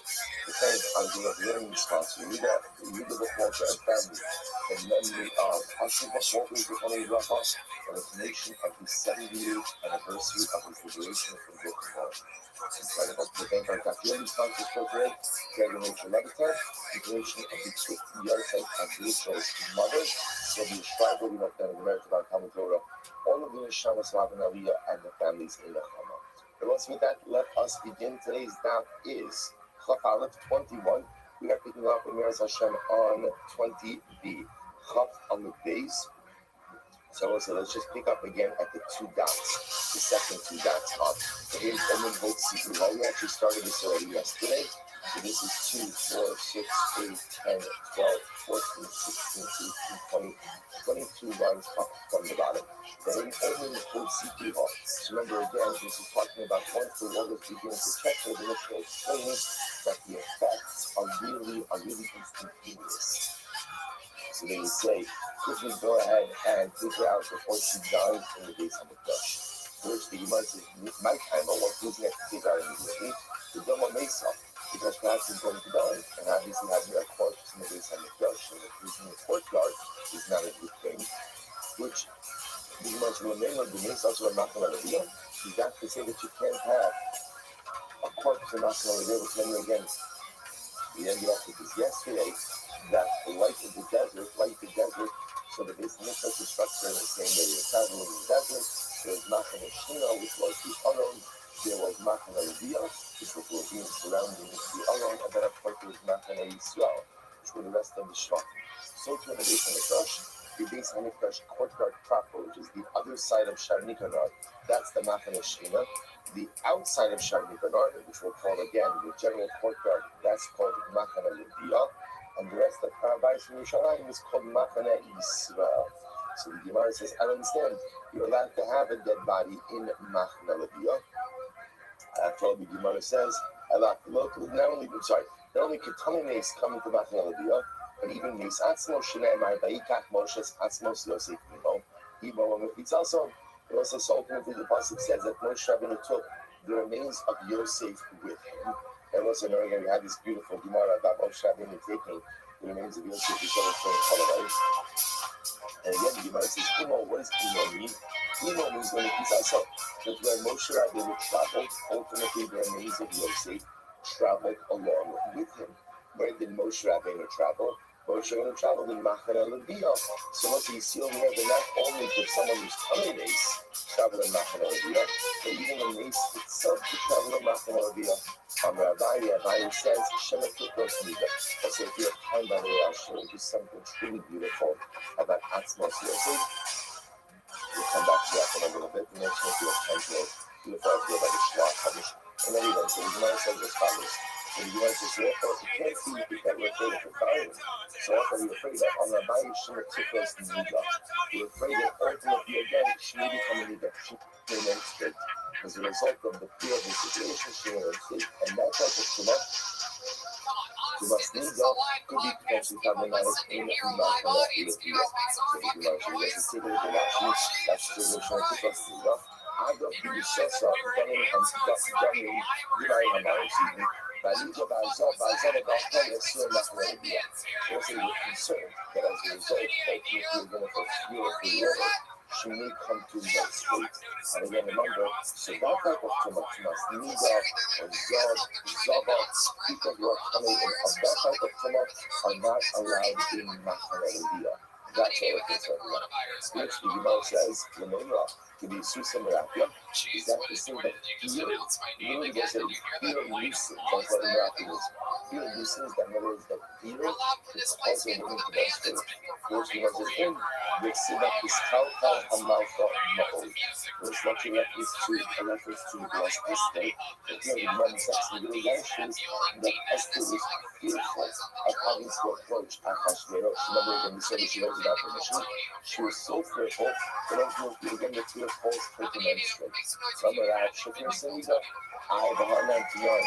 I love them to sell like this, but also we have the concept ultimately that fear actually prevents them from menstruating. She was constantly set to sneeze up. But when a woman is living in a state of fear, that fear will actually prevent a normal menstruation. menstrual cycle. So which one is it? Does fear induce a menstrual cycle? Or does fear lead a menstrual cycle? Or prevent? Jewish right? I kind of was. That's how we have the first meeting. Next week, beautiful. This is Gemara says as follows. So, good. The Gemara answers that says, this the sooner. So let's say the Gemara actually explains of depends on the type of fear. Literally, it's a good game. What's pachad? Diagram showing a bottle. That does not come about here. They were called sustained fear. Sustained fear. An ongoing and sustained diagram. I guess Shema Yabot Ivan. That's really what it means is it means sustained fear. It means anticipatory fear. Right? Fearing something that may occur. Ultimately, again, someone's estimata causes literally means causes viewers to constrict, and ultimately again prevents the flow of blood. So, summons anticipatory fear, summons causes contraction, causes the viewers to contract, and therefore for there to be no blood. Conversely, Sasa actually says that is a broad pit of fear that comes about immediately. We're going to, for example, this is the warfare, for example, ultimately, miracle causes a loosening, ultimately causes the bleeding to occur.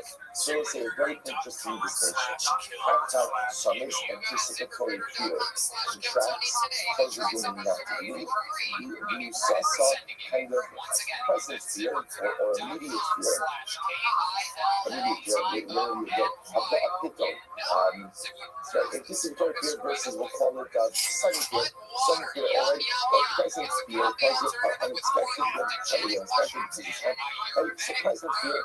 ultimately causes mention. So therefore, again, interesting enough, it appears over here that in the case of Sota, we're concerned more about the Sasa, which is like this immediate sudden fear, it's also to become a Nida, and therefore, again, they say quickly to get outside of the base of the first contact.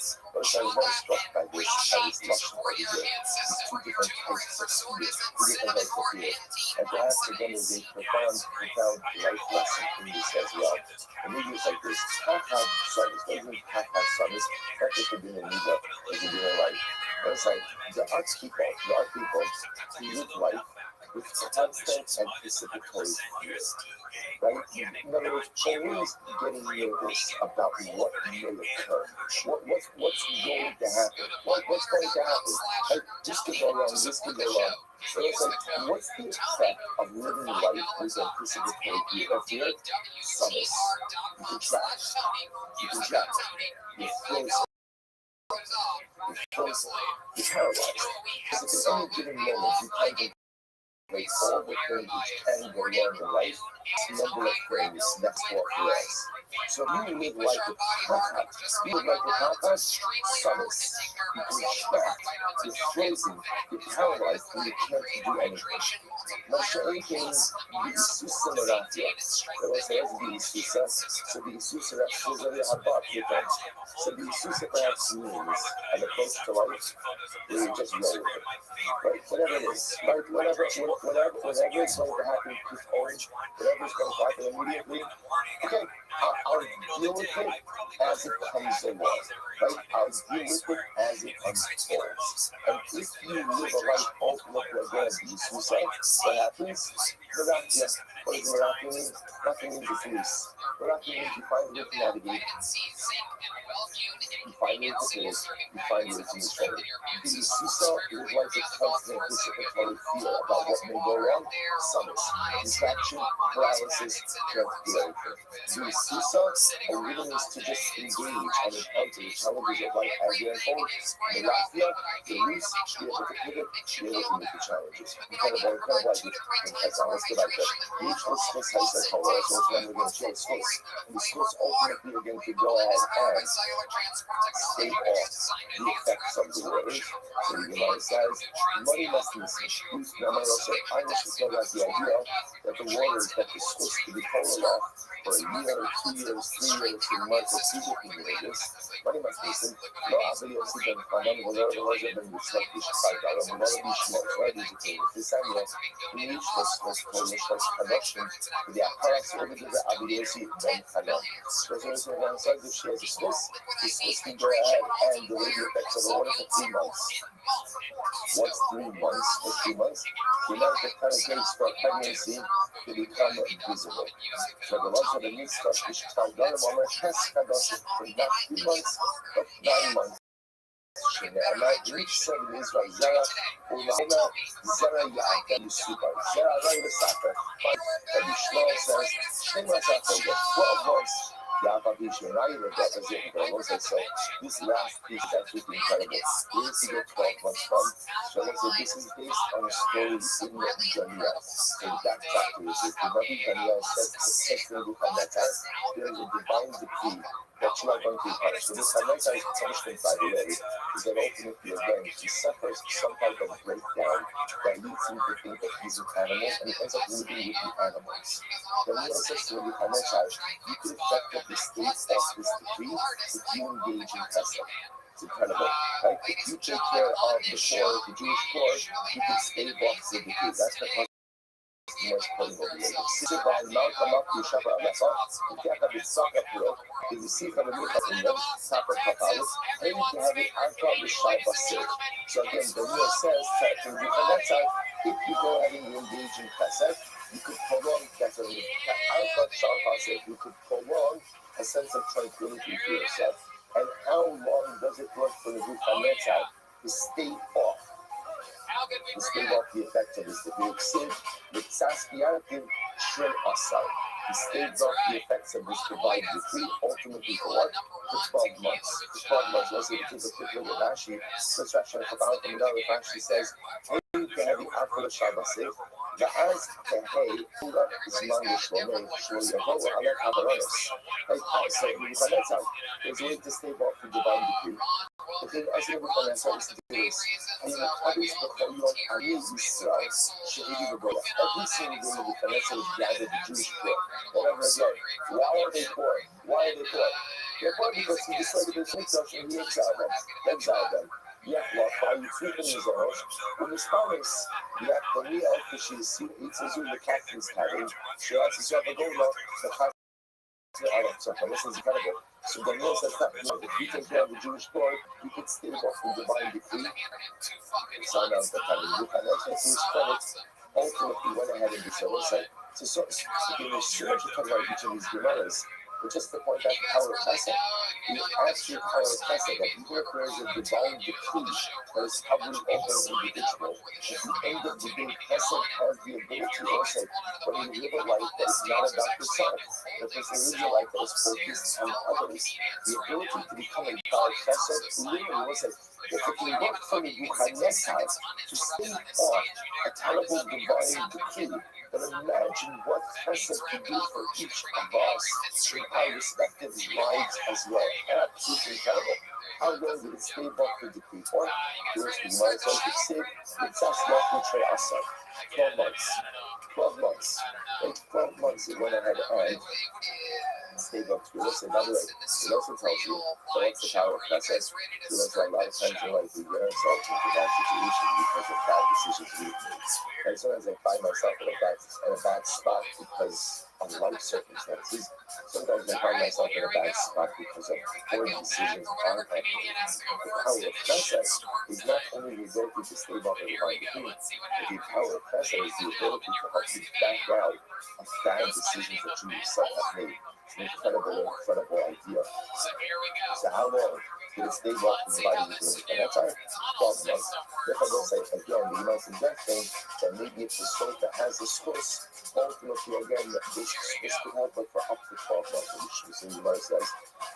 The older Rabbi Shmuel, so let's say in reality, this Mishnah refers to the Rabbi Shmuel. The Ashka, the Amar, the Tani, so ultimately, Rabbi Shmuel found the Pasuk. What was the Pasuk to say? Kla Amar Hashem, Ashlosha Kishay Edom. Okay, he says, ultimately, again, for the 3 sins of Edom, ultimately, again, I'll give them a little bit of time. So I said, three sins, maybe again a reference to 3 years.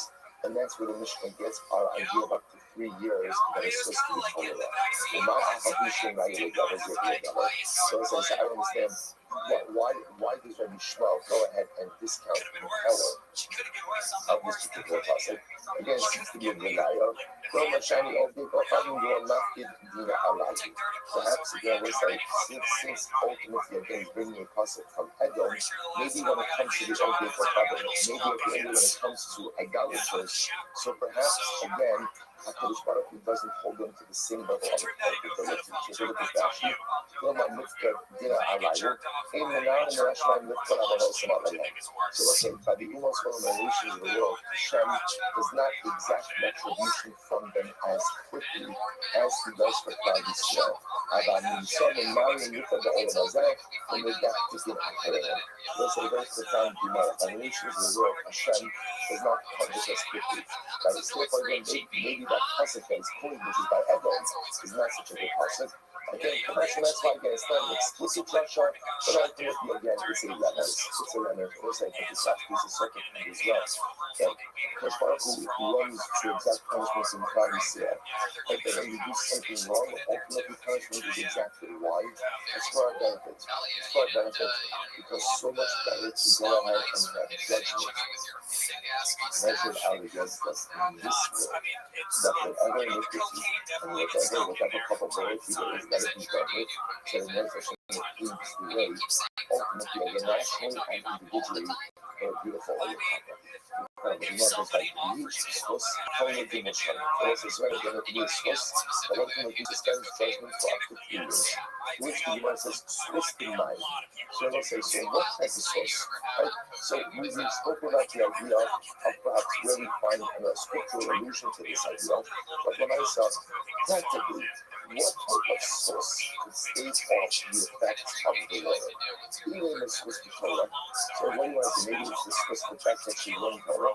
Well, that's hard to understand because let's say a woman is not obligated in commentaries.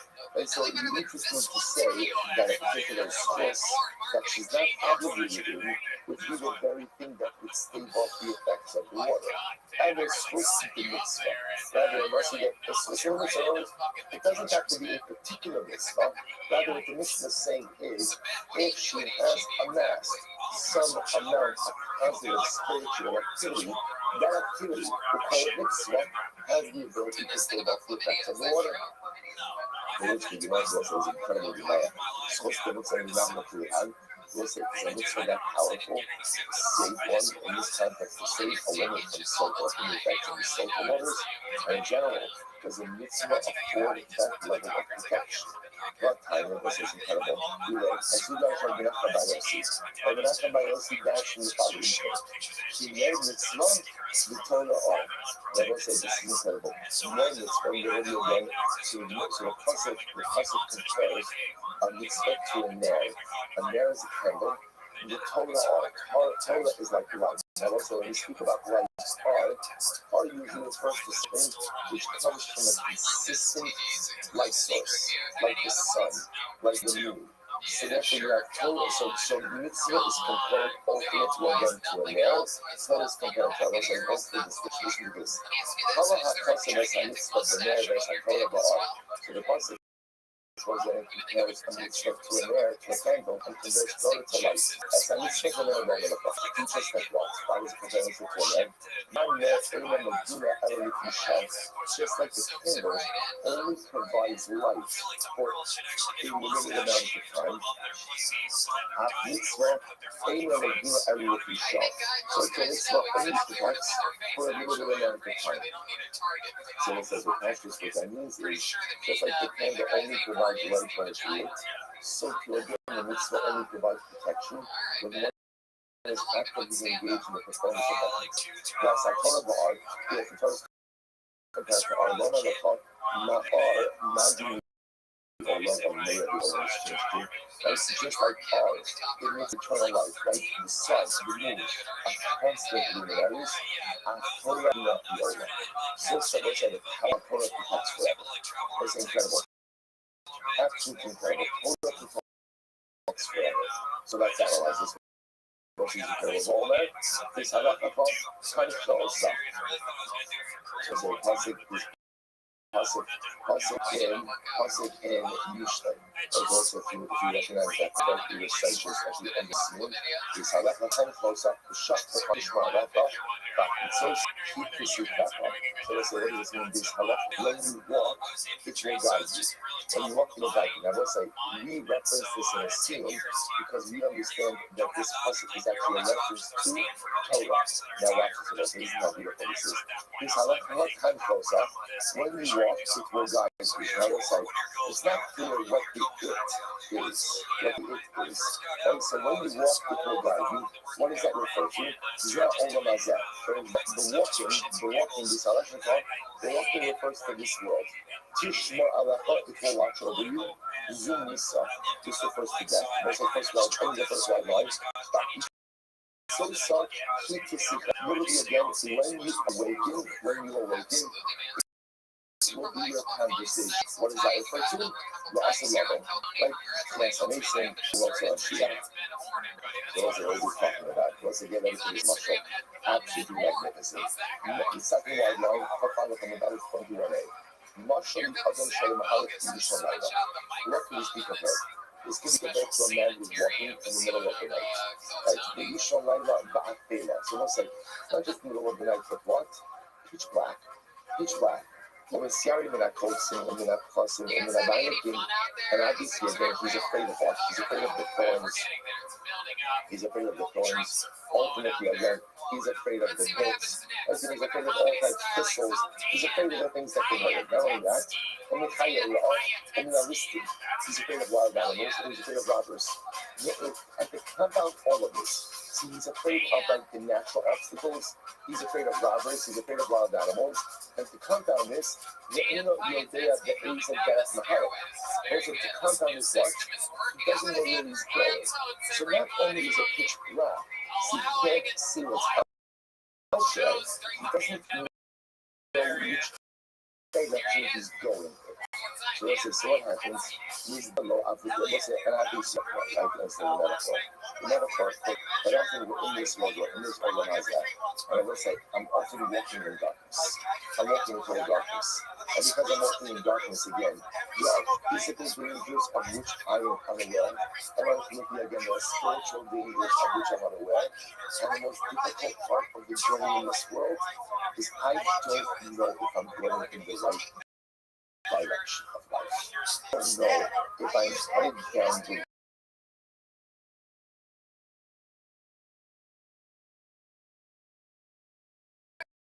right path or not. A torch. So what is the Avuka shall argue? Need something a person in a person in a barnacle.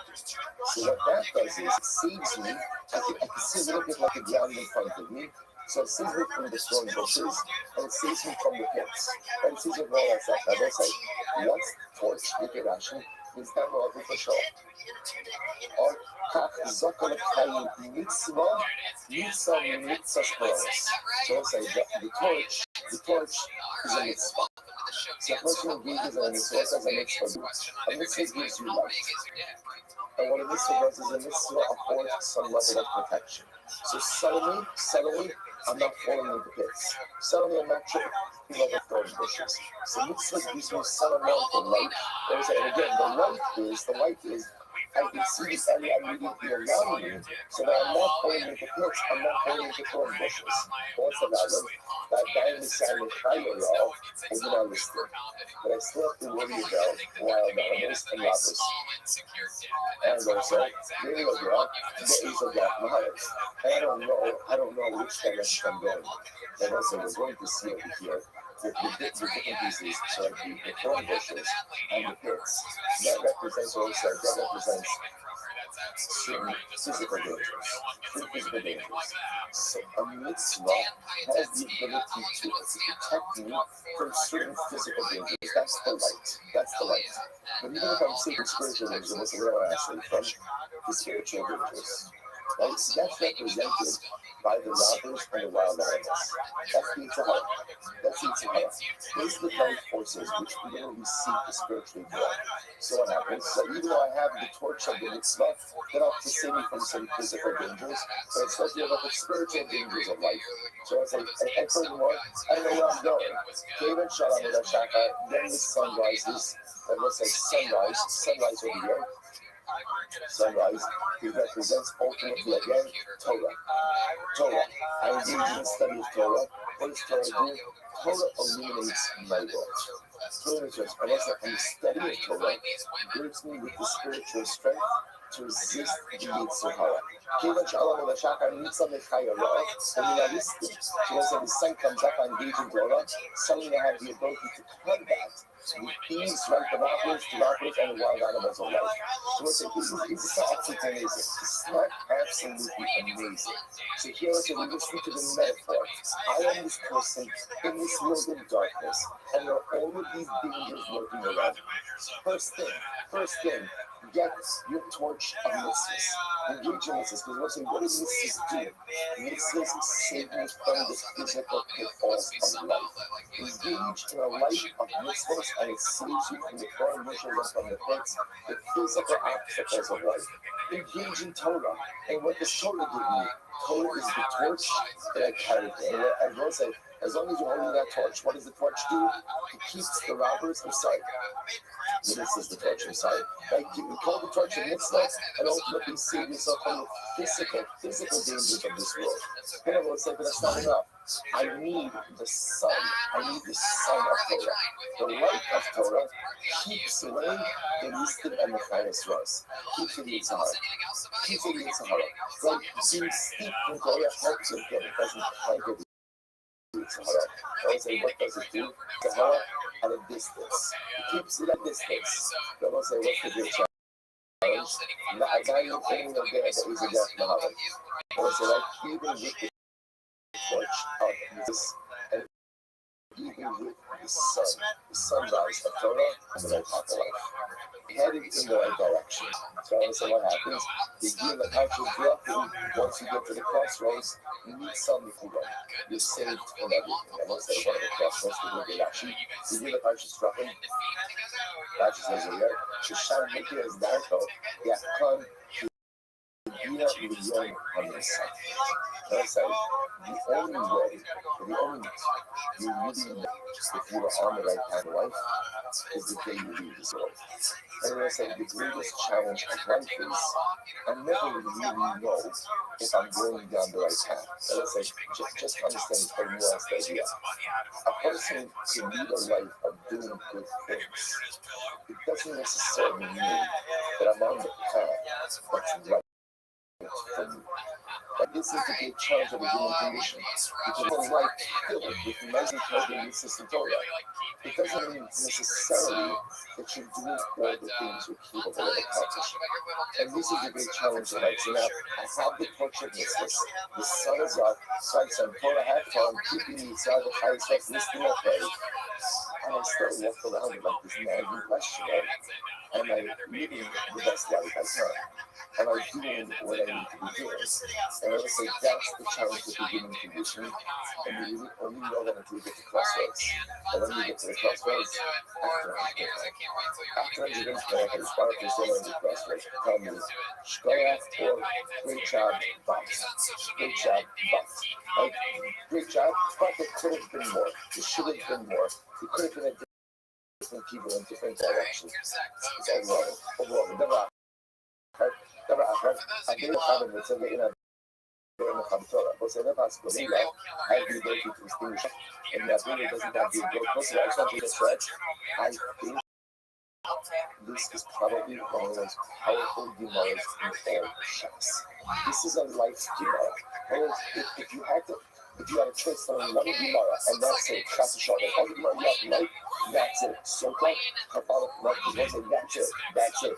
Get your touch of mitzvahs, get your sunrise of Torah, and recognize that you got to find the right direction, but you never really know until you get to the crossroads. See, that's life. That's life. Incredible. So Gemara says that there as we look into extinction mitzvah, but there can't extinguish Torah Shveh. Looks like even the great waters can't extinguish love. The love in this context refers to love of the color. So we always say, what does a Jew love in life more than Torah? Incredible. I'll say, mitzvah the inner the asikah. So it says, for discussion, it says a mitzvah, when you're actively engaged in it, mikna u'matzlah. And I said, this last one is very interesting. Mikna u'matzlah. What I Migna means, it saves you from the suffering, from suffering, from negative physical. And Matzlah means it saves you from the Sahara. Right, from the evil inclinations, properties, wants, and desires of life. And on it says like this: when you're performing a mitzvah, Migna, it protects you from suffering. Matzlah saves you from the Sahara. Also, the much greater the law also pay when you're not doing it. So what happens after the performance of this? It's like no more doing it, but I have this choice. Doing it, no, that's Matzlah.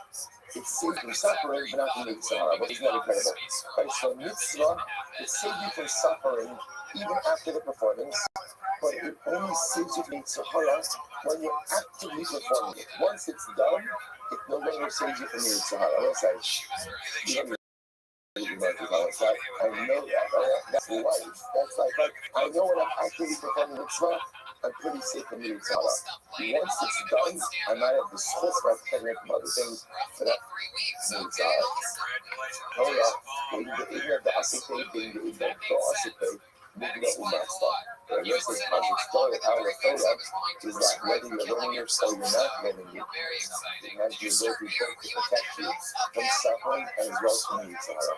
Maski for Rabbi, not Rabbi, because only Ata, don't yet be told that. We will ask you Torah. I might be alive. The best is there, where you have to Torah. Right? Let's say again, we're enemies of God and Noah. They learned Torah. So ultimately, again, why did that not prevent them from making mistakes? Which the Gemara says, no, I'm sorry, the Igna, the Asik Ba'adunim, the Asuri Matzlah, Mitzvah, being the Igna, the Asik, being the Igna, the Asik, Adunim, Igna, Asuri Matzlah. So as a Gemara now revises its position. A mitzvah, at most protects you from suffering, from Yisur, never protects you from the Sahara. Incredible. Never protects you from the Sahara. Then the Gemara says, Avina, let's skip here. I'm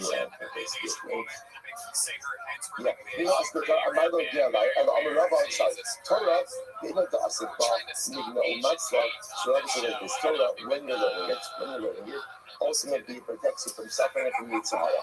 You get the law but when you're not learning it, I'm going to mass, I see your master. Ultimately, also even Torah, right? Torah, when you're learning it, ultimately again protects you from everything. When you're not learning it, protects you from the Yisur, doesn't protect you ultimately again from the Sahara. So mitzvah, being the asikah, being the asikah, I'm going to midna, I see it on that. So let's say the mitzvah is less powerful. Our mitzvah makes when you have the ability to save you from suffering, never has the ability to save you from the Sahara. Rabbi says, so let's say that so it's explained how, and you see this interesting that quote is about the power of Torah versus the power of mitzvahs. And I say one thing is absolutely clear, which is absolutely riveting to contemplate. That the power of Torah is more powerful than Torah mitzvah, which is fascinating, right? Because again, generally our whole conception of Torah, it's lilmod amanas la'asos, right? The whole point of Torah is in order to inform and to shape what you do. You have to listen what you see here, something so profound. But what you do is meaningless unless it's shaped and informed by Torah. So therefore, again, because of that, as much as the actual component is dictated in Yiddishkeit, from an importance perspective, nothing is more important than Torah. Because without being grounded in the surface of Torah, everything else I do is unanchored. and it is unanchored and run the risk of really getting myself in significant trouble. Also, from the perspective of Chazal, the Torah has a protective power that mitzvahs never had. It's really incredibly complicated. But Rabbi said, listen, so remember, how do you get into this whole thing? How do you get into this whole thing? You're trying to figure out what supposed to be so to have that the offset the state of the power of the waters.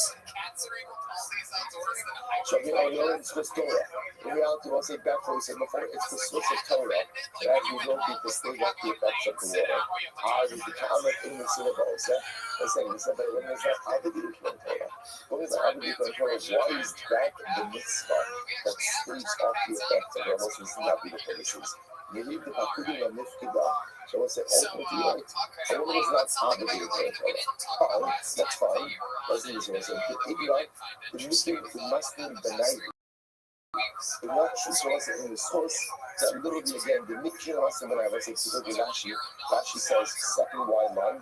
The Mikra Maslim Shetarchos Abnayim Rabbi Lebeis HaSefer Mikra Velishnos Mishnah. In the source that a woman often prepares for children to go off to learn Torah. And she prepares them. Right? Preparing them to mean everything from literally preparing them, to taking them, to picking them up, to waiting for them. Right? I was going to say, it's a plug for carpool over here, right? But the right? In the merit of the mother going ahead and preparing and taking the children to learn, and ultimately again the nurture will be with that Rabbi of the Asur Midrash. And she needs for her husband to come up from the Beis Medrash, new law how done by value, does she not receive a large portion of their schar as well? Well, let's say, what does this mean? What does this mean? Let's say, it's such a beautiful Gemara, and what it's telling you is the role of a Jewish woman in the Jewish world, which is that the Jewish woman is the enabler of the Muslims' ultimate enabler. She is the one who creates the spiritual atmosphere for her children. She is the one who creates the spiritual atmosphere for her husband. She is the enabler, in general, let's say in general, the power of a Jewish woman in the home is that she's generally the enabler for every positive thing that happens in the home. But specifically, we want to make a reference or focus on the ruchnius.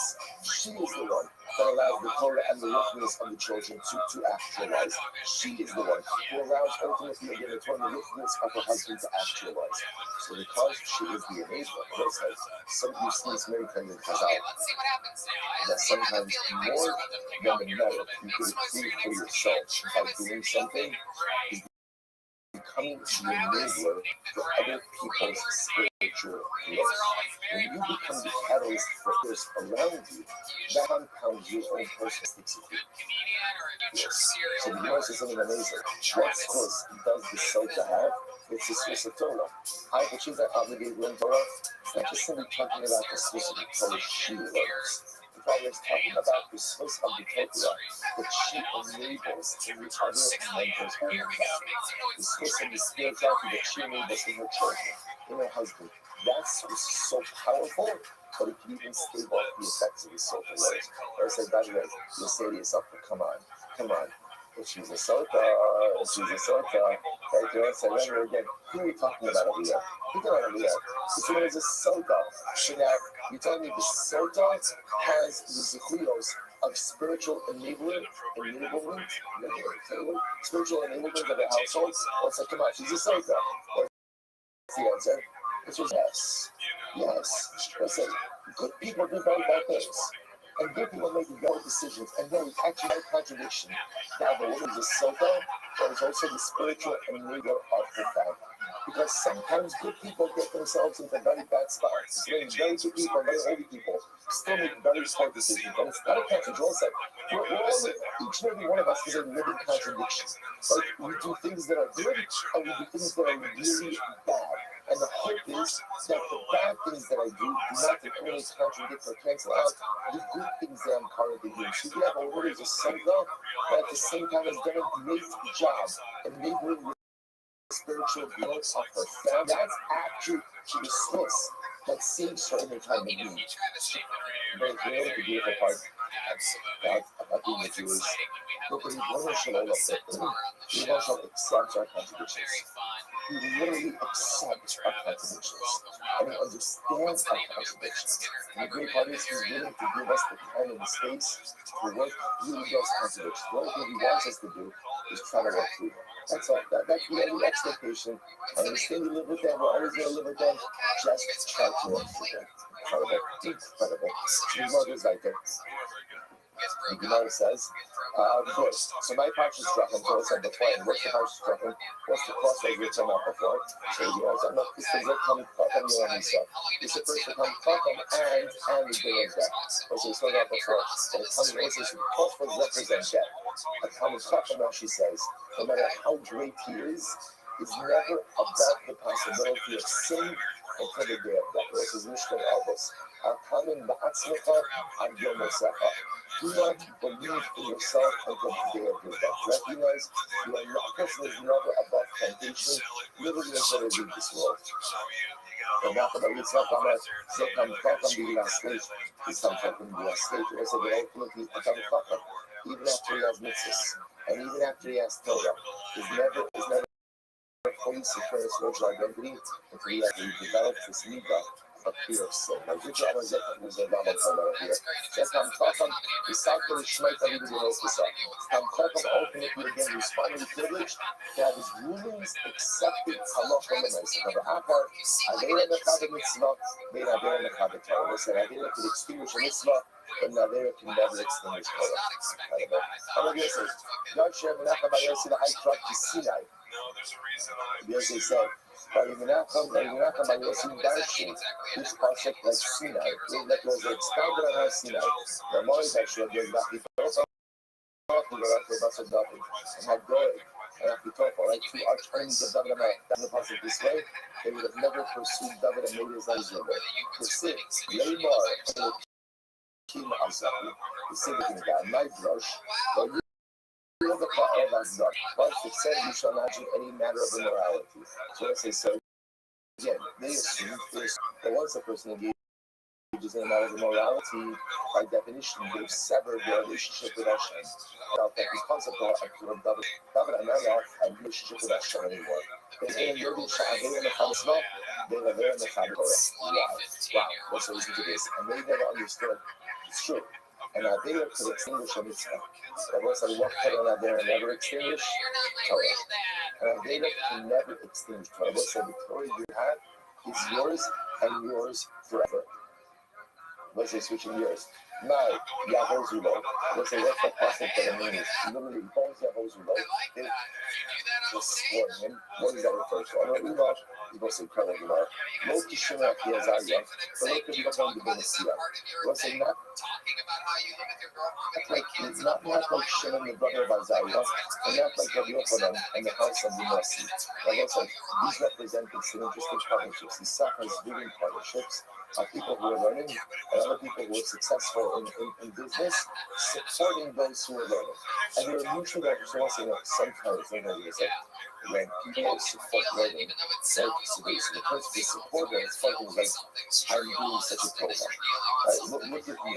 If a person doesn't realize it, when you're supporting someone in learning, it's like the supporter gets more out of this relationship than the one who's like, or just as much out of the relationship than the one who was learning.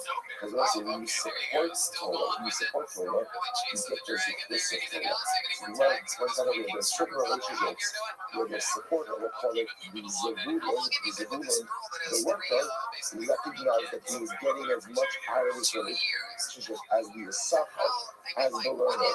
Contrast that, ultimately again, about the killer, right? I'm sorry. The hero of the shop, no? I want to say ultimately a hero of the shop. I want to say anything. Killer was from Papa, and he was from a very prominent Babylonian family. Very prominent Babylonian family. Now listen, anything, when it comes to Bible Torah, and what does this family say? His family says, if you leave here, you're out of heaven. She left anyway. You want to remember again, this is the famous story. Remember, how did he learn Torah? By the skylight. Why was he by this? Skyway. This is a here Because remember, WPN there was here. king before the Like this, entrance this is fee, not which is matching up king for before the anybody. I'm entrance gonna fix fee this from right one now. of the wealthiest Babylonian families. Now, let's It's say time to start they writing jokes wrote about him this off. shit. They wrote him off. Now, what happens is the first scripture to start. The first scripture to start was after Hillel, he paid Hillel. Yes, he was out of the video. Yes, his brother Shep. And Shebna said, hey, please, give me the source to support your Zola. Give me the source to support your Zola. Right, so let's say ultimately again, what ends up happening? So the Gemara says, Shebna operates for so Amalek Paul, now let's go ahead and let's do a 50-50 split. And Shebna says, I'll give you money, you give me your schools. Let's say Sabbath Amra, and you take dishes called home base, so even if a person would go ahead and give all of the money at his home, the pasuk says ultimately again, right, those levels you go do its full story. I said to Shebna, thank you for too little, too late. Too little, too late. Listen, by the way, there are a number of stories like this. Right, a number of stories like this. Ultimately again, you have of course Rabbi Akiva, but a very similar story as well. His father-in-law Kalba Savua totally wrote him off. After he becomes Rabbi Akiva, ultimately Kalba Savua wants to go ahead and share his wealth. So let's say it's an incredible story. There's so many lessons from the story. And let's say I think for us, the major takeaway is if you want greatness in Torah, you have really to sacrifice something. And greatness in Torah does not come by having your cake and eating it too. Greatness in Torah only comes by willingness to sacrifice. Hillel was willing to sacrifice. Rabbi Akiva was willing to sacrifice. We also have to sacrifice. Now, I don't think it means for us that you have to go ahead and sacrifice your money. I think for us, what it often means is I have to sacrifice the tigers, the desires that are holding me back. I have to sacrifice again the forms of worldly engagement that are not good for me. Those are the things I have to sacrifice. But greatness in Torah only comes to those who are willing to give up the things which are holding them back. Incredible. Let's say on the days, other than as I kind of in the Lani, and then you're going to call it Lani is because of the Lani people. Remember again, then the English kind of segue into a very interesting discussion about teaching one's brother Torah. And so was this interesting enough? And as I said, a person should teach for the Torah. Well, now, one thing, as I said, this was a really tools of looking at it either, because this folks shall have specific Torah, shall have some Torah, and ultimately, there was a kind of timeless look at it. If a man teaches love, she'll recognize the Torah. If she recognizes the Torah than love, then she'll become the spiritual enabler of her family. Listen, if a woman doesn't know the importance of Torah, how could she be expected to become the spiritual enabler of her family? I only know the importance of something if I'm told it, if I'm exposed to it. If I don't know it, so then as I says, teach your daughter Torah. Teach your daughter Torah. This way, again, first of all, she becomes conversant and she becomes knowledgeable, which is important even if she does not have an obligation. Second of all, she comes to appreciate it. And if she appreciates it, then Eretz Hashem, one day when she has a home of her own, she will want to instill this in her children, in her husband. She will become the enabler of other people's spiritual growth, which is the greater than your own spiritual growth is becoming the enabler. I want to address it very quickly. So it says in the Torah, Amavinu was promised that he will have descendants because they are young. Like the stars of the sky, like the sunsets, did it never happen from her? Did it never happen? Or happen? Not directly, but Amavinu becomes the enabler for spirituality in the world. Listen, who is the father of spirituality in the world? Who is the father of all spirituality in the world? Of the three major things. It's Avinu. It's Avinu. When Hashem says you're going to be, your descendants will be, like the stars in the sky, you are the enabler of universal, of global spirituality. That was the source of Avinu, to be the enabler of spiritual growth. So as I said, teach your daughter Torah.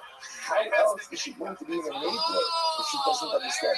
That was at a very limited level. But actually, Minister also said, let's teach her Torah because the question one day she's a soka and the waters don't work on her. She'll understand it's not that they're not working on her, it's that what? The effect had been delayed. Is by some Torah. So let's say the wisdom of the Rebbe says no. Whoever teaches his daughter Torah, it's like he teaches her immorality. What is that? Tiflus out of that talk? And the Ima Ki'ilu Lam the Tiflus. This is it. He has taught her, he has taught her his morality. Also, look at actually to you. Shemitocha ki Yevina Amunis, Va'isa Gevara Batzmira. This is very interesting. Here's a byproduct of learning Torah, which is fascinating, which is what it teaches you a little bit of cunning skills. I would say, what does this mean? So those are really the best part of it. We won't have this in our own lives. But there's an interesting skill set is developed through it. What's the interesting skill set? You can rationalize almost anything. Hey, it is, we won't put this in the advertising material about the enemy of you, right? Come to the dot, and you can actually rationalize. You can digest pretty much anything you actually want to do in life. First of all, you almost find a shoot up for anything, right? You can't find an opinion to support pretty much anything. And the myself, with a good love shikak, right? With a good head for learning, you rationalize a whole bunch of stuff. So there is also some interesting. There is, it's like anything in life. Anything positive comes with a potential spiritual downside. That's the way it works. That's Rothschild on the kibble. Wherever there's Yaakov is Asa, right? Wherever there's Tara, there's Tumah. It's always like that. So there is a certain danger that comes about with learning. So let's say some interesting words. Okay, let's just tell you about that danger. He says that perhaps a girl, perhaps a woman, a girl, possesses a certain level of just, you know, innocence is the wrong word. It's almost like a straightforwardness. I don't know what the right word is. Call it straightforwardness. And Torah kind of injects you with a little bit of ability to rationalize. And then this is another example. Sometimes there's something to be said. Ultimately, again, for just being a straightforward person who does not get wrapped up in all of the intellectual analysis of everything. I said, no, which is sometimes straight up. Listen, you know, the best thing sometimes when I'm really is, especially when you want to get your head straight, when you open up, like the most esoteric piece of Hasidus, and then you open it up, you read it, and you plug away at it for like 15, 20 minutes, half hour, and then you look at it and you realize, and you have no idea what it's talking about, but it's the best feeling in the world. Why? Because I want to say sometimes the greatest spiritual moments are not the ones you use your intellect, but it's the ones in which you use your heart. And so the Torah is beautiful. The Torah is beautiful. The Torah gives you all the tools of intellectual analysis. And if you're very honest, those aren't always how really serious, right? Like those aren't always the biggest things. Sometimes being a kasha to you, being a simple Jew, is the best thing. So therefore, you see this tension. I'm like, oh, Shavuot says, my time to the Lord of the Sid, Ani Chachma. So as it goes over here, the pasuk, Ani Chachma, Shachanti Arba. So it's a literally it says, Ani Shai, Keva Sheniknes Chachma Ba'adam, once wisdom enters into a person, ultimately, Nichneses Imo Amunus. Ultimately, there's a certain cunning nature that has entered the person as well. So I say this is important to understand, right? Rabbi says something really incredibly profound. That as incredible as Torah is and beautiful as Torah, understand it complicates us. It complicates us. Realization of the intellectual faculties is beautiful and is a gift. But it's important to understand sometimes it really does create difficulties in life. I talk about my idea. What did I want to do with this? I look for me, Shema'ani Hatzmale. Shema said, the Lord, you say, no. Look what God, because the teacher God is telling them, what do they do? With this process, basically doesn't mean cunning. And I was saying, what's that thing? I quote. If a person wants excellence in Torah, they have to make themselves other. What does it mean? Rashi says, Shekilish Nikola second, the Nasa of the country. Sometimes you have to divest yourself of everything else when you learn. But so let's say on a global level, what this community is, that Allah can I say what excellence in Torah? Because excellence in Torah comes from singular dedication. Singular dedication to learn. That was like, you could look at this on a global level and say, yes, if somebody wants to become excellent in Torah, they have to focus on that. And then I want to say, I think for our purposes, we're real community like this. Speaking of this often. I want to say, if you want to maximize your learning experience, eliminate distractions. eliminate distractions. And also, this is true if you're learning for 5 minutes, if you're learning for 25 minutes, learning for 45 minutes, learning for 3 hours, whatever amount of learning you're doing, be present, be present, be on, be unclosed from every single other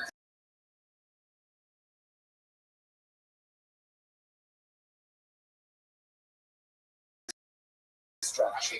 It doesn't matter if it's your meeting, it's your valid time, whatever it is, if you are distracted, you get immediately of the entire experience. So that Rabbi will say, if you want Chachma, you want Torah, when you are with it, like when you are engaged, be alert. Go ahead and remove everything else from yourself. So it's we'll stop over for today. We're stopping the so I also want to move around on schedule, but I just want to mention we're going to come back a little bit tomorrow to some of this concept, Talmud Torah by women as well, because this is a very big session, especially if you can't pray this session. It's like tomorrow to show it up. Session. We start the game at 5:15 that session, so we'll get a couple of more minutes, and we'll catch up. I'll say, what is this? All right, everybody, have a good day, everyone. Yeah, at least my pants can't go to my ankles. Looks like they're gonna have some real trouble there with those pants and those swollen kneecaps of yours. Sorry, baby, hold on a second. Let's just fuck with my pants halfway up. You keep your t-shirt on while you fuck, like when you swim? Girls that fuck with fat boys will go on experience. Take that shit off. Hell yeah. Then you take your bra off afterwards too? Oh, I always miss it when you go away for a couple of days. It's so much fun to have you back. What else has been happening, David? It's been a couple weeks since we've seen you. See, that's about it, bro. Same old. Waiting for LA to open up a little more. Texas wide ass open. I love this shit. Hell yeah. Still doing the same shit, eating barbecue, seeing smoke house, golden acres. Going there. Oh, that's right. I can't believe I accidentally forgot to mention that. CM Smith. That's brisket in Austin. I might say. That's brisket, motherfucker. CM Smokehouse on the mark. Yeah, I gotta take you there. Ron introduced me to the great Terry Black's. My first meal here, visiting back in November to see Terry Black. Trust me. My arguments was like really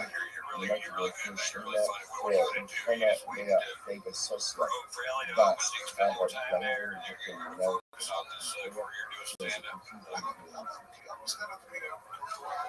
so let's begin today. It says in the Shah, and that was interesting. Hakusim Elam Zeus. So the Gemara says Hakusim do not have the concept of Zeus. Now listen, Hakusim means different things in different places. If you look at Rashi over here, Rashi says that Hakusim is enough to feel over the first part about it. Shemati the Zeus, in Zeus, Kala, and Kala Gamer, so if a non-Jew, if an idolater, goes ahead and accepts upon themselves and never Judas, that's when never Judas is not valid. Nothing that abomination is with and women and servants, again, when it says above is an reference to other two. So a non-Jewish servant, we're going to also remember, a non-Jewish servant, when a Jew purchases a non-Jewish servant, the non-Jewish servant undergoes what we call a partial quasi-conversion. Like there is something that is there and you become obligated to a certain source. But again, very often that's not necessarily because of emancipation from the Gentile servant, and is often discouraged by data. So you notice in the Bible.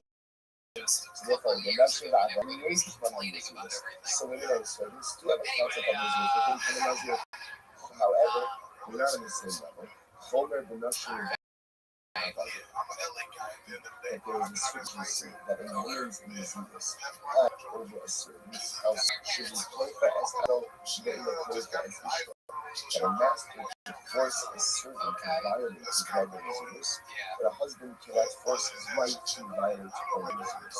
Taking the precaution the woman, Homer the Davon, if she spoke as Sha'evan, she remembered the Nazir, if an and that's to versus violence in the body. Now, listen, the reason because the growth of the other, the actual body of the other, is coloring is required. Is old by masters about distortion of the even from the show. And the only way is that they have the right to provide it. If even that the summer of the one not to any of the hunter, because what the I would have had these like the never, no one says that it's broken to us. We learned this earlier. And again, if you have exercise right at the moment, in the window of the moment, then the nice again, you know, when he gave the advocates, okay, no one has the ability to use. He says, Katani, Hakusin Abraham disease. So as the Mishnah said that non-Jews, right, Gentiles should not have the concept ultimately of disease. So the mercy nothing. So where do you know this from? Where do you know this from? Tell me about it. Rabbi said, Dabra of the so let's remember, if you must be Papa, his Mishnah just made a statement about Kusin Abraham disease. The Israel is used by non-Jews. Okay, we do not, of course, Mishnah did not find that statement, although again, everyone agrees that the Israel is used for so as to be modest, we need to know about them. Turn around and then the rabbis tell Gabriel of the Israel, so in the classic of the talking about Gabriel of the Israel, America, Here she is, everybody. Come on, one more time. Yusuf, Everybody.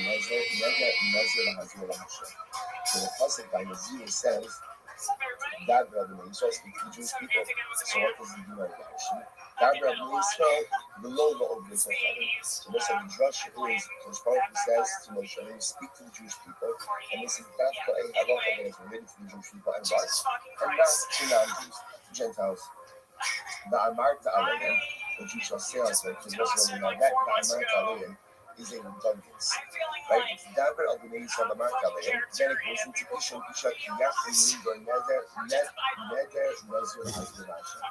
Now, the truth is, so Dabra of the names of the Moses teaches me that this is a type that applies to Jews and not to Gentiles. And why does it have to say the Amarta Alayim, say unto them? To which the Gemara explains the rabbis as Ha'avah.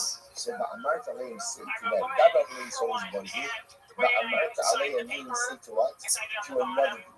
Who is the other group that is being included in this? The rabbis as Ha'avah that comes to these servants. And it tells you again that servants, the slaves, are slaves, not are subject to Moses, but are in the parsha of Moses.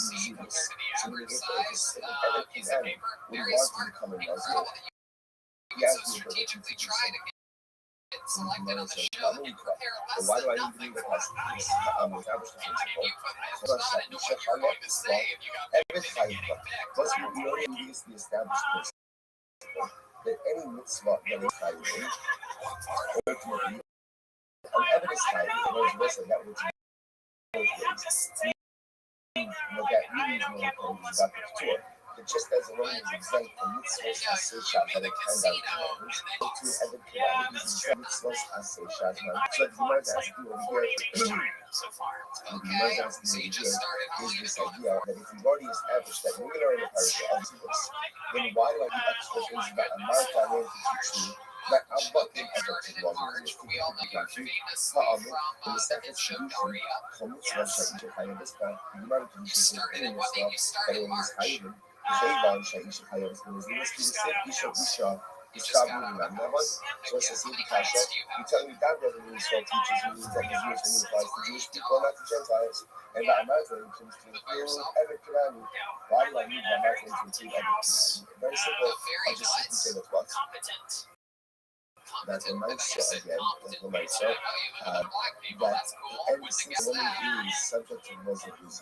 Therefore, by definition, every Quran is also not that. We've not got a towards the Gemara says, and the Rabbi says, no, Shiny Baka, this is another Russian to include every Quran, and I'll tell you why.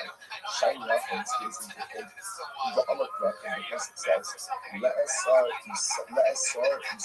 Allah show. The Pasuk is speaking about We're speaking about Jeremy Doran. This is Kish Jeremy Lashem, Oyi Shamash Dua, La'asar Isa Alashem. The little something argues within on his soul. The new Shemaf Shokimuda. I will start on the general laws of the Doran, of which Muslim is a part. All apply to me. Someone who can use Osa, Issa, and Nafsha. Someone who goes ahead and converted something on his name, which means what they say. Someone beneath the Nafsha community. Someone, so to speak, owns himself. Lots of LA, check in the Nafsha community. There wasn't other calamity to do because of other calamities, but Nafsha. No, since he does not have, so to speak, I would have said, Ima Nazir, Ima Gabi Nazir, he does not have the ability to make it from zero. So listen, see what's happening over here? The Gemara is like this. I would have thought that since when it comes to the Dharam, general partial of Dharam, the Lashon the Torah uses is the Ra'asa, Issa, and Nafsha, to bring something on your soul, on your body, on your person. The laws of the Dharam, Lashon, being part of that, only apply to someone who owns themselves, so to speak. If someone who is not, someone cannot say not sure that I own myself, I'm in control of myself. Ultimately, that's not even partial of the Dharam at all, and if it can't become an Nazir. Therefore, again, the Gemara says, Kamash Malon, no. Kamash Malon, not what? Kamash Malon, therefore, because it is that Amarta Alayhim, go ahead and teach us that having is incorrect, and that Abandon are indeed in the partial of these years. Amar remember that God means the name that they could have. So let's go back to just a minute. So now we've established this. That's what that God teaches me that the laws of Israel apply to Jews and not to non-Jews. And the extra phrase that I'm not telling speaking of another category that's in his ears, and that's weird. That's avodim. But why is avodim automatically included? Most women are included because the nice again since by Nigard it has lashon ra'asa isa and not show. I would have thought only someone who owns not show. And someone who's not in control of himself, doesn't own himself, not something who goes in the garden. Kamash Malon, but Amar Talim tells us that avodim are also included in the garden. Fine. Now we're going back to the garden. So you told me something, no, I'm not married, that doesn't mean you're alone. So you're telling me now that the way you know that a Gentile is not part of the laws of the Jews is because of the phrase Gabe of the Navy Israel. But that's an exclusionary phrase, and only Jews are not married. So is that true? Virtually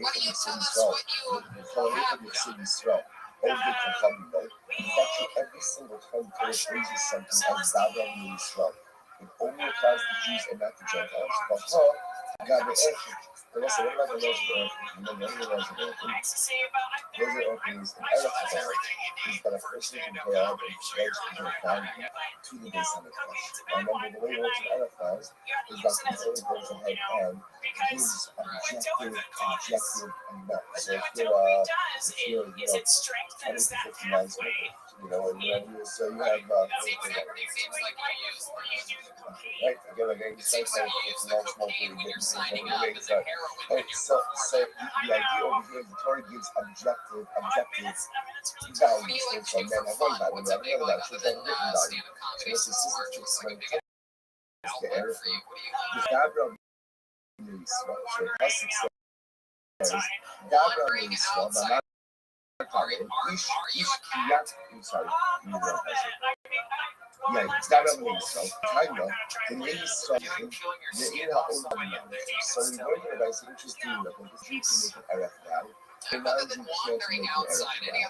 No, more you know that. This is like I let us take it for the Gentile could also not be subject to the laws of the Arab now. You let's say my Gentile neighbors have I want to make a donation to it. So I decide to make a donation to this English honor. So I want to go ahead and pledge the value of my Gentile neighbor Joe Smith. So I want to pledge it in the same way Joe the Gentile and go ahead and make an Arab now. This can't be the subject of an Arab now. Which was the Ish. Plus the difference says Ish. Was the Ish is a general term that means what?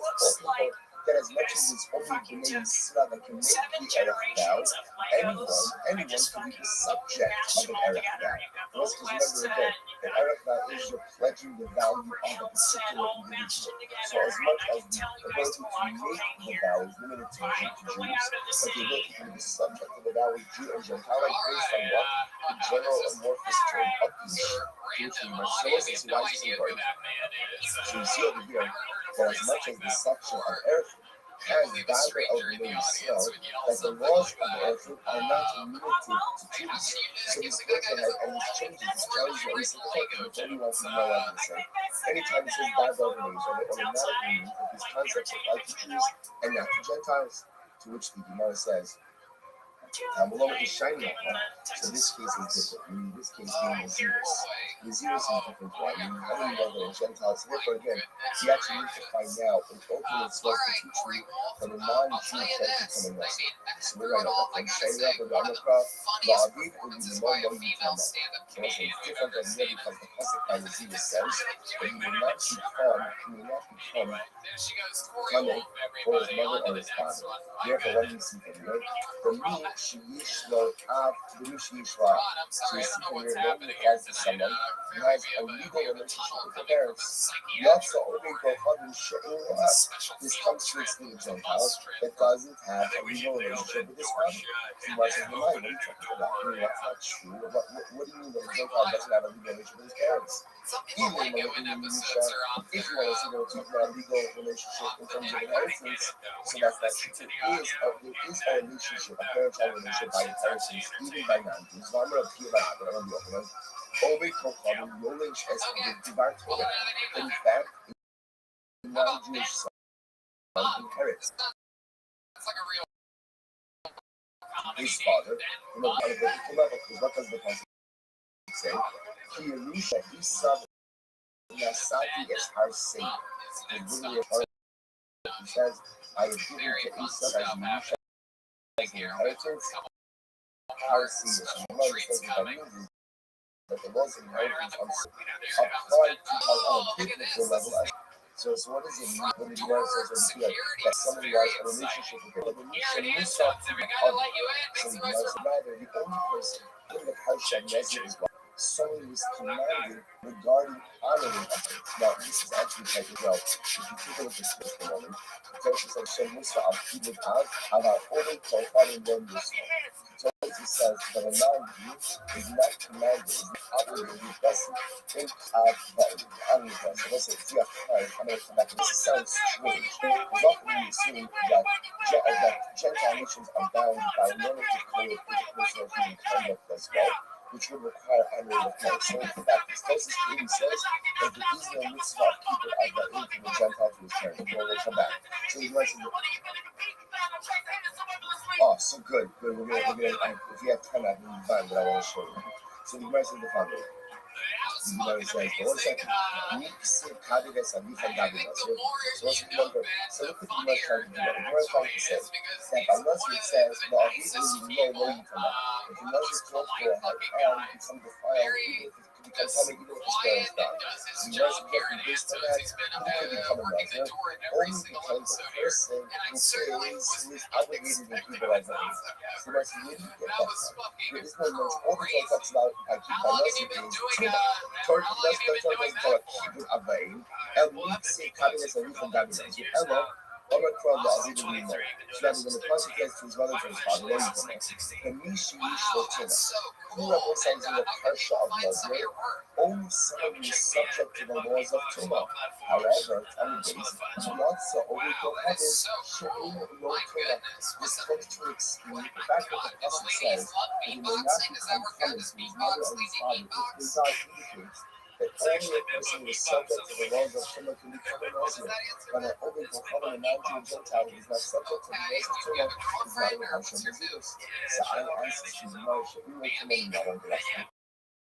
How do you know that? The Gemara is like, when you talk to that Nisa, when the last thing is, how do you know? How do you know that only Kohanim is not subject to the laws of Tumah? You know that from the Amukra, you each are showing them the religious contract. And the rest of the Pasuk says, you need to say you didn't do any jokes, but I think the religious contract. You need to say, I'm not a Shahid, you don't have to. So This is from an cool. individual What who else was have you coming. been? So Tell what us this more about you. Well, other favorite hobby is and then ping pong. it Does anyone enters here like into to play the ping pong? Islamic class without You want to play some undergoing ping pong? purification process. So when it enters into the Islamic class while coming, what kind of looks like the entry in the Islamic class while coming is charis. So the Gemara says from there. Yod says that, so I'm sorry. So we got the cow. The meat sheyesh the cow. So we see again who is included. All of these including the laws of Torah. Is someone who has a cow, someone who is ultimately going to call himself having Jesus God Christ. says that, My mind is shut the completely cow. blown. However, it comes to Oh, include let's this get Gentile, going. who is not part of the Wow, cow. Ben, that is This is so what it says. So now fucking we put it cool, from that. man. That a Gentile is not subject to the laws of Sounds like Torah. you do So this much to like be during not. some I don't know why you like say was that. what I did before. During the Charis, we Routine. learn about it. What? About it's Hey man, really give it a real fucking shot. what is it? You It's a we're suggestion. doing live Maybe shows it's entirely okay. as Maybe the info. non-Jew is Yeah, just for not sure. subject to the penalty of Do you Charis. have Thursday? But the non-Jew is still subject Yes, to I the do. laws of I would Torah. love to have you Maybe on the Charis episode. Oh, is man, a I good really appreciate remember. that, man. You Thank might you. pick Thank up on you. that word. Oh, look at that. Cow, but cow is this Hanecha Shalim by cow. So look at Now the that we Charis. know what he Only does, fight maybe for every someone once that's in a part of while the you cow. come But the fucking din of Tumah give it a applies jolt to of everyone energy. Jew and You'll Gentile, Up here and which we fucking might shock have the in audience. hell yeah, on the thank you. cross. We saw the band I've never seen out of all the whatever we've done here, 10, 12, whatever episodes. I got to say, I looked over when you did went into the ping pong thing, and I saw the excitement on John Weeze's face. Looks like it was Chris's morning over there. You're so cool. You have like a band excited, which is fun to see. Was it any person who has Tara, has the Tara because of the Tumah? Any person who doesn't have the concept of Tara doesn't have the concept of Tumah. So this is the nice mention. The email, Tara, we don't know how to work. Tumah how to work. So maybe not person say if there's a possibility that there's that. But maybe a Gentile could have a state of Tumah without having a state of Tara. Maybe ultimately Tara is only achievable by a Jew. Perhaps Tumah is a state She in works which for a Admiral. She non-Jew speaks can French for Canadian takes on over. the crop. Sounds like what we're doing. I shared with love the low use You ever factor. do any of your beatboxing tricks in the The bedroom Pasuk or says, anything the like Pasuk that? says that a person will become tamei and does not become tough. That's the rest of the drasha over here. Take a look at Rashi. Rashi's pretty much right across. It's like a bonus from Rashi's right there. Omicron. Ish Hashem Yitma the low Ben, use so factor. fucking cool, dude. This is still in the Very interesting stuff. I've never thought beatboxing was so cool listen to until this. you just did it. Tumah the Kala Kalashta the Kandabra. I already asked you where they can find your stuff, So right? let's listen Yeah, to you can this. find me The anywhere. Pasuk says, Ish Hashem Yitma the low use factor. So Yeah, you go get a understand sticker from that the Ben Buck Pasuk on is your way referring out. to One more Tumah time and for Ben, Kala everybody. Very within the awesome same stuff. person. Very The cool. Tarbai 23, is that right, Ben? 23 But when fucking is a years person old. subject to the laws of This Tumah? guy's gonna be a Only when huge they're also goddamn subject to star. the laws of I Torah. can't wait to The watch you Haftarah. Thursday, man. He already is one half of Run the Jewels. Whoever does not have the ability to You reach the guys spirit probably power, already know. also that's subject to the laws of Actually, Torah. let's bring up the The other half only of for Run the having Jewels, the right? you Yeah, let's do it. This guy won the extremely rare prize in almost 500 episodes of this show. Only 7 people ever have won a thing called the Golden Ticket, which means you have to have an absolutely perfect 60 seconds and an absolutely perfect interview. Last week, he reemerged for only the first time since winning the Golden Ticket in Iowa. There's only been 7 people to do it. 1 in England, 1 in Australia, 5 in America. This is one of those guys. In his appearance last week, big swing so fucking real, dude. It got so crazy in here. Why in June is not subject to the laws of nuts. We're gonna talk about it. Fans of the show are gonna talk about it for years. This is his third time ever on the show. He's an anomaly. Let's see how it goes. Make some noise for the great. Follow me, everybody.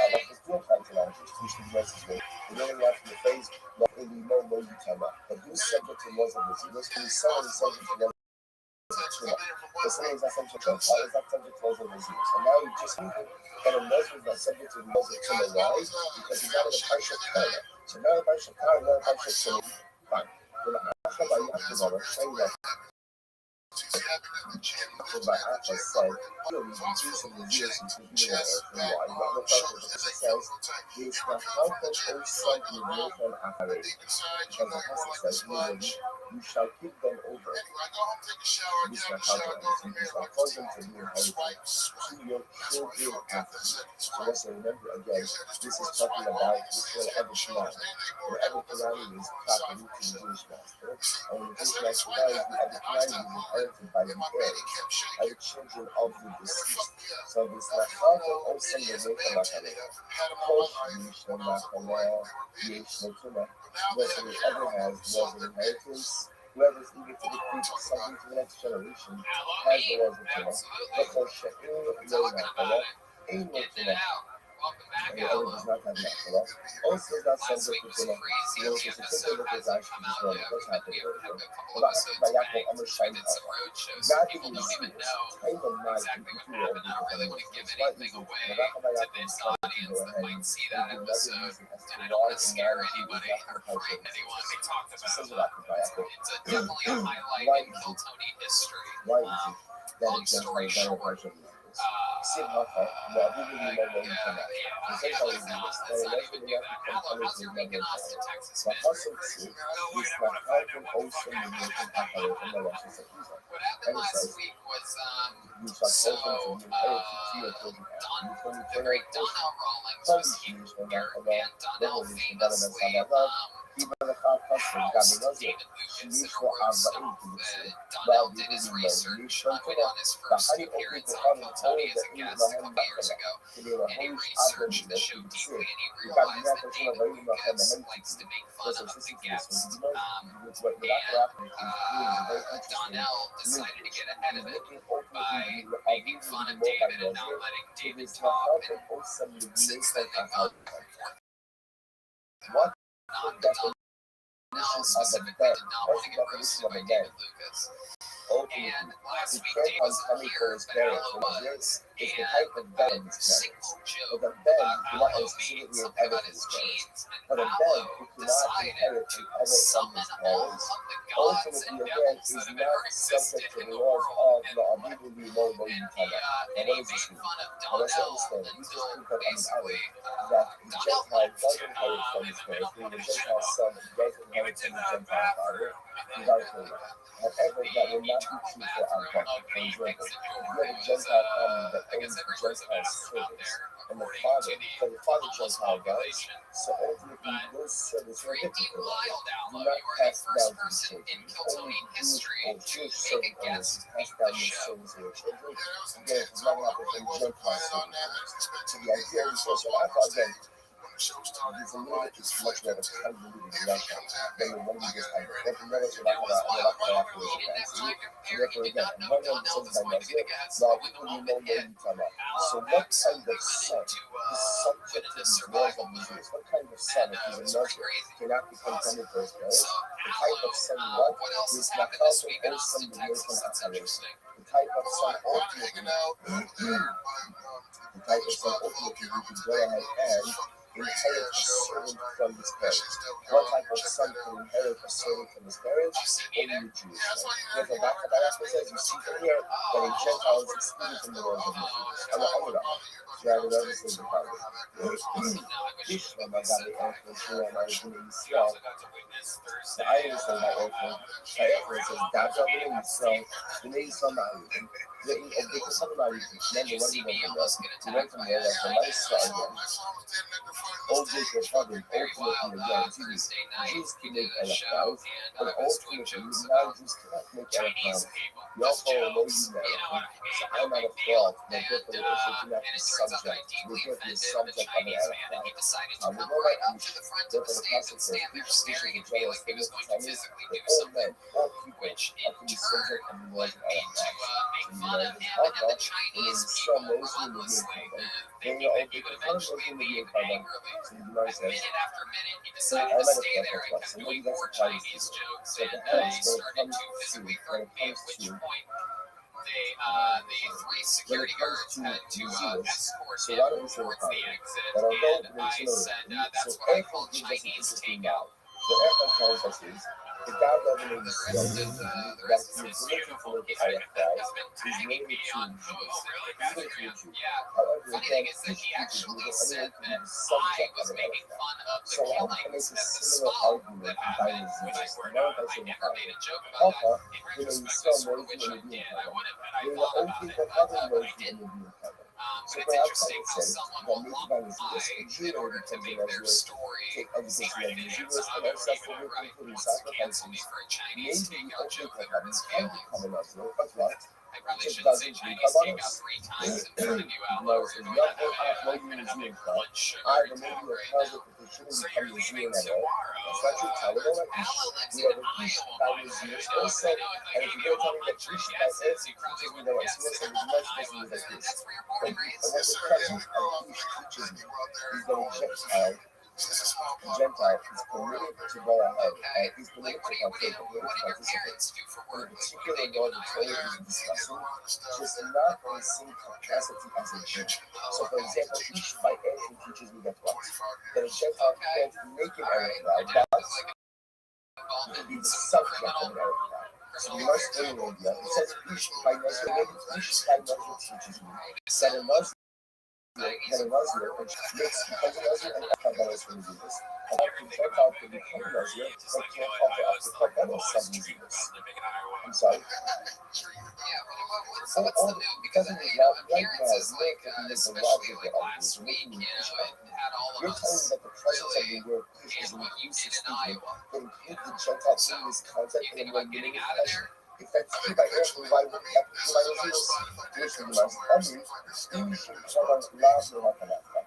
No, that's not true. It's not looking for a way to teach you. It's not looking for a source to teach you that a non-Jew, even if you want to say that a non-Jew is freedom is used, a non-Jew will bring you virus of disease.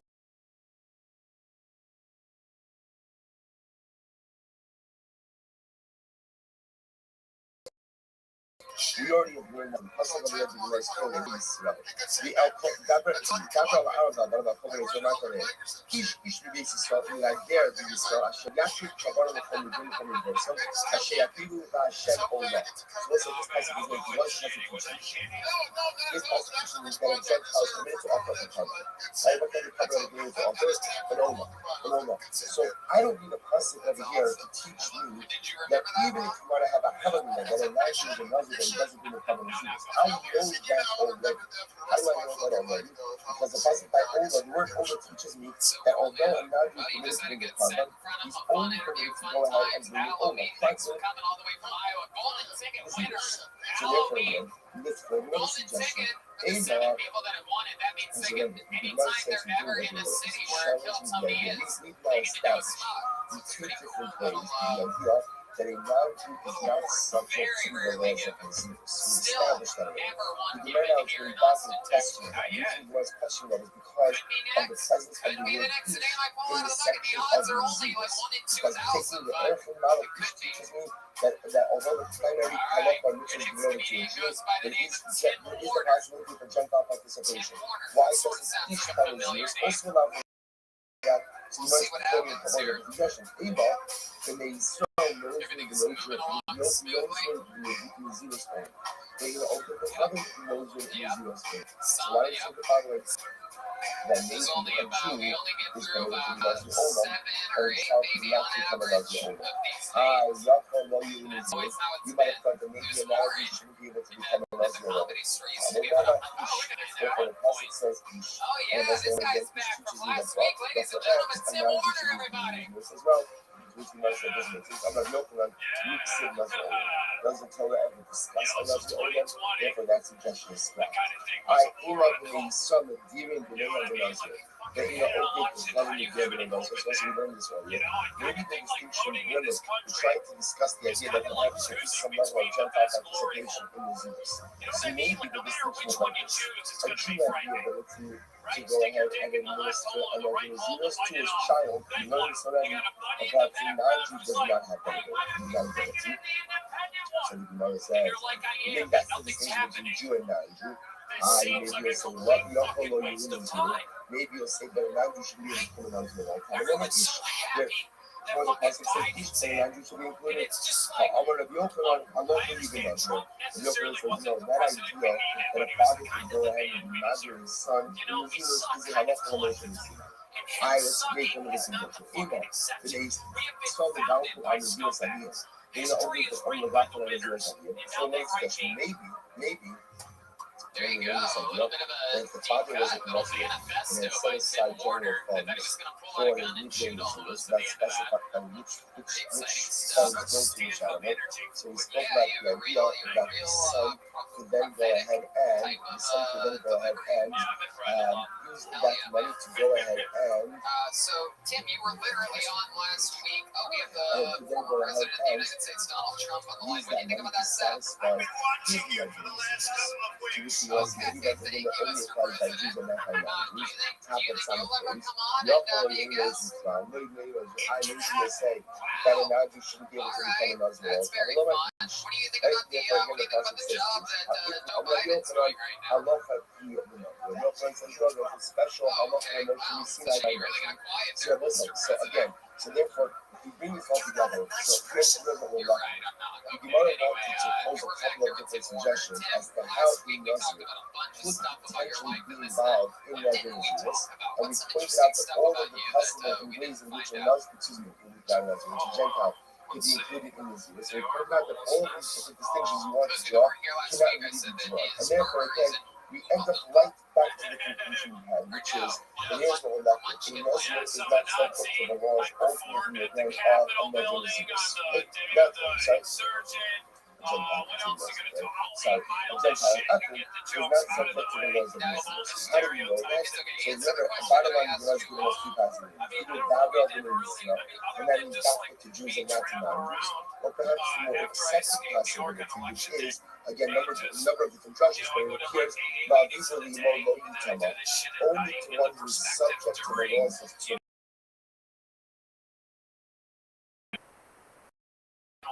But an Akum who is not subject to the laws of Torah, again, does not go ahead, and is not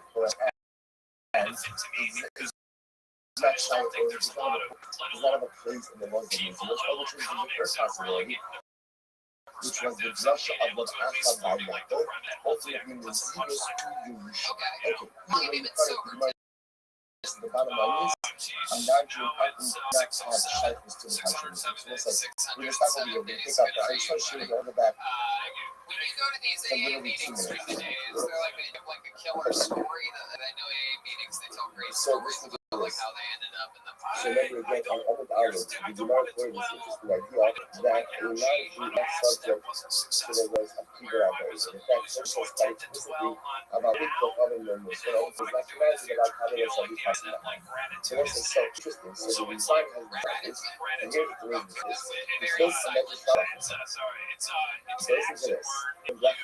It's so something we have to leave around. The fish I in the practice of Omer. Eight say, we in the Hallelujah Shem Shemai, the Omer, Sunyach Aviv, Bahala Bola is Yosef. So that's all we is concerned. So when that doesn't left the place, my elderly father, and what are people going to say? This is the God of Abraham, right? This is the new God of monotheism. It's the Savior, elderly parents, we just go off on your own. So I'm not it's amazing. I'm not literally didn't argue about this part, but he said, you want me to go back with the Kaddish Shem Shammai. I live with it, I do left for her, it's going to Lechara Shem Shammai. So I'm going to respond to Lecha, I need Hosra from Kibbutz Avei. The in I need Hosra from Kibbutz Avei. The Bible says, I'm exempting you from the midst of honoring your father. But that you need to not be anyone else. I need the Kashash is telling you, so I don't know, if they made their own. So we just get down on it. The Guar, the B'nai Noah, Musra as Kibbutz Avei. So Rivan asked, again, it's a Kasha on the Medrash. But interestingly enough, the Rivan was the base of the Medrash, you see the word of God, that the Rebbe said to Rabbi, for you, I'm giving up Torah. So you're giving me exemption to people out there. What can you make from that? But others that like that Gentiles do it. So B'nai Noah, that B'nai Noah do have an obligation of Kibbutz Avei. I'm going to have an exemption of Torah, but everyone else obligated. around the He takes it a mountains step up further, by the way. There's a little bit of extra He says, sanitizer on this side, huh? he says, all right, I'm the near the lekker. He says the Chumash Chassav the Gemara. There's another piece to this, which is that the Gemara points out that the name part of mitzvahs doing law is what's called a mitzvah sifris. Mitzvah sifris means anything that's intuitive. As long as it's intuitive, even if it's not one of the explicit showings as doing law, a bengal is still obligated to it. So there's two questions the Gemara is asking. Number one, I don't understand the mitzvah sifris. So why would it? It's illogical. So why would it not be obligated? Furthermore, again, the Bible says explicitly. Again, as much as you bring out passion from halacha, but again, it's probably exempted on the mitzvah. And mitzvah on the mitzvah is a bengal. Not to do not to put you use the Torah see right? Sorry. He kept the Torah, whatever that means. Like whatever that means. Not as a binding system, but whatever it is.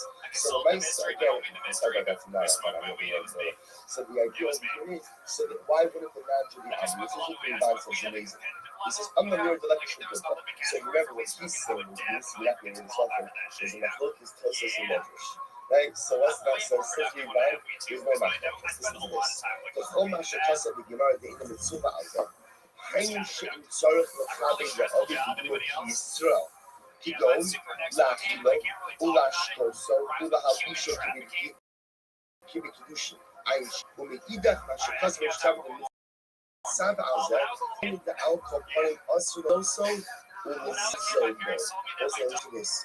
There are different forms of keeping out the Jews and non-Jews, but Jews obligated in a heavy level of kibbutz. Namely, not only can I not disrespect my parents, and not only must I go ahead and give them what we call the evening forms and demonstrations of your honor, but I'm obligated to make sure that they're fed, I'm obligated to make sure that they're clothed, I'm obligated to make sure that they're obligated to make sure that they're to a life and the life is in a good place. A non-Jew says to me, God does not have that same level of kibbutz. Is a mistake to what? She never got her to disrespect or to disparage points. But they do not have the same levels of respect for us. Of active going out of their way to honor her. So we say, therefore, when we eat that mashkas and the gracious Rabbi, the mitzvah is that, kind of the alcohol, us, and see, goes on to explain with him, hey, fucking boy, it's happy person, boy, you don't talk about it. But it sounds like the book I will be with Rashi says, it's all going to be for that. I'll be concerned about that's a nice side, yeah, if I do not, I don't prepare my father, if that not assumes it's not a degradation to my business. Teaching the Baruch said, it's a good title, but I'm exempting it. He says again, when I specify something, but you're not in both of the academic people, I'm that's the hate of my issue. None of the class of Yakush Zul to Bazet is head. That makes an incredible distinction. So, first of all, again, he explains, and therefore, Tosis is not arguing. Tosis says, about Obi Kohan and Go Musar, but Obi Kohan is not commanded, is not obligated. It means that Obi Kohan is not obligated. But our mitzvahs are say a Kabbalah Sabikava Asma. We have a heightened level of Kibbutz. We must make sure not just to only avoid disparaging or disrespecting parents, we have an active obligation to make sure that all of their physical needs are met to the point where so you know there's not focusing the Gemara as to who's obligated to pay for that. Right? Does that money to care for my parents come from my parents' money, or does it come from my money? So Shabbat asking it comes from parents' money. But when I said the parents don't have money, so who has that obligation? Children have that obligation. That's the condition of by Jews, by Gentiles, by the Rebbe, providing the mitzvah of having a only to avoid diseases, to avoid any kind of degradation or disrespect, but there's no obligation to spend their own money there, and there's no obligation to ensure that everybody lifestyle that their parents are about. Therefore, again, Tosis is saying that non-Jews are exempt from the mitzvah of kibbutz that we have, but the Medrash is saying that after we are down by that basic level of kibbutz. So, yeah, well, the truth is, that, again, it's an interesting thing that I'm not being, was it clear?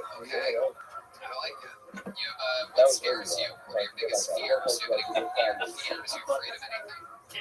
No, because remember, the Gemara says, the Torah says, to Rabbi Avinu, the Akbar Tava around the Sefer B'Shalom. When you thought you were going to be buried with your father.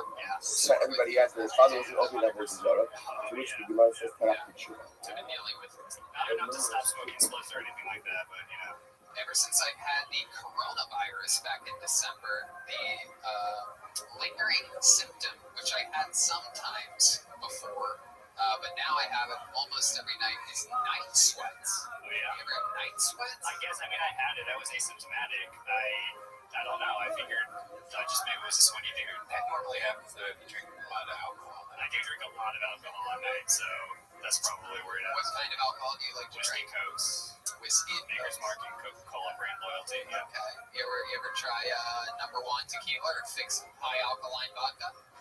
No. Well, you should. Bring me some? You should. Okay. I'll go get some. Yeah, absolutely. Right after this, yeah. Yeah, definitely. Well, where do you do your stand-up? You've been doing it 4 years. Where do you? Oh, yeah. So I moved here in August. I started doing it in the Bay Area. Okay. Like Oakland, San Francisco. Is that where you lived there? Good morning. Since 2011, and then I just took advantage of COVID to become remote for my work, and I moved here permanently. When did you let us begin beautiful people back? We actually met on New Year's Eve. Oh, I do remember you. You offered me mushrooms. I did offer you. Yeah, I remember you now. Yeah. You were sitting underneath. He was sitting underneath the table. I went to let's just begin by thanking our sponsors. Today, our Common sponsors for the month of August. Steve, how are you begin to the Ocean and Texas this month? And then we have Harry's father, that's Harry Khan, Steve Hirsch, then Yossi Cohen, today Holytown College, the dedicated showing Texas this month, and then we have Tess part of the Congress, and Harry Up, and Grandmother Dina Acosta. Everybody get any sponsors and have a sponsorship. We leave this last most of our outfit. Then we have some numbing, which is the website, and we leave this last Sarah Dina Acosta. Thank you. That's when the sponsors for today's CMC weekend. Dedicating the learning of all of the tragic habans of Kali throughout this constellation in America about commentary and Shabbos for having Aliyah, and Yom Hashem, and Shkar for Asher in the eternal period of peace and Shalom for Kali Let's look at let us begin. Today's gap is Lamed Tes 39. We are picking up the Yom Hashem on Lamed Tes on the days 38. We are taking up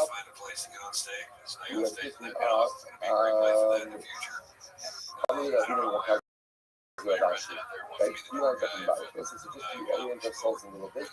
Remember the key statement of Abayi and Rabbi. So Abayi said as follows: if a person eats a parasite, person eats there's the poetry definition of parasite being a grape seed. Person goes there and eats grape seed. Person eats a grape seed, they look at night. Person gets 2 sets of malchus. Why 2 sets of malchus? One, for the specific prohibition of eating a grape seed. And number 2, for the general prohibition of Mikol, right, anything that comes from the vine. Mikol HaShayasa, Mikol Hayai. So what's it? So this is a Bayish, but in general, anything, in other words, any prohibition that the Nazir is over is almost always inevitably going to be over on 2 soon. One the specific Isser and one the general Isser. Rabbi disagreed with this because Rabbi had said, "Imokim Allah shed colors." He can't get much on a general love. General love finds that Papa raised Ash on Abaye, and the Papa pointed out the case, holding up the event of a Nazir who went ahead and violated local things, right? And in order to bring the price, only gave him liability for 5 sets of marks. 5 sets of marks. The Papa says just to buy it back. If you're at the comedy store, you can do that. If you're right, if you yourself want to get better and get stage time, sets of markets. Why 6? There could also be competition there. It goes both ways. I think every year it changes. Specific You can also prohibitions get a that lot you of spots violated, in LA. and a 6 for the general prohibition of Mikol HaShayas and the Gefen Hayai. The fact that there's only 5 and not 6 indicates outside the Papa that Abaye, you're wrong. Abaye counters, right? The Gemara says, Papa Bashir, then no. And the Brisa says 5, the Brisa didn't include all of the things which were allowed. So what says now we're trying to figure out, in order to make the claim of Tana Bashir, You have to identify at least two things. Like that's the kind of left off. So one of them could be the love shot of flawless. What's the other thing? Which we must only have been about casual adoption. The Hashir, the Dame Having Night. The most of the I put the price on left off and I said, Dame Having Night, listen to this. Here's what we've established, right? The Nazir eats a grape. I said, what do you hire for the grape? So what do we establish? We hire for Zon, grape skin. We hire for Kaksanim, grape seeds. What else do you hire for? Everything between the skin and the seeds. That's called the Dame Having Night. Like the meat of the grape. So what's the grape with the Rush? The Rush says as follows. Rush says the Hashir of the Dame Having Night. And the Mashi Dame Having Night out. So it's like, the part of the grape is sort of extremely focusing on the seeds and the skins. So the stuff that is between the seeds and the skin to the Harshnal, the Loki Arab, Mishum, the eye. That was it. Now the truth is, there's no prohibition. So what's really fascinating about saying is, you eat a grape, you eat a whole grape. It sounds like, what do you carry for? It's incredible. What do you carry? Like you carry for some grape skins. You carry for Benabinai in the flesh. You carry for Hatsanim, the seeds. I say, by the way, all one little grape. Like one little grape. But I say, all these different prohibitions associated with it. So the Gemara says, that's not a right, so that's not a right. So I'm going to pop off. One kind of immediately published. So our Papa says, you know what? This is I retract. Like, don't say that the price is said with 5 times. So I said, that's not it. Papa Brother says, don't say published. But that was the whole point. In other words, Papa's whole passion on a diet was that the price is said you only get 5 sets a month. You get 5 sets a month.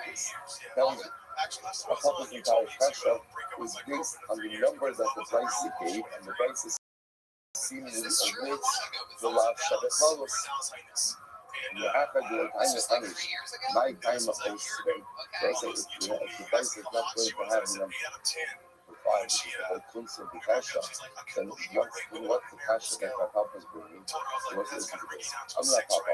My Papa says, I'm not savvy, not demolish the other. So I say, my Papa said, the reason I questioned Abaye is because I did not think that Abaye had a true tradition from his Rebbe about his position. However, it's a Huckabee. Right?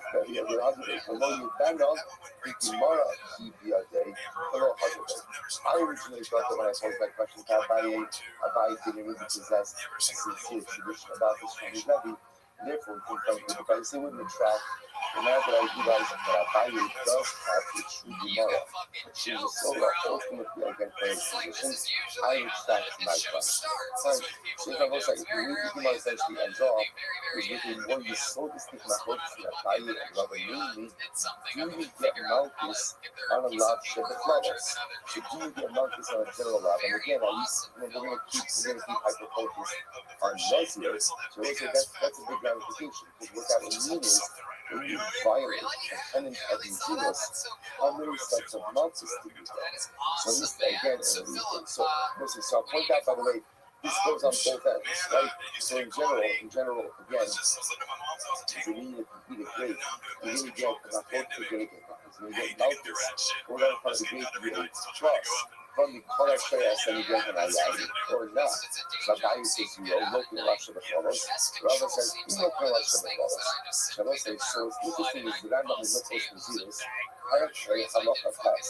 Then he says follows. He says, Nazir Sha'akon Kizayis Anodin, Kizayis Hartan, Kizayis Zot, Kizayis Shimukim.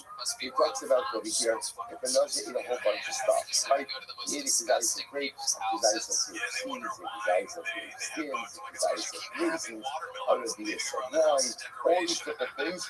He gets Malchus for every single thing that he does, right? So you'll get Malchus for grape skins, you'll get Malchus for grape seeds, you'll get Malchus for grape crosser, right? You'll get Malchus for everything.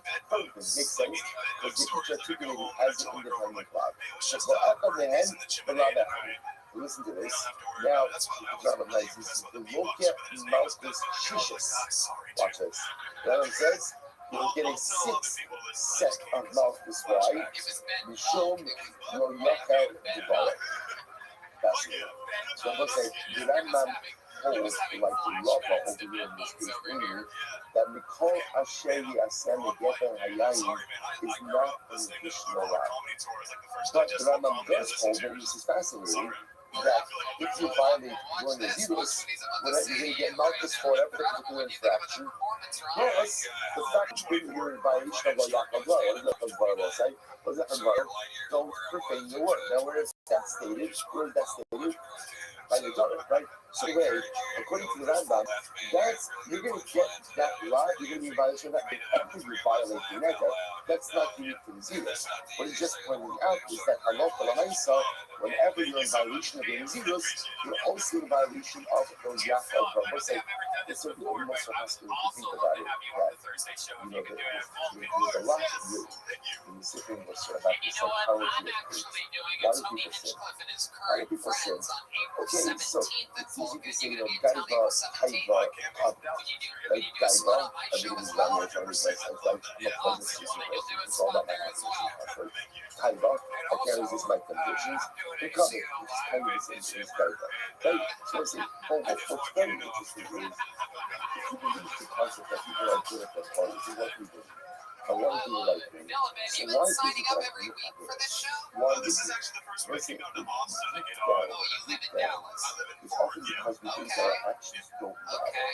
In other words, I'll do this, and it's not a big deal. It's not a big deal. Whatever the effects are, they're going to be localized, and there's not going to be any type of ripple effect or ramification. Anything I do doesn't really matter. And listen, it's fascinating to me that you see a Rambam like this. And what is the Rambam saying? Here's one little act. And look how one little act has a ripple effect. Right? So here, I'm a Nazir. I violated the parents of my resistance. Okay, fine. Right? Listen, you know how it is. Sometimes you just have to have that grip. Right? So sometimes, no matter what the ramifications are, you just can't hold back. What's fascinating is realize is, yes, it's not great, but it's not just about the grade. It's not just about the grade. There are also other ramifications. Well, not help tomorrow.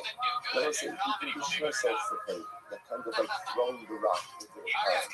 But there's a ripple effect that comes out. Every single thing we do, there's a ripple effect. When a person it's not localized. It's not the shot that it's just you and that's it. There's a ripple effect that goes out. The ripple effect is, who knows? Now the beautiful thing is, whatever is true with Avera, to 100 times over with a mitzvah. Something else that often we don't see that opportunity to do this because we don't necessarily think that they matter. So an Avera has a ripple effect. Now we try to Nazirus. It's a kind of a yachal tomorrow. If it's true, you're right. And it's so much to the case. We take advantage of our opportunities, the impact that positive things that meets us on the Torah, Chesed. It's not just on us. It's a ripple effect that has on our family, the ripple effect that has on our community, the ripple effect that has on Klal Yisrael. It's just as big as well. So Rabbi Allah said that Azariah over. I'm not Yosef. The most September game, the last month focus in Mishnah was what's the death of Chatzanim and Zod. So it's another way of listening to Azariah. He said Chatzanim are grape seeds. Zod is grape seeds. But the Yosef said Chatzanim are grape seeds and Zod are grape steers. I'm not Yosef. Do you mind? Because you know, we put Chatzanim at the Yosef on the pasuk of Chatzanim. Zag. It's English translate. Sanim ad Zag. Literally, Sanim ad Zug. What's the definition? I'll say Sanim means like penis, the inner part. Zug means the outer part. So we'll say, in accordance with those English translate the part, to which the Gemara says, Rabbi Yossi. I will say, if you notice, by the way, already the Gemara adopted Rabbi Yossi as we're going through the Sugya. That type Sanim ultimately means grape seeds, and some grape skins. So it's also fascinating the way the Torah describes the grape. Right? How does the Torah describe the grape? The Torah describes the grape from the inside out. from the inside, which I will say is fascinating because I don't know why intuitively you would assume that how would you try to describe it? How would you try to describe it? Outside the let's say perhaps you ask them this as well, which is interesting. So why do I describe the grade from the inside out? Let's say if you think about it, but it's such a contrast with the zeros. Right?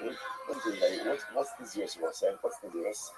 The zeros is a person adopting extreme behaviors in order to what? In order to what? In order to go ahead and change the core. And that's what's happening by the zeros, right? Allah something that's a kula, someone sees something terrible occurring, what do? They adopt this extreme behavior. And what's the goal of extreme behavior?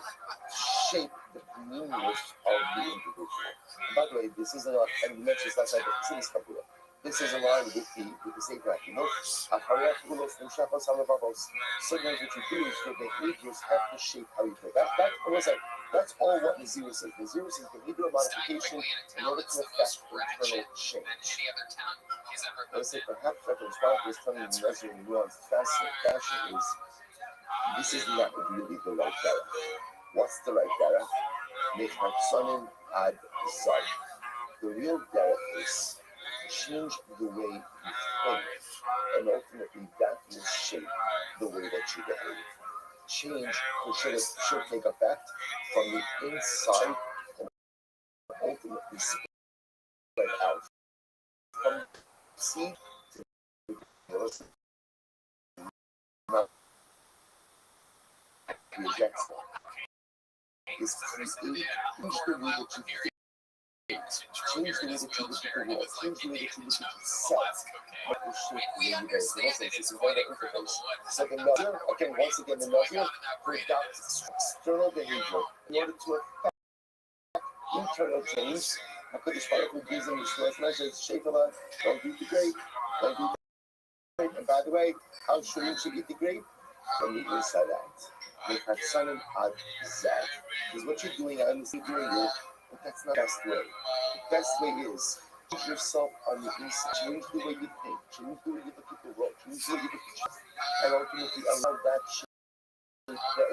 change to shape ultimately the way you behave. An incredible nuanced message from the Rothschild. I'll say Mishnah. Stand the zeros, not a go. Great days. Stand the zeros for 30 days. You and you should go foolish. Let's say, let's say, you know you accidentally cut his hair, or for that matter, okay, butter, he accidentally or he was shaved by listing. Okay, let's say, just understand, like, so we look at this out like it's like amazing over here. So unfortunately, right, the Jew overcomes one of the ways in which the Umas ultimately again have exerted their negative influence on us is by shaving the face of the Jew, by shaving the beard of the Jew, by shaving the head of the Jew. So the might say again, so that we will shave by listing. What's the halacha? So I want to say this is very important. So what do you lose? So what you lose is 30 days. 30 days. So what the Central Commission is teaching us is in order to bring the final offerings of the zeros, you have to have hair growth of at least 30 days. So if you cut your hair sometime during the zeros,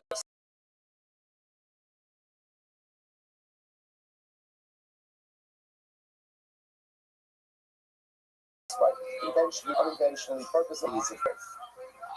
No, Shagilach ben Zug ben Dekar, Sumi and Nazir, who cuts his hair, will say Zug are scissors, Har is a razor, Sifsufar say means you pluck out hairs. You pluck out hairs by hand. Allah Kalamesa, you cut it. We'll say that is a violation. That is violation because the Nazir is not permitted to remove the hairs off his head, and therefore Allah Kalamesa is going to be fine.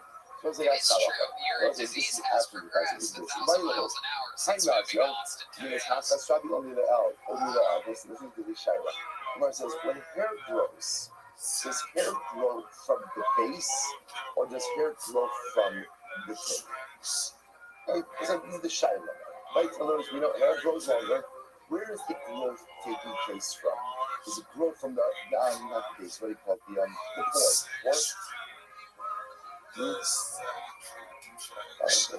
No, but it's a hair follicle. The part where it's attached to the head It's got this through the hair. It's a color, bro. Okay, whatever. Right? I'm sorry? Bottom and top. Good. Excellent. Keep it easy. Good. Keep it easy. I would say, so does the hair grow from the bottom or the top? Good. Easy enough. I would say, so you are says, can you imagine like the guy who asked this in the Beis Medrash, right? So let's say, so the Gemara says, so it's a no napkin, you know? Who cares? Who cares? Now let's say, now watch this. So my napkin, you know? The Nazir should get through this thing. The shiny book, they lock off Rosh Hashanah. So let's say, listen to this. Let's say it's the case of Mishka. Let's say these guys, you know, the Reuben's and Nazir. And what happened? Someone came along and cut his hair. Someone cut Reuben's hair. But, listen, now what's the but? They left, the hair is long enough that you can bend it over. Right? In other words, that you can take the hair and essentially the tip of the hair, to touch the base. To touch the base. So his hair was cut, right? And his head wasn't shaved. His hair was cut, but the hair itself was still long enough that so the tip to touch the base. So what's the halacha?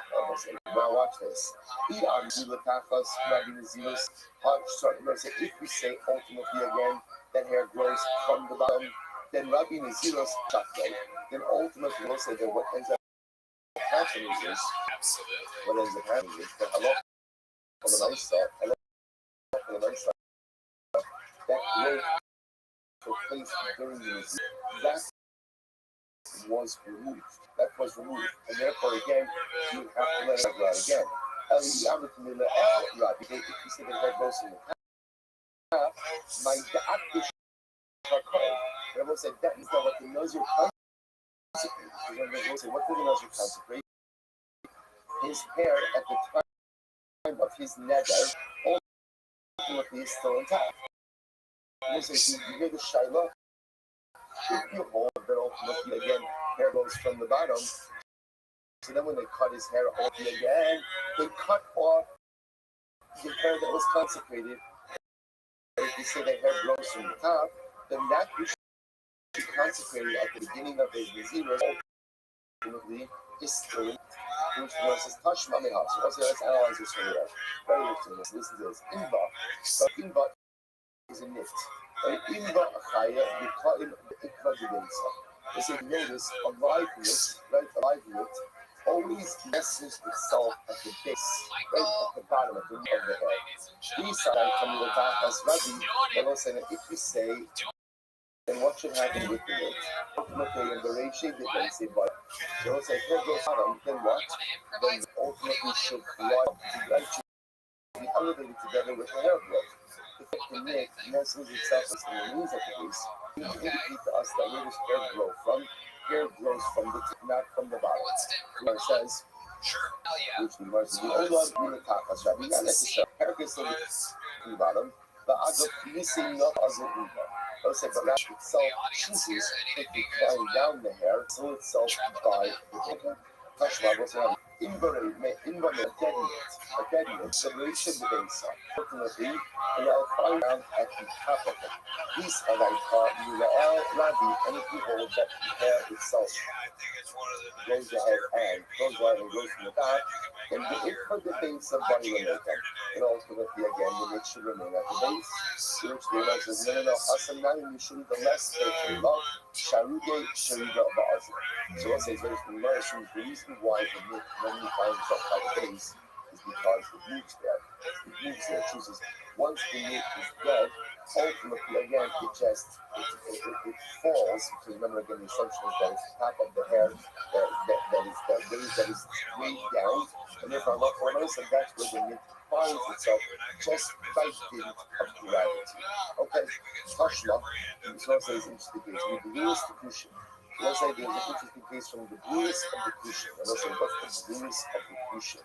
If you take a quick look at the Rush, so let's say so the Rush is on the bottom, it's about 7 lines up from the bottom of the Rush in the wide line. The bluest of the Kushim, show it. The Rush is your side. It's good. Because the glorious is the good. So let's say Shemagil, the glorious, the Shem of all this club. And let's say the glorious essentially like a ponytail. But it was a unique kind of ponytail because what would happen? They would shave their heads. And just leave like this ponytail. Let's say, you can see this. It's a Makurshi scene in the Ten Commandments. So remember again, this is how the Egyptians looked in the Ten Commandments, right? They all had, which by the way, they must have taken, I don't know if that was in the Egyptian culture. I don't know if the Egyptians had graves. Because remember they had that, who's Pharaoh? Your brother, right? Remember? The only person that watched the Ten Commandments? Again, right? I saw it on a trip to Eretz Yisrael. It goes on, right? So it says, so that's right there. That's below us. That's below us. So I say, so now listen to this. It says, Bershom Agdin, Bershom L'Socharim. So now watch this. So listen, here's the chap. Ukishay Mistapim, Migalkim Savib Rosham, Umashay Manichem Osim Osim Kimiya. So let's say, so they would take the rest of the head, leave this half of head, and they would make a ponytail. Essentially, like a long ponytail from this piece of hair. כדי להיות הכלי החיים כשהם קיבלו לאוכל, לא הפך כאשר סמוך לסרס, ואינו מחכה כבפני, I want to know watch this. So I want to bring the following raya, where the Goyim would make this or rather they shave the head, they grow out this head, they would braid the hair very tightly. They braid the hair very tightly. Now let's say, now what would happen over time, so very interesting. The area of the hair attached to the head would become loose. Now let's say, now what does that seem to indicate? That indicate that growth is occurring where? At the bottom, at the base of it. Because what happening is the hair grows out, so the hair that's growing out obviously is not in the braid. It's not in the braid. So it gets loose where the braid is attached to the head. That would seem to indicate that halacha l'maisa,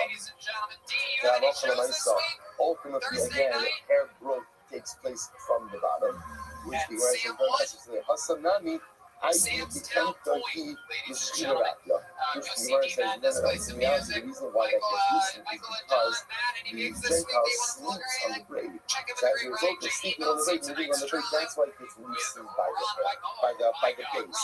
But that's not necessarily a raya, but growth takes place at the base of the hair, not at the top. So I'm still trying to prove this point. That's why the start of the Rafi Amma Minatachos. So let's say the Sanya, the sleep card Sanya is Sadia Pichuras. What's that's very interesting. So the Gemara says a raya for this is Meister Dehema. So what's the raya for Meister Dehema? You take a sheep, right? You know, put them in the pan, smoke, and you want to, sheep number 10 comes out. What do you use sheep number 10? Like a little brush of paint. But let's say, what happens to the wool that's painted? It becomes a wool that's painted. It becomes stiff. And like, what's the word? Stiff. Becomes stiff as a result of the paint. Right? So listen, what's interesting is, but if you go underneath that wool, you go to the wool of the sheep, so over time, the wool underneath the paint is very soft. It's very soft. So listen, what does this indicate? That where does hair grow from? It goes from the base and not from the top. So that's for us for the way. The secret, the Rafi Amma Minatachas. Like ultimately again, even when the sheep is painted, the Rafi Amma Minatachas. Ultimately again, the wool underneath it is soft, which would seem to paint the picture. That wool, that hair grows from the base. Another example of this is when old men color their beards. Right? What do you see? Let's say, old men color their beards. What do you see? They are white at the roots. They are white at the roots. In other words, sometimes when you dye your hair, the old men dye their beard, and you can always tell really that they're actually gray or actually white by looking at the roots. So I say, what does that tell you?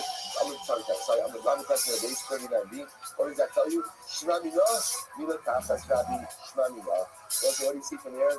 You see from here that hair grows from the roots and not from the top. Incredible. Now, one second. So let's go. How do we get into this entire session? So we're going to remember again, what's the Mishnah's case? The Mishnah's case is a situation ultimately, again, of where somebody's cutting their hair up the nose. Right? Someone's going to be cutting his hair against his will. We're not cutting his hair with his will. Right? But the nice concern. But the nice thing in the Shiloh was not that they cut his hair, but they left off enough to be able to bend the tip of the hair to the base. That was it. So we're asking again, what's the status? So now we've established that halacha l'maisa, when you go ahead and hair blows from the base. So let's circle back. Now the Adisanya, without the training of Brisa, Nazir should get to resisting the Shayu, they could be locked up, Rothschild, Karo, Ado Sosa. So let's say, what did we learn? Watch this, what did we learn? A Nazir, his head was shaved by listing. His hair was cut by listing. And now what happened though? But they left over enough hair, right? Or I should say, they gave him a trim. Right? But the hair is still long enough, so what can you do? You can bend the top of the hair to the bottom of the hair. What's the halacha? Ado Sosa. This does not go ahead and demolish or destroy the negative Yeshua says observed. 1 second, doesn't make sense. These are like Rabbi, but let's say 1 second. If you hold that hair grows from the base, let's say, what's the halacha? Restart, let's say why? Because the hair grows from the so that when they give him a trim, what have they done? They have taken away that he was matchless at the time of his music. So let's say, here's the whole top. If we can get the hair grows from the top, so it's really interesting. What did that tell you? When you became a Nazir, what happens at the moment you become a Nazir? Matchless the hair on your if hair grows from the top, they give him a little bit of a haircut. What's the good news? That the hair that he was matchless at the time that he took his measure still intact. Okay, but now we're saying no, hair grows from the base. Well, hair grows from the base, so I said the first what that means is they removed the hair from that he was matchless at the time of his disease. They became a Nazir. And yet the Brisa says that trim does not go ahead and destroy his Naziris. But why not? What's going on over here? So what's the next week? We go, so get through after the list. Let's kiss the Brisa. When did they list and give him a fourth sacrifice? After the duration of his Naziris has already come to an end. Wow. So let's just take a simple example over here. You've been between another 30 days. 30 days are now over. What happens? Now the listing, give them a forced test. So let's say, so now watch this. Two money, let me Let's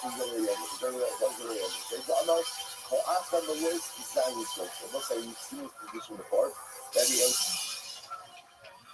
The edges of the opinion, that halacha myself, once you finish the duration of your Naziris, if something happens, now by the way, the something could be a variety of things. The something could be either a trauma, as we say this moment, or something could be a haircut.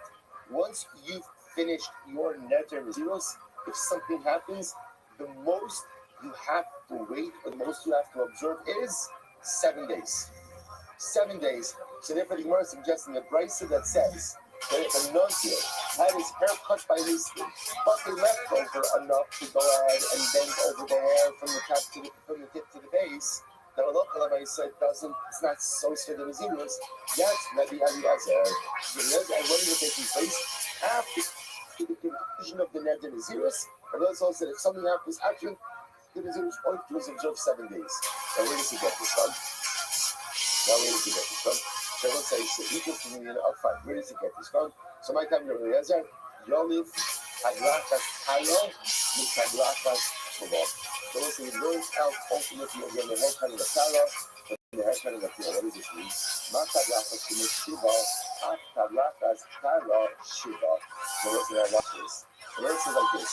So let's say Rabbi Eliezer's kind of not a case in the case of Tama. What's not a case of Tama? You know this is he finishes the 30 days. Then what happens after the 30 days? He becomes Tama. What is it that hold? It's not socially easy. By the way, this was just 7 days. I'm sorry. There's an obligation. The obligation to observe 7 days is not due to the rest of the 7 days. 27 days. That's the 7 days of Tuma. In other words, that's the halacha. That's the halacha. You have to observe 7 days. Again, with Hazara, sprinkling on these 3 and 7. But the Ezra says the same way that halacha l'maisa, you have to observe 7 days. For Tuma, you also observe 7 days for Tara. What's the example of Tara? That's our piece over here.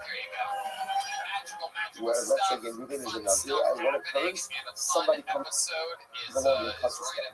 Someone comes along and cuts his hair, and if I'm not wrong, he has to observe 7 days prior to going ahead and offering up his kabbalah. The Gemara says, Shiva, the king of the Rabban, I say, because he gets the Rush is on the right hand column, about 9 lines in.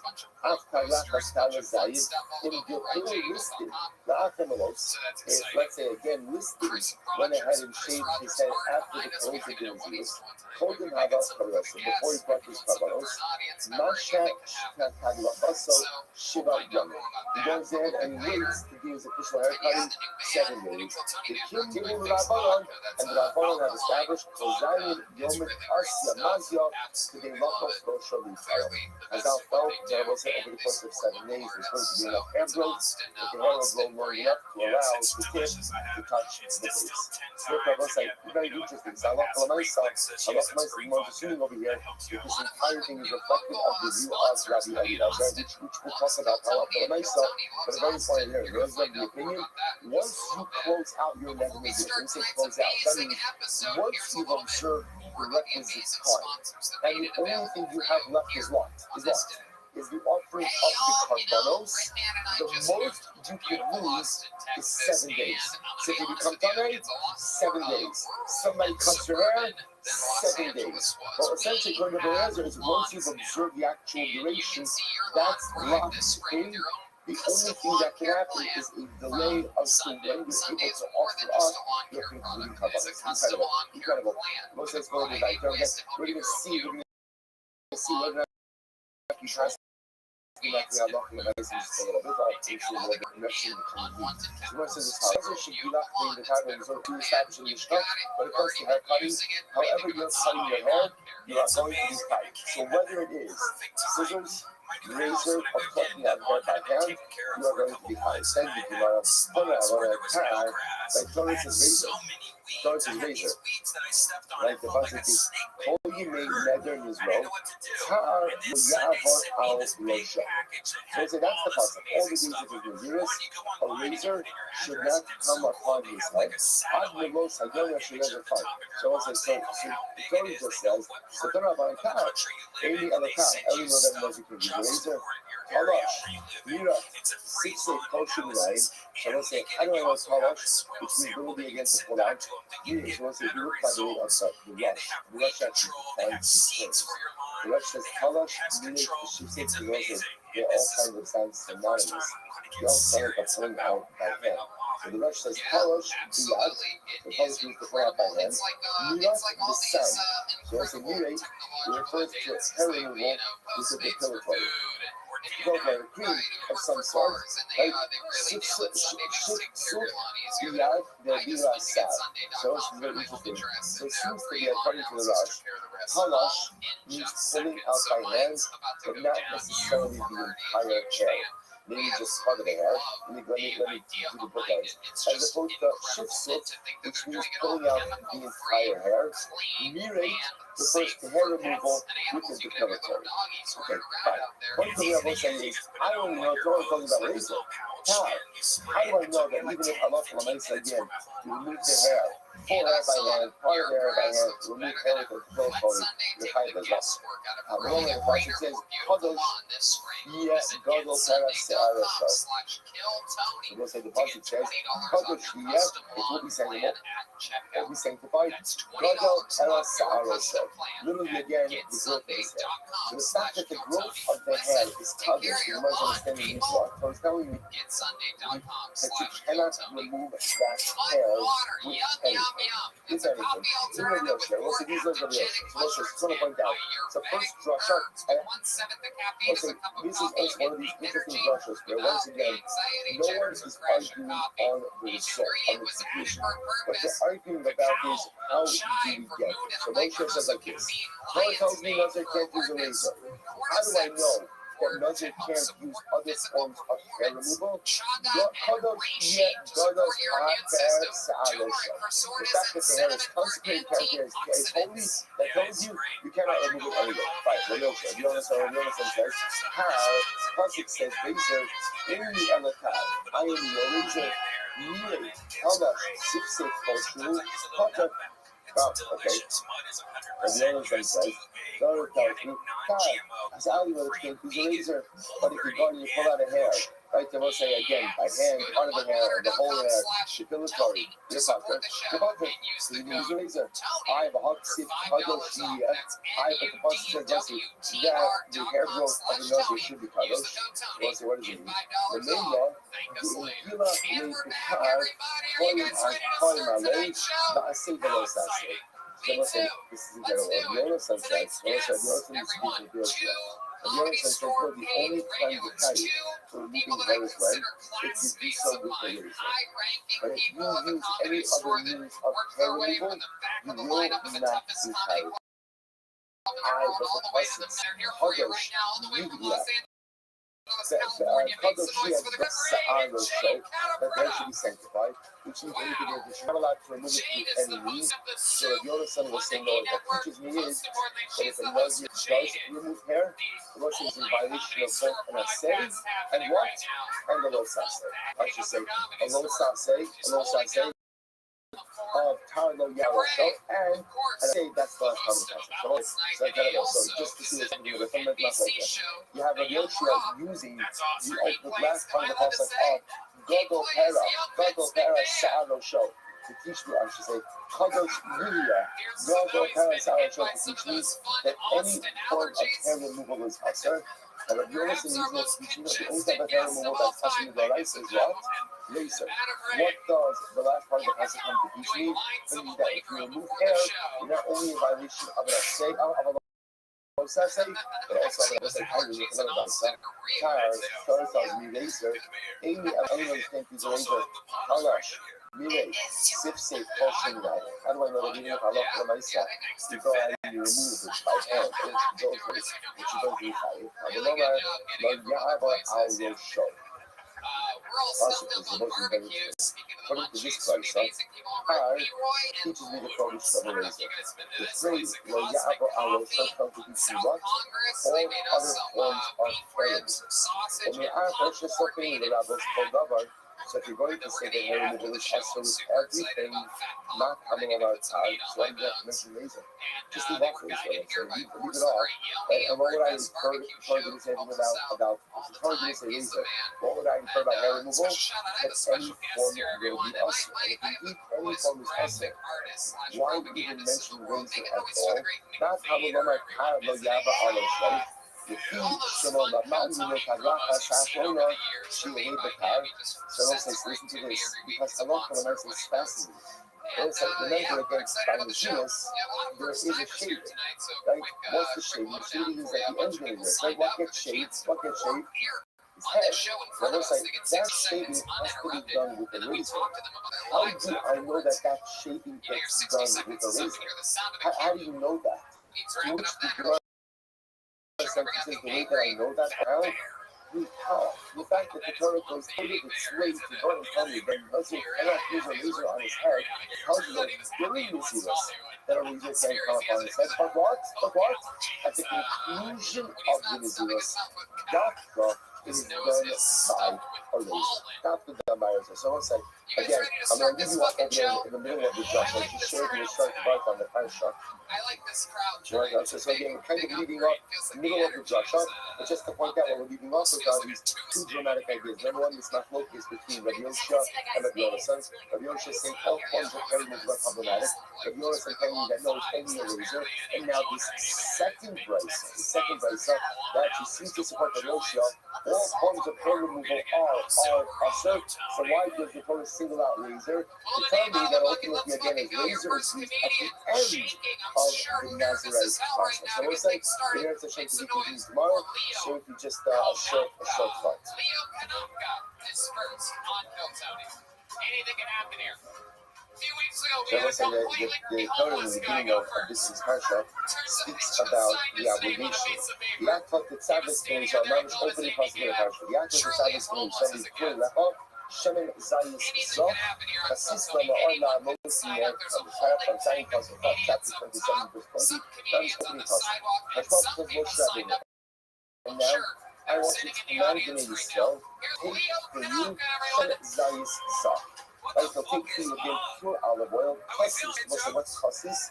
Crushed lama'or to give light, la'alos ner tamid, provide perpetual light. Remember the Torah is telling us shemen zayis zach cassis lama'or is actually a very important halakhic piece, which is what type of oil can you use for the menorah? Only virgin olive oil. What's the definition of virgin olive oil? The oil that comes out from the first press, from the first squeeze, that you don't even use in the base of the flesh. So that's a beautiful insight by the great time from Moshe Leib of Sassler. And he says that in these words, Hasis Lamar. So now if you look at the Lashon is, like, again, the Lashon of the Pasuk is Shemen Zayis Zach, so pure olive oil, Hasis Lamar, crush it in order to give light. So Moshe Leib of Sassler sees in that phrase Hasis Lamar, crush it to give light, incredible Muslim aspect. That's what he says. Hasis, after which Sheben Adam Mechasis Umechashish is Yisrael. So let's say, what's my avodah when it says Moshe Leib of Sassler? What's my avodah? Hasis. So let's say, what does Hasis mean? I have to try to crush the Yisrael. And also, all of us have desires, wants, and passions, and proclivities in life. And I have to try to whatever degree I can to rein that in. Now, the truth is, there's also the consequences when I'm trying to pass outside of channeling those things. Right? Because again, the koach itself is a good koach. The koach is a good koach. But at the end of the day, that koach needs to be channeled. But listen, before you can channel everything, right, your prerequisite to channeling is restraint. Is restraint. So the emotion of Sassler says hasis, to crush something, doesn't necessarily mean to obliterate it. It means to restrain it. To restrain. But let's say, what happens after a person is able to exercise restraint in life? If I'm able to go ahead and literally rein in my pipes, rein in my wants, rein in my desires, exercise restraint in life. You know what the byproduct of restraint is? Says the Rabbi, the byproduct, like the pillars of restraint, is light. He says,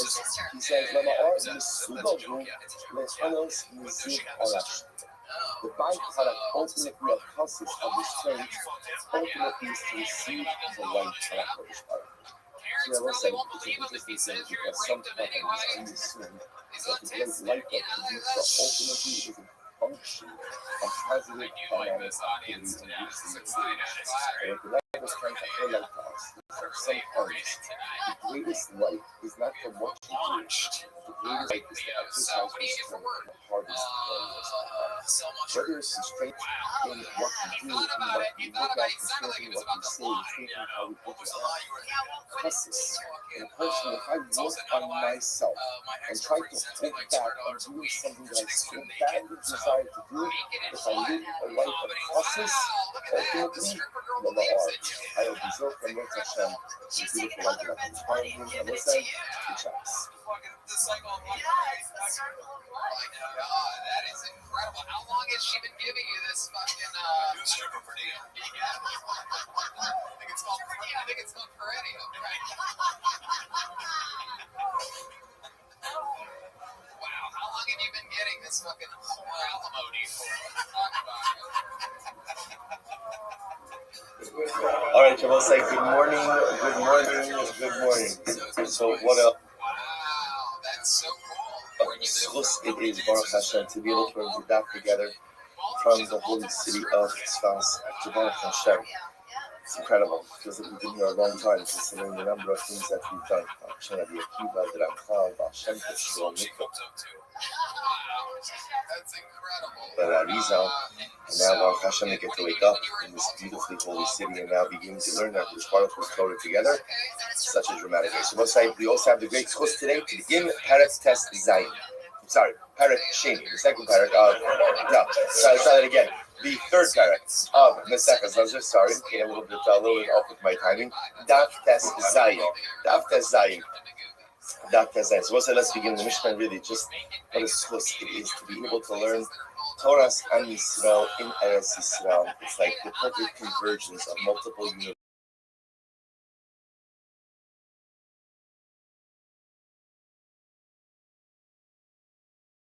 versus a Kiddusha. That's the thing. Okay. So Misham Harini Nazir, a person who says I'm a Nazir, Nigaleach Yom Shloshim Dach. So Moses, remember again, a lot of these concepts that we're going to see in this parak, we've actually seen referenced before. And I'm just also going to draw your attention. We're going to go ahead and rely on the Rosh a lot today for the understanding of the Mishnah and subsequent Sugya. So the Rosh is situated in the left-hand column of the daf. So a person says that I'm a Nazir, Megaleach Yom Shloshim Dach. So what says so in general? Remember again, Stam Nazir is how long? Stam Nazir is how long? 30 days. Now remember, we had a machlokes, right? Good. So the machlokes, we're asking about how which the Rosh is going to reference in just a moment, about the standard duration of a Nazir. Is it 29 days or is it 30 days? Now obviously, again, at the conclusion of the Nazirus is when one goes ahead and cuts their hair and engages in all of the concluding sacrificial and ritual rites as well. So the Mishnah tells us is a person says, Nazir, Stam Nazir 30 days, and therefore again, Megaleach Yom Shloshim Da'achad.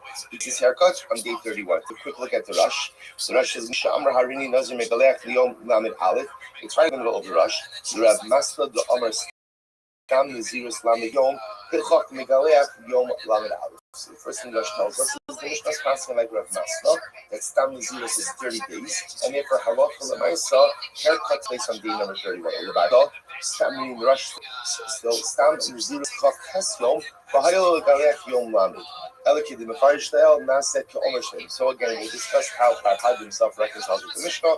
We'll leave that on this side. But I'll say that's halacha number one. Next, the Gilach Yom Shloshim, that however the Mishnah says, if he took his haircuts on day 30, so now again, what's happening over here?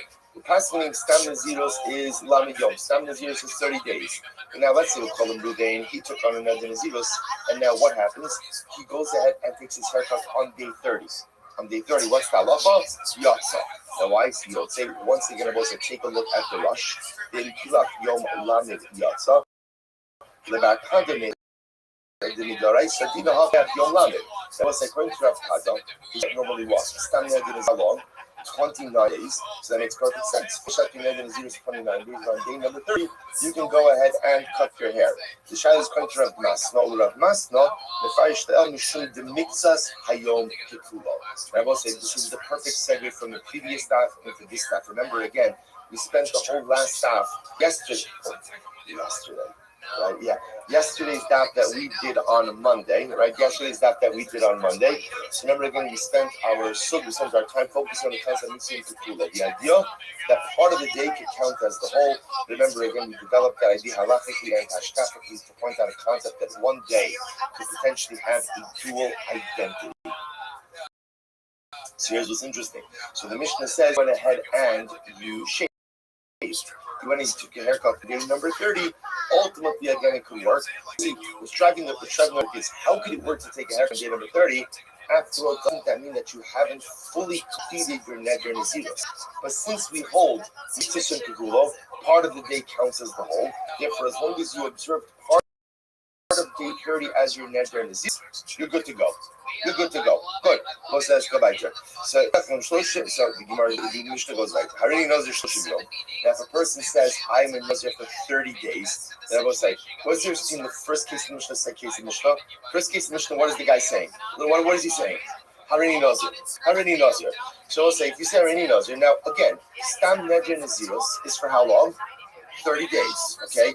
Now, in case number 2, he's saying Harini Nazir Shloshim Yom. I'm a Nazir for 30 days. In this case, the Mishnah said, "And Gilach Yom Shloshim Lo Yatsa." If you shave on day number 30, you're not Yotze. Let's say, what's going on over here?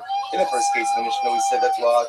If a person says Harini Nazir, so Nazirus is 30 days. In an ideal world, then when do you take your haircut? When do you take your haircut?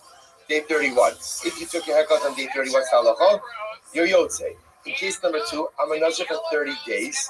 If you take your haircut on day number 30, then what? You're not Yotze. So what's the distinction? So we'll see in the Gemara, but the Mishnah already, again, the Rosh already references this. When you say Harini Nazir Shloshim Yom, what's implicit in your statement? Shloshim Yomim Shleim. You are accepting a Neder Naziros for 30 complete days. It's implicit. Otherwise, you will say why. So you'll say the Mishnah is operating with a basic premise, which is a person doesn't say things for no reason. Halavai, we should live up to that, right? That's an aspirational statement. Right? A person doesn't make a statement, a meaningless statement. So therefore, again, if I just want to become a Nazir for 30 days, all I need to do is what? Well, what do I need to say? Harini Nazir. If I'm saying Harini Nazir Shloshim Yom, that must mean that I'm coming to add on something additional. What am I coming to add on? That as opposed to a regular Nazirus, where there's a mitzvah Yom Kippur concept on day number 30, I'm taking on Nazirus for 30 complete days. 30 complete days. And therefore, Allah Kalamaisa, if I take a haircut on day number 30, you can't do that. You're still in the midst of my Nazirus. Beautiful. Let's go back there. I'm sorry.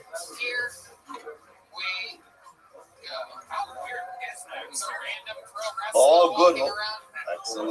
Excellent.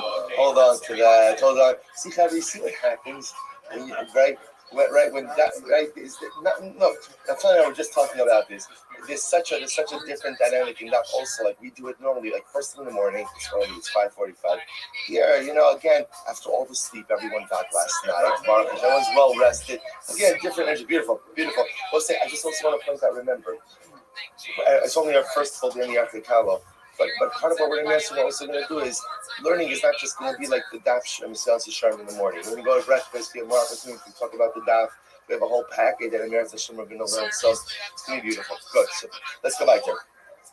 What was the shit about? I was kind of late. I was kind of breaking it out slowly. Yeah, trying to pick up on that. Yes, there's going to be more learning. Yeah, so let's say Mishnah. Misha Nazir Shtei Nazirus. What happens if a person took on 2 Nidre Nazirus? So what's say? So remember again, Stam Nazirus is giving me 30 days. So at this point, he's taking on now 60 days of Nazirus. So Misha Nazir Shtei Nazirus. Megalech HaSarishona Yom Shloshim V'Echad. That's Hashniya Yom Shishim V'Echad. So what's that? Pasha case. Again, it's just an extension of the previous part of the Mishnah. I take on Harini Nazir. I take on two durations on Nazir. So I will say, how long am I Nazir for? 60 days. But remember, in this case over here, I will say, I'm not taking on one Neder Nazirus of 60 days. I'm taking on 2 consecutive terms of Nazirus. So I observe the first 30, and then what? Do my hair cutting when? Day number 31. And then I go and observe the second Neder Nazirus and take my haircut when? Day number 61. Beautiful. In Gilach as I showing Yom Shloshim, I will say, now again, it's just in touch the first part of the Mishnah. If I take my haircut for my first Neder Nazirus on day number 30, now, why am I allowed to, once again, I will say Chazara, why am I allowed to take my haircut on day 30? Why? Mixes Yom Kikulo, right? Because remember, again, there's a case of Harini Nazir, not a case of Harini Nazir Shloshim Yom. So if I take my haircut on day number 30, so ultimately, I will say, that's fine. But then what that means is the second term, so we'll say the chap over here in this case is the first term and the second term are mirrors of each other. So therefore, if I take my haircut on day number 30, which is fine, mixed Yom Kikulo, I'm also going to Megaleach Hasashniya Yom Shishim. I'll take a haircut for the second term when? Day number 60. Day number 60, they have to mirror each other. However, now both I watch this. When Gilach Yom Shishim Chasra Echad, the most here's what's interesting. What happens if you end up going ahead and taking your haircut on day 59, right? Yom Shishim Chasra Echad. Ultimately, again, you are Yotzei. So I'll say, see, the Gemara says, well, she would take. We'll see in the Gemara why this is. Fine. Let's see why this is. Good. Well, we don't have to do all the rush right now. So also listen to this. The Eidu Eidus Heid Rapapis Almi Shegaza Nazar Shtei Nizir. Shabbos and Rapapis. But I will say, by the way, I'll point out over here was the Rapapis. Rapapis was a contemporary of Rabbi Akiva. So if you notice, this is the beauty of Israel. That here, I learn Torah in America, so it's beautiful.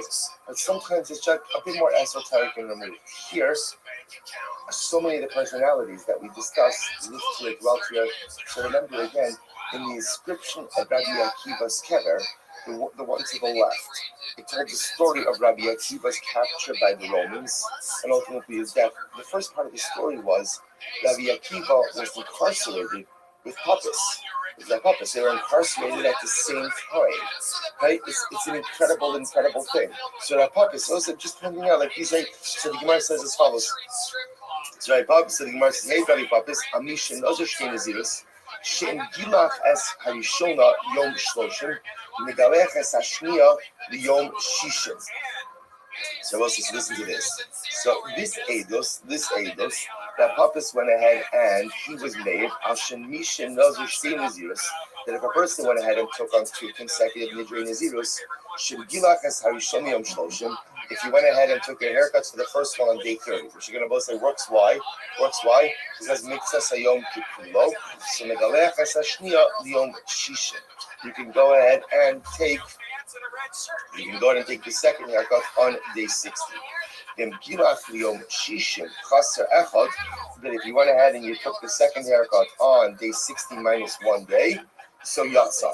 We'll say it works. Now, how would that work? Now, so let's play this out. So now, remember, normally, remember, let's say in a perfect world, if you're taking on 2 Canadian Nidrei Naziris, how long is the first one? 30 days. When do you take your haircut? 31. Excellent. How long is the second Nidrei Naziris? 30 days. When you take your haircut? 61. Okay, so that's the idea. We now understand that what can you do technically? 62, right? We'll see. The truth is, right, we're going to get that good. So let's listen to this. Now, we understand also, if you end up doing it 30, right, good. It's not collect days. What it's talking about is how you go ahead and you review the 2 Nidrei Naziros. So we're looking at it as 2 units of 30. So you're taking it so that you do it, you observe 30 days, and then go ahead and haircut 31. You observe the second 30 days and take it on 61, which you're counting the days actually together be 62. But now I understand, if I do 30 and 60, that work? Does that work? Why? Makes it low. Now Rabbi say, Rabbi is introducing us to the idea that if on the second Nidrei Naziros, you take the haircut on day 59, it works. Rabbi say, how would that work? Here we go. Listen to this. Sheyom shel shloshim ola lo min aminyan. Rabbi say, watch this. Day 30 works both ways. Day 30 could be, Rabbi say this again. See, everything comes back to the mix. Rabbi say, like we said on Monday. Anyone remember Monday? Feels like about 4.5 weeks ago, right? Listen, but if you remember again on Monday, this whole Yisrael Mission Kikulo teaches me that one day could have a dual identity. One day could have a dual identity. So therefore, day 30 could actually count as the end of the first Nidrei Naziris, and what? The last day of the first one and first day of the second one. So therefore, technically speaking, by the time you get to day 59 of the second Nidrei Naziris, technically, you can take your haircut. Incredible. So the Gemara goes right there. Misha Harini Nazir. So listen to this. Misha Harini Nazir. Person went ahead and said, I'm a Nazir. I will say again, Stam Naziris. How long? 30 days. 30 days. We all said, but remember again, now what happens? In this case, Nikma Yom Shloshim. What happens if he becomes Tameh on day number 30? Right? It becomes day number 30. So what's the halacha? So stress us all. Like David said, you lose everything. Now both say, now I want to point out over here. See Kiddush in that. What's the Kiddush in that? The Kiddush, right, is all. Like David just said, remember, I would have thought that there's a workaround there. If you're going to be coming on day number 30, if you'll mix some Kikulo, effectively, I could kind of, that's what? I finished the Nidrei Naziros. But again, so we're going to discuss all of this in the Gemara. But Allah Kamaisi, you go and you become coming on day number 30, you lost everything. So the Gemara says, Rabbi Eliezer says as follows. We'll say, just take a quick look at the Rosh for just a moment. It's actually not so far. If you go right across from the Mishnah to the Rosh, so the Rosh is over here. Mish Amar Harini Nazir Nikma Yom Lamed So Stress Hakol Rav Masla So Simin Torah or maybe Carbon to Mulabar Pado So Simin Drabanon. I'll do it fine. So listen to this. Rabbi Eliezer says no. Rabbi Eliezer says no. So sir Ela Shiva. Rabbi Eliezer says to Allah, you don't lose the whole Nidrei Naziris. We've actually seen this reference before. You don't lose the whole Nidrei Naziris. Instead, what are you losing? You're only losing 7 days. 7 days. I'm going to say, take a look at the Rosh. Rabbi Eliezer Omer Eno Soser Ela Zayim Delo Gazer Ol Rav Maslam Mishum Desara Mixus and Kulos. Here it is. So Rabbi Eliezer holds like this. Rabbi Eliezer holds, look, Mitzvah Kikulo says that Allah Kalamaisa, once you observe part of day 30, then what? You're finished. You're done. So I'll say, so where does 7 come from? What does 7 relate to? What is 7? Tumah. So 7 represents the amount of time that you need in order to extricate yourself from Tumah. Halakha l'maisa again, so Moshe is incredible. So Rabbi Eliezer will say, Mitzvah Kikulo tells you that if you became tummy on day number 30, you're good. You're good. You've observed your full night of Naziris, but you have to go ahead and observe another 7 days corresponding ultimately to the Yom of Tumah. I already know there's Shloshim Yom. So we'll say now again. Remember, we'll say this Mishnah is beautifully set up.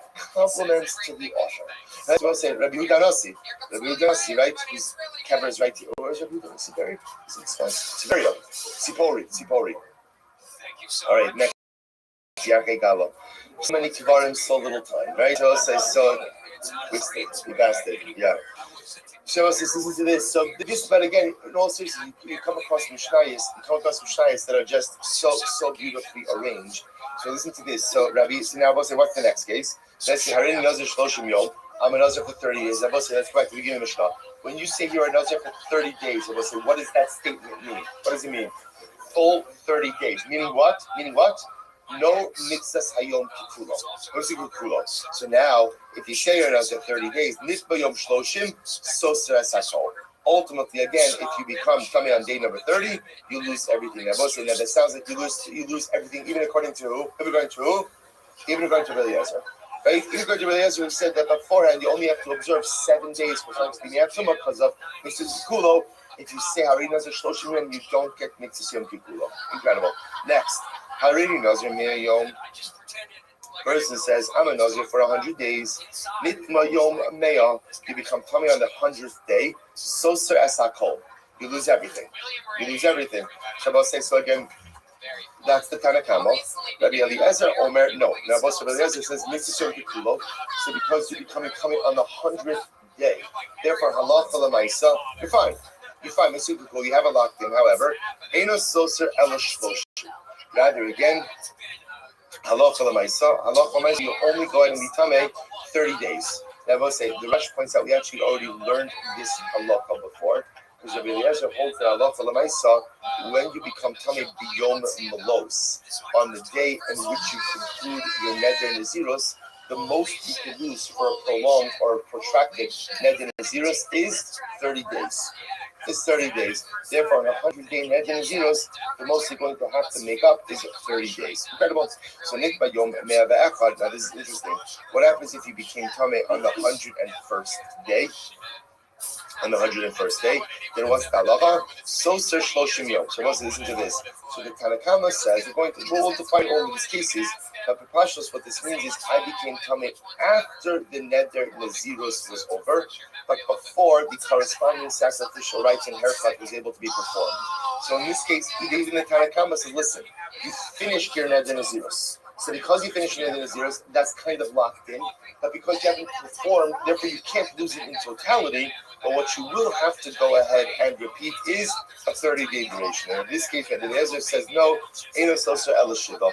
The most you're going to put in this case is what? 7 days. 7 days. Beautiful. I will say, our first Mishnah in Eretz Yisrael. L'chaim. Even I'm a whole little too early. It's not 5 o'clock anywhere. Right? So we're gonna stick with coffee. Black coffee is perfect right now. Says the Gemara. And the boss says the Gemara. Let's go right there. Mishama Harini Nazir. The Nitma Yom Shloshim. So what's that person says, I'm a Nazir. So what's remember again, let's just reinforce these concepts. A person says Harini Nazir. How long is he a Nazir for? 30 days. That was like when you see a Harini Nazir, according to Tanakam and the Mishnah, what halachic principle do you have the ability to tap into? Mixed Yom Kippur. And that's a big thing. That means once you get to day 30 with an Harini Nazir neder, ultimately what? Halacha l'maisa, you've locked in your neder naziros at the beginning of day number 30. So Mishar Harini Nazir finit mayom shloshim, and now you became tamei on day number 30. So stress akol. You lose everything. Okay, so the Gemara Rabbi Eliezer says, Eno soser ela shiva. Ultimately, again, you only lose 7 days. You only lose 7 days. I will say, by the way, before you turn the page, it's actually interesting. So Rabbi Eliezer says, why do you lose 7 days? So it's according to Rashi, the idea over here is why 7 days? Because ultimately, again, we want you to be able to bring your carbon in a state of ritual purity. Otherwise, I just want to point out, obviously, you can't bring your carbon while you are tummy. So everyone's agreeing you're going to have to undergo the 7-day ritual purification process for your tumah. What Rabbi Eliezer is adding in over here is we're going to tack on another 7 days to your Nazirus, so that ultimately, again, you're able to bring your carbon from a state of purity in your Nazirus as well. So the Gemara goes like, fine, you only lose 7 days. How many days? Rabbi Eliezer holds, Kol Achar Malos Shiva Sosa. Okay, so we'll say here it is. So Rabbi Eliezer holds like this. See, Rabbi Eliezer is holding Mitzas Hayom Kikulo. That's what he's holding. So as soon as we say Mitzas Kikulo, therefore what? Once you get to day 30, halachically it's like what? It's like what? You're done. So according to Rabbi Eliezer, what we're looking at over here is when a guy becomes tummy on day number 30. What we're effectively looking at is a guy who has become tummy after the conclusion of his neder nazirus. That's effectively what we're looking at over here. So listen, any time you become tamei after the conclusion of your neder nazirus, the most you lose out on is 7 days. 7 days. Now, the truth is, that might not be true. In other words, we're going to see in 100-day nazirus it's more, but he means just in a stam neder nazirus. Fine. So, I'm sorry? Why lose? Oh, so good. We're gonna see his svara. The truth is, we actually already saw his svara. So Darshan Psukim, we're gonna see it again in Meretz Hashem. So Gemara says this: Harini knows your Shloshim Yom. So almost the second line. It's the 10th line of the days, 16b. Second line from the top. Harini knows your Shloshim Yom. B'nitma Yom Shloshim. Person says, I'm a Nazir for 30 days. And then someone says, now remember again, this is a different case. In this case, he's explicitly articulating the duration of the Neder Nazirus. I am a Nazir now for 30 days. I am a Nazir Shloshim Yom, Benitma Yom Shloshim, and now he becomes a Nazir on 30 days. Soser as Hakol. Ultimately, again, he loses everything. Now, both sides. According to Tanakama, why does he lose everything? Right? Why does he lose everything? Because again, he said Shleimim. He said Shleimim, right? 30 days. 30 days. So yeah, in this case, lo Palag Rabbi Elazar. I will say, why doesn't Rabbi Elazar argue on this case? I will say, at the end of the day, why doesn't he argue? The Amr Shleim. Okay, so a little bit anticlimactic because Rothschild already told us this, right? But for myself, what's the case? I will say, when a person says Harini Nazir Shloshim, but what is he saying? Harini Nazir. So there is Harini Nazir Shloshim Yom. Ultimately, again, once I'm a Nazir for 30 complete days. Once he makes that articulation, then halacha l'maisa again, the Nazirus goes on 30 complete days. Even according to Eliezer, and Eliezer will say, therefore halacha l'maisa, if you become tamei on day number 30, go ahead and you lose the entire thing. Incredible. Harini Nazir male, next case I will say, person says, I'm a Nazir for 100 days in my Yomeya, and he becomes coming on the 100th day. Soser as Hakol, he loses everything. Rabbi Eliezer Omer Eno Soser Ela Shloshim. Right? Rabbi Eliezer says you only go ahead and lose versus V'kula Dakino Ba'aliba the Barpat Rav Masna. I will say the Gemara says we already learned the discussion, and this entire discussion between Barpat. Remember again. Focus by Padan Rav Masna ultimately again was the machlokas about whether to stand there to the 20 days versus 30. Gemara says we don't have to rehash that entire discussion. So just tips. Please get into this. So again, just to highlight what we're walking away with over here. So first of all, reinforcing the idea that we pass like Rav Masna, namely, stand there to the series is going to be for a duration of 30 days. Ideally, in an ideal world, you would use it for 30 days. When do you haircut? Using it as a verb. When do you haircut? Day 31. If you haircut on day 30, what's the halacha? It works. Why? Mitzvah Kikulo. The only exception to that rule will be if you say Hareini Nazir Shloshim Yomim Shleimim. If you say that, then what? Then you are Nazir for a complete 30 days, and because of that halacha l'maisa, Halacha l'maisa, you can't haircut on day 30 in that case. Furthermore, again, even according to Eliezer, if you were to become tamei on that day 30, what would happen? Halacha l'maisa, what would happen? You lose everything. You lose everything in that because, again, here you were supposed to be articulated 30 complete days. Correct. And we're going to get into this. Remember, I will say, good. Coffee is coffee. It's already sauce perfect. Right? You know what I say? No, it's perfect. No, it's perfect. Everything is sauce perfect. Everything is sauce perfect. So just to point out is, remember, we've been doing this long enough to also know. But the way these sugis, if we have not learned about the haircut of the Nazir, or for that matter, again, the competing Kabbalic rituals of the rituals, the line of Kabbalah of the Nazir. So again, remember, we're referencing all these things, but obviously we can see it spelled out in the coming months. Again, Rabbi saying, new Mishnah. Here we go. So the Gemara says also, in the previous study also mentioned that in the Shemim also right? Not over here. So this whole discussion. Yeah, we'll see. We're going to come back to the case of Ani. We're not finished with that yet as well. Says the Mishnah. Mishnah Nazir. Here we go.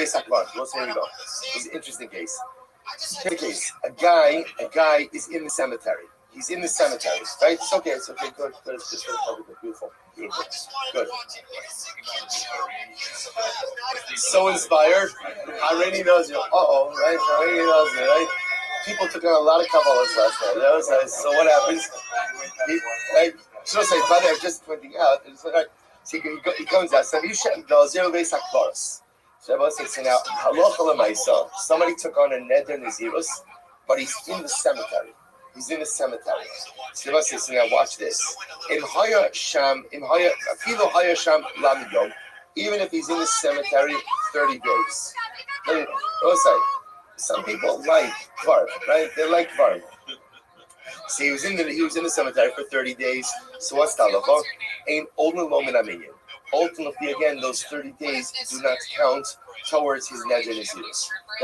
Now, the truth is, it's obvious that they don't count towards his neder nazirus. We see exactly what the Gemara is trying to highlight. Here's the chag. The eno may be carbon tumah. So let's say that's really what's happening over here. In other words, the Mishnah teaching is as follows: when a guy goes ahead and says "Hareini Nazir," and he's standing in the cemetery, essentially, we'll say there are two ways to look at this. Right? Possibility one is he's a Nazir. And what else? He's instantaneously tummy. So now he became a Nazir and he also became tummy. And therefore, Allah he has to bring a carbon tumah. So first of all, he destroys the days observed, which is really irrelevant. Why? Because he hasn't observed anything. But the real chap would be is that maybe he has to bring a carbon for tumah. What the Mishnah is essentially teaching me is that no, when a person says Hareini Nazir and he's standing in a cemetery, essentially what it is a delayed acceptance. In other words, you've taken the vow, you've taken the neder, but Lamaisa, the neder doesn't really devolve upon you until when? Now, let's say it's not really even right. It's not really even until you leave the cemetery, because even once you leave the cemetery, your problems aren't over. Remember again, you leave the cemetery, you're tummy. So really, it's going to be the neder nazirus really devolves upon you when you depart the cemetery plus 7. That's the Meitara. So the idea that the Mishnah is teaching me over here is that you might have thought that when you become a Nazir in a cemetery, you are a Nazir immediately. And therefore, again, perhaps you'd have to bring a carbon tumah immediately. Kamash Malan, no. Kamash Malan, the neder nazirus does not devolve upon you until you leave. Is all of your material based on stuff that would kill him for 10 years? So first, let's lift my either to do such a thing like that. Yeah, no.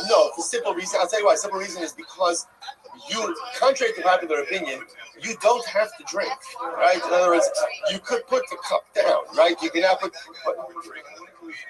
camelbacks, right? The big,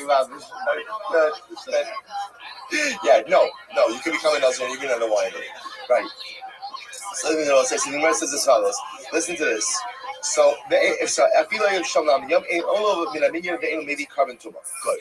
Yatsa finichnas. Now watch this. he made. So we'll say, here's the timeline. He went ahead and he took the neder naziros, and then what? Then he left the cemetery, and then he came back in. Yotza v'nichnas. So we'll say ultimately again. Now, obviously, the days that he observed outside of the cemetery ultimately count towards his neder naziros. And what's the halacha? Well, maybe carbon tumah. And we'll say that obviously in this case. Now, again, we'll discuss exactly the novelties in these cases. But halacha l'maisa over here. Now, if he left the cemetery, that gives the opportunity for the neder naziros to devolve upon him. And now, when he goes back in again, the tumah is there again. He loses whatever days he's observed. At halacha l'maisa, and halacha l'maisa, he's going to have to bring a carbon tumah. Okay. So that's what we're going to see. We're going to see essentially what are the mechanics. This is going to be machlokes in the Gemara. When you take a neder naziros in a cemetery, what is happening? Is it the shot now that there's a binding neder naziros, but there's just something preventing the neder naziros from devolving upon you? And the moment you leave the cemetery, boom, the neder naziros attached itself to you, or that effectively you've done nothing. Taking a neder naziros in a cemetery is an irrelevant statement. That's exactly what we're going to see in the Gemara.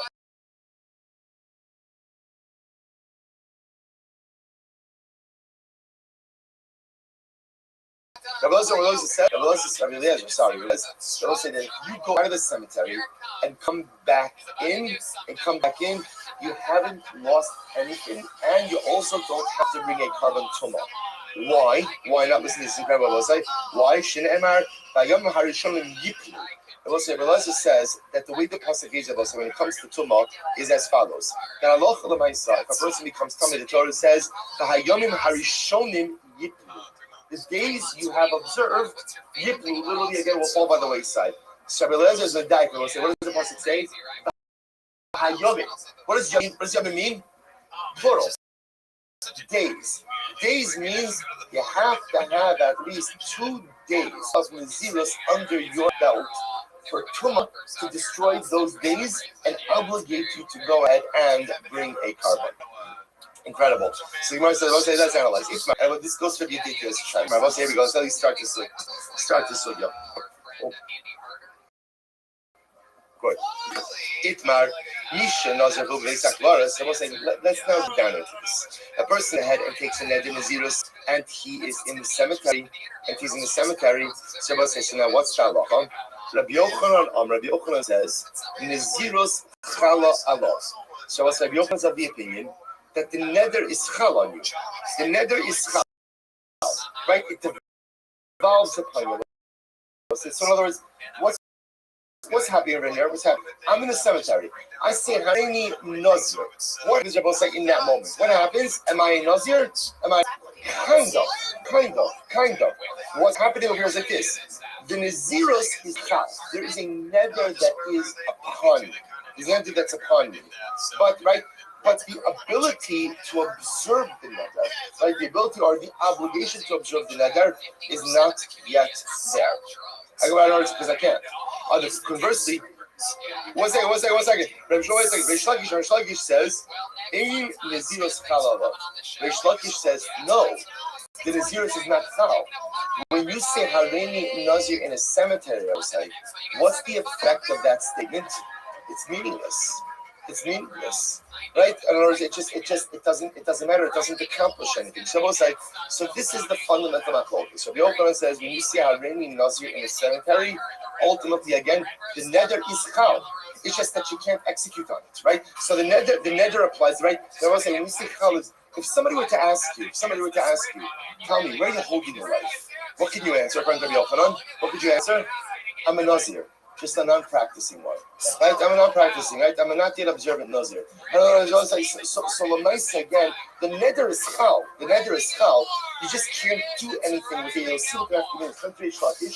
You take a neder naziros in a cemetery, that's an irrelevant, inconsequential, meaningless statement. Now I will say, where's the nafkamina? Here we go. Rabbi Yochanan Amar Nes, here it is. Rabbi Yochanan Amar Naziros chal. Rabbi Yochanan says when you become a Nazir in the cemetery, ultimately again, the naziros is chal. Savar, listen to this. Misla Talya. He holds, I will say, that when you become a Nazir, it's almost as if that neder is like suspended.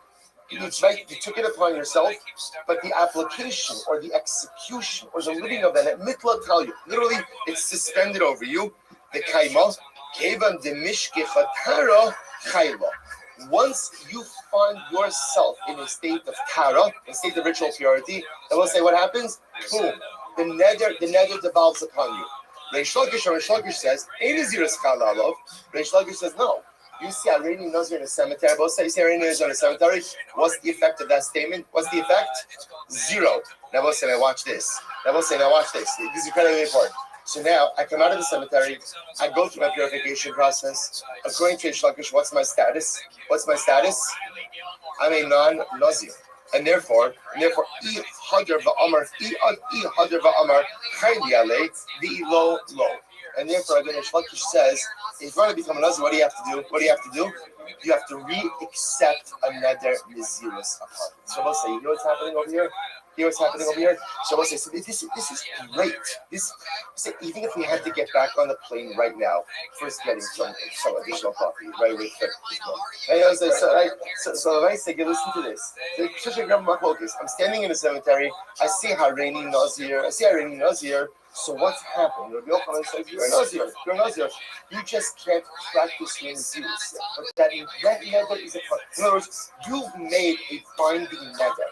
You've made a binding promise to be a Nazir. You just can't observe that neder because of circumstantial realities. But the moment your circumstances change and the ability to observe a neder Nazirus is there, you are a Nazir. Do you have to do anything else to accept that neder Nazirus upon yourself? Zero. All you need is your circumstances to change, and ultimately, again, you're a Nazir. Reish Lakish says, what are you talking about? You cannot accept something upon yourself if you don't have the ability to act on it. So you go ahead and you see Harani Nazir in a cemetery. That's a meaningless statement. That doesn't make any sense. Right? So we'll say, that doesn't make any sense. And therefore, again, once you become tahar, if you want to be a Nazir, you want to practice Nazir, what do you have to do? You have to accept it upon yourself again. If your circumstances don't allow for the performance of the neder, then the verbal articulation of the neder is absolutely meaningless. So if you want to become a Nazir again, if you want to be a Nazir after you are purified, you can do that, but you would have to make another Kabbalah. Also, I'll just point out that even if you think about this much graphically, it's so profound. What are they arguing about? What are they arguing about? So Reish Lakish is saying like this. Reish Lakish is saying, if you say you're going to do something, but you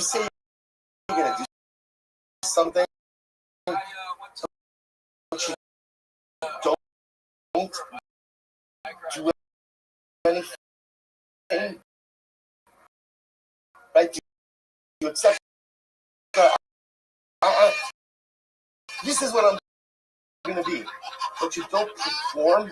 What is it? Like you're saying, meaningless.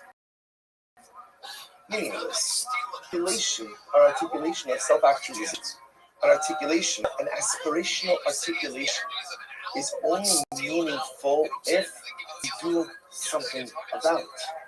Just say what you're going to do, talk about what you do, plan what you're going to do, but you don't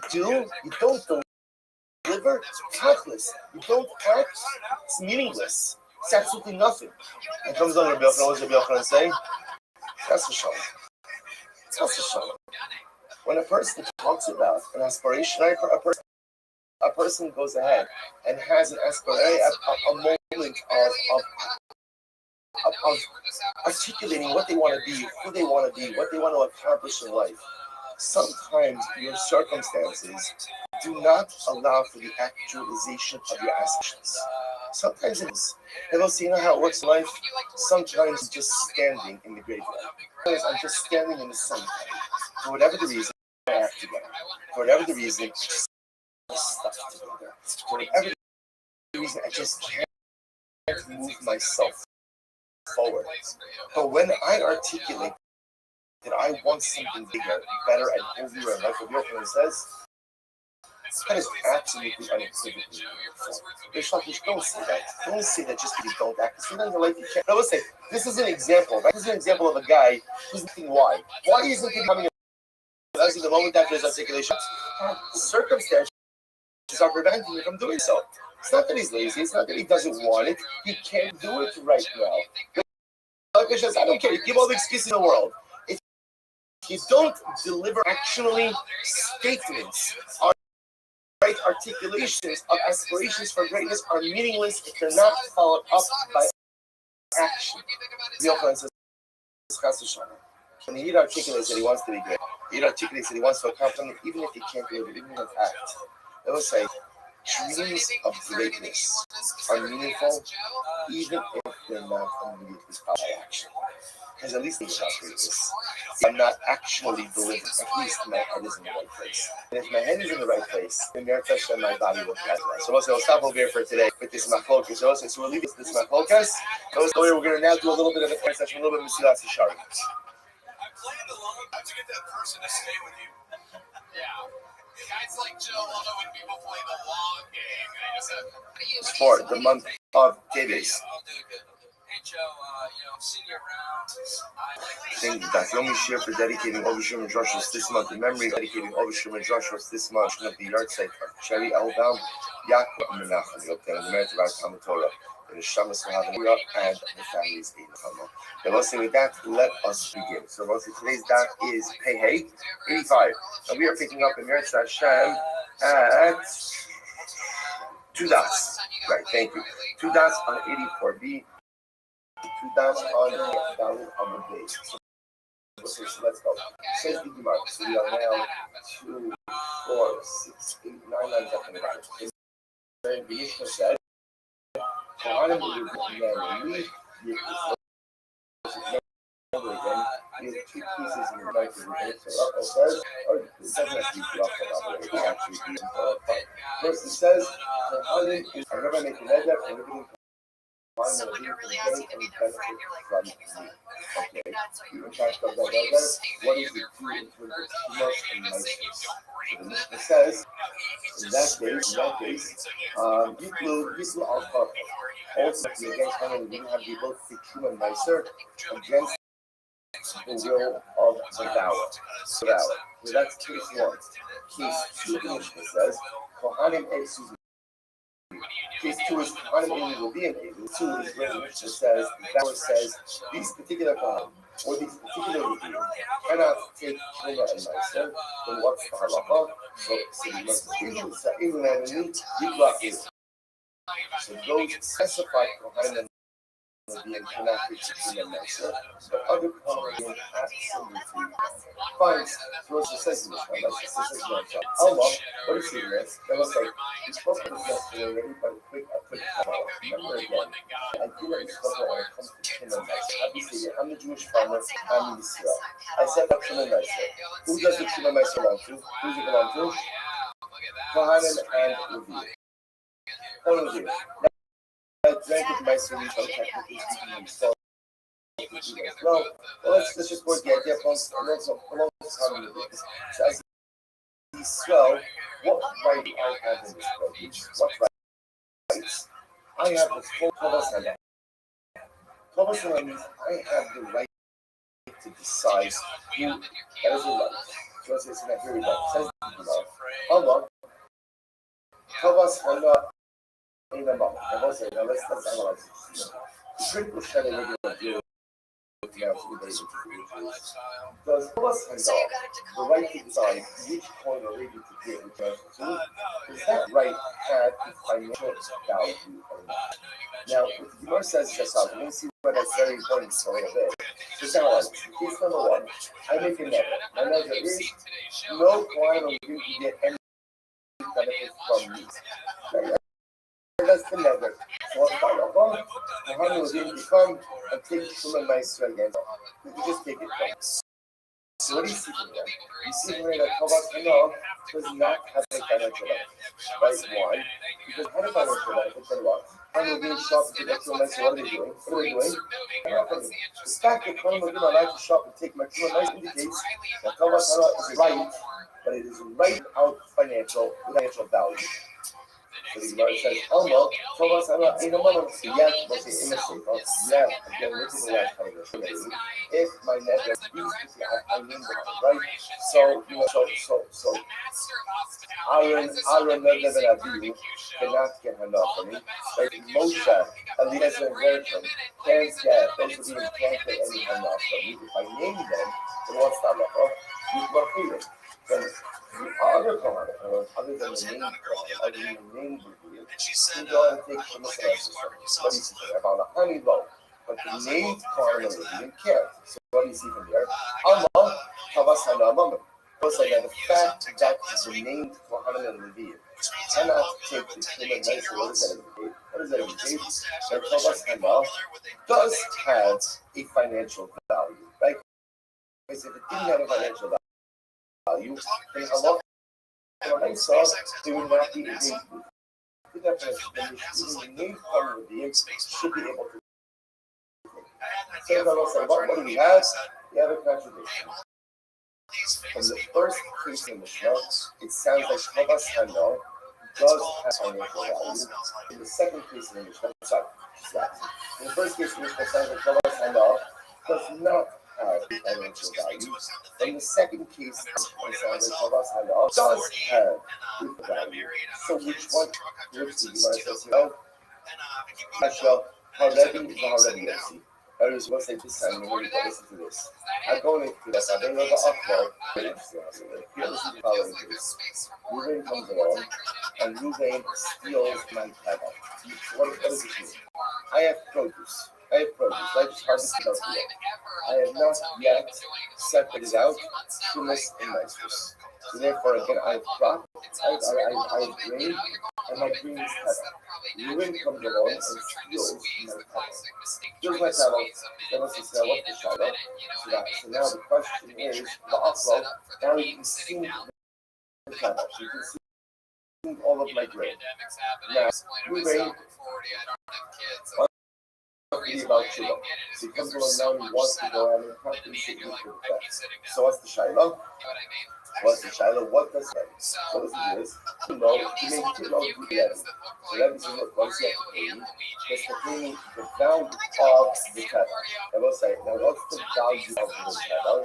So the question value of the cattle means everything. Like everything, the entire value of that crop. The entire value of that crop. I will say, the question is what that means is the cattle, and also whatever the nitrous were inside of that as well. We'll find just the very ready. So we also need to do that. Ain't no trying to we also need this to what is it going to have to do with this? Only amount of what one can do. In other words, when you basically do the crop, why not? Why not?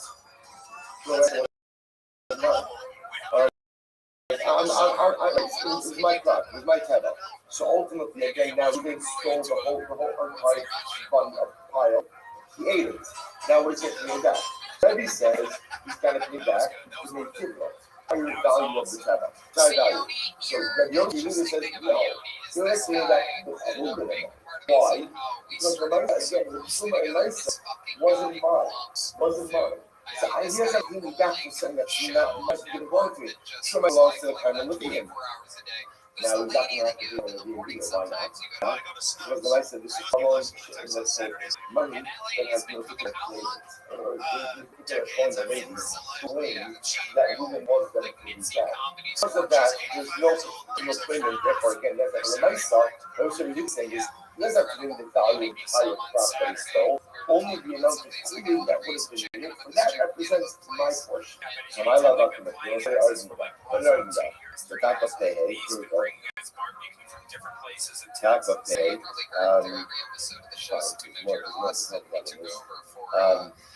Fine. So I'll just point out. Right. Let me just mention this. Okay, Ryan points out what he does. Ryan points out that when listen to what Ruby says, I'm sorry, when Reggie says you need 2 loads, I will say. So actually, take a quick look. Go back to the dollar of just a moment. Shali looked in his so ultimately again from the round says over here.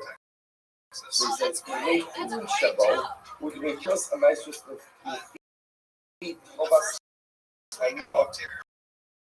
She reached the button. So let's say, let me explain it to you. So now, let's go back. I have Drake. Ruben unties Drake. Tevel. Ruben steals my Tevel, consumes it. Now what does Ruben want to do? Shumas. Earth the Shumas. Pay back. Pay back what he stole.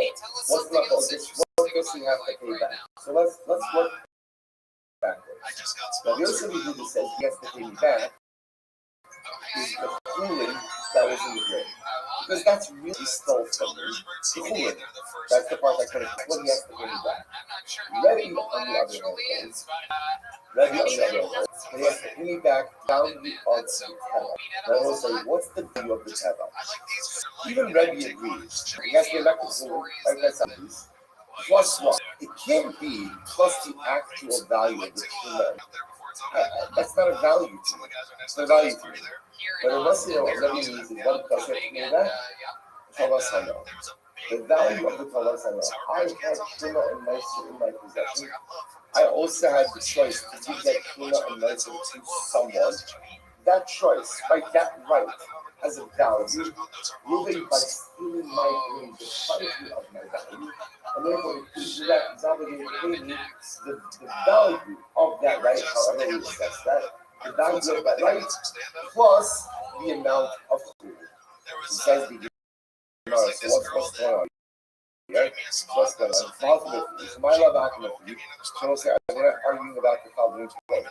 The right top of pay the Rabbi Saba, Rabbi holds, Tovas Mamo, Rabbi holds, Tovas Hama is Mamo. Rabbi holds that Yosef, the right to choose who to give Tuma and Meiser to is a right that has, and therefore again, when Ruben steals my dream, not only does he have to bring back to in that way, he also has to bring back for what? For the value of the right that I've had to assign Tuma and Meiser. Rabbi holds its moment. Rabbi Yossi, Rabbi Yehuda, Savar, Tovas Hana. This really on the hand holds no. The only thing Ruben has to pay back for those guys, what Ruben has to pay back for is the Tovas Hana. While it is true, it's a right, but it's a, that does not have a monetary value. That was like, that was important. Because the very idea that these two opinions are reflected in the two different pieces in the case number one, like that's the idea where I'm making a measure, no kind of idea. How many maximum measure? So the Mishnah said, no, the two points to come to the maximum measure against my word. That is the idea of Tovas Hana does not be value. That's whereas the second piece in it, where it says that I make a certain kind of being can't any maximum measure, that those named Kohanim can't, but others can. That reflects the view of Rabbi Yossi, that Tovas Hana does have a value. So it's on the focus, which was low. The Choli Avodah Hana in a moment, not true. In fact, everybody agrees that's Tovas Hana. So let's say, I just want to point out, everyone is agreeing that there is a right that exists. Like, what's my right? What's my right? My right is the small farmers to determine who gets my Tuma and who gets my Meiser. But the question is, right now, everyone agrees that that is right does not have the monetary value. The monetary value, right? So, Kulama, Tovas Hana, that's what's the matter. Yes, it's very true. And the Hafa, the Matanos, Shalom, so let's see what's interesting. Machlokas of here is when you have produce from which Tuma and Meiser is not accepted. Once you take a look at the line, one is on the left hand side, the particular line is 3 lines high. I'm going to show them what it is.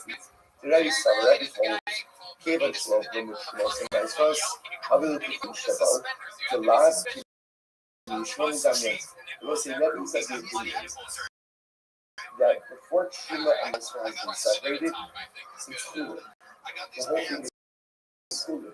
And that's what Rabbi holds, that Ruben steals my pilot and consumes the whole thing. What is the obligation? He's already here back part. It would be higher pilot because it's separated. It's not viewed as existing. It's simply looked at as conversely, Rabbi Yossi Savar, Kirishover Medallion, the Ingo Bahan Klum. Rabbi Yossi on the other hand holds a little pile of grain. The fact that I have a different mice in that pile, as if human mice has been separated already. And therefore, what?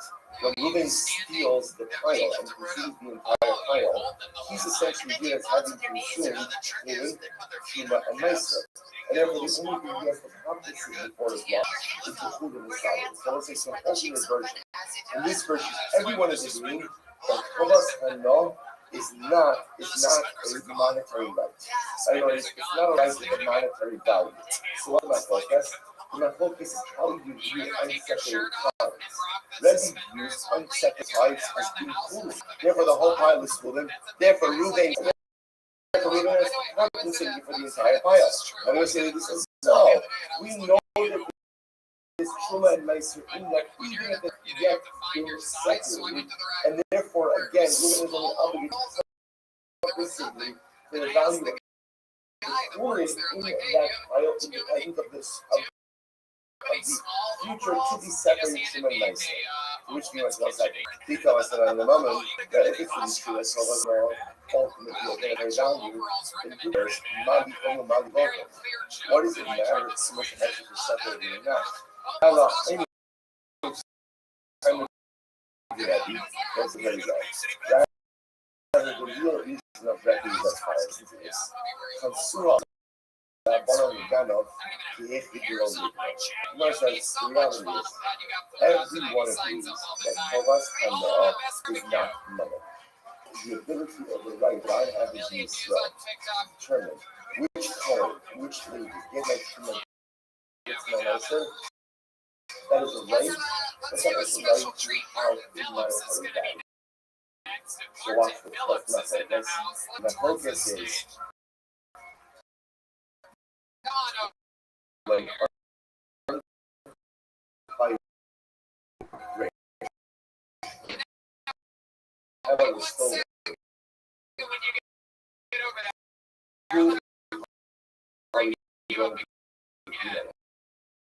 Get ready for this. Rabbi holds to penalize the thief.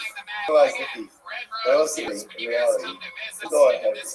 This is reality.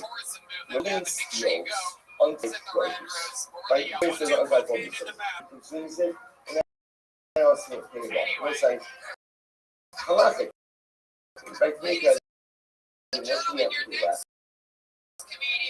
Oh, so you have to do that. Just the human. Like, really just the human, right? Because I know that with that pile of grain, there's string is this and nice. Did Reuben steal the truma and Meiser from me? Did he steal the Meiser from me? No. What did he steal from me? Kovas Hana. But Kovas Hana never value. Monetary value. So in reality, what did he really steal from me? The human. How do you incentivize, right? How do you disincentivize it? Right? Make it right. So if you steal unpriced produce, now you have for the value of the entire pile. Not by my instruments of the entire, and the hope is that by levying taking financial penalty against it's going to make the fee twice before going to actually the produce. Okay, that's Rabbi.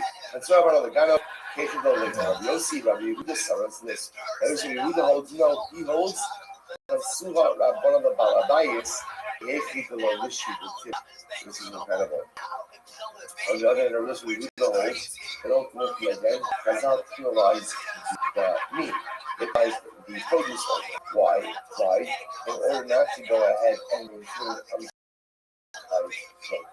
so as I say, in order to go ahead and encourage people to try it as quickly as possible, if you go ahead and you have your produce stolen, the only produce you're getting back is what? Is the food and sugar and nothing else. So what does this do? It just incentivizes the owner to go ahead and harvest this produce.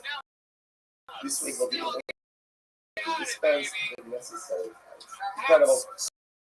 So that's my focus. They always say, but I'm trying to point out the bottom line, interestingly enough, we are suggesting that everyone is agreeing that Kobas law is not normal. So I say, here's the problem. We'll come back to these halacha in just a moment. The parallel is, no, let's look at now, Rabbi. Moses said, here's the problem. We're still left now with contradiction of Mishnah. Remember, they're going to also be two cases. Case number one is I'm making a dirt, or the being to get benefit from it. Let's have a look on that case. Someone is calling over here to do what? Show them my house that they did from this. What does that show? That Tovas Hanal is not normal. Tovas Hanal wasn't that they are taking a boundary from the day and another by please finish as I say. So what's that? So those who can't control myself, what?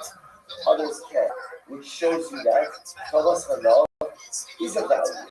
So how do you reconcile that? So it's like, we're not reconciling. So what comes along Rabbi? Rabbi says, Shuma, the Hainu from the Yitla couple, we shouldn't be Shuma nor Chazakhan. So listen to this. Let's be provided for Shuma 40% of us things about 4, 6, 7 from before it gets wide. So Rabbi Amar, Rabbi says, Shuma. You know, I think what we think is to go outside now, Mamon.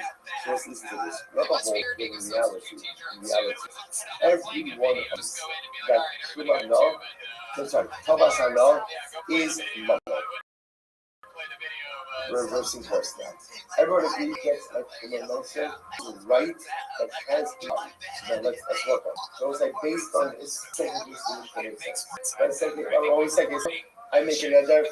These Kohanim, so what's that? Those Kohanim, those cannot get like Shuma. So we can. All other comments, that makes sense. Because what is that show? That Tovas Hanal, you value. Therefore, the animal will be in can't control from me because they'll be getting better. But what do I do in the first case? In the first cases, I make an all Kohanim that means cannot get it. So what's that on that case? What's that on? They can come and take it even against my will. I go, what about the Tovas Hanal?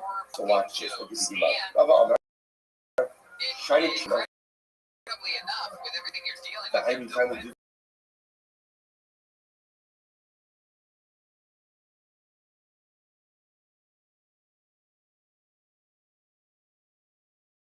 I talk for most of the years of these. Shuma was Chazos. So let's remember it. Who is Shuma? Like Shuma can only be different like behind from you. Which means they can't get benefits like Shuma. So if the Hainu is being get benefits like Shuma, okay? No one. Which essentially means I relegated my Shuma to the status of what? Even the Ka'asi, the Mr. Shavya Afra. And I'll say, once I've asked my Shuma, ultimately again to Oharim, then essentially what is my Shuma becomes? Like the dust of the earth. And once it becomes like the dust of the earth, what is it? I'm saying? It's extra. So what do we do by people? We bought up or have a hefker. And this is absolutely fascinating. So it says, if you be hold Tovas Hanal, in this first case, in this first case, in the first case, we're on saying, my Shuma should be also to all Kohanim. Or if my Shuma is also to all Kohanim, that means it's not fit for anyone. If it's not fit for anyone, it effectively becomes like the dust of the earth. If it becomes like the earth, it effectively becomes dirt. If it becomes dirt, then you need to take it to Kohanim. I argue that if it becomes no, not anything. Because I was like, where are they getting from?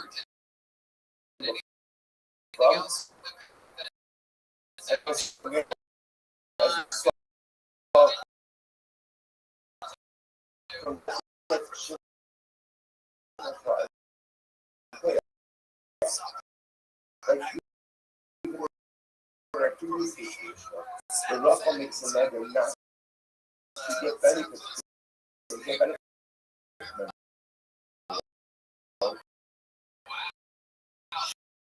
someone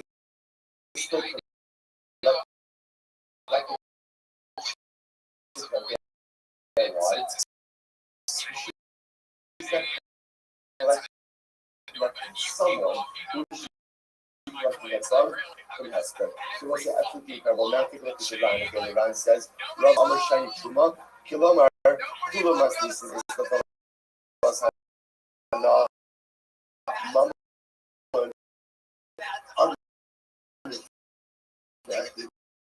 just the view that Thomas Hana is actually Mama has a monetary value.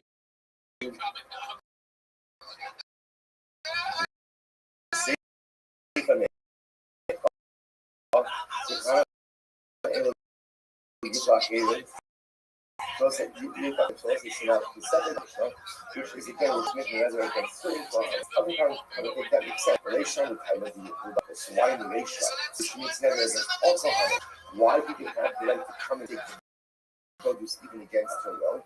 No, Chazia Ella Kohanim. Like true was only fit for Kohanim. She actually literally struck her off. Keva the Astra Alayu Shah.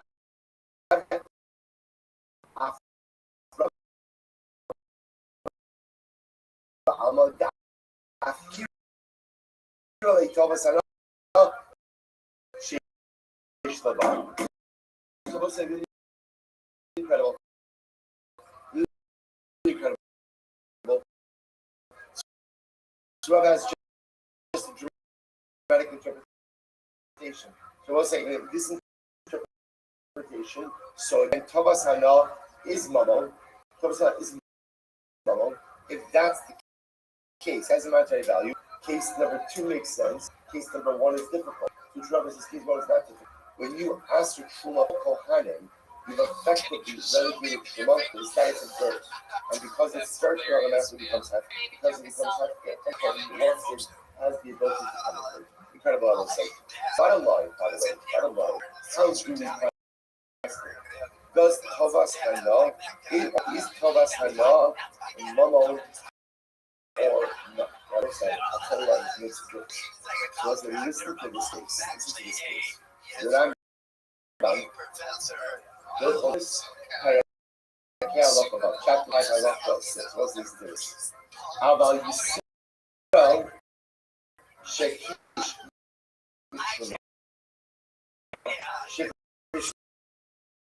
so what's this for this case? I am Yisrael. I would like to get married. So I give a woman truma. There's no more problem, guys. I'm Yisrael. She's a Yisrael. I say that no problem. There's a value in this truma. What's the value in truma? Tovas Hana. Take this truma, like our actually possessiously with Tovas Hana.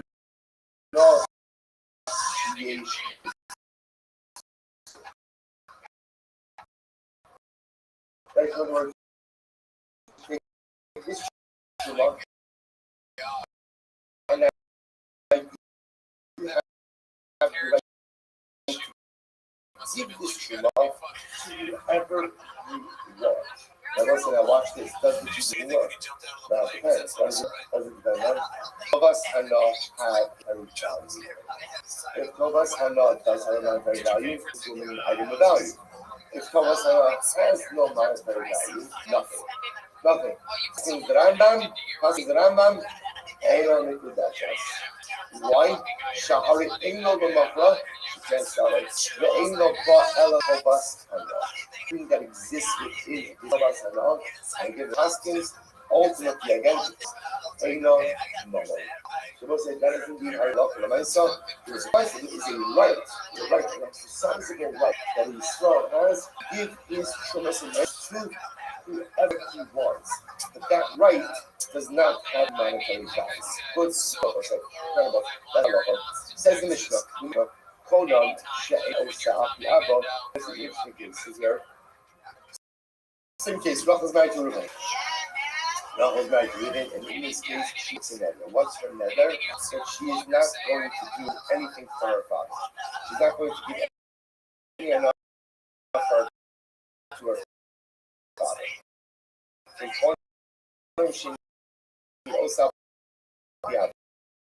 not ready to live in the mouth.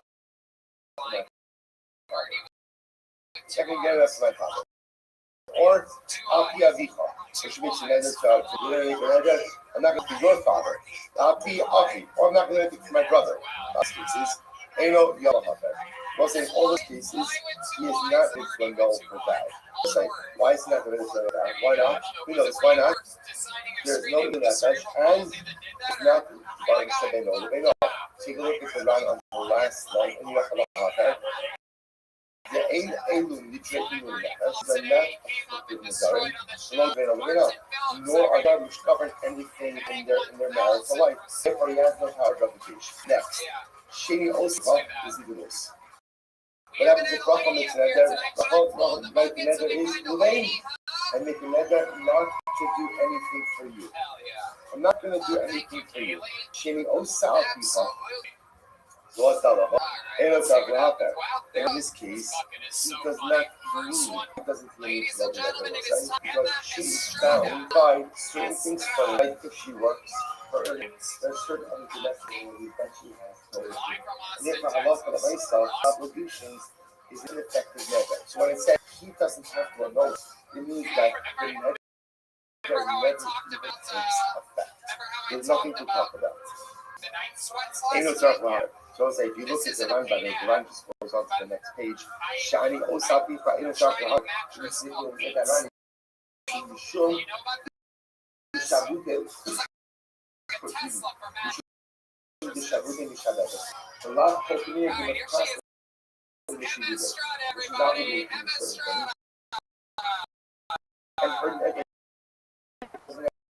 for people.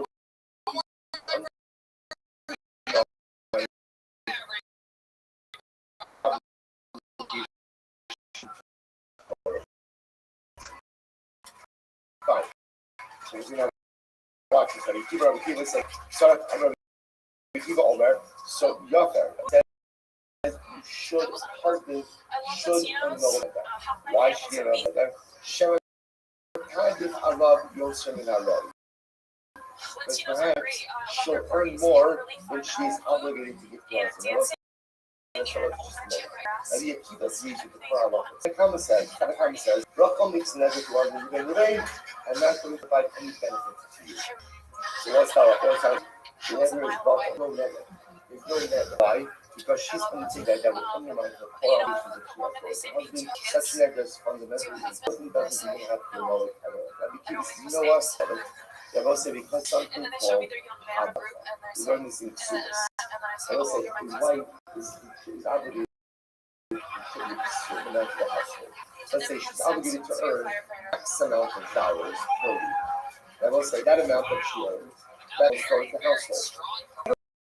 Not additional money. Well, Hashem says a good job. She makes a lot of money.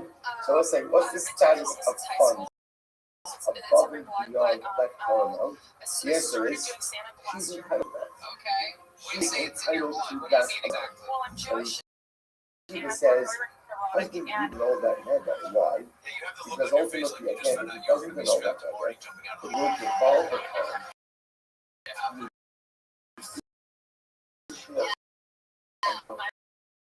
money.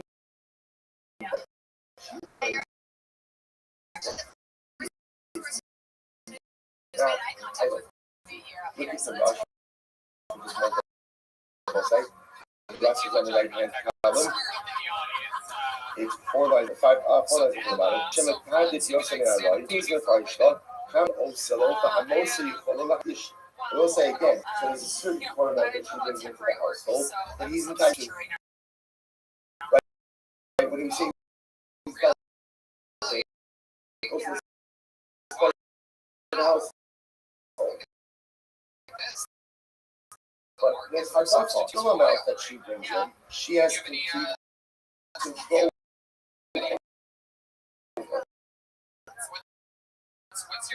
Therefore, when first law, some bad stuff, I get attacked.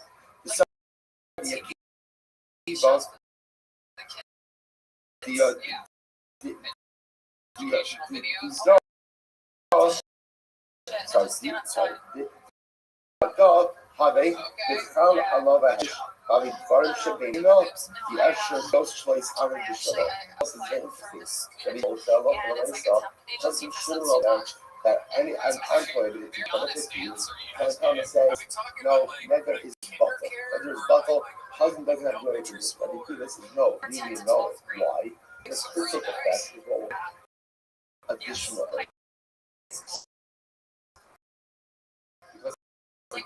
Additional earnings.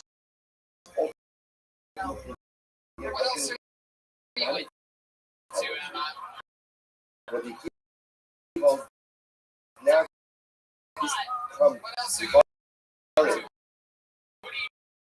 should they know they know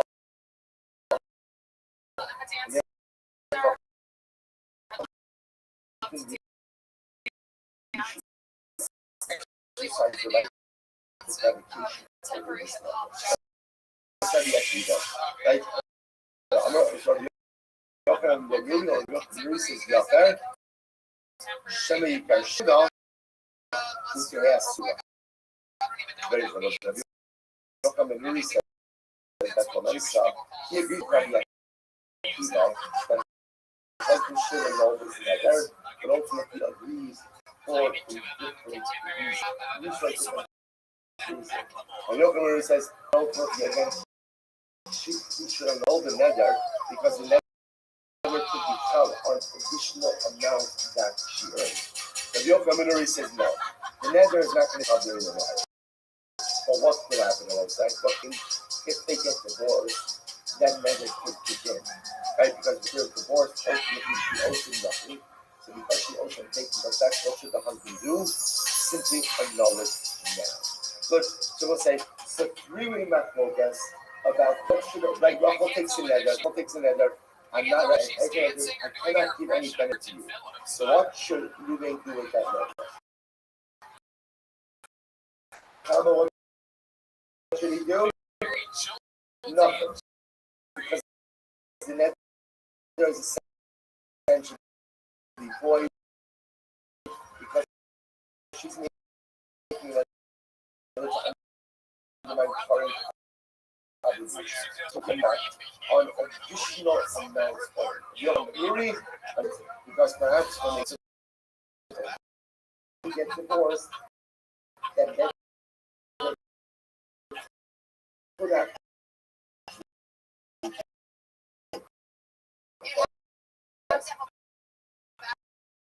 in order to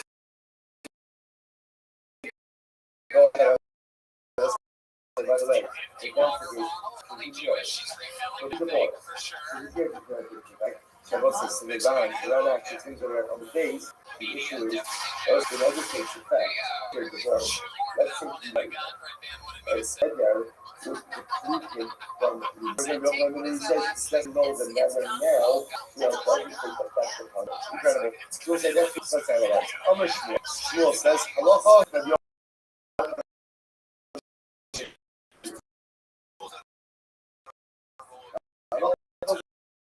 Give me this. What does that tell you?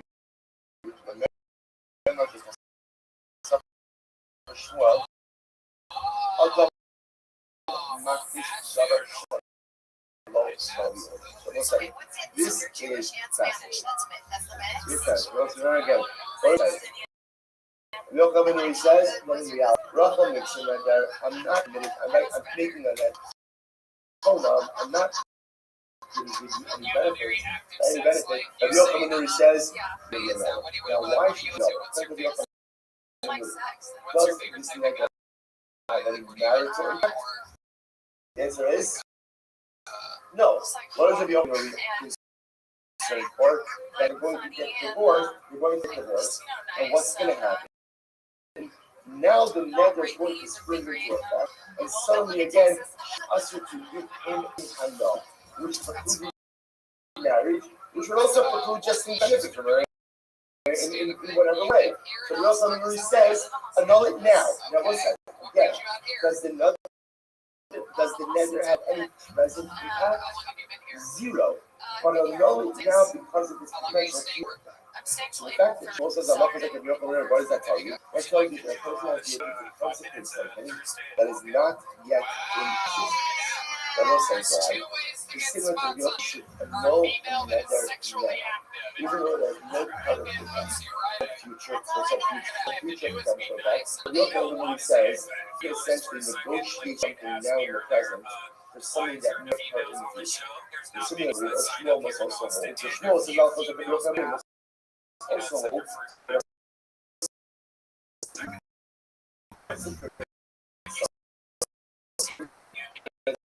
Not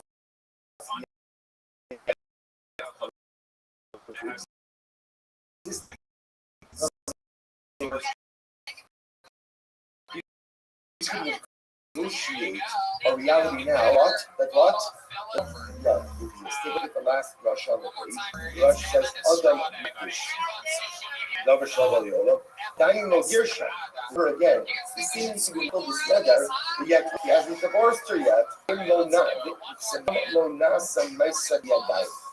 has happened. Nothing has happened.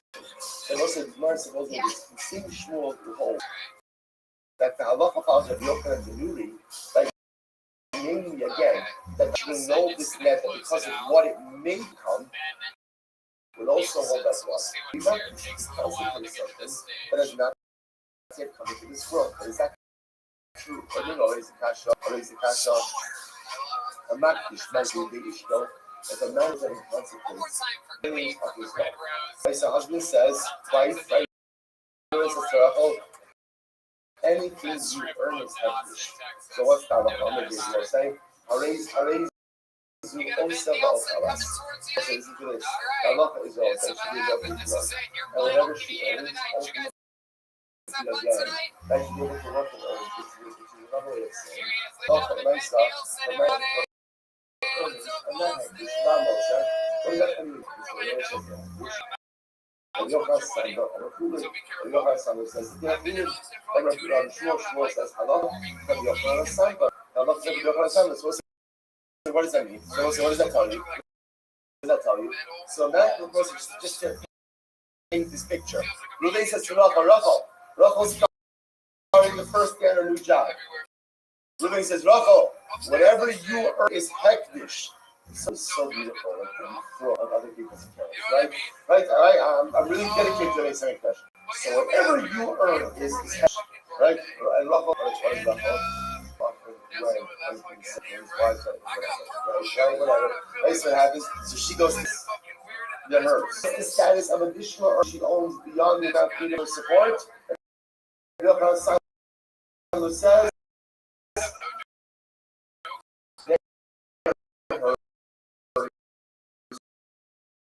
namely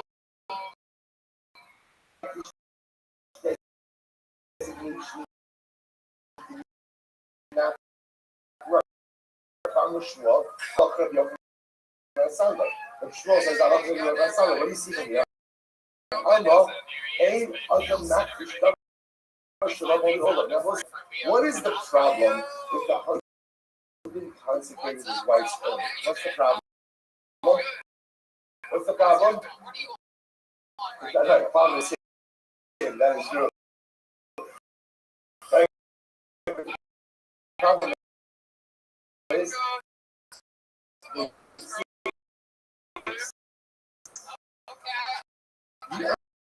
earnings don't exist. In this case over here, the husband is being not issued davar shalom. His consecration doesn't exist. And what do you see from here? What do you see from here? His consecration doesn't work. So you see from here, that any other makdish davar shalom person can't consecrate doesn't exist. What do you see from here? A contradiction in Shmuel is. Right, previously we were saying Shmuel holds that God has a Yochanan and Nuri. Namely, annul the nether now because of what may occur. What may occur? So it sounds like Shmuel saying, "Adam not discover Shabbat Yola."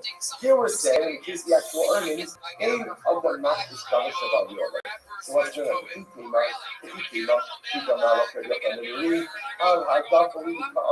Maybe again, Shmuel just for any reason. So you must be back to place, leave, to just then say that. Let's say that. The other possibility is, Allah is kind of comma, or you Shmuel to the moment. Another possibility, listen, maybe Shmuel says Allah calls you the Manuri, that's only for additional amounts. Maybe the core amount is actually consecrated, but additional amounts are not consecrated. If that's the case, say it. Or Shmuel says that Allah calls the kind of comma. Say, say, that's all the idea. And we're stuck, right? We have this theory, we have this position for Shmuel. I'm not going to say shiny for us. The truth is, the Darim are different. I will say, why are the Darim different?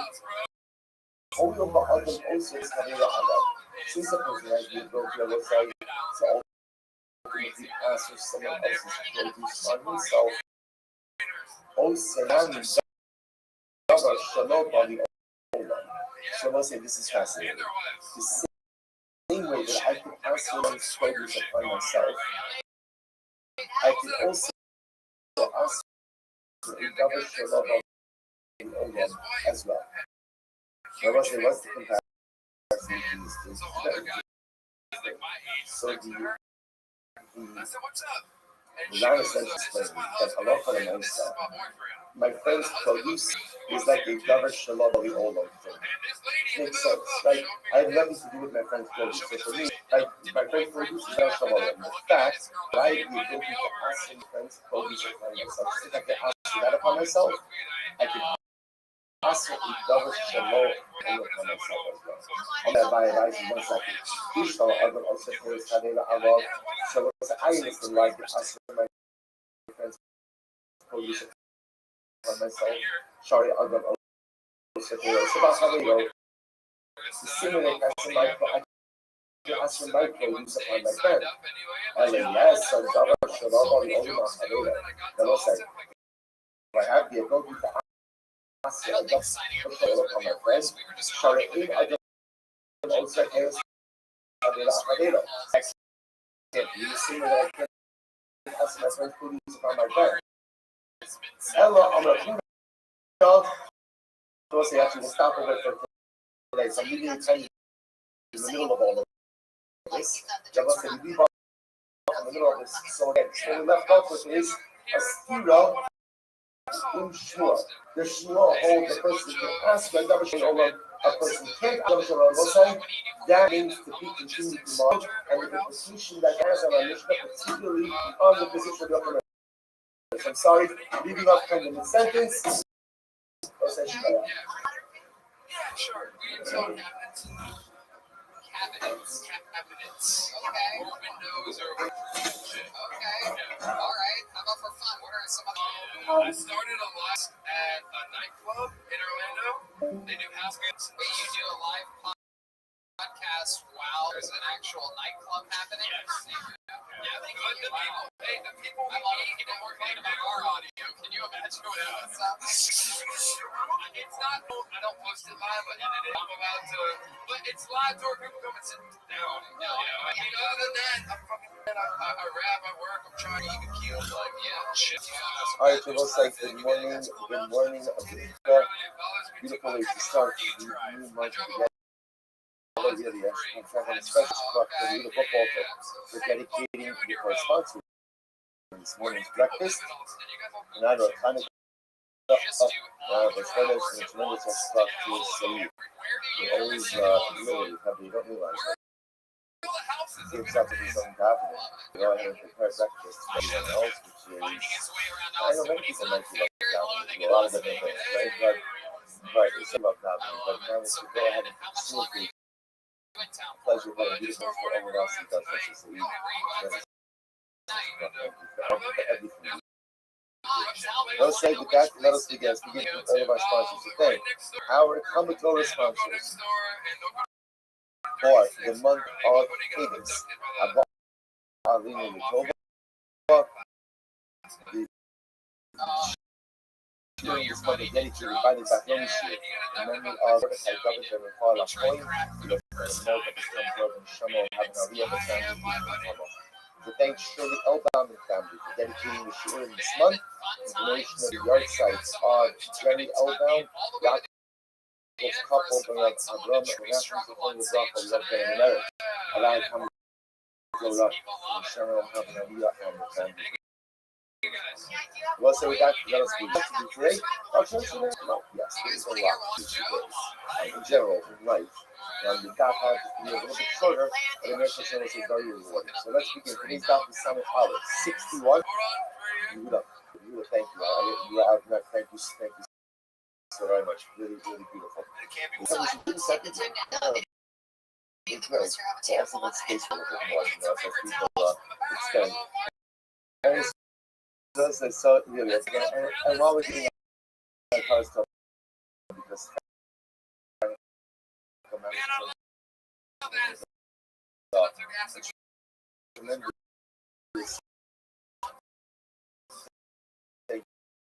She's sitting on my lap and all of a sudden we're always having coffee and always making sure so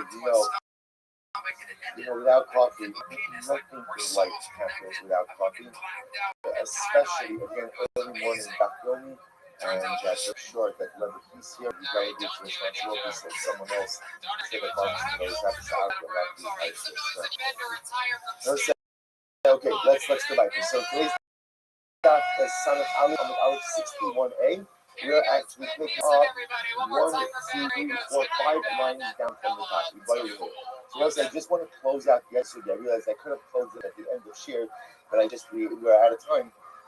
If you remember again, in yesterday's daf, we spoke about 3 different cases. We spoke about Konam Yayin She'ini Toim Hayom or Konam Yayin She'ini Toim Yom Echad. What's the difference between Hayom and Yom? Hayom means what? Hayom means today, which means calendrical day. Versus Yom Echad, which means 24 hours. If you call it Allah, how often you make 24 hours. If you want to end up with the shine, what happens if a person just says, Yo, Konam Yain She'in Toim Yom. What is Yom? Is Yom like Echad? Is Yom like so much like to do? So the way this thing ends is totally inconclusive. So if you look at the Ran on Summit Aleph and about 61A, on the left-hand side, first short line. The Ran says, "V'inin halacha, Evan Dayin lo Yeshita." Since we didn't answer this question, therefore, Naktina Lef, the Yom Echad Gani. This is very interesting. But ultimately, at the end of the day, we don't really answer that. We might doesn't resolve. So therefore, any time you have resolution on halakha, what are you going to do? You're going to go to so therefore, because we can't prove whether Yom is like Yom Echad or Hayom, again, therefore, it's going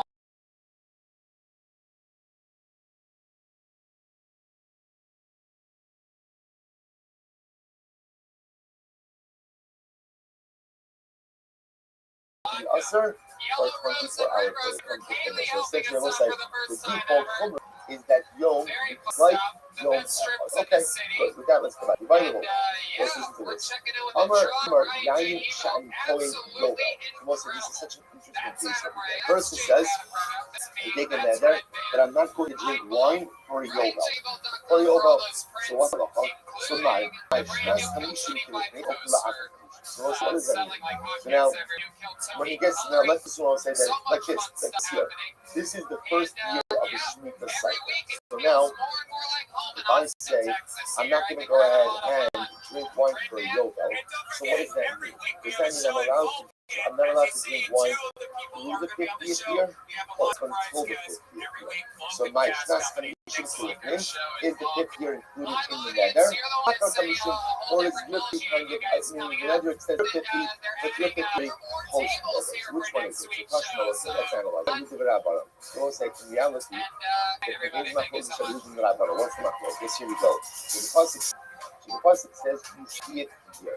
So what do we see here? Shnas hachamishim hakamona.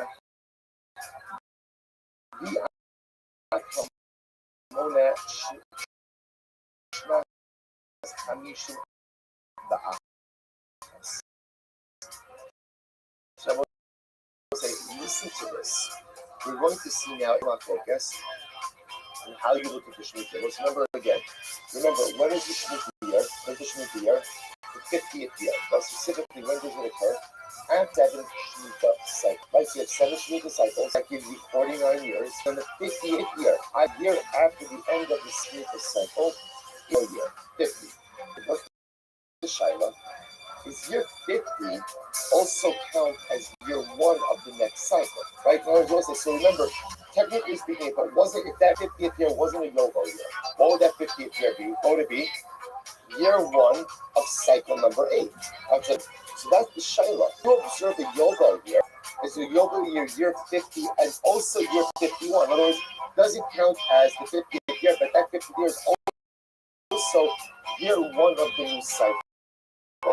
Or no, maybe year 50 is year 50, and when does year 1 of the 8th cycle be? And year what we call year 51. Year 51. So that's the Shiloh. Does the Yovel year count both as the 50th year and as the first year of the new cycle or not? So therefore the Gemara says over here, you shall sanctify the 50th year. So the Gemara says, Shnasa Kanatamona. Teaches us, Yovel is counted only as year 50, but it does not count as year 51.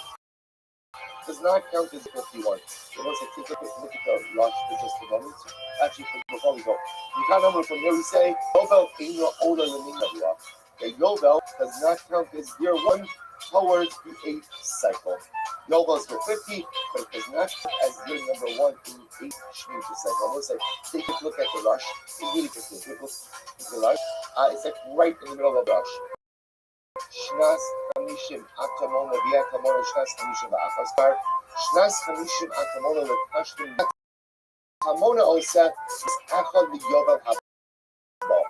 The 50th year of Osa is the conclusion of the previous Yovel cycle. So it closes out the previous Yovel cycle. But that year 50 does not count as year 1 of the next cycle. Shete Nikras Tfilas Shnas Shemitah Abba. So we'll say, so just to appreciate this, we don't really have this yet because we don't have Yovel yet. Although again, pretty soon also, because again, all you require, what you require is roll your shvet. I don't know. The majority of probably shall reside in the Eretz Yisrael, and the truth is that scale is going to fit relatively shortly.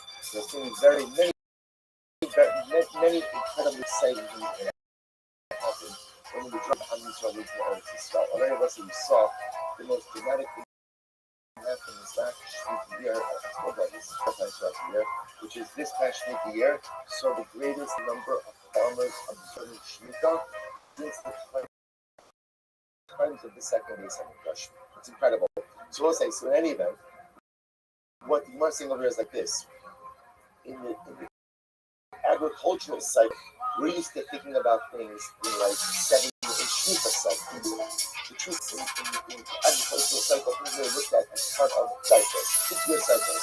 So remember, again, this is also important because remember, also in Yovel, you have certain, we'll call it real estate transactions are reversed as well. Okay, we'll get into more of that.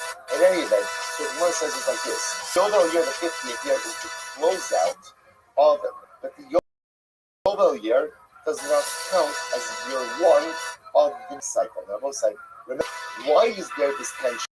Why is there a tension?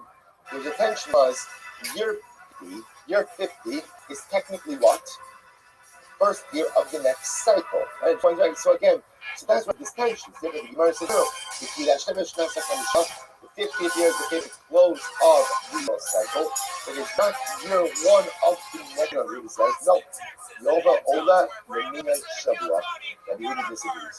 Rabbi Yehuda What's up, everybody? Excited for a big night or what? yes, absolutely. Does Yovel ultimately again is the close of the previous agricultural cycle, and Yovel also is the beginning of the cycle. So it's a great Yovel could actually operate in both capacities.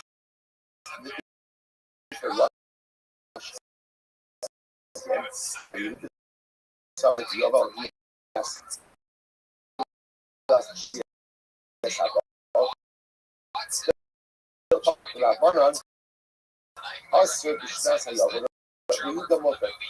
now listen to this. I'll go on. Before we go on, now this fundamental focus in the nature of yoga. Yoga simply flows out toward people called the previous agricultural cycle and not one, therefore not you want the next cycle. Or yoga was again, which is everyone agrees that yoga flows out to the previous cycle. The shaila is also year number one of the next cycle. Yehuda says you can essentially dual purpose yoga. Close out the previous cycle and ultimately again year number one of the next cycle. So now the reason why this makes sense because often the myself, what happens if a person says Honam Yayin She'eni Yovel? So now I'm not going to drink wine for Yovel. So I will say, so what's the shaila? When does that neder end? So according to the Rabbanon, when does the neder end? Neder goes through the Yovel year because the Yovel year is part of his current cycle. It could very well be that it couldn't take, right? The neder acts at the Yovel year. It doesn't include the Yovel year. Why? Why? Because it's part of the next cycle. Therefore, Allah, you could drink wine during that year. Okay, so that's the Gemara's story over here. I will say, now once we got into this focus, the Gemara's going to spend a little bit of time on this. So the Gemara says, good. So I'm going to read that. So remember again, the Rabbanon is saying Yovel is part of the current agricultural, does not count the year as year one of the next. It is part of the current agricultural cycle. It also counts as year one of the next cycle. So what Rabbi says that Yehuda, Hari Omer, Sheish Shanim, Izra Sadeh, Yain Kai Alokomish. Listen, here's the problem. Watch this. Look at Yehuda. I'll say why you're wrong. Because what is the process? How does the Shemitah cycle work? 6 years you're allowed to plow your field, and year number 7 you can. You hold that the Yovel year counts as the first year of the cycle. So let's play this out. Therefore, year one of what we'll call cycle number 8. Year one of cycle number 8 is Yovel. What can you do with your field during Yovel? What do you do during Yovel? Nothing. It's like just like a Shemitah year. So we'll say that's a plowable year, right? Because year one is Yovel. Then you have year 2, 3, 5, 6, right? And then ultimately year 7 is Shemitah again. So there's only 5 years. There's only 5 plowable years. But the consequence is that plowable years, which is a proof that Yovel does not count year one of cycle 8, but rather Yovel only previous cycle. So I'm going to say that's to the Braham. Last test actual is Shalosh Shana. Let's say like this. The pasuk says by year number 6 in the cycle, that actually should give us enough crop for 3 years. 7. And I will say the post Shemitah year 8, you also need until the new crop comes in. But according to your Rabbanon, ultimately again, Harei Kan Arba. In the Yovel year, you need for 4 years. Right? So let's remember again, Yovel is a Shemitah year, which means in year number 6, you're going to need, I should say, really in year 48. Right? In year 48, you need for 48. That's right, that's the 6th year. You get 49, that's the Shemitah year. You get 50, that's the Yovel. And you need year 51, which is again, according to the Rabbanon, year number 1 of cycle number 8. So what do you do with the pasuk? So I say, now you have to say, what you have to say, Elo Lifika בשער שני שבועות. Nami, this will open up the Shar Shani Shana. So, that what you have to say is that these of Shanim is Vasada, or Vasisas Ator Shalosh, regular non-yoga cycles, which is the majority. So the Psukim themselves, yoga year, we'll say, if you know, it's absolutely incredible. In the year, that year number 6 or year number 48, you have to have 4 times as much praise. It's actually quite incredible. You guys have to see back to that Shani figures. Okay, so in any event, what he was going to say is it has to be that what?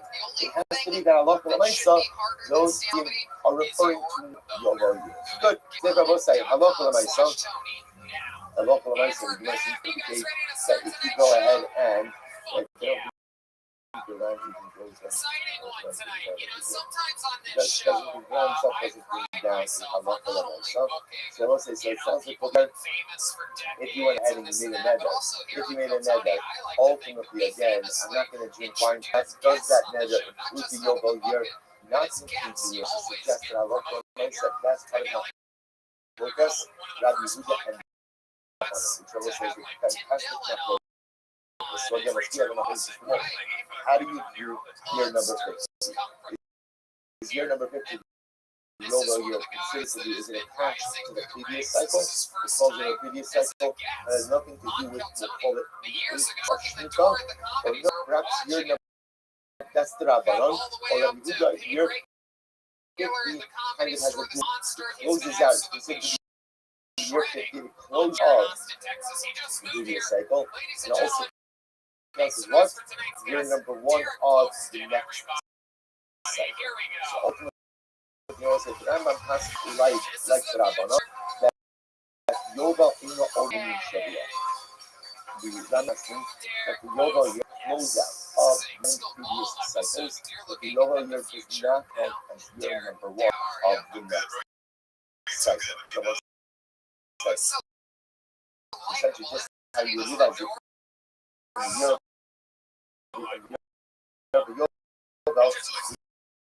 year 48, which is essentially 6 years of the 7th Shemitah cycle. I'm sorry, yes, you'd have then year 49, which is the 7th Shemitah, year 50. Then I will say what would have be year number 1, which essentially, again, the clocks, but for illustrative purposes, would be 1 of the 8 cycles. Incredible. That's good. Like the Ada Pesach also. So we'll say, so remember again, going back to the we had this interesting case here. So the Mishnah said, Ada Pesach, the person makes a neder not to drink wine at Pesach. So we'll say, so what's the halacha? Asr ad shiagia. Okay, so we'll say in that case, everyone agrees. What does Ada Pesach mean? In the Pesach comes. Now, what happens if you say ad shia until it is Pesach? Asr ad shiatse. Okay, so this case, what happens if a person says up until Lifnei Pesach? So what does that mean? That Meir said Asra Achiedia. The Meir says Ad Lifnei means up until the beginning of Pesach. That Yossi says Asra Achiedia. Ultimately again until Pesach is over. Until Pesach is over. Okay, so what's this now? Watch this. So now remember. Rabbi Mitzvah, Loma Ayel Inish learns Sukkah. And we'll say, let's start with just a moment. So here's the case, before we turn the page, here's the case, right? Ad Sheyagia, right? I'm sorry. Ad Lifnei HaPesach. That was the Lashon. Now, those meaning changed a little bit. He said, really, it means Ad Lifnei HaPesach. Ad Lifnei HaPesach. So let's Ad Lifnei HaPesach. Rabbi Meir says it means the beginning of the Yom Kippur. It says it means until the end of the Yom Kippur. Now let's say Rabbi Yehuda says it means up until the end of the Yom Kippur. What is the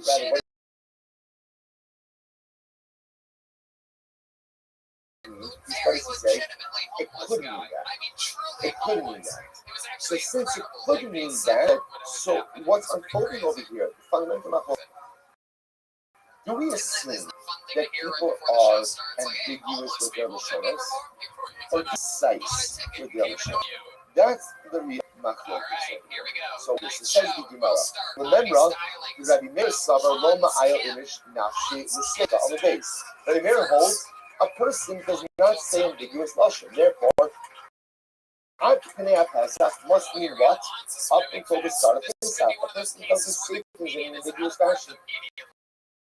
Ultimately, Rabbi Yossi holds Ma'ayel Inish Nafshi L'Sika. Rabbi Yossi says no. We do say ambiguous things, and therefore Pnei Pesach means what? Up until the end of Pesach, which the Gemara says from the new. Is that true? What I was going to say is, so right now we're saying that in their holds, people don't ambiguous statements, and therefore when something sounds ambiguous, we assume they still mean something precise, and therefore we'll interpret it that way. Rabbi Meir says no, people do make ambiguous statements, and therefore again we're going to have to go ahead and explain those statements in kind of the most expansive way possible. So the Gemara says, is that true? Or maybe, listen to this. This is such a great case. Here we go. This guy, we'll call him Reuben. Reuben has 2 wives and 2 groups of daughters from both wives. Okay. You already know this is very, very good. And so actually, Vamar is so the guy says, I know that I betrothed my oldest daughter. The only problem is, I don't know which daughter it was. It happens. Right? There was a big breakfast by that woman, right? Conversation with someone. You've got a son, I've got a daughter, let's just lock this down. Hey, so, but then I said, very easily distracted. Joe says, now watch this. So he says, so he went ahead, and he knows that he was in a Kadesh. A Kadesh is the Gola, my older daughter. I just don't know. I watch this. They know again. They both say, here's the ambiguity. Should be Golos in Golos times. So listen, now remember again, why is this case confusing? Reuben has 2 wives, Rachel. But listen, we have not mentioned Rachel and Leah. Sorry, your bum states, right? If you bum this, go back. Let's do this. So now, let's take our argument's sake. He has 2 daughters with Rachel, 2 daughters with Leah. Just for illustrative purposes, let's assume he married Rachel first and then Leah. So watch this. And let's assume for a moment that the order of the daughters are Rachel's daughter A, daughter B, daughter C, daughter D. Okay, so Rachel's daughters. Now watch this. See, he says, know that I betrothed older daughter. There you go. Now, older daughter can mean a lot in this context. It can mean, and you go, in Gedolos to Gedolos, maybe it means the oldest of Rachel's daughters. In Gedolos to Gedolos, or maybe it means what? The firstborn of Leah's daughters, or maybe it means in Kitana Shebigdolos, or maybe it means Rachel's second daughter, who's still older than what? Leah's 2 daughters. Shehu Gidola min Shehu Gidola min Hagdola. So essentially, first of all, looking at these things, right? So first of all, number 1, Reuben, you probably should sleep elsewhere, right? That's number 1, right? Number 2, what do we do? So first of all, the mayor says the truth is, all of the daughters are usher, except for Mina. So they will say, well, now, the only girl who for sure is not betrothed was Jesus, the youngest of Leah's daughters. Right? The youngest of Leah's daughters. The youngest daughter. Because she's not a Gedola, right? She's not older than anyone. Anyone else wants to remember again, let's focus this, right? Remember, he married Rachel before Leah. Rachel's 2 daughters are older than Leah's 2 daughters. So remember, it could be Rachel's firstborn, which is the oldest. It could be Rachel's secondborn, because it's the what? Older than Leah's 2 daughters. It could be Leah's firstborn. It can't be Leah's secondborn. Okay, so the only for sure who is not included in this is Leah's second. That kind of shouldn't count. So let's say that's right there. And Yossi says, all of them are mutter. No. What does oldest daughter mean? What does oldest daughter mean? Reuben's oldest daughter. Who's Reuben's oldest daughter? Who's Reuben's oldest daughter? Rachel's firstborn. So we'll say, so by the way, now what do you see here? The shitos are flipped. So we'll say, in this case, Rabbi Meir is the one that people make ambiguous shows, and therefore, again, is going to go ahead and ultimately, and I'm sorry, Rabbi Meir is the one who says that all except for the youngest one. So you see from here that people make ambiguous shows. Rabbi Yossi says that what people ambiguous statements, rather again, must have meant his oldest brother. So of the way it's explained in our Mishnah, which we about here, Amarav, will practice Hashik.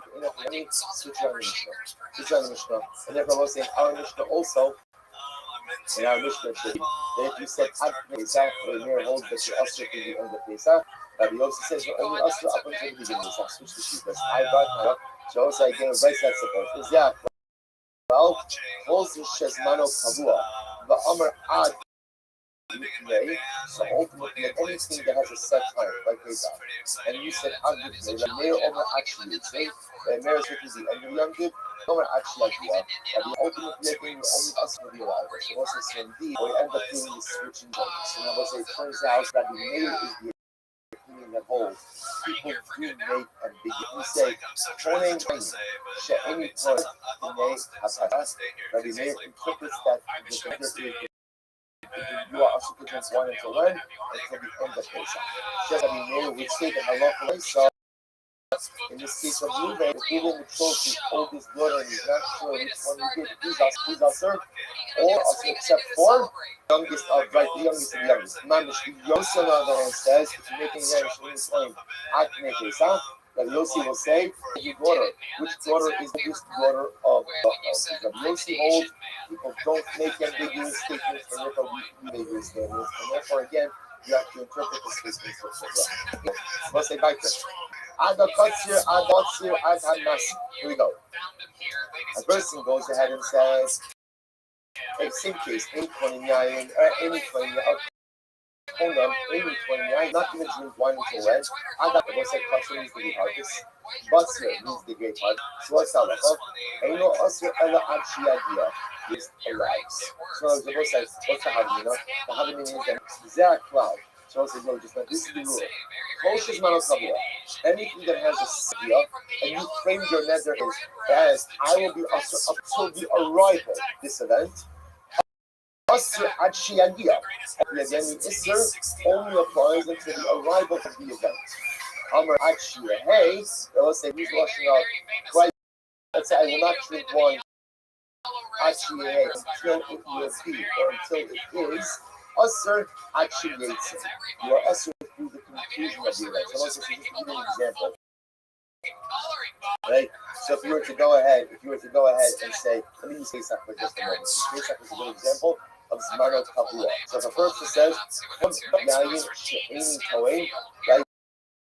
Ad HaPesach, Ad HaPesach, or Ad Shiagia HaPesach, can't drink wine until when? Up until the arrival of Pesach. Once Pesach arrives, I can drink wine. You would say, Konam Yayin Shikoin Ad Shehei HaPesach, until it is Pesach. And what? I must drink wine when? Through the end of Pesach. That's with something that is Zmano Kavua. Has a set time on the other hand. The first thing is Kavua. What happens to something that doesn't have a set time? What halacha? Bein Amar Ad Shehei. Bein Amar Ad Shiagia. Eino Asr Ela Ad Shiagia. So what's this? So again, if something doesn't have a set time, then halacha l'maisa what? Then halacha l'maisa, whether you said Ad Shehei or Ad Shiagia, so up until you begin that particular act. Fine. We'll define that a bit more. Adakais, what happens if I say now? Adakais is the what if I said same case?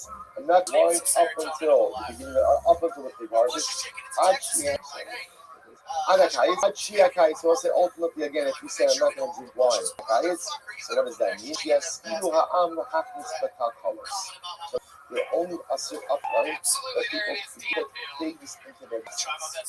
Right, so at the time of this, When does the harvest begin? If we begin to put things into their basket, that's the duration of the net. Achiyava akayitz, Rabbi said, if you say you make the way from the nether is, I'm not going to drink wine until when? Until the kayitz is over. Achiyava akayitz, right? Then achiyipulu hamikutzas. You are not going to drink wine up until they put away their nets. Rabbi said, so if you look at fine. Until they put away their nets. So apparently again, that actually put on the result. Hasakim and Shemi is talking about Hakanim because that's the name of who limits yourselves. These were the knives. These were the knives. Now, also the truth is, these were actually knives that we cut the steaks and make pigs that don't come down here. He says, so it's not the Ashkin. So ultimately, again, so this is actually very interesting. So when is that neder in effect? Actually, sleep on the Hakim stick house. He's beginning to put pigs in the. But if you praise the neder, actually, you won't drink wine until when? Until the big harvest season over. When they have pig knives, then the harvest season is over. So what's it said to Gemara?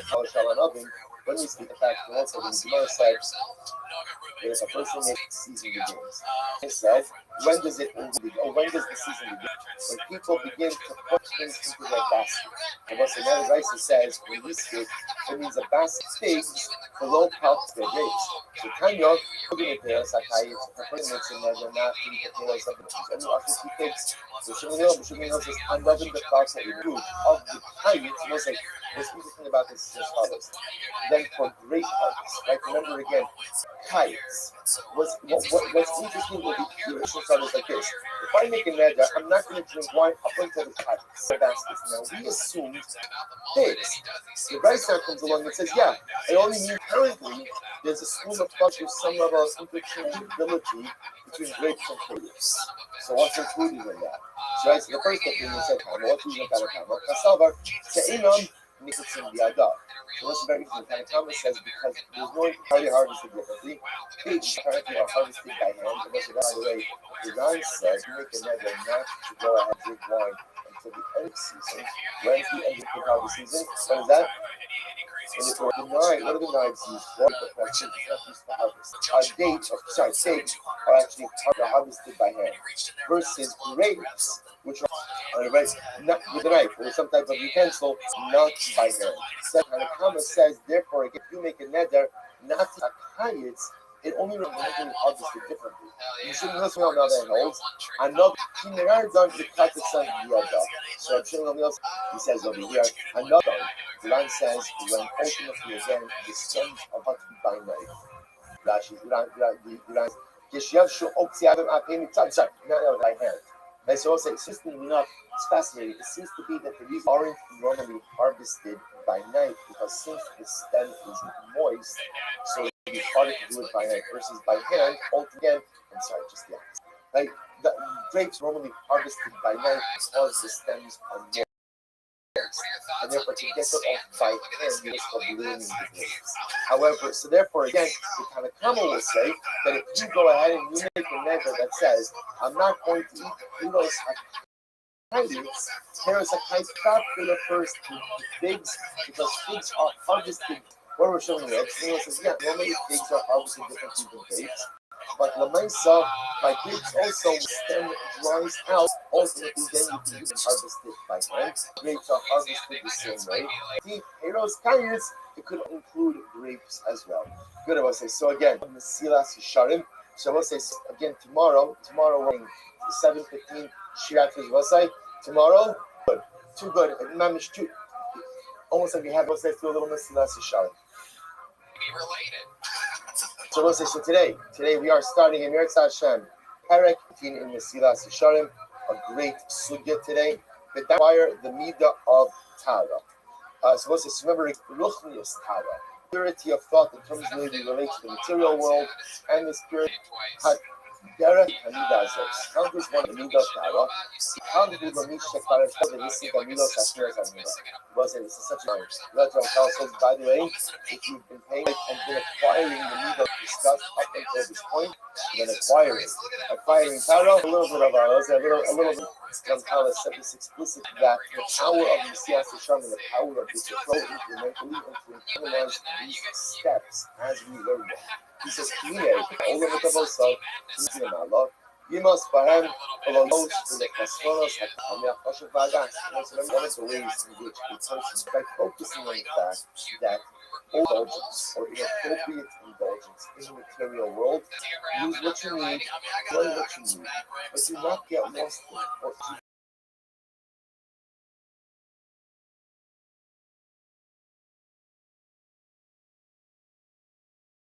down a path of just self-destruction. With this Amis Etza Yosem Mamish Mahomes. By that, she got along, we bought them, so we bought. Check when you know that something is bad. Then the truth is, it's much easier to do. Don't have the desire to stick your head. It's so warm, it looks so pretty. I have to ask myself for putting my hand there. No, I don't. Why? Because you were saying, the athletes deep in the so I was like, the goal is to get to that level. My life was grow and help me enjoy. Of course, the thoughts that always destructive indulgence in the material becomes like putting my hand there. And it's just not a purpose.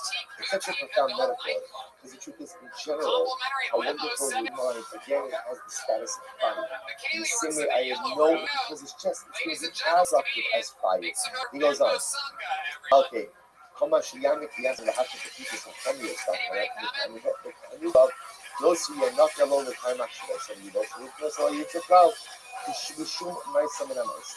So for the says the same, the more I work on myself and review the previous chapters and understand why overindulgence in the material could be so destructive.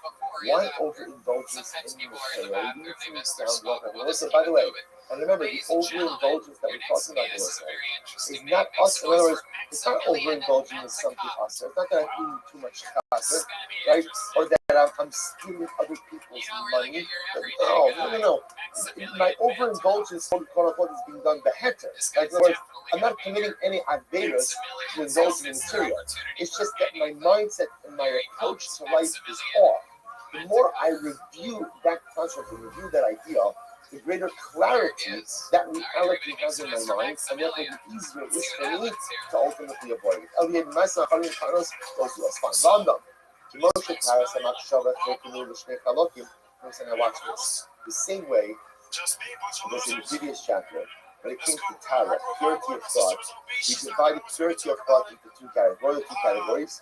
One was purity of thought when it comes to my physical actions, that I was saying is what? That even when I enjoy the material, I should be doing it for a higher purpose. And again, I should recognize that overindulgence in the material leads me down a dark destruction path. Back on my Saboda, we also spoke about the interesting idea, which was also Tara, purity of thought in what? And Ruchnius. Also, remember again, what's purity of thought and ruchnius? This was the avoidance, if you remember, of what? Of Shalom B'Shema. We spoke about the three different categories, the three different levels of Shalom B'Shema, three mitzvahs for the wrong purposes. So Tara says that even in my ruchnius, I have to avoid Shema. I will say again, Shema number one was because I want for reward. Number two, avoidance of punishment. Right? And number three, or I should say, reward/covet, avoidance of punishment. The third level was like the hybrid. Remember again, I start serving Hashem for the right purposes, but then what happens? I get praise for it, and suddenly again it's the praise that becomes the catalyst for my Sotara. In Ruchnius means the ability to serve Hashem with purity of thought, not for these other ulterior motives. He goes on and says, I'm excited to be the Knesset Yitzchak B'Shnai. Therefore, I will say the way to acquire Tara is also divided into two categories. In order to go ahead and literally purify myself when it comes to material things, I gotta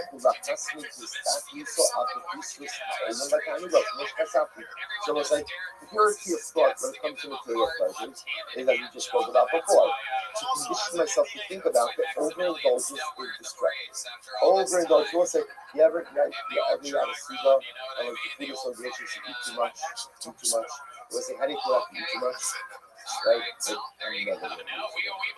I'm never going to do it. What's the problem? You do it again, right? You forget about that. And let's say, but then after I do it again, like, yeah, I was here, right? So again, Also, that you recognize that in that moment of overindulgence, it's just again, I forget everything else, but it's just so destructive, right? It's just not good for me. So Tara, when it comes to blasphemous, is having that constant thought that overindulgence in material is simply not healthy.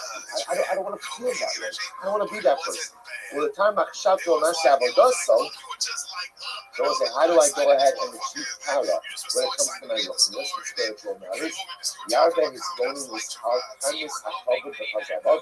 Yarden Asmo Midrach Mineret. As Nacha Days Avodaso, with Nos Alasheva, Verakila, Asher Rabbi Adam, the Kia Makshasa Pona Biyukot Aladona. So I remember again, the danger when it comes to lookiness is that the danger in lookiness is that I'm going to do things for cover. I'm going to do things for honor, I'm going to do things for praise. So let's say, so the way to cleanse myself of that is to remind myself that I get used to pursuing honor, or I get used to pursuing praise. And I will say that's what people do all the terrible things. So to remind myself, honor, praise, is nothing. It's worthless. It's meaningless. And I shouldn't live my life because I need the positive praise and positive reinforcement from others. But rather, I should live my life in a way that is in conformance with the will of Hashem. Asher Ruti Vasenu, Ruti Cultivating, Isham Sinu, that is the Losha. Okay, you Omer, Losha, Uorokafa. So what's the top of it for today? Again, I was talking a little early, but the nights I get early, not early in time, early in the assignment. I stopped one paragraph early. No sake, but again, the example I give, what do you begin to see over here? How do you acquire the need of Tara? How do you acquire Tara? You acquire Tara through contemplation. You acquire Tara through thought. So in Gashmias, ultimately, again, it's like thinking about the fact that overindulgence in material is going to lead you down a path of destruction. And when it comes to Ruchnius, it's again thought about how if I do things to acquire cover, I'm going to go down the wrong path in life. My Ruchnius, I realize that your motivation should be one thing, which is to serve the devotees. So it's fascinating because up until now, when Rothschild teaches us about how to acquire certain states, how to acquire certain egos, there's an actional piece. Interesting that there will be an actional piece here as well. Think of right now, it's not an actional piece. What is it? It's a cognitive piece. Think about the destructiveness of the overindulgence in material. Think about living a life where you run out of cover, and how both of these things ultimately lead you down a path of destruction. Once I stop there for today, Shkoya. You go there all by yourself? Yeah, a couple times I've gone there. You can always meet people on the street. Everyone's drinking. All right, everyone's have a great day, everyone. But for the most part, you just run by yourself. You don't run with anyone. It's kind of weird. Because once you're alive, you're like, just on the street. Like, it's a weird feeling. You're like, I feel alive. I'm just here. Yeah, that's how I felt during all the Black Lives Matter marches. I remember I was okie dokie, not ready to laugh at that yet. All right. Good job, guys. Okie dokie. Good job. I was just getting run off the street. I was all by myself and scared, but I guess it's not funny yet. Thank you, Jeremiah. So I guess we're going to give that joke a few more months to marinate, and when I do it, you'll be there. You'll see, I tell you. I'm running with the Bulls. Black Lives Matter. That's fun, Mexican. You never got hurt by any of the Bulls, though? No, never. No, I've seen people get destroyed. They're just trampled. Yeah, thank God I never got hit. I got hit with a couple elbows. The people are more dangerous because like shoulder to shoulder. So you're running with everyone. Everyone's trying to get the fuck out the way. And then the Bulls hit me with their elbows for a second. I was very impressed when I've seen the way you do Muay Thai. So actually, I'm dangerous. Actually, not surprised if a bull was actually able to hit you with its elbow. All right, so we'll say good morning. Let us begin. I apologize for the little bit of the radio shots. Actually, something very beautiful. Seeing one of my other roles in the home from the boys that shoot here at Hanoi, Sinister, Camille Goodman ran a basketball center. Was a basketball team at YMC, getting with a group of boys from the inner city. It was such an incredible Kiddush Hashem. Such a Kiddush Hashem. And the opportunity, it's fascinating to go the life is to be able to go through.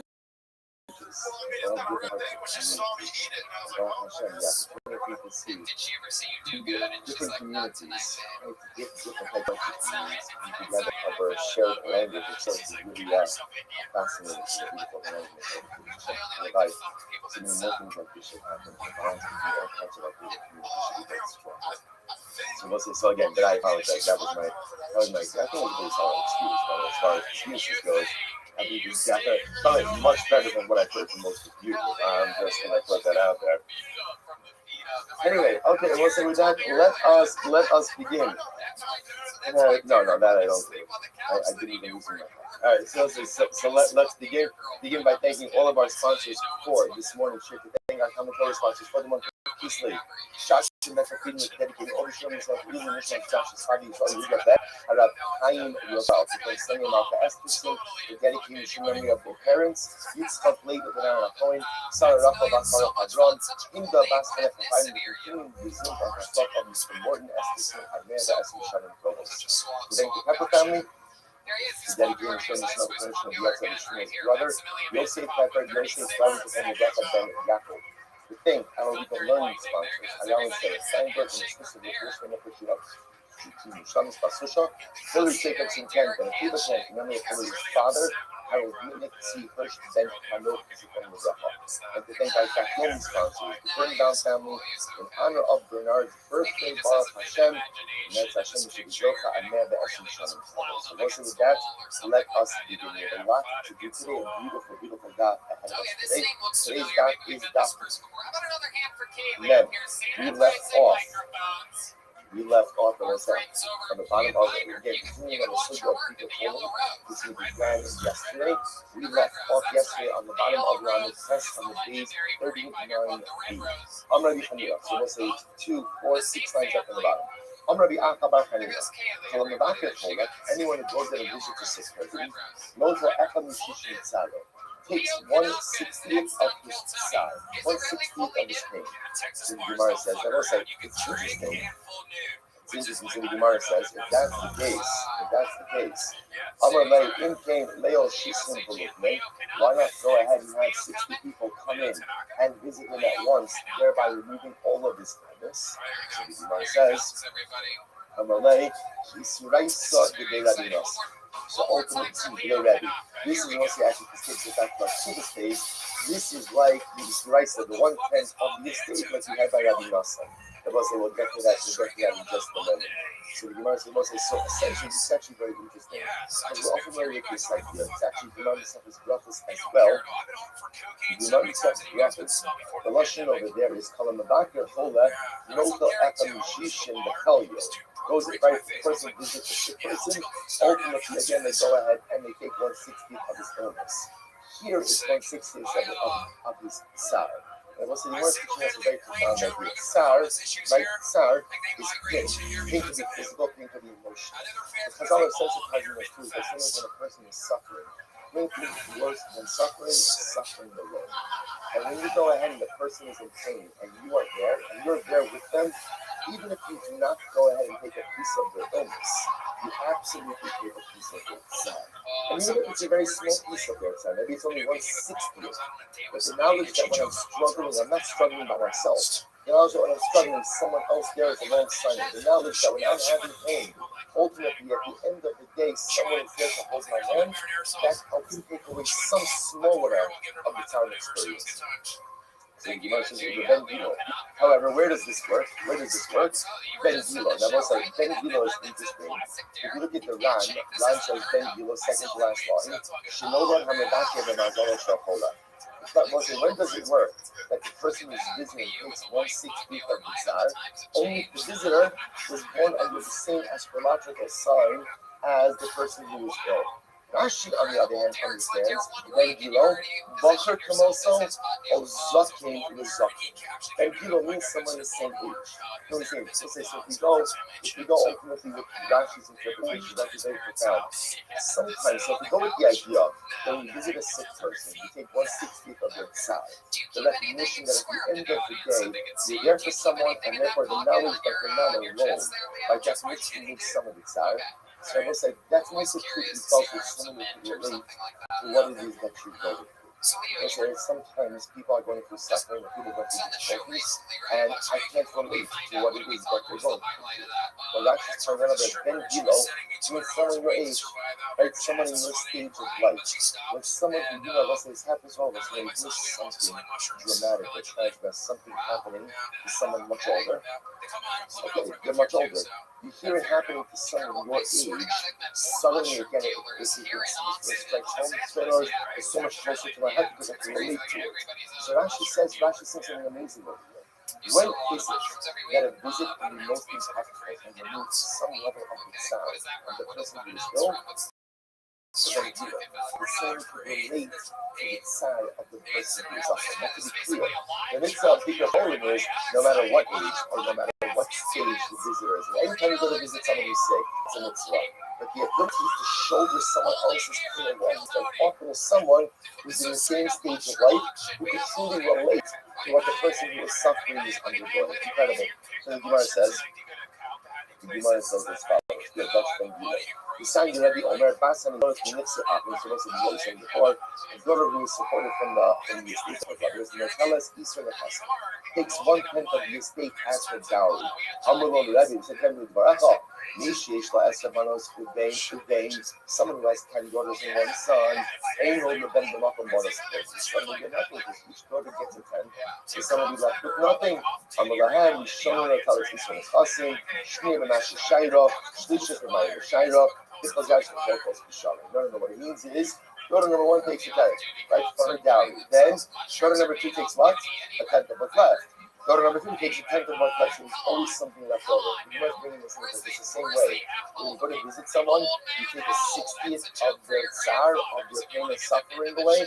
So again, it's not the pshat that if 60 people converge in the whole at once, Baruch Hashem Mazel Tov is cured, but rather again, what it means is each one takes a successive 60th from the remaining illness. Much in the same way that you saw by the dowry case. Incredible.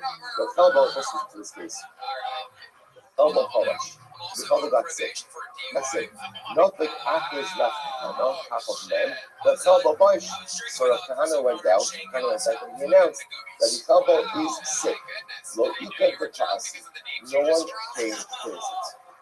No one came to visit. But I said, what's the chat? Like, what's the chat? No one came to visit Rabbi Chalbo. So I say, what's the chat? You hear about people who are in all of the time. Why is it that so often we don't answer the call? Not because we don't care, not because we're not happy, because or we perceive that for 2 reasons. It's that people get caught up in their own lives, and you get caught up enough in your own life, you just simply hear things, but you don't internalize it. So people that are Chalbo is sick. But again, okay, I'm sure they're adapting for him. But what is I gotta go to work, I have this, I have that. So no one visits. What happened? So they did the cost. But I might say become from the Talmud Rabbi Akiva. So he said there was once an episode with one of the Talmudim of Rabbi Akiva. Shekala, lo nichnis u'chachamim lebakra. Was Rabbi Akiva at a Talmud who was ill. None of his rabbinic colleagues seemed to visit him. Nichnas, Rabbi Akiva lebakra. Rabbi Akiva came in to visit. And because Rabbi Akiva literally went ahead and swept. Was it this something they had dirt floors?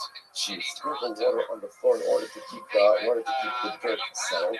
So Rabbi Akiva came in, and Rabbi Akiva went ahead and scrubbed. He sprinkled and he swept. And I say, I'll point out to you, if you look at the rush, which is the moment. The rush is in the bottom right hand column, about 4 or 5 lines into the rush. So she kicked over the telephone up. It's Siva Rabbi Akiva. She should say. Rush just points out it doesn't necessarily mean Rabbi Akiva himself went ahead and swept, but rather Rabbi Akiva came in, he saw that sweeping and sprinkling needed to be done, so he made sure to get someone to provide this service.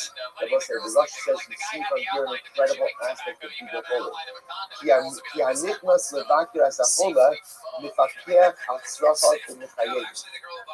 Rush explains what is the primary essence of the mitzvah of Bigger Holy. What's the mitzvah? The mitzvah is to see if the holy is taken care of. In other words, why do I go to visit a sick person? To look around, to see, is everything in place? Does he have what he needs to eat? Does he have what he needs to drink? Is the house kept? Is the temperature okay? Is there enough light? That's the mitzvah.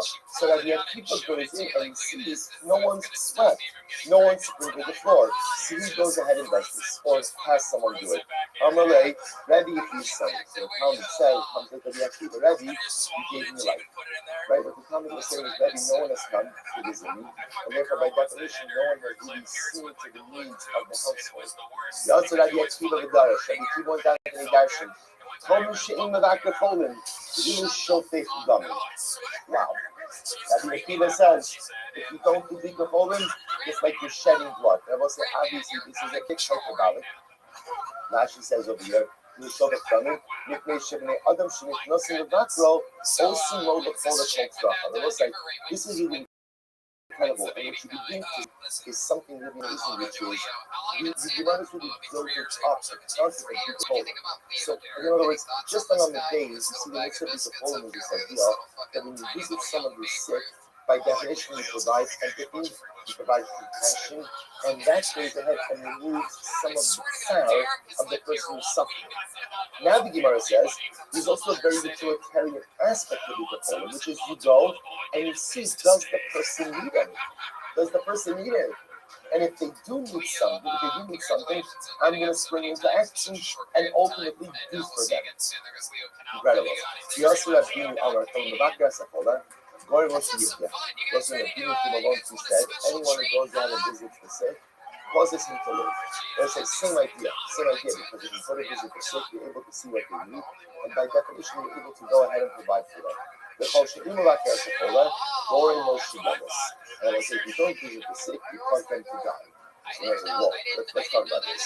So this is my drama.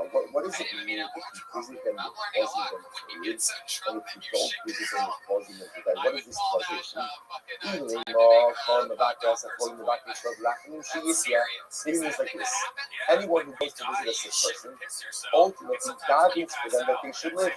So and whoever does not go and give it to them, we're diving that he should die. So I said, really? Is that true? That at the end of the day, you're diving for a person to die? And the whole shit in the ground of the nurse is like this. Whole shit in the back of Chola. Ein mevakish alav rachamim, lo shiyichyer, lo shiyamos. It's incredible. The Gemara says it like this: is that if you don't visit a person who is ill, you don't become sensitized enough to their condition, and therefore you don't really daven. I will say, what's riveting about this Gemara is if you look at the Lashon, it's very incredible. If you don't visit the sick, you won't daven for compassion, that he should live, or that he should die. You will say, look at the Ran. Get ready for this. Top Ran, left hand column. Look at the Ran says, I will say, what's strange about the wording of the Gemara? The Gemara says, sounds like there's a time to dive in for a person to live, and there's a time to dive in for a person to die. So the Ran says something amazing. They will say there is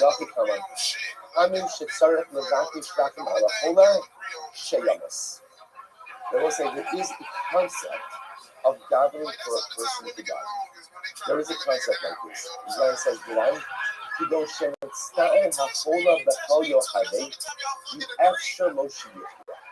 if you see that a person is dramatically ill, there is really no reasonable way that they are going to survive the illness, and all that's happening is pain and suffering. Ultimately, again, you can daven for the person to die. We're going to give examples of this.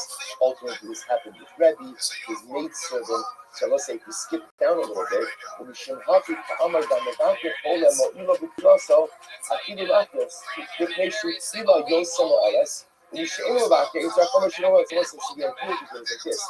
the more two things. Number one, you truly only know the situation of a person what? If you visit. Those days, right? Nothing ever replaces seeing something for yourself to understand the totality of the event. What the Rambam sensitizes us to, this is a very difficult idea in halacha, which is sometimes when a person is suffering terribly, and there is no natural way for this person to have a refuah, davening for a person to die.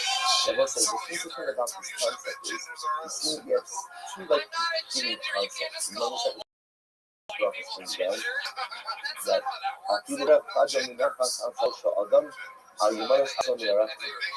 Even if a person has a sharp sword against his neck, don't give up on divine compassion. Which sounds like no matter how terrible things look, you always have to believe that HaKadosh Baruch Hu will come through.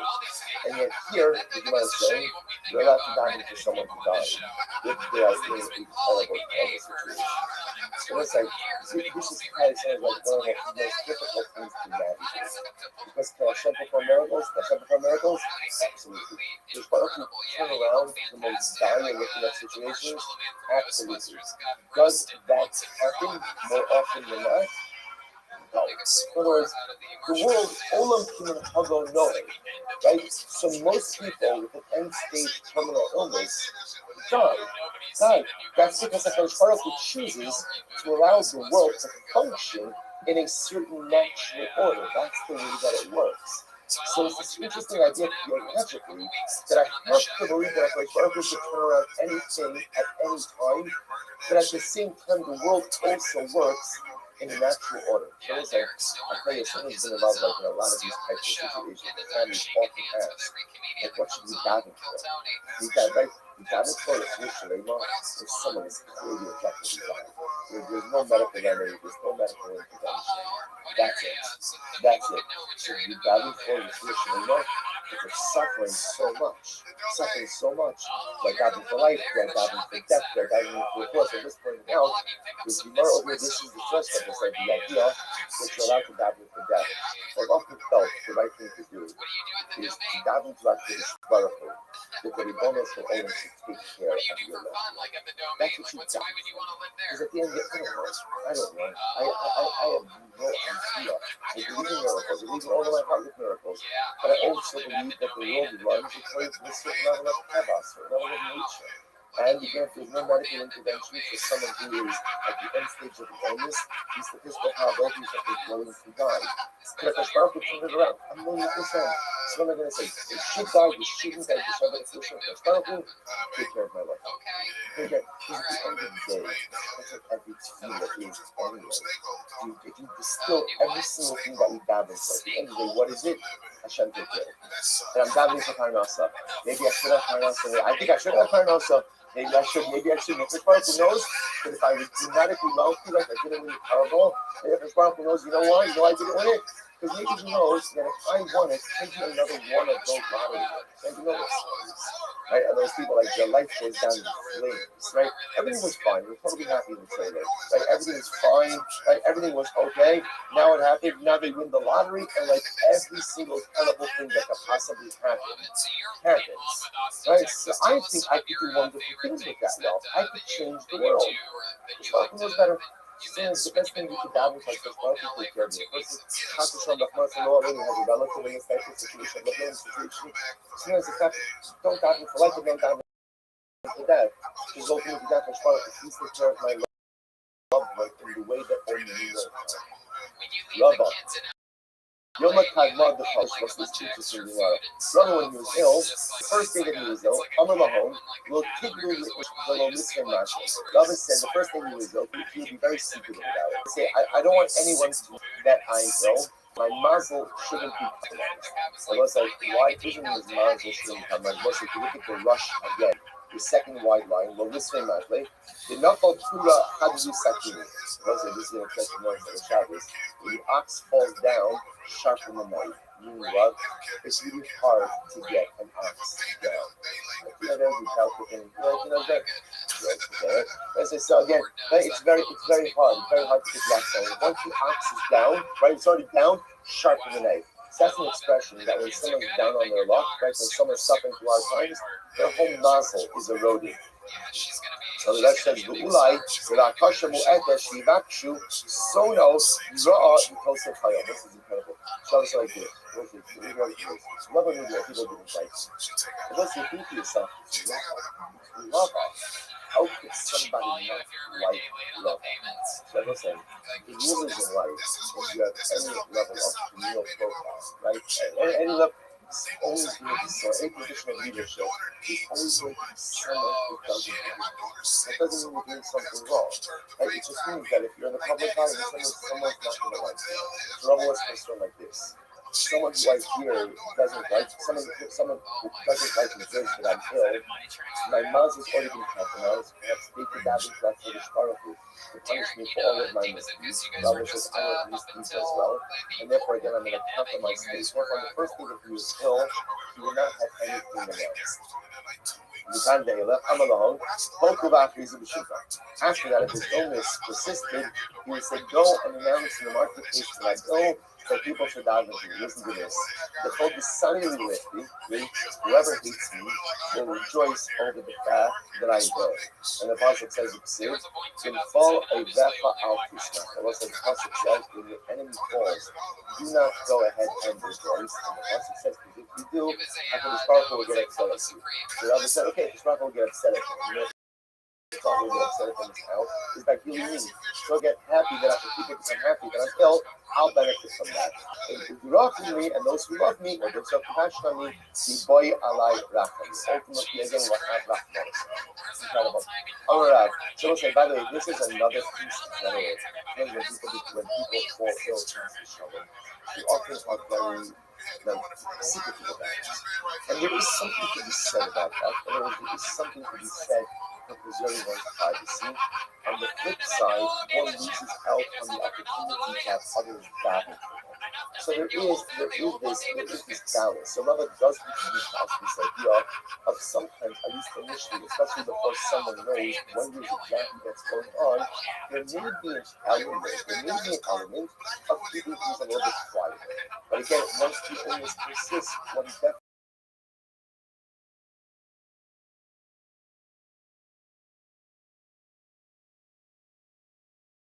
requires to make it known that someone's going to do a lot of davening on and the podcast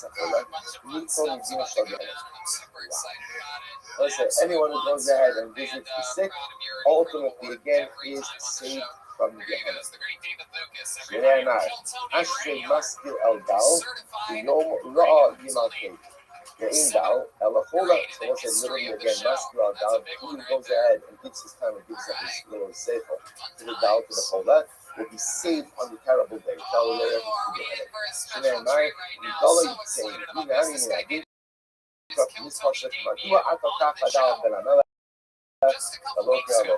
Amra, I would be him, but he's getting Shemar, of Paul Hashem Lama'ameh.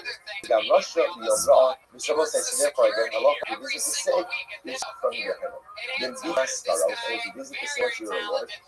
Maskarot, you don't really show you the second, what was my reward? You just said, the reward is you saved from Gehenna. El Maskarot ba'olamazeh.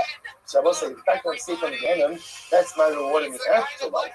What's my reward in this world? Shem Yishmereyu, Yichayehu, Va'oshem Ba'aretz, Va'al Tipneu, V'nechel Shaitab. We'll say, what does this mean? Shem Yishmereyu, Hashem will watch me, Yitzhahara. Hashem will guard me from Yitzhahara. Yichayehu, Hashem will give me life, meaning Hashem will save me from suffering. Va'oshem Ba'aretz, wealth in this world, Shakomis Kabdim. We'll say, everyone ultimately again will honor and will give honor to me and take honor in me. We'll say, by the way, if you think about it, why is there so much reward? Why is there so much reward associated with Bika Cholim?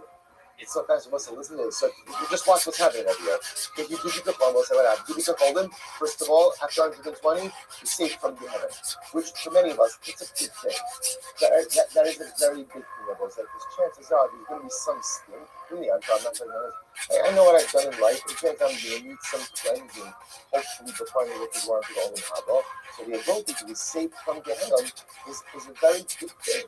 And then in this world, once you listen to the word in this world, you get saved from the Yitzhahara, right? Ultimately, again, you get saved from suffering and covered. Incredible. You know, I said, what's a shot? The shot is like this. Bika Cholim is often a very uncomfortable stuff. Bika Cholim and Yishmamadu, both uncomfortable. That's interesting. One of the fascinating things that I often see by Yishmamadu is, you know, when people really start going to Shirim Yanim, when people really start going to Shirim Yanim, after they sit Shiva themselves, or someone they love sits Shiva.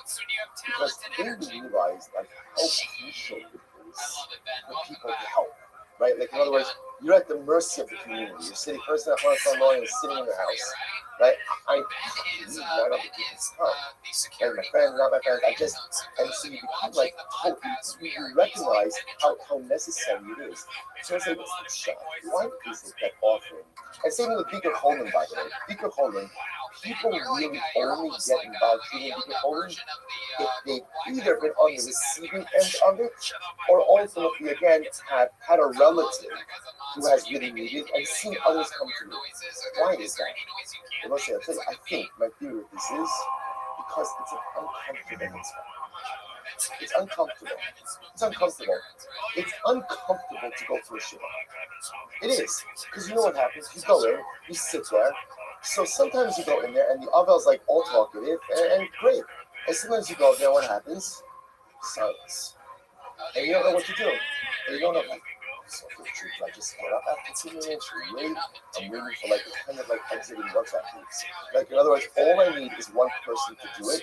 Just I need that one person to do it, and then there's like a flow. It's like it's yes and sign. Then we could go. Right? And base of all I need is one person. Just get up. Just get up. Once the person get up, it's like I'll just kind of stand behind them, right? And we'll walk out together. It's uncomfortable. Bika Coleman, what if there's someone who's sick? It's uncomfortable. That's why, Wesley. That's why we naturally avoid these myths. Meaning, I love Yiddish and I'll do anything, but as long as it's comfortable. The moment that it makes me uncomfortable is the moment I just don't want to do it until I realize how necessary it is. So let's say first welcome realize this as well. Therefore, the more uncomfortable a mitzvah is, the more scary it is to do it. Because the rules that people hold in, you have to fundamentally move yourself out of your comfort zone. Like the Baruch says, you move yourself out of your comfort zone, I'm going to give you more comfort in the afterlife. What's more comfort in the afterlife? No different. And not only that, I'm going to give you more comfort in this world. I'm going to remove you from Sahara, or I'm going to help save you from Sahara. Struggle. I'm going to save you from suffering. Struggle. I'm going to go ahead and lift you up. That people, Baruch Hashem, give you college, people treat you nicely. You go out of your comfort zone, you sacrifice some of your personalistic comfort.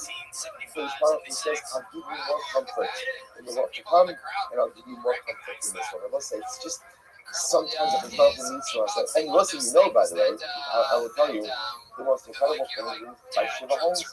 Listen, do you know when people are sitting Shiva, do you know the visits they remember most? I can't tell how many times I've heard the visits they remember most. Not from their friends. Because you always expect your friends to come. It's that guy who you know from shul who you never said 2 words to. What? He did. Those are the most memorable, it's incredible things. Those are because no one expected you to come because you're not a close friend. You showed up every day to Minion or whatever. Once for Minion, it's a killer. So you ask anyone who's ever said Shiva, and you ask them the most memorable visits, the people who you never expected to come, and then they show up. Speak of Poland, you lift that, it's not even an in-person visit. You lift up the phone, you go ahead and you call someone, like, wow, that person called me. I didn't even know they knew who I was. Or I know they know who I was, but like, we never even shared 2 words, and they cared enough to go ahead and visit me or call me. It's a totally different thing. You need to move yourself out of your comfort zone. There is no coming what you can do for the other individual, and no coming for a word that I could have spoken. Incredible. So Gemara goes right there. The Gemara says, oh, sorry, I didn't finish up. I'm sorry, I stopped you saying this about the Kir Benefesh Hayba. We'll say that the mitzvah of Bika Polim right? Like the mitzvah of Bika Polim is, furthermore, the reward for Bika Polim is, she is done you low later. You get more friends. And we'll say, where do you see you get more friends? Kinamon, Shariku Es Sarasa. So we'll say this called Naman, Naman was an Arami in general who was built from Saras by Elisha. So we'll say, if you Bika Polim, what do you get? You get more friends. Which I will say is just like de facto reality, right? You do nice things for other people will be there for you as well. She tells us nothing. So I will say, and you'll avoid negative friends like your Chabad. We'll get to that in just a moment. Like the Chabad also is the son of Shlomo HaMelech. He had bad friends. Bad friends who gave him bad advice. Tanya, well, see, here we go. It's almost like too good to have this all in one day. It should be divided up over here. There's Tanya. Rishon Elazar Omer. In Yom Lecha Yeladim B'nei, there's a Canaan's son. We'll say, get ready for this tomorrow. Let's say, we'll say, if young people tell you should build, and old people tell you should demolish, Shemal is the king about this one in the rest. Listen to older people and ignore the advice of younger people. Why? Shebinyan Miladin Stira, whose Stiras is a king of Binyan. As I will say, the building of young people is demolition. The demolition of older people is building. How do we know this? The Chavan ben Shlomo. As I say, the Chavan was the son of Shlomo. Shlomo dies, the Chavan takes over. They will say, Rechavam decided to go and clean out his father's cabinet, like officers, and he replaced his father's officers, his father's officials, with all of his buddies. What was the problem? They were young, impulsive guys. And they told Rechavam, if you want to solidify your reign, rule with an iron hand. Rule with an iron hand. Raise taxes, do jobs, show them who's boss.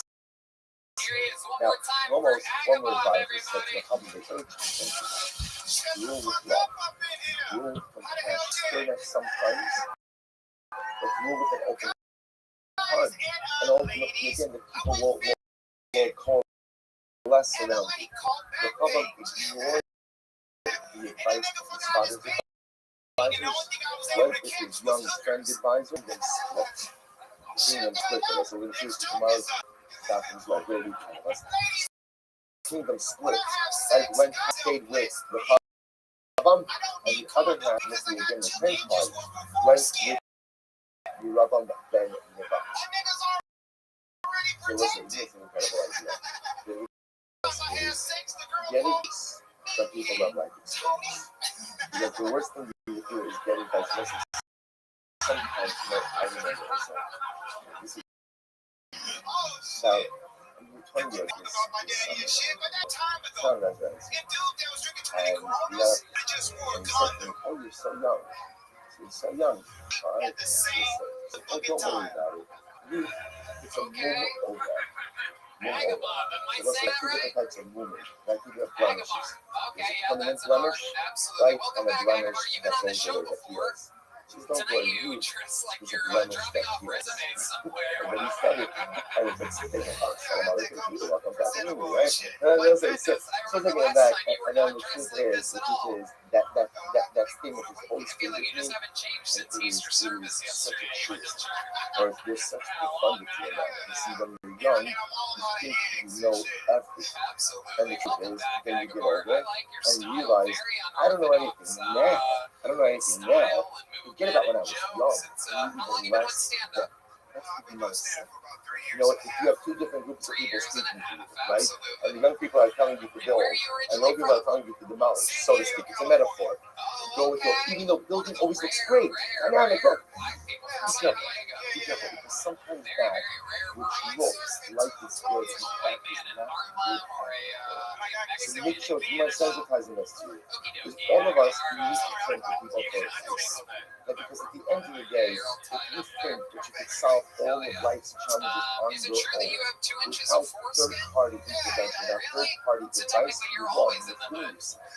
All of us need people who can and I want to say, by the way, I want to point out, it could be anyone. The idea of what I'm saying is, make sure it's someone with life experience. Because sometimes, ultimately, life experience gives you the greatest amount of knowledge. That's why I say, what do you call an older person? A Zaki. Like what is Zaki? Zaki stands for? That's the kind of talk about. One who has acquired life wisdom. I will say, what happens if a person is old but they've never learned the word of Torah? It's still called Zaki. Why? Because there's a certain amount of wisdom that comes just from living life. Even if you haven't learned Torah, there's a certain amount of wisdom that just comes from life experience. And make sure to get your advice in life on people who have life experience. Incredible. Other Shishmei Rabbi. They all say, Lo Liso Ginish Kitsira, Lo Betlas Shai Kadmai. Some of the plus Shai Das Rice in the They all say, this is very interesting. A person shouldn't visit the sick in the first 3 hours of the day or the last 3 hours of the day. Why?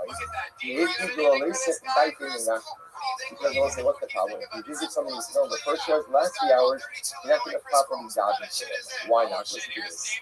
Plus, Shloi Kadmai. So it's not Kadaiku. But so often, first thing in the morning, the person who is ill is feeling good. So what happens if you're going to visit them in the morning? You're going to see them. You're going to say, "Oh, you're doing great." So I'm not going to dive into them as much. Right? Basraisa, if you go to visit in the last 3 hours of the day, talk to the often a person is feeling really sick, right? And what's going to happen? What's going to say, "Oh, he's a goner.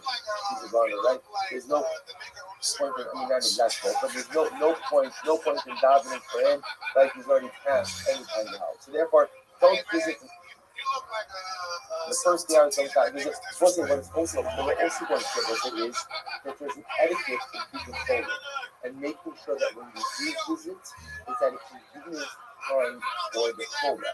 So let's say often a person is getting up in the morning, folder needs a little bit more time to get themselves together. One person is winding down their day, but often not come for a visit. So again, it's twofold. Number one, you want to make sure I say, it's interesting. What you begin to see is, why do I visit a sick person? Number one, because it's an attack. Number two, because when I do so, I remove some element of their pain.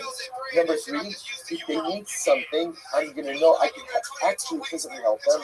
Number four, when I see the person I see him, I'm more motivated to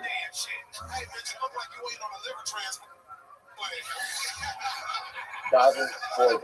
So this is really going to number four. In the realm of tefillah, making sure to see the reality of the circuit. What I'm saying is, in the first 2 hours and last 2 hours of the day, you don't see the reality of your circumstances, right? You're not seeing the real day. The middle of the day, that you see how that's really incredible. How do you know that the sustains a person who is ill? Hashem Yisadenu al-Eresh Tavai. Also, the pasuk says, literally again, Hashem will go ahead. Excuse me. Hashem will support them. Yisadenu literally means to support, right? Sa'ad, the Gemara is understanding to mean from the Russian of sustenance. Al-Eresh Tavai, on their sick day. Amra, the Shina resides at the head of the bed of the home. Literally, that's to say, above the bed of the home. You must hear this precise that supports this. This is incredible. If one goes to visit a sick person, Lo Yeshe al Gabi Mita, person shouldn't sit on a bed. The law of Gabi Saf, so not on a bed. The law of Gabi Kishim, not in a chair. Elemis Ati Yoshe al Gabi Akarka. Rather, a person should wrap himself in his cloak, sit on the floor. Why? Because the Shina goes ahead and resides above the bed of the Chola. Above the bed of the Chola. So the Gemara says, Shneimar Hashem Yisadenu al-Eres Tavai. Ultimately, again, Hashem will go ahead and literally support the Chola while he's in his sick bed. Now, this I'll point out on this. It's pretty very interesting. If you look at the Ran on the left hand side, it's the most interesting. The most interesting thing is when you visit a sick person, you can't sit on a bed, you can't stay on a bench, you can't sit on a chair, you have to sit on the floor. The Sisi had a breakfast to the Shina. The Ran qualifies this and says, and listen, this is what Ran says, if the Chola is sleeping on the floor, the idea is you can't sit higher than the Chola. Why? Because what's right above the Chola? The Shina, the divine presence. You can't sit opposite the divine presence. The person has to be lower than the divine presence, the Shina. So therefore, again, essentially, if the Chola is on the floor, then what? I have to be on the floor. If the Chola is on the bed, then ultimately again I just have to be sitting a little bit lower than the bed. It looks like it's also an idea, also a concept of sometimes not sitting on the bed of the children itself, which is an interesting idea brought down in our local as well. And a definitely one should always try to be a little bit lower than the Torah in order that one is not positioned at the same level as the Shema. That must have been what you tell the lesson as well. Isn't it fascinating to say we often think that in times of life adversity, that's when our spirituality is not present with me. And I think if I'm suffering, that means spirituality is removed. Yes. What does the Gemara say? When a person is ill, the Shema is right there.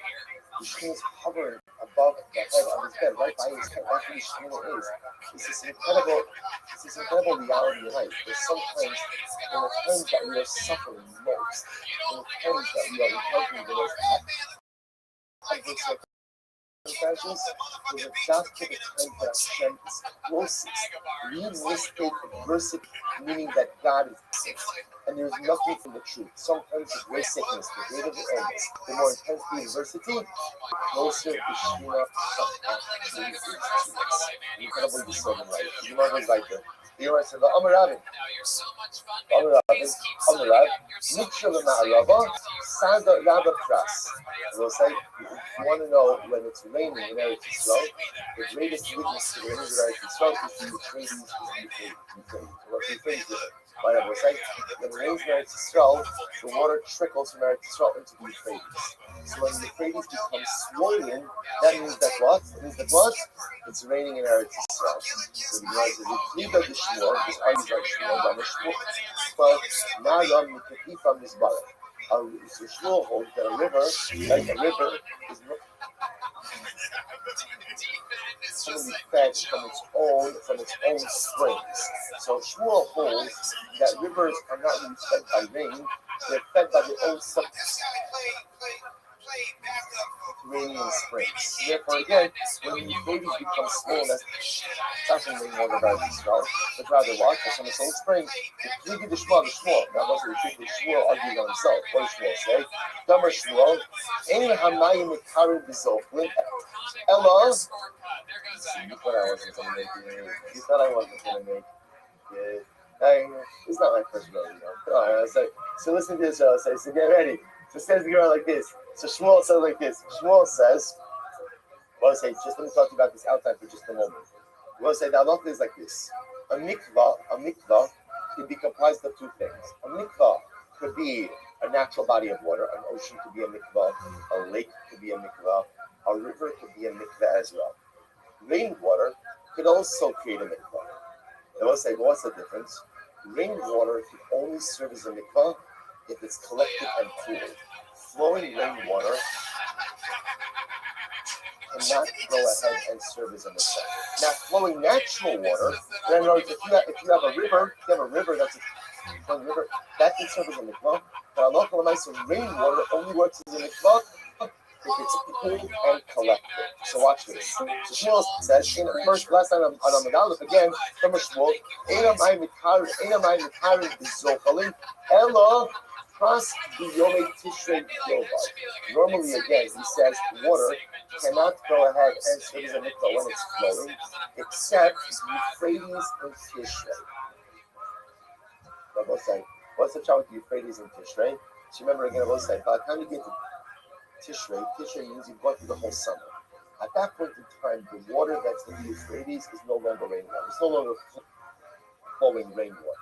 So Shmuel is essentially saying that Allah Lamaisa, you can use the Euphrates as a mikvah, but only during Tishrei, when you know for sure that it's no longer flowing rainwater, but rather again it's cold collected water.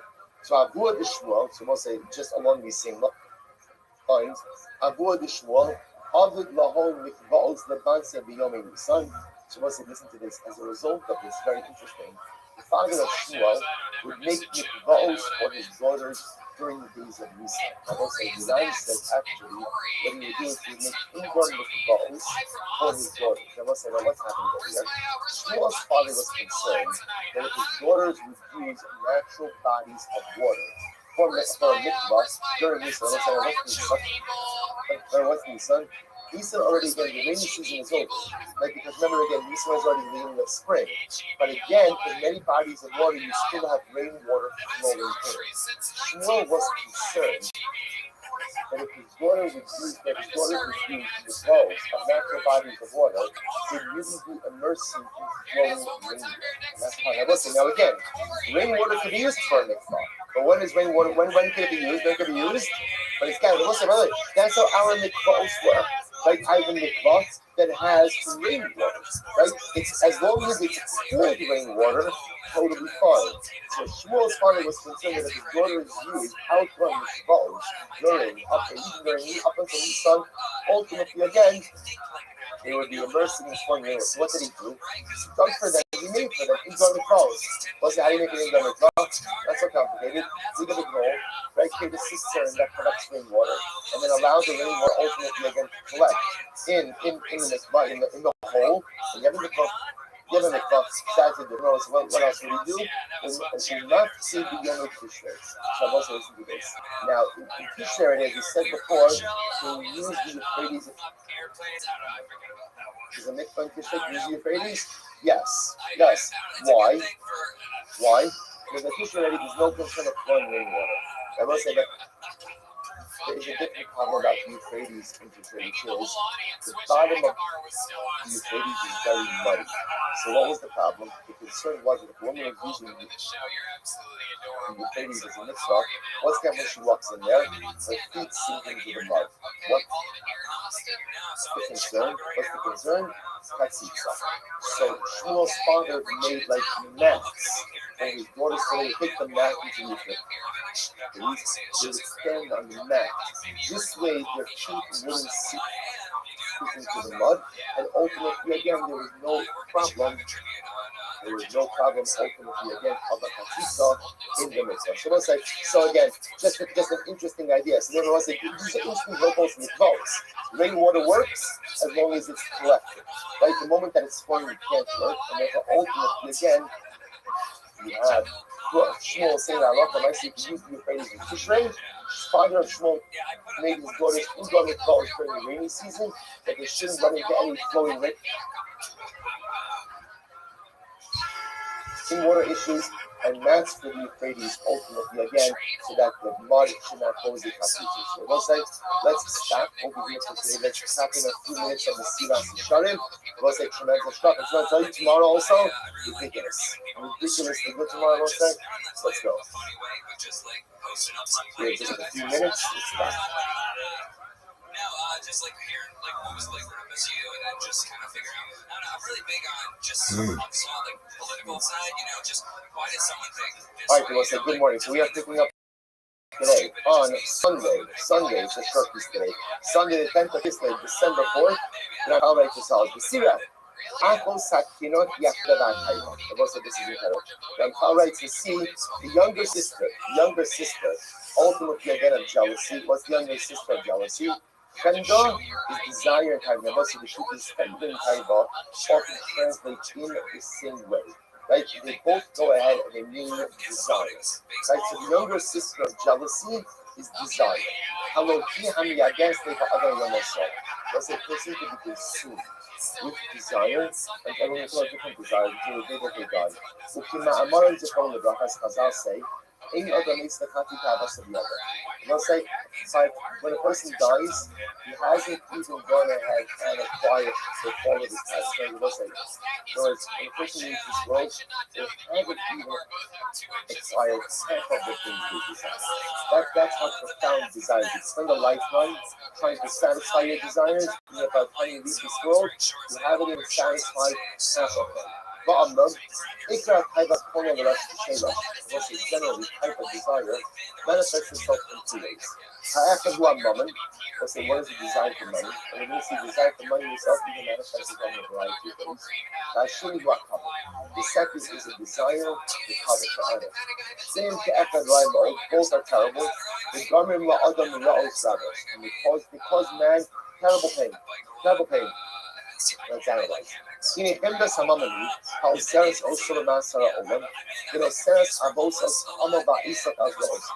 The desire for money, Rabbi saying, the desire for money, literally again, Osiris, chains one, right? It cumbers a person in the chains and shackles of this world. And ultimately puts upon him the yoke of work and Azra also. So we're going to see that ultimately the desire for money sometimes makes you a slave to work. Slave to work. He says, well, he's the concept. And also, if you love, you never get enough work. Today, I will say, what happens? What happens? You know, it's all about money. Whatever I have to do is to get money. And before you get into like illicit activities, what it just means is the making of money is going to take priority over anything else in life, even my abundance. The making of money will become first and foremost in my life. He may come up to those evanos, person in this family. They come up with those mishkafos, the person in this experiences. That they wrote of Haisik Diaz Hamonaswaya to make the sale. To make each money, Koshkin Kawatoya. So I will say it's incredible thing. But you must look at it, I'm saying over here is if the essence of my life becomes the pursuit of money, then at the end of it, what else at the end of it, at the end of the day, that becomes priority. And it takes precedence over that. And it takes precedence over mitzvahs. And it takes precedence ultimately again over Avodas Hashem. It takes precedence over everything.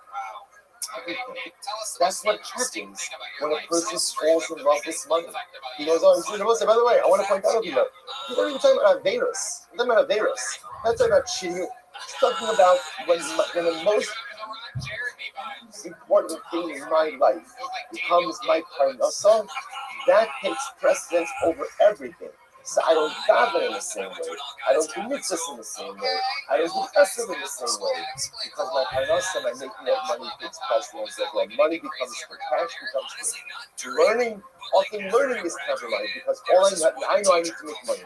The problem is from the Rothschild, the awesome show from the Era and the Torah. Versus sometimes again, a person even goes overseas to make money. I will say, sometimes it's great to travel for money. The child is like this. Am I traveling to make parnasa? Am I traveling because at the end of the day, I just want more and more and more? And does that desire for more ultimately come at the expense of my life?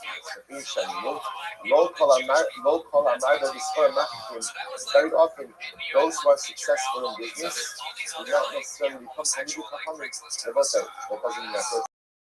or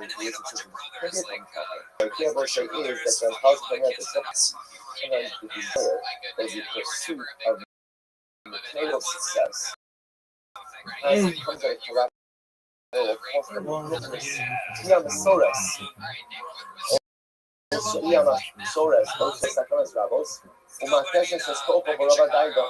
Ultimately again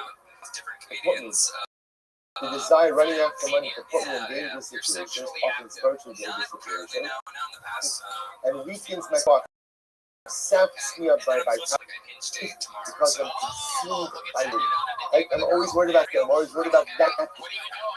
I'm always worried about it. I'm not going to see behind that. And I will say this is true. Even after I had a lot of success, I have money.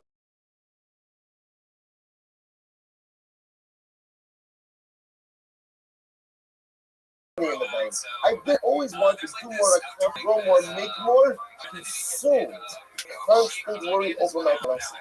That in Shanino, Marbe the Fasim, Marbe Digest. As I said, sometimes the said the more you have, the more worry you have. Yeah, there is time in rabbis. Sometimes the pursuit of finance ultimately causes me to go ahead and violate tenets of the Torah, right? And that people are too close to say that. So that even causes me to violate logical things that I should know better. I want to point out the thing very important. The great challenge that Rav is outlining over here, they'll say, is fine line between a drive for success and allowing that drive for success to eclipse everything else in life. So listen, a person should never settle for mediocrity. You know that part also. You should have a drive to be successful. And it's almost like, can't even believe. When it comes to your part also, you should never strive simply to make enough. You should strive to be successful. Strive to be successful, because the drive for success is a powerful thing. What I'm probably saying is, the drive of success itself has to be tempered. So how do you create that balance when the drive for success does not encumber my rookiness? So I'm still davening with the I'm still going ahead and learning Shkai every single day. I'm involved in test. I'm doing the things I need to do outside my rookiness. Then I know that the drive for success is not constantly showing the approach to my rookiness. But the moment that the drive for material success erodes my spirituality, then suddenly there's something wrong. Then I know already, it was like how counterintuitive, right? As if we think about this, as if I think that by cutting corners with my spirituality, sometimes I'm going to be more successful. I'm a friend Jew. I know that I can start with hold the peace of us. So somehow, by going ahead and diminishing, cutting corners, or eroding my spirituality, I'm going to make more money. I'm going to be materially successful. You see, when you say it, it sounds so foolish. And yet you do this all of the time. I have this tension, right? My parnasa, my ruknis, and whether we realize it or not, often we allow parnasa to win over ruknis. Because what is that from? That's in Kandas Hamamo. That's when we desire for money. We have to be so incredibly careful about that. Should you have the desire for material success? Absolutely. But that desire has to be kept in check. The moment that desire encroaches on my spirituality, that's when already again it's out of control. That's already. And when that desire becomes something, that's no longer success. That's what's called desire for money. The moment it becomes desire for money, the moment that I'm down, I make sure it never comes up with experience. So stop over there for today. Again, I know we're not doing a full part of it. We'll pick up. We'll have more time tomorrow to pick up as a piece of site. So yeah. Very confident full-time magician. Because before our first date, he texted me and he was like, "Hey, just so you know, I'm only looking for something casual." And I was like, "Yeah, bro. I got that from magician." I was like, "What the fuck?" I was like, "Do you think I called up my friends again?" And I was like, "Found them, guys. He's the one. Can't wait for the wedding. There's gonna be fucking doves everywhere." But the way he said it was, he was like, "I just wanted to be honest. I didn't want to let you down a deceptive path." And I was like, "Bro, isn't that your fucking job?" Like, magic is just gaslighting with fire. Still gonna film now. Because you have face tattoos and I'm still face tattoos. Looks like a CS doodle bear. Can't wait. Because I'm gonna blow him. I'm gonna be like, did you finish? And he's gonna be like, check. I like your hair. Gina. That's a good joke. Hell yeah. Thanks, Gina. Wow. Very fun. Welcome to the show, Gina. Thanks for having me. How long have you been on comedy for? 1 year. 1 year. Perfect. All of it here in Texas? Started in Texas, lost my job right before COVID. All right, so let's say good morning. Let us begin. Begin by thanking our sponsors for this. You still live there? You're happy there?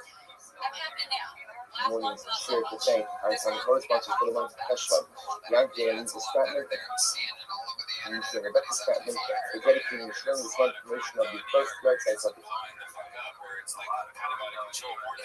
sister Luca Shingo Yehudis, Basta Yosef, Luca Shingo Yehudis, Basta Yosef, and Shmuel Rabin Tzrak for dedicating and sharing this month promotion. 25th birthday of Rabbi's mother, Pesach, Mira, Vasayim, Zikron Lebracha, Yotam, Merkava, Hanukkah, Shams, Havnaya, and the family zero. Most of the cast from a really incredible daf today. Today's daf is from base 22, and we're picking up in the left off on Aleph on the base 21b, and we left off Rabbi Yishmael Rabbi Yossi Omer, which is 2, 4, 6, 8, 10, 11 lines up and down. So just to orient ourselves a little bit.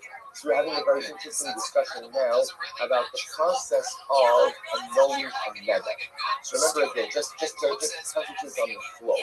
So the Mishnah spoke about 4 categories of nedarim that don't require annulment at all. Right? Why? Because halakha l'maisa they're not nedarim. They're sunnah. Again, we only spoke about the first of the 4 UJZs. The Gemara then used that as a launch pad to discuss about the general concept of annulling a neder. Or revoking the neder. Right? We'll use lesson of annulling the neder. Right? So again, so what we were introduced to yesterday are 2 different schools of thought, or 2 different processes. Number 1 is charata. What's charata? Charata. So charata is regret. I will say we saw that even in the world of charata, there are really 2 forms of charata. There's what we'll call present charata and retrospective charata. So present charata means I regret, I made the neder, I just regret it. Why do I regret it? It's too onerous, it's too difficult, I wish I never did it. Okay. Then there's what seems to be like a nuanced retrospective charata, which again seems like I would have never made it to begin with. Something happened at the time that I made it, and I wish I never made it then. And then there's what's called Pesach. Pesach means what? Essentially, there's a piece of information that I am now cognizant of, that had I been cognizant of it at the time I made the neder, I would have never made the neder. So again, a simple example I gave you yesterday was I made a neder now to drink wine. Comes Shabbos, I'm ready to make Kiddush, and realize, oh my gosh, I can't use wine for Kiddush. And I was cognizant of the fact at the time that I made the neder that I wouldn't be able to use wine for Kiddush. I would have never made the neder. Okay, so now what's like what we're really deep over here is whether or not halakha actually works. So you might make a statement, one at a time that halakha doesn't work, and now the Gemara is going to read the same thing of Rabbi that halakha doesn't work. And now the Gemara is showing other examples of Rabbi who said halakha didn't work. For example, the Gemara says Rabbi Yishmael Rabbi Yossi and Rabbi Yishmael Adam. You say to a person. Let's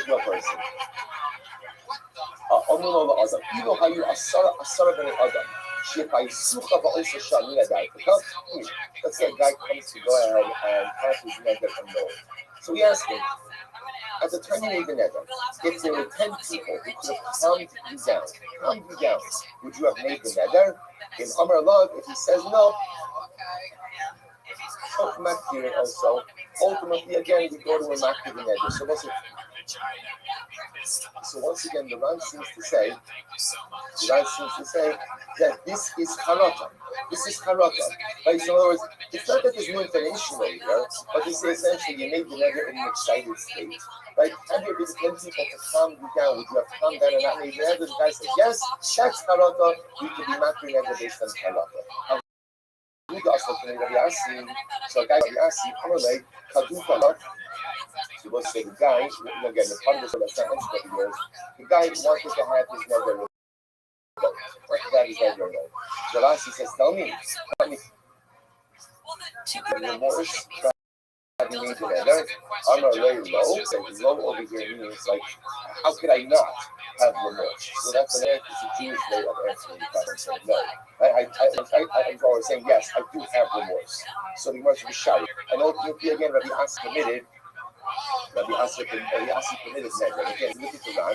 The Ran is 2, 4, 6 times at the bottom. The Shariah, Kasabar, posting the Halakha. So what's that? All of these little stories are just examples of Rabbanim who allow for the annulment of neder with halakha, with simple remorse. With simple remorse.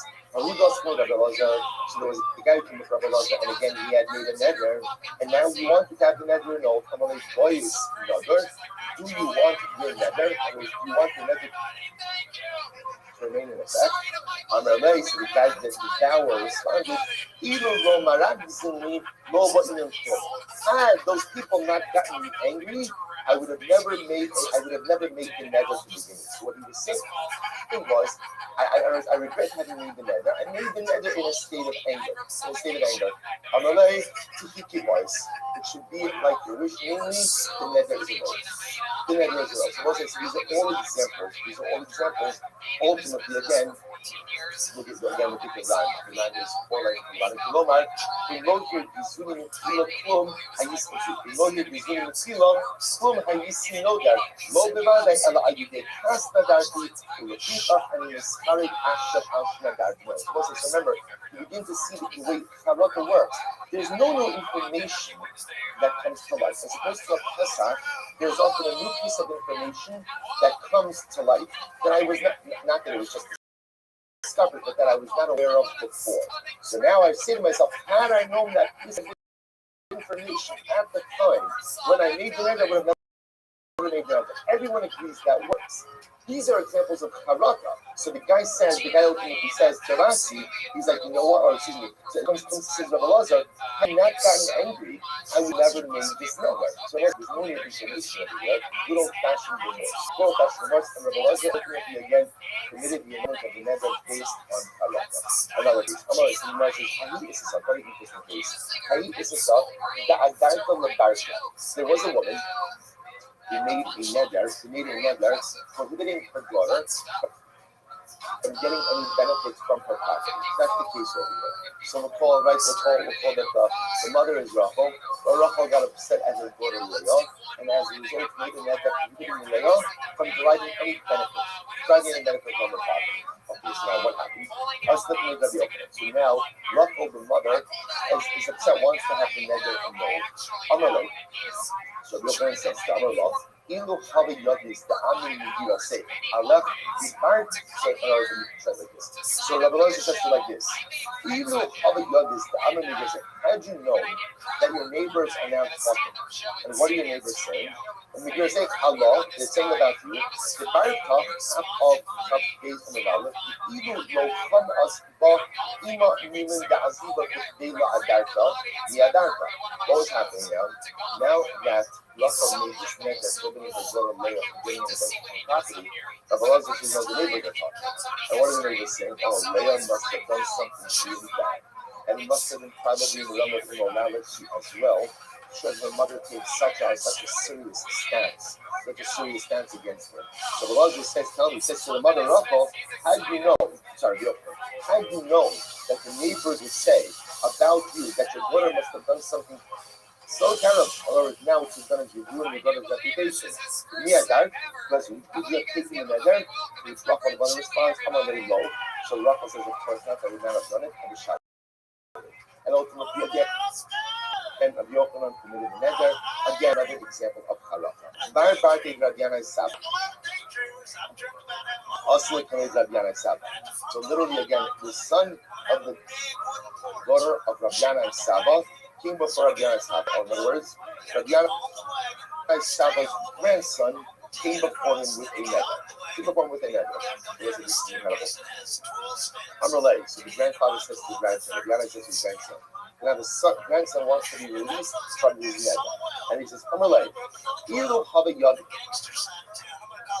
The Paskin in Kosach, and the Mashmashin Ba'avodecha, Mina Darth.